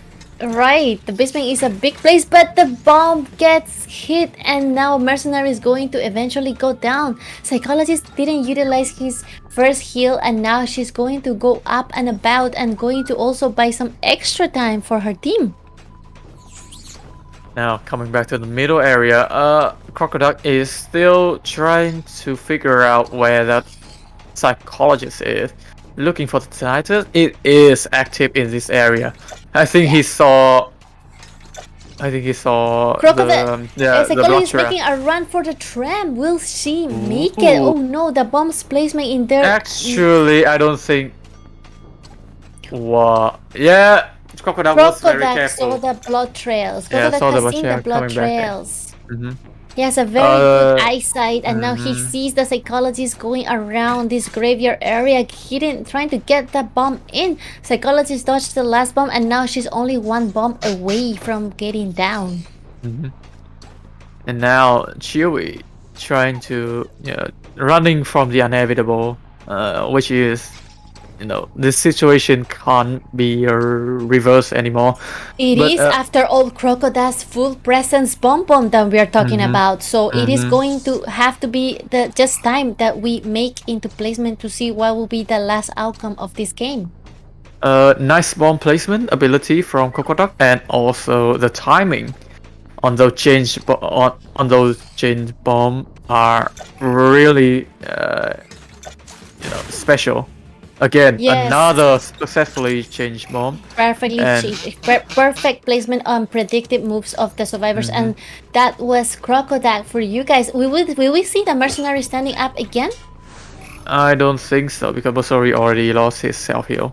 That's right, and now Crocodile just needs to head back to where he placed the Mercenary, which is at the basement, and just getting there is going to be slow, destroying all the pallets. He's just like cleaning up the map, and then I think he's just going to wait a little bit to see whether the Mercenary stands up again or just bleed him. Again, with this last round, we would take time into account, so I don't think Crocodile is benefiting the team when he's going around breaking pallet like this. That's right. This is something that I need to take into consideration, but he is, after all, very confident on his hunter skill, and he just wants to to just wait for the mercenary to stand up. I'm pretty sure he maybe not sure whether the mercenary can stand up or not, or waiting just for the survivors to surrender. Yeah, it could be the case. Again,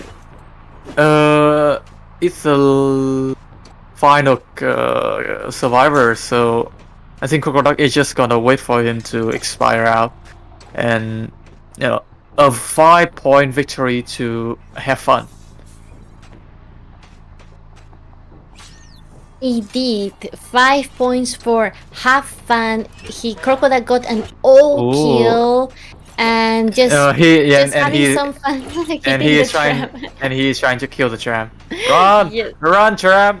Run, tram! Crocodile is gonna get you with your bombs and the normal hit. Yeah, again, with the dungeon spawning at the geisha area and Masuri already lost his self-heal. If the Masuri still has self-heal, I think it would still be feasible for him to actually go in for that dungeon, but yeah. Technically, from down there, he can't even crawl up without losing half of his health. That's right, because the faster you crawl, the faster you die. Yeah, exactly. Incredible match coming from Crocodile here. Again, the unban. They are not banning the Bonbon after Bonbon all kill game last match. Yes. Do you have any thought on that? I think that the survivors were confident enough to avoid banning the Bonbon, and they also thought that Crocodile might not choose Bonbon for some reason because they already must have the knowledge of the hunter having another hunter under the sleeve. So they took that into consideration and decided not to ban Bonbon. I think it's also a little bit from the survivor side decision to feel that actually we already seen the Bonbon of Crocodile and we feel that we know enough to just take another Bonbon encounter. Yeah, exactly. But from how he play, like what I've seen recently, his play is really unique. Like he just changed 2-3 bomb only, and not more than that. Like not using much of a 5-second bomb to block the route of a survivor. He just not spamming, like placing that 2-second bomb precisely, just to down the survivor quickly. And especially that time where he aimed that bomb at that patient in the graveyard area, immediately cancel that hook. Yes, Crocodile is really good at canceling the survivor's skills by using only the bombs. Like we often see him only using bombs to down the survivors, which is actually quite impressive because Bonbon hitbox is actually quite good also, but to be able to just use bombs to down the survivors, it is a skill to be acquired. Oh, exactly. Wow. I'm having the time of my life. Yeah, I might get some Bonbon skill from just watching the tournament. Grinding myself to become a better Hydra, and probably gonna quit everything when I reach 25 star. Do you usually grind your ranks? Sorry. Yes, of course. I usually also grind my ranks, even though I'm not a hunter main. I recently started playing Bonbon, and watching Crocodile display such a nice skill of Bonbon makes me really admire him and his skill, and especially that he's playing on a mobile phone, so even for mobile user your hand has to be extremely fast and accurate to place those bombs right on time and press the remote control and all those things. You have to press the button and press the right bomb at the time that you need it, and Crocodile has shown that he can easily do that, and he has done it twice. Yeah, 2 times the charm. He's the king of the ducks. Let's just say that. Oh, and we are seeing the ban pick screen for the second half of round 2 with 5 points now going for have fun. So now the pressure is on Corone, the hunter for Team Scout.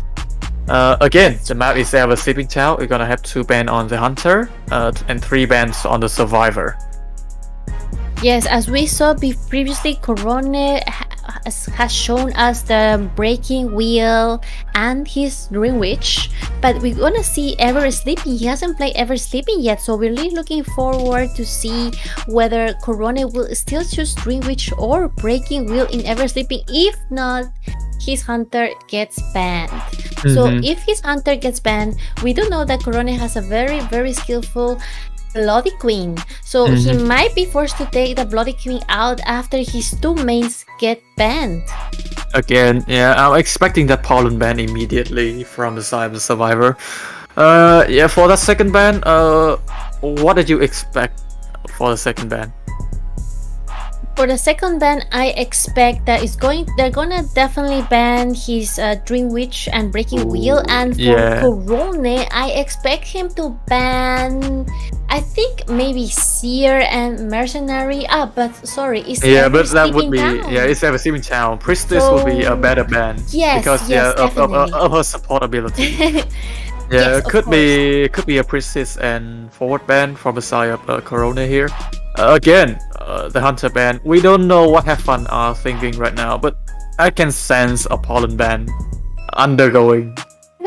Yes, I also can sense a pollen ban and a Dream Witch ban brewing behind, because Dream Witch also in this map can be extremely powerful. We have seen it in COA and in IVC that this map is actually not bad for Dream Witch. Ooh, yeah, exactly. So I don't think the survivors are in a mood to play against a Dream Witch. So I think we will see the bans of Dream Witch coming in as well. Let's see how the ban picks act out. Again, we are seeing Little Boy, Nine Mammals, Cecilia, and Skyfall from the side of Survivor of Have Fun. Oh, Dream Witch ban right away, and of course that pollen. So you are on point. Of course, the Dream Witch ban. Again, with this Dream Witch ban, you did predict a Mary, I think I predicted a Bloody Queen, that's right. And also, you did predict a Priestess ban, and we see now the forward goes also into jail. He's not allowed to coma to play Ever Sleeping Town for this match. Korone doesn't want to deal with a stunner. Yeah, but the Seer is up for grab right now, but are they going? Yeah, they must. Seer and Mercenary, the duo meta survivor has always been in tournament from COA 3. Yeah, that's right. We see the Seer that can see the location of the hunter, and that would be a little bit of a good counter for Bloody Queen, because he can buy a lot of time telling the survivors in early match where is the location of the hunter, helping everyone else rotate away. Again, the patient ban, so deleting that ability to kite and auto-light the area of Ever Sleeping Town to their advantage.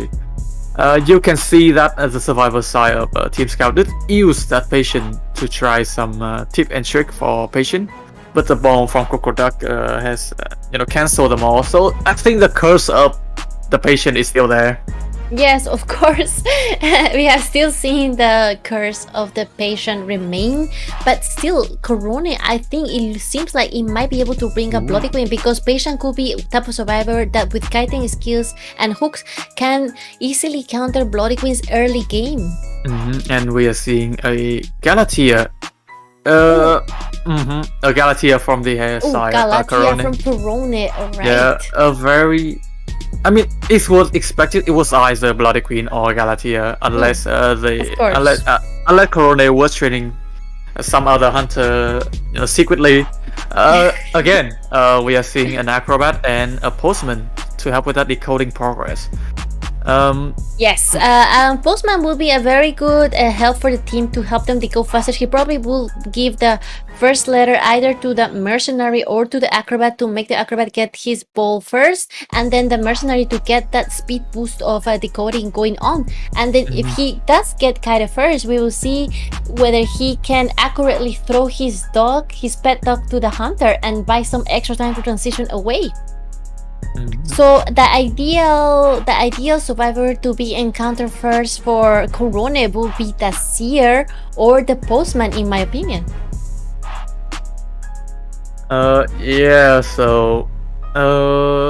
I'm surprised to see Little Boy going with Postman in this lineup. I would usually think Little Boy would be the main character, but yeah, Sasole is now taking the place of the Acrobat, the main character for the side of have fun.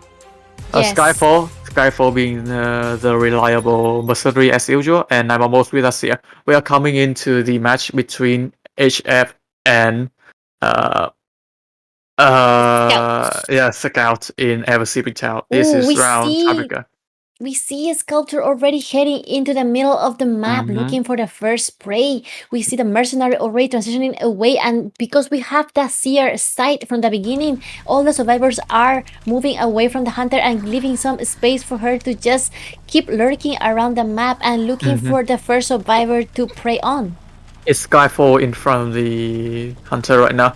Again, a Corona is spawning at the S palette, so you know the most optimal route to go would be the middle. But unlucky for him, it's Skyfall waiting for him in the middle.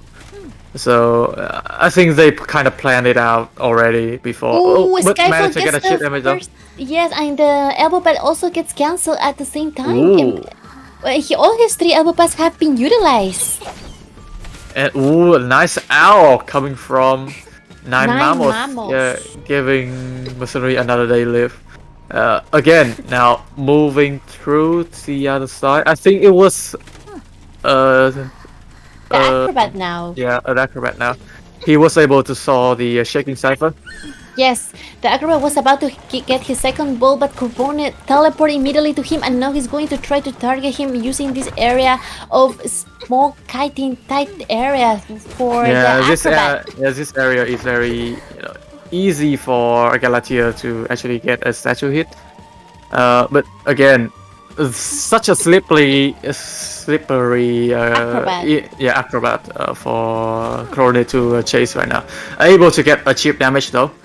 Nice one. Yes. Corona has get that chip damage. She's not full presence yet, so she's still going to try to get a normal hit, and acrobat takes up that Whoa, nice. right in between. Okay, nice job using that statue to push Sassolate back to your range of attack, Corona. Nice mind games and statue placement from Corona right here, able to get the acrobat in chair immediately, and now we see the mercenary light up like a Christmas tree. You know what's the problem? Skyfall is now at lost a chip health, and Seer already lost his owl. Right. So yeah, Skyfall will have to be very careful if he wants to rescue here. But I don't think they're gonna let Skyfall going for the rescue. I'm seeing Little Boy slowly coming into the vicinity of Corona. Ooh, Little Boy is just around the corner, but he's not really that close yet. So Corona is just camping this survivor very diligently, and again using the CCTV to try to get another chip on that mercenary that is still light up and got another damage. He's now half health damage, and we see the acrobat is about to fly. Will they be able to make that rescue work? Yeah, the acrobat is going to be expired. They already planned to steal that acrobat right from the start. Teleport to Skyfall though, able to get a chip damage on him, and now going full flash metalhead on that mercenary. Wasn't able to get any chip damage though.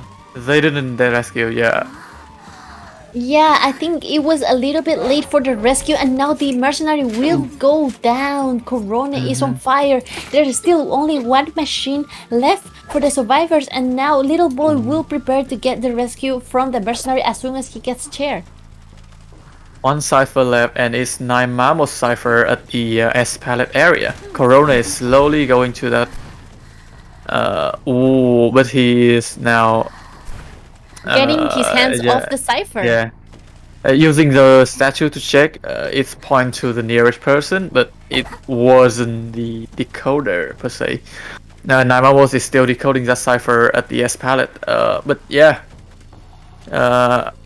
We see the Seer just avoiding all the statues in a beautiful way. He hasn't got any statue on him, and the mercenary is still on the floor. What is Corona thinking? I think she's just trying to buy some extra time for her to just capture this postman and get him out of the way. Again, Naimo is now left to freely decode, but He got one chip damage. One chip and damage now there. One Kurone sandwich decides damage. to just target 9 mammals. It is his only choice because of the Cypher Machine position, and he knows that is the Cypher Machine that he needs to target. Yeah, exactly. Going into the graveyard area, the survival side over at the It is a side good area area. for. It is a good area for dodging that status because now in mid- using the Whoa! teleport. Going for little boy here. Wasn't he wasn't getting any progress on that cipher, but that doggo was buying himself a lot of time using That's the statue right. just to block the route of little boy, able to get through that. Very clean kiting from Postman, and now we see the little boy gets that chip, and now he's going to try to use the dog again if he gets the chance, or he will just take the normal hit and transition away. Immediately hit the survivor, allowing them to transition. Oh, the statue here. Wait a minute. Okay, it's fine. Little boy still cutting at this area. Every time. Remember because that sculpture doesn't got any blink, so he just needs to use the statue and the normal hit ability, which he just did. Wow. Wow. You look at that? Yes. You saw that? Yeah. Kurone was placing Amazing. placing a sandwich statue and A able sandwich to statue and normal hit. and normal hit on that postman. Yes, and now Seer is coming all the way. Seer with the owl is going to go down, and now the Cypher Machine has popped. The tension hits in. The juke from the Seer forces Kurone to just chase after him, as Seer with no owl is the perfect prey, and he gets the Seer down. It will be the first turn for the Seer, buying some extra time for the survivor team to go to the gates. And now we see the 2 survivors going to the front gate. There is Tanjo in the middle, so we will see what little boy plans to do. Are they going to open the gate in time? The Skyfall is hasn't been able to open the gate yet. Teleport is available. Yeah, teleport available, but he's not oh, now He's gonna tries to teleport right to the away, front but gate. Skyfall already used. Ooh, utilize the wand. Oh, look at little boy! Very Look at little boy! nice. Look at little boy!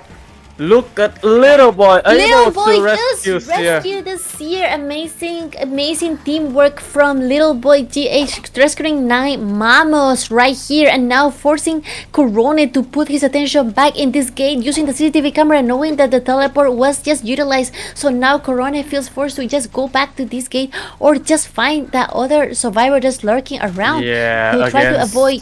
I think more- Kurone knew that little boy was somewhere else. He was checking that gate, but only see where the Seer.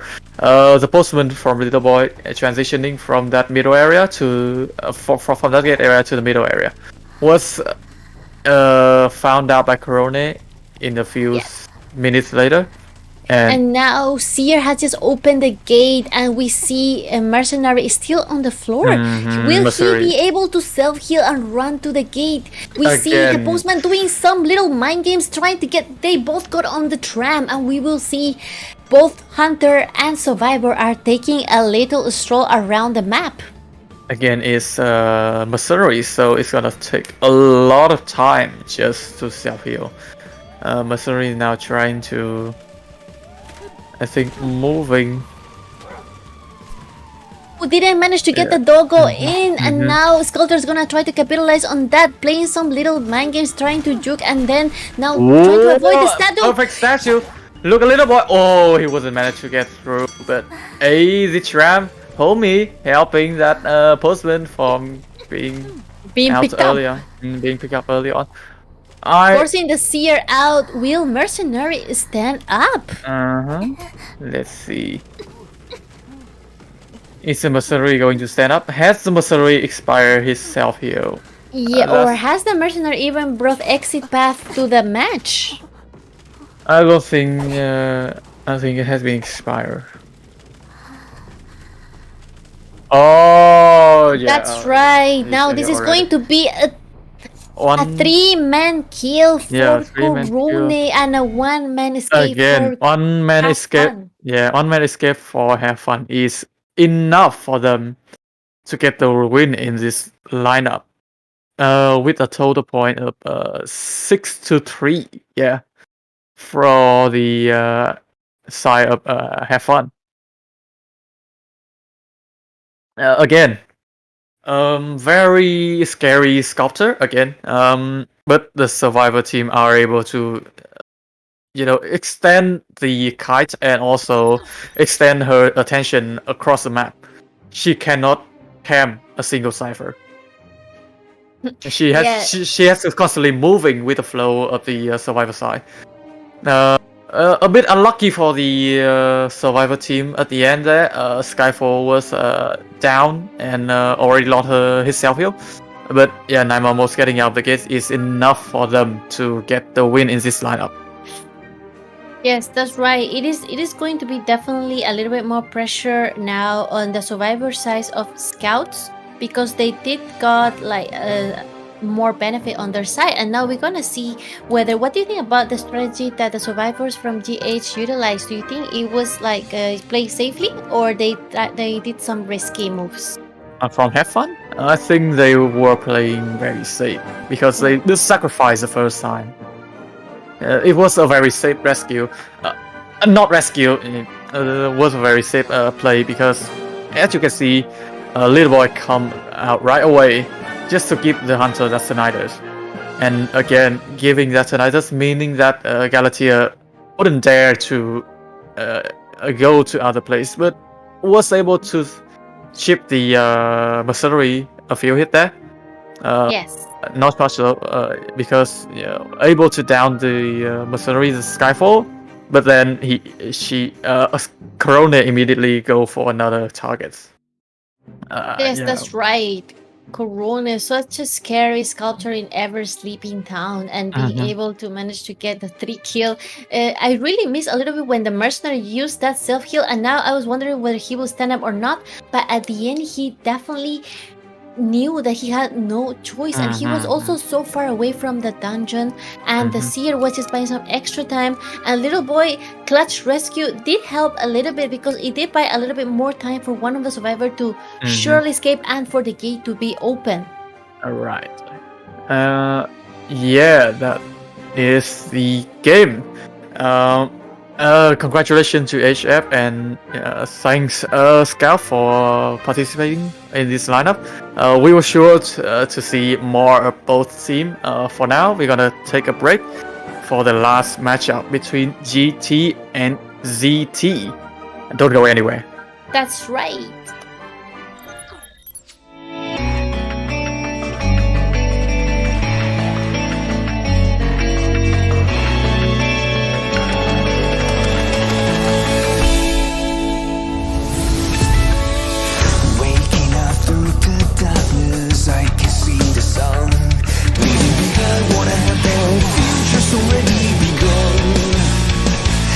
Somebody save me from the past and take the lead.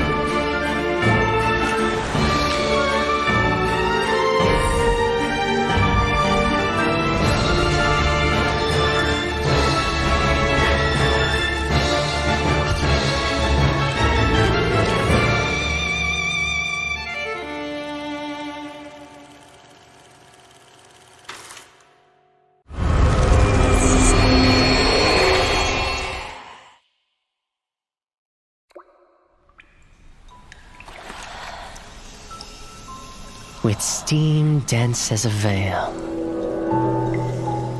and wine sweet as honey. One can't help but relax at the hot spring.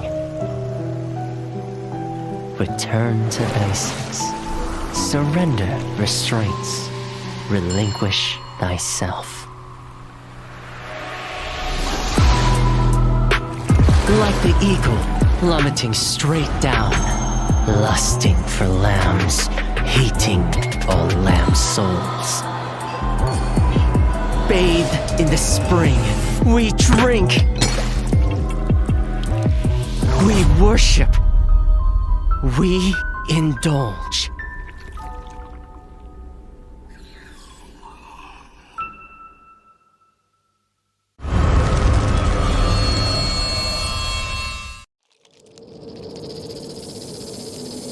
Scales, venom gland, and the vomeral nasal organ.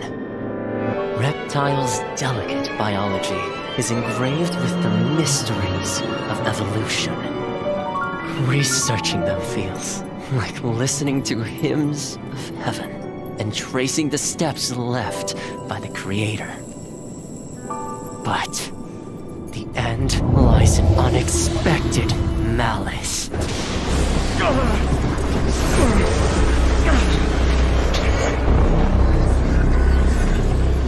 Is this a cruel joke from the Creator? Or the inconvenient truth of evolution?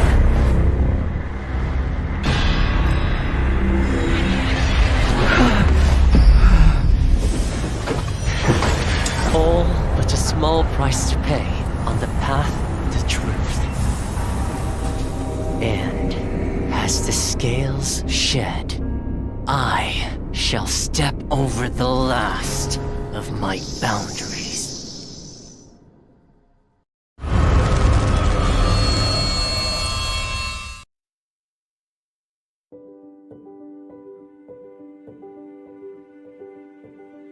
Hello， 大家好，第五人格的玩家们，我是浩明。Identity 人格系统的新求生者教授卢基诺已经和大家见面了，我是他的设计者之一，很高兴这个角色能够得到大家的喜爱。今天我就来分享一下这个角色开发幕后的故事。我们呢，在2021年引入了 Identity 人格系统，在这个系统里，所有的角色都是已有角色的一个新的形态。我们希望一些角色能以一个新的形态突破求生者和监管者之间的阵营隔阂，呈现角色更多的可能性。这次新求生者教授卢基诺，他和涅西卢基诺其实是同一个人。在涅西卢基诺的推演故事中，卢基诺教授被神秘的毒蛇咬伤了，他的身体逐渐开始变异，他为了追寻这一条毒蛇之源，来到了庄园。也就是说，每一对 identity 角色都是基于同一个角色，在同一个故事框架下进行设计的。当然，我们也不会限定这样一对角色它必须是同一个人的概念，也不会限定说每一对角色它都必须在求生者和监管者两个阵营之间相互转换。今年我们将再推出一个新的 identity 角色，大家敬请期待。其实我们在选角色的时候是想过，涅西这一个监管者他是非常特别的，在我们的游戏里，他是一个追猎者的形象，他是整个蜥蜴的外表，有着蜥蜴的鳞片、尖爪、尾巴。这时我们就会好奇，如果我们拿监管者这个涅西卢基诺的形象去做一个求生者，那求生者他长怎么样的呢？之前说过，求生者卢基诺是他受邀来访庄园时的形态。因此呢，我们在设计外形的时候需要兼顾教授卢基诺和涅西卢基诺两者的特征。虽然监管者涅西他是有着蜥蜴和人脸混杂的五官，但是我们还是提取了一些他身上独有的五官的立体感。此外呢，在整个教授卢基诺身上还有一些涅西的鳞片，以及手和指甲也会变得更像爪子，让两者有所呼应。最后就诞生出了大家最终看到的教授卢基诺。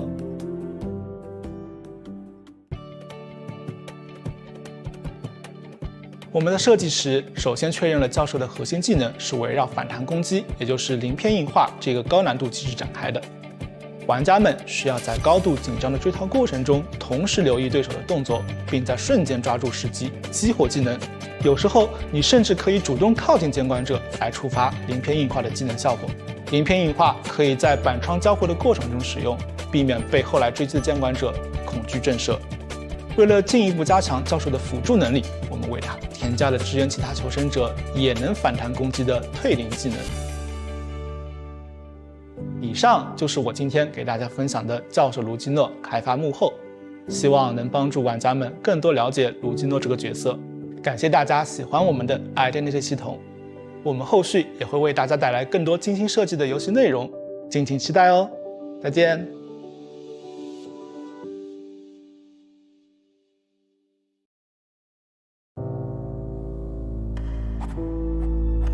Miss Keo, how was your childhood? Well,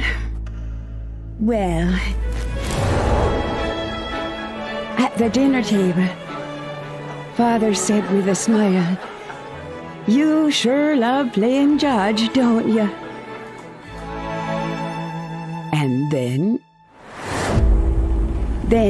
they wanted me to pursue my own happiness. Of course, so did my brothers. Your brothers? He was not qualified to represent justice. And I won't allow that to happen. Something happened, I suppose. I did what I had to do.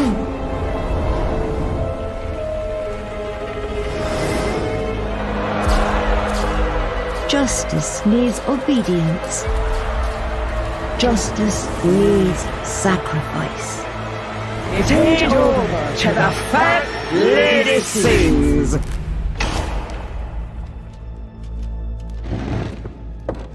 That's all.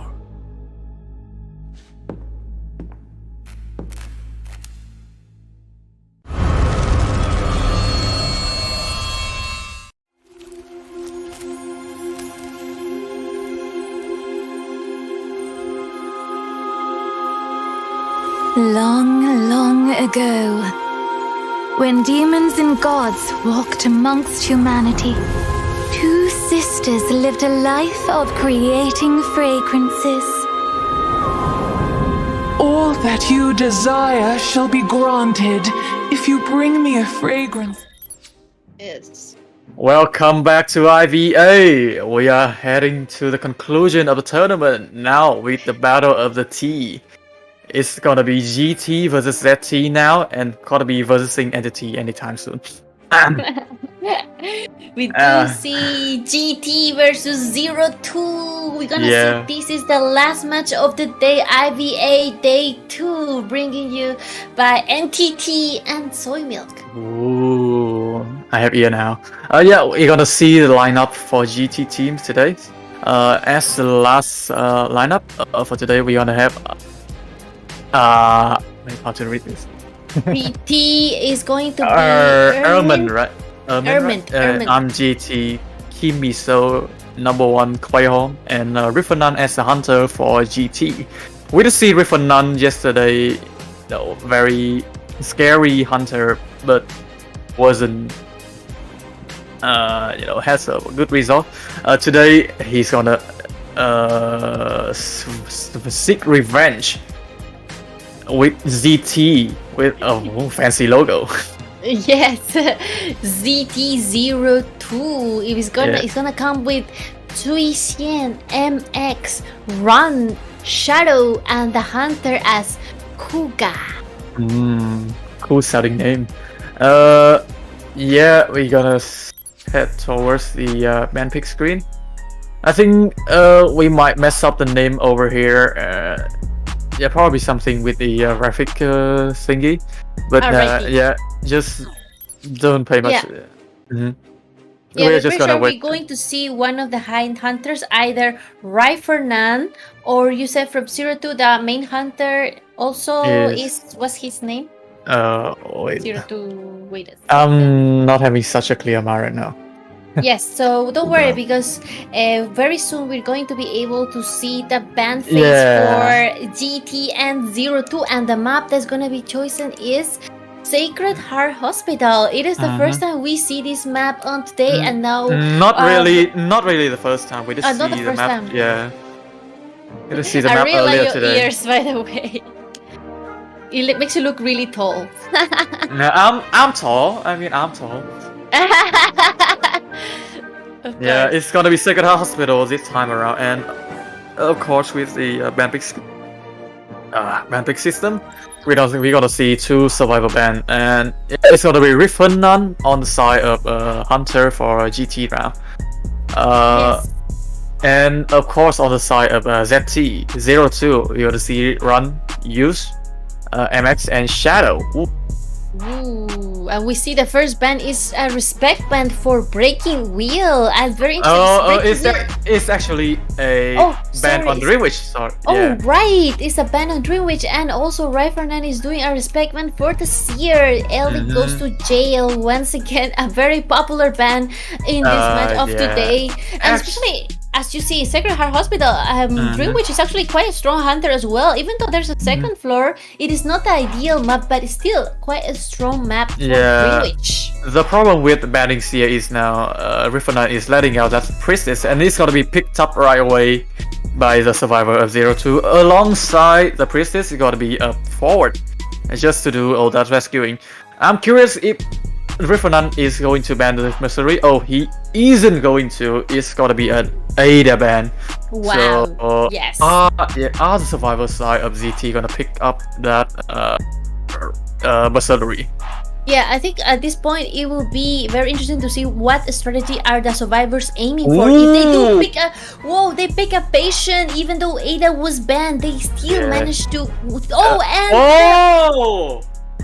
Of course, Shadow with a magician. Yeah, the magician, the better perfumer, as we refer to. Yeah, again, we are seeing the patient. Nessie has recently changed the role of the patient from a kiter to a rescuer, which I mean fit him perfectly. He has already been used as a rescuer in the tournament. In the tournament scene in both IVL and COA 5 recently. Again, with the pick on Magician, are they expecting a Bloody Queen? I think at this point, I think that Rai Fernand is definitely thinking of taking out a hunter that can easily counter the stunner and the kiter. So I think Bloody Queen could be a good pick, although we don't know whether also he might have another hunter under his sleep. We could see Nayat here. Oh yes, that would be very interesting to see a Nayat. And if I was the hunter and I will pick the easy survivor to encounter, I think I will pick either the one who can decode fastest, so maybe the magician. The patient and the magician has the same decoding. Yeah, they have no debuff, but yeah, one of the two is fine. It depends on which survivor you do. Faster. Woo! Still going on with that pollen. Yes, Breaking Wheel pollen coming into play in Sacred Heart Hospital, brought to you by Rai Fernand. Yeah, despite the map, Riffenand still choose to bring pollen. Could say this is a risky move, but I mean, no pain, no gain. Yeah, you have to risk it to win it. That's right. We have seen Breaking Wheel pollen being utilized in Sacred Heart Hospital. However, though, it really depends on how the survivors line up and also the strategy they have on mind, whether they're aiming for harassing or just cipher rushing. So it all depends on the spawn and also, of course, of who the hunter chooses to aim for first. Again, yeah, you see that people don't really see pollen much in Sacred Hospital due to the fact that the structure of the map is not beneficial to pollen at all. Like there are many long walls with windows in the middle, or 2-story that could be hard for pollen mains to just maneuver around. But yeah, bringing pollen inside Sacred Hospital takes guts. And a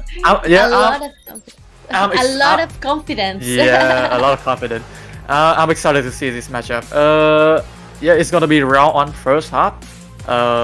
With the survivor side of ZT versus the hunter side of GT, brought to you by Entity and Soy Milk.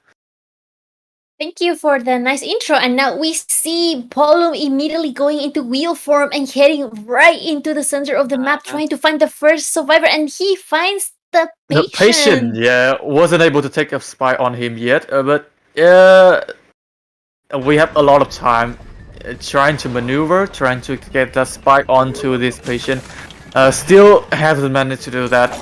Have to break view form and get a normal hit onto Run. What was canceling the hook? Yeah, that hook was questionable, but yeah, nothing to do when you are cornered like that in that area. Again, this Pollen is proving us wrong that Pollen can play on this map. Yeah, no, I'm gonna bring him in. Right, anyways, patient just used a hook to get in the hospital. I think Rifonance sniffed out that already. Oh, there is the priestess portal right here to help, and now to try to confuse Rifernan to chase another survivor, but no, there is the forward also going into place, confusing the blood trails, mixing them all up. So you know the hunter relies so much on the blood trail, and now is going to get directly to this portal. He decides not to break it, or he will break it and then go directly to the stairs where there's another blood trail, but he doesn't know of whom this blood trail belongs to, because he will just have to follow up. Yeah, it's it's an area full of uncertainty. But again, Rifernan did bring himself that excitement, so he wouldn't be worrying about that stun coming from the forward. Again, still trying to find where that patient is. Breaking wheel, such a versatile hunter, utilizing the spike. However, the forward uses that football to gain some distance. He does have these spikes on. He uses 2 out of 3 of the football just to transition inside the hospital. Again, yeah, you have to keep your health at a stable level for the game to continue properly. Again, we have support. Amazing support from the priestess, but then he finds patient immediately and then decides to go after him because he hasn't been healed yet, and he just goes around cutting with those hooks, and then he canceled the hook with his spike, and now he hasn't used the hook yet, and Ron was able to get in the hospital. Wow. Amazing utilization of the hook right at the last second, and there's a Cypher machine here, so Rifernan feels forced to go back into wheel form, going back at this patient. He doesn't want to just give it yet. 3 Cypher remaining. The Cypher are being decoded really quickly. That's right. Again, another transition, another replacement of the target from Rifernan here. It's now gonna be the priestess using flywheel effect just to dodge that spy over there from the priestess. Nice job, but yeah, still need that hit from Rifernan. Yeah, Rifernan already got maximum presence. It is very dangerous to play against a breaking wheel with maximum presence. That's why the survivors are capitalizing on just popping those ciphers as soon as they can, while breaking wheel just commits to this priestess. Oh yeah, priestess. That was a nice strategy from the priestess, using the portal just to skip that spy burst. But yeah, she was portaling right in front of Rifernan, which means an easy hit down for Pollen. That's right. And then we see the mercenary. It's the forward. Yeah, it's the forward. There's no mercenary in this lineup. Yes, we see the forward coming in for a full blood rescue, and is going to be able to make it. Full presence breaking wheel. Yeah, using the taking too much time. He was taking his time, just tapping that chair, but he didn't realize that he already got 2 spike onto him. So. And we gonna see the magician going to take this little kite and see whether he can buy some time for the rescue to be done. No, Rifernan going back to the chair with wheel form, trying to see whether there's anyone else coming for the rescue. I think MX is still gonna go for a rescue here. Oh, able to get a rescue though. Ooh. It's the forward just The forward. magically pop up and touch the chair. Rivernan has no time to reflect with that. Yeah, Rivernan now have two choices. Either now finding where the priestess is, or going for that cipher that Run has been decoding. I think they're gonna, force you. No. And there is going to be excitement coming into place to no one will try to get this priest. And then last minute stun for getting that priestess. Incredible stun coming from that forward. And the cipher was just up. All the survivors are scattered away. Yeah, that's Ooh, nice no detention. Yeah, nice usage of that ball. Declining Rivernan changing his form. Again, Right. Rivernan There has is- to cam the gate now. And now it is each man to their own, because now they're all scattered around the map. No one Exactly. is able to open this gate. However, though, we're gonna see someone transitioning to the other gate and then trying to get one of the gates open as soon as possible, while the patient does his best containing the hunter. But it is a full presence breaking wheel after all. We're gonna have to see the patient and everyone just trying to help each other kite away and transition away from breaking wheel. MX is still, opening the gate over here. Oh! Using the magic wand, but wasn't able to get away from Right. that swoop from Rivernan. Right. Oh, he doesn't get chair Ooh. just yet. There is another survivor. in the vicinity. I think Rivernan is afraid that the priestess would come in for the rescue, and the priestess would have tie Turner. So He doesn't want to gamble that, so he just goes he directly doesn't want for to what is gamble. sure. He wants to go directly for the prize, and he still has the eyes on this patient right here. And then the forward is also trying to come close to the magician to help him heal up. yes, And there's no excitement one is else now available. opening the gate. The gate was open. Oh, MX out here and open the gate already. Yeah, I think this is the game for the survivor side. ZT, great teamwork, great mobility, and just constantly keeping the pollen at bay. He wasn't able to really down anyone early on, and of course that priestess with the pesky portal giving so much support to their survivor lineup. And That's yeah, right. Some amazing team support from each other. They're not leaving anyone just yet. They want to get they everyone want to out. get the maximum point. Yes. Find point what they want. They are hungry for points. Is 4 men or no man. They want to get them all out. Another priestess also offering some body block right here. Priestess is coming in for the body block, but is she going to be able to do so? Oh! Ooh, the mind games from Breaking Wheel. Able to avoid that terror shot and Wait a heading minute. directly for the door. Wait a minute. Able to hit MX over there. Rivernan, very risky play to be honest. Still. For the survivors as well. I think for the Yeah, survivors. Oh, from there's both sides. like Oh, nice usage of that flywheel effect by the patient. I'm able to avoid that directly, but still, it is a breaking wheel after all. So we need to be able to see that maximum presence in power. They are making risky move over here. Priestess is still stuck on top of 2-story, but yeah, I think the patient still have self heal. Forward already expired that self heal, so yeah, I think the survivor team gonna wait on the patient self healing and then go heal the forward for the final form and escape. Yes, breaking wheel. Princess managed to get the breaking wheel attention, helping the teammates just. Ooh, wait, escape Priestess from going for that engine. Ooh, It's yes, going does she know going the to be dungeon there? in. Yes, she just got out. That is going to be a 4-man escape for 0-2. Oh yeah, that's last session. So, everyone has 12,000 deduction point. Yeah, that last session of everyone just crawling in front of the gate. That's right. It was 4-man or no man. Yeah, it was 4-man or no man. They they aren't ready to leave anyone behind. That's a definition of teamwork. That's true teamwork.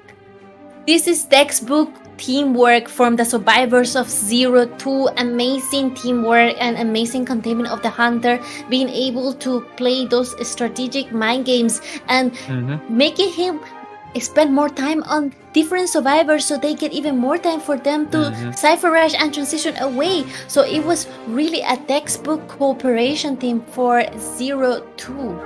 Again, when it comes down to Poland in this map, yeah, I did say that the structure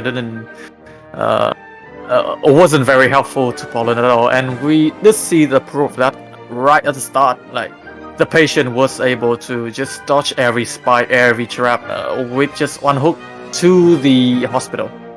Yeah, just one small hook to the hospital, and every trouble disappear. And I think Rifanan also got confused by the survivor team when he got pulled into the hospital. There were forward also there, right? Yeah, forward, and the priestess portal from the elevator portal going from floor 1 to floor 2.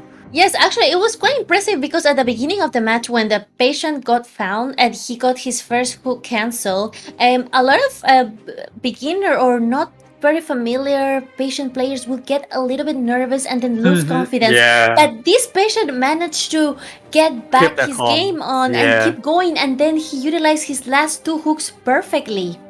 Exactly, and they were able to, help each other. The true teamwork is helping each other to get all out of the game. 4-man escape, incredible game coming from 02. Beautiful. Yeah, we have to see the response from the survivor side of GT. Because this survivor lineup is too phenomenal. The teamwork is phenomenal. We're gonna take a short break before we get into this last, the second half of round 1 of this lineup between GT and 02. Don't go anywhere.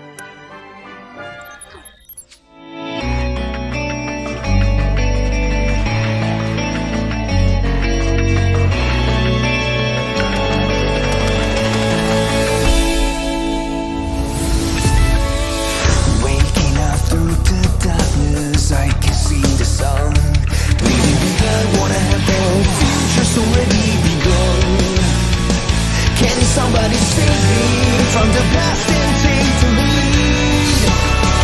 I'm ready to be me. Time to stand up and be free.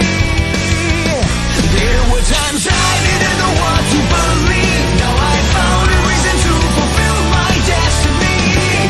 I'll carry on the journey. There were times I didn't know what to look for. Now I found my faith and I won't hesitate no more. That is gone, I'm no longer torn. A new day has come, I'll be reborn.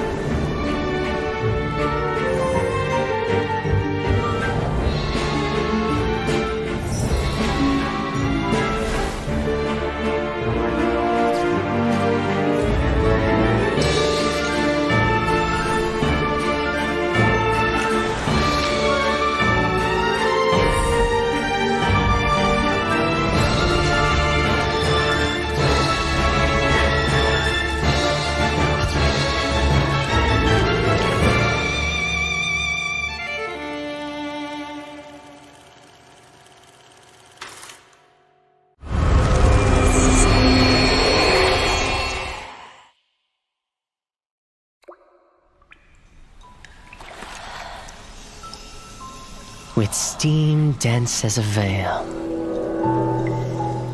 and wine sweet as honey, one can't help but relax at the hot spring. Return to basics. Surrender restraints. Relinquish thyself. like the eagle plummeting straight down, lusting for lambs, hating all lamb souls. Bathed in the spring, we drink. We worship. We indulge.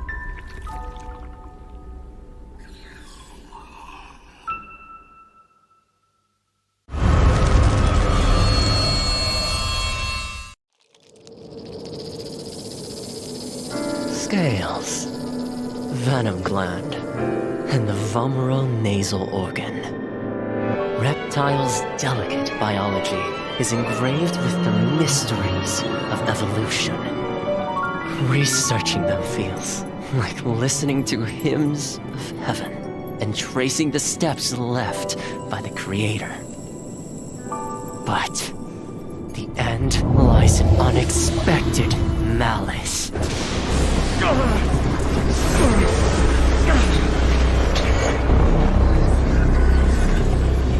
Is this a cruel joke from the Creator? Or the inconvenient truth of evolution?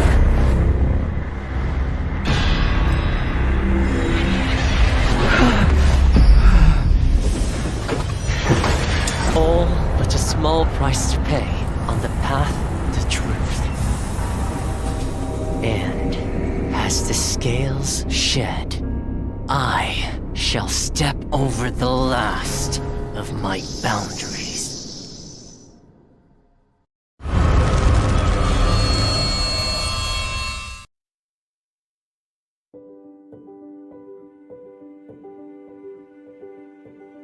Hello， 大家好，第五人格的玩家们，我是浩明。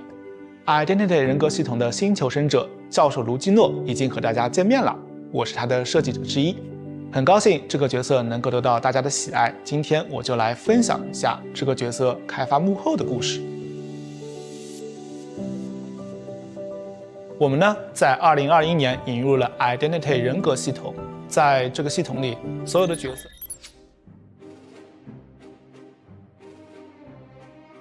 Hey guys, this is again NTT and Soymil. It's Soymil over here. It's IVA. Yay! And we are coming to the conclusion of the final match between ZT and 02, right? Yeah.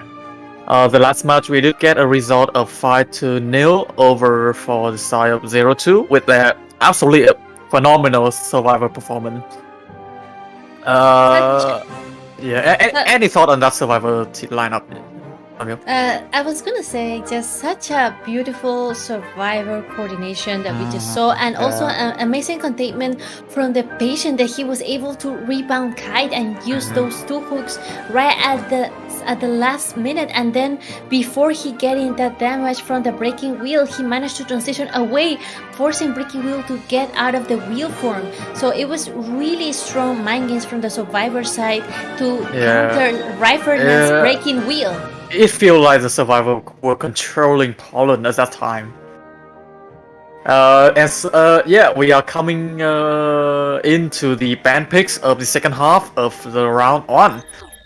Between the hunter side of ZT and the survivor side of the survivor side of GT versus the hunter side of 02. Alright. We see ZT Kuga Hunter going to appear in Sacred Heart Hospital as well. I believe the point isn't updated here, but it's gonna be 5-0 for ZT. Yeah.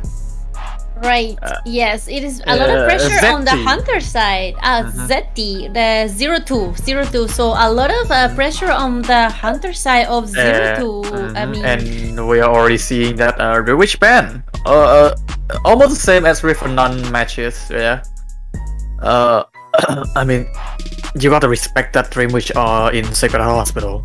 Yes, definitely. There is going to be a forward ban also coming in. I respect forward ban because 02 must have done the homework about GT forward and must have heard this forward is bannable material. Yeah, exactly. With the ban on forward, I think as Kuga is opening up the survivor team priestess and a seer, or even a mercenary up for grab. Let's see what their picks are for the first picks session. Yeah, I think for this map, it would be ideal to get out that priestess immediately as the first pick. So we just saw how. But they decided to go for the mercenary first. All right, let's Will it get be that priestess or will it mercenary. be? Going with the priestess over seer. It's reasonable. The priestess is able to do to provide so much support in the hospital, as we see, as evident from the last match. We see how they utilize the power of priestess to bring Revenant other host spot. Yes, definitely. Priestess can be extremely support material in here and helping the survivors kite and loop the hunter around the hospital. So it is important for the hunter to try to drive the survivor away from the hospital, like maybe outside area, or try to find for a ideal space just to corner the survivor inside. Exactly. We are now waiting on second ban. With the seer haven't been picked yet, do you think they would a Cougar would ban the seer from GT? I think like Kuga might want to ban either patient or psychologist. Patient also. Patient, a very slippery target for Hunter, especially in maps like Second Hospital, where he could just hook right into the hospital with no hardship. A ban on Acrobat? Wow, respect ban on Acrobat. Wow, that is not something we were expecting. Definitely not. We were not expecting Acrobat because we haven't seen an Acrobat ban just yet. So we are witnessing though the first Acrobat ban of the team GT. So this for the Acrobat of GT. Yeah, this is probably the first Acrobat ban of the tournament. That's right. Immediate Acrobat ban, and we see Cowboy as the next Kevin! Pick. Oh my god, Kevin, the Cowboy! Making an appearance inside the lineup of GT. We do have to remind that GT have to get 5 points, which means 4 survivor out. So this Cowboy can be helpful when they want to rescue balloon survivor. Right, especially when the hunter gets the survivor needs to get into the chip. We have novelists in the house, ladies and gentlemen. Our last match of the night, and we see novelists coming out to play. Finally, a novelist. We did see a Little Girl previously on the earlier matchup between, if I remember, ZC, right? Yeah, ZC. Yes, we saw Sky, him in the we saw him in the not in this one in the group stage, but in the eliminatories for getting here. We did see a novelist. A novelist and a priestess combo. Novelist and priestess can be novelist, quite. Novelist can be a very hard, a very a strong supporter for the survivor side. Especially with a priestess on the map. A priestess is going to be able to help a lot, especially with the communication and training they must have been through. We're very interested to see what will be the pick for Kuga, our 0-2 hunter that is about to make the pick. What do you think will be the hunter's ideal pick to counter this survivor lineup, entity? Just to counter that Cowboy, pick Undead. But serious though, this lineup, I'm expecting a Bloody Queen because when you are near the novelist, he is able to record your face, so you can use the mirror to get a mirror image that could hit the novelist from a distance, and also the mirror can close the gap between the portal, the elbow pass, or the lasso. To the palette. That's right. Right. Yeah, it's very situational usage of the mirror, but it can be helpful at times. Yes, also imagine the strategies they have planned for this map, the survivor sides, the cowboy together with a novelist. It might be a nice teamwork depending on the situation and the location of the hunter. Yeah, exactly.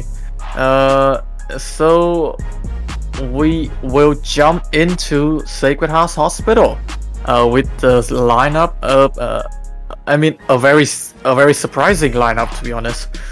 That's right. And we see Novelist in the lineup, and as that acrobat man throw us off, and that Novelist pick probably blow the roof of our house.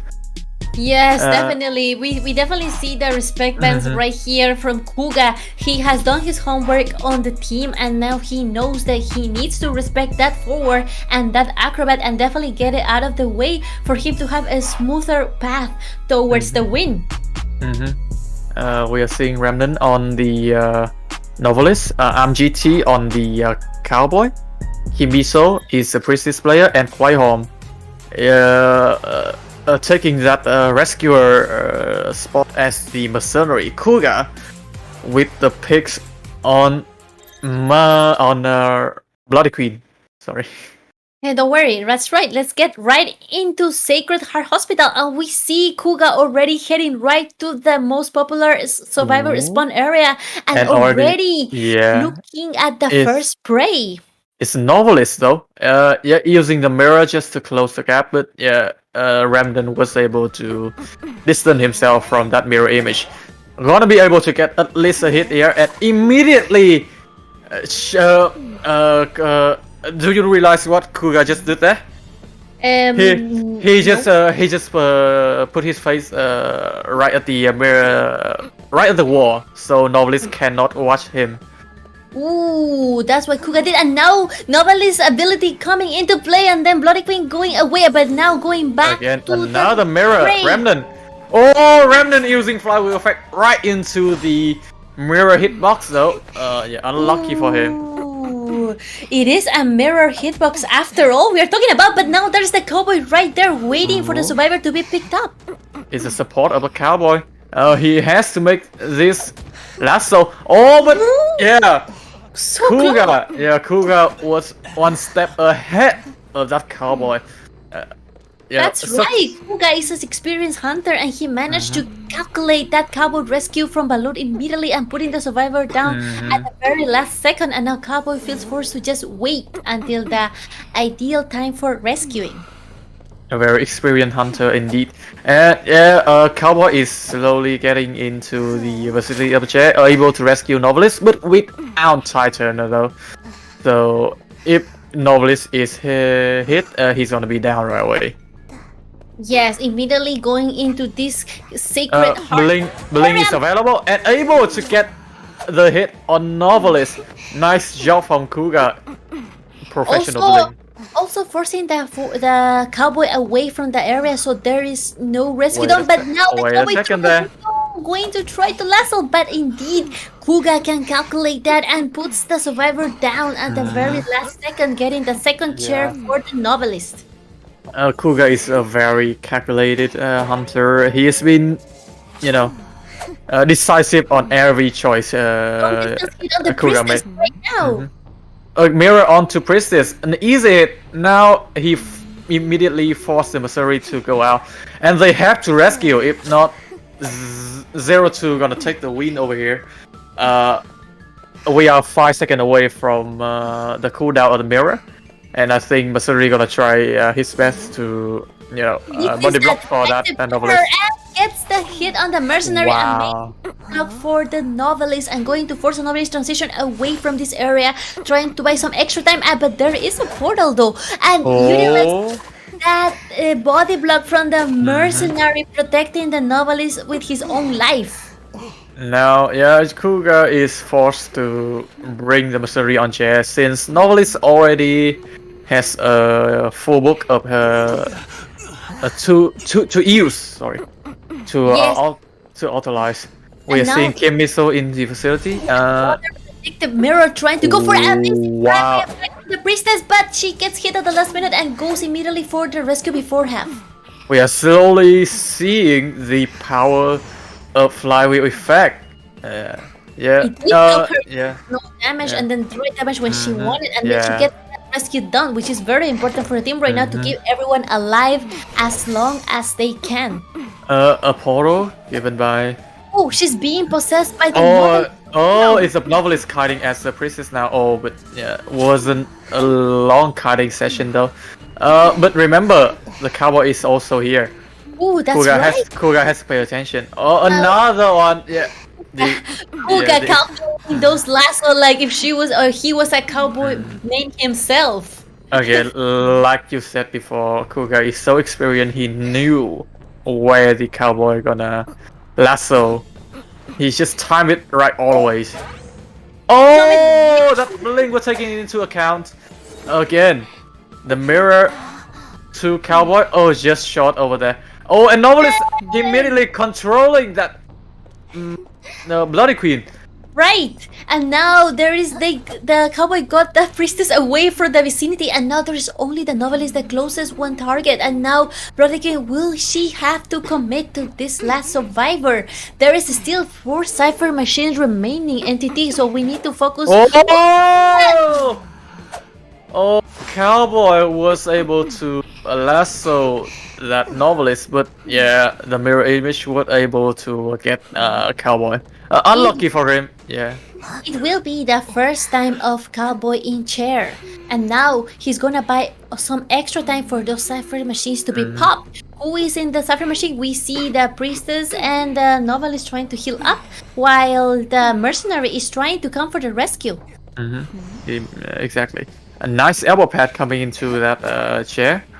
I think he's gonna be able to rescue before half. Yeah, that's gonna be the case. Cowboy still have a lot of lasso to use here. Jumping the bloody. Oh, yeah, but there's mirror from Kuga. Oh, he was able to dodge that.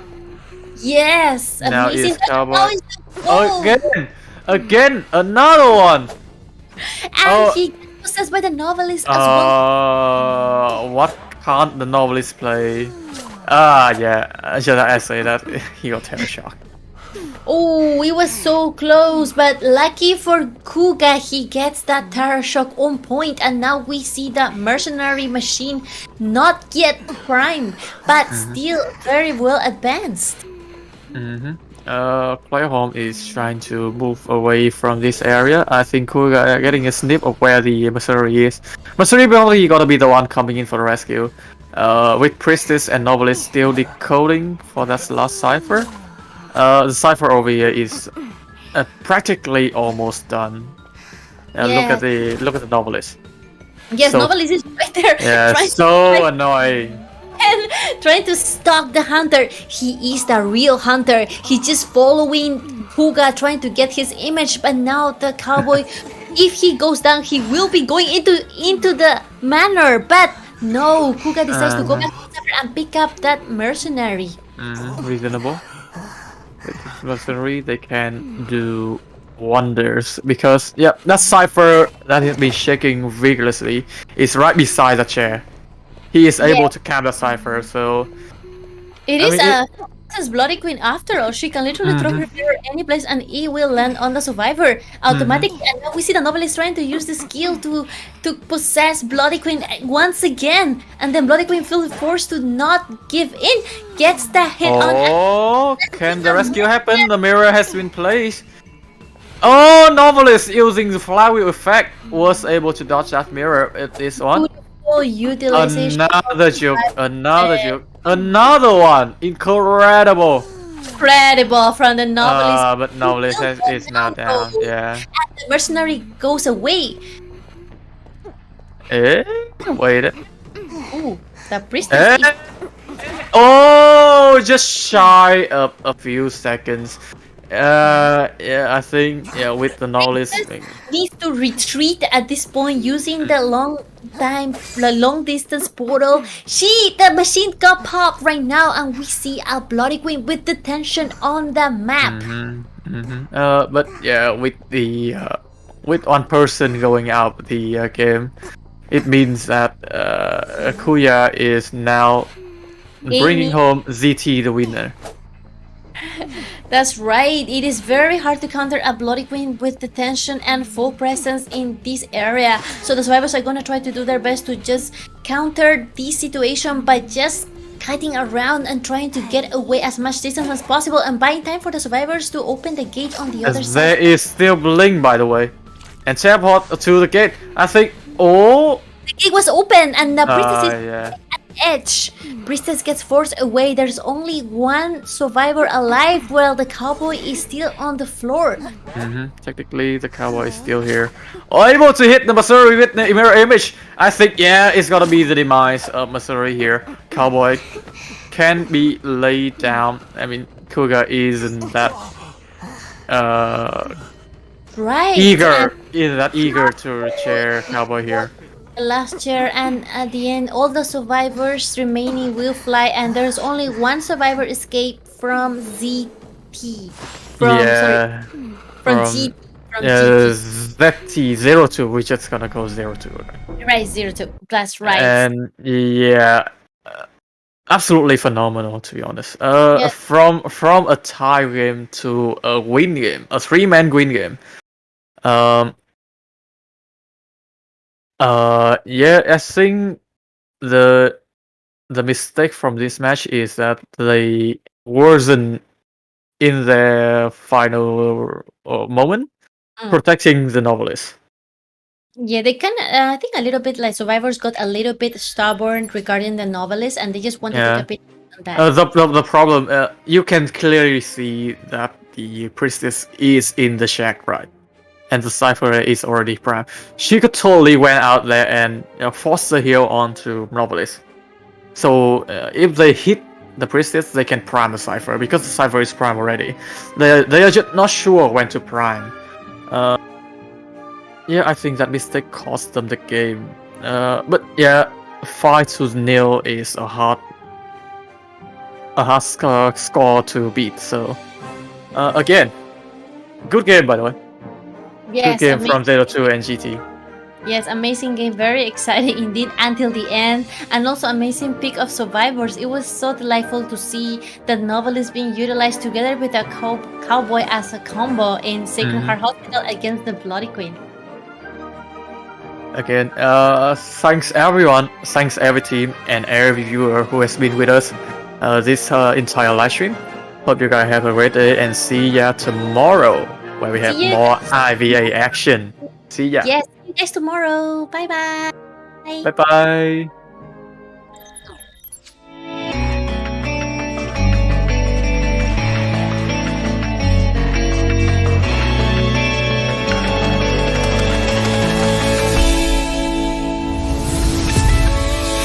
Waking up through the darkness, I can see the sun.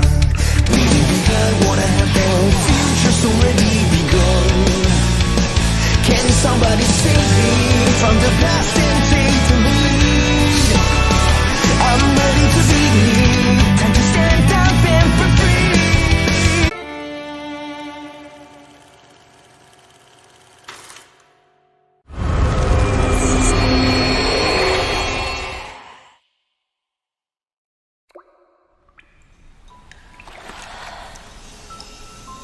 With steam dense as a veil,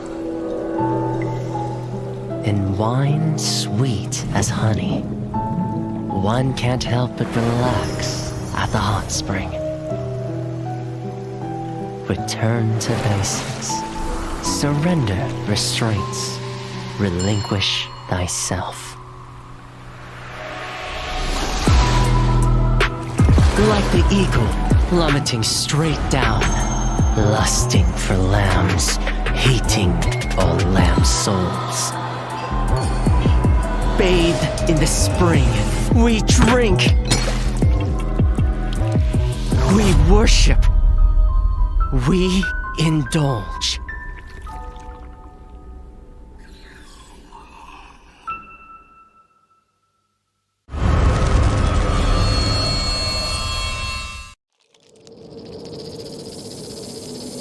Scales, venom gland, and the vomeral nasal organ. Reptiles' delicate biology is engraved with the mysteries of evolution. Researching them feels like listening to hymns of heaven and tracing the steps left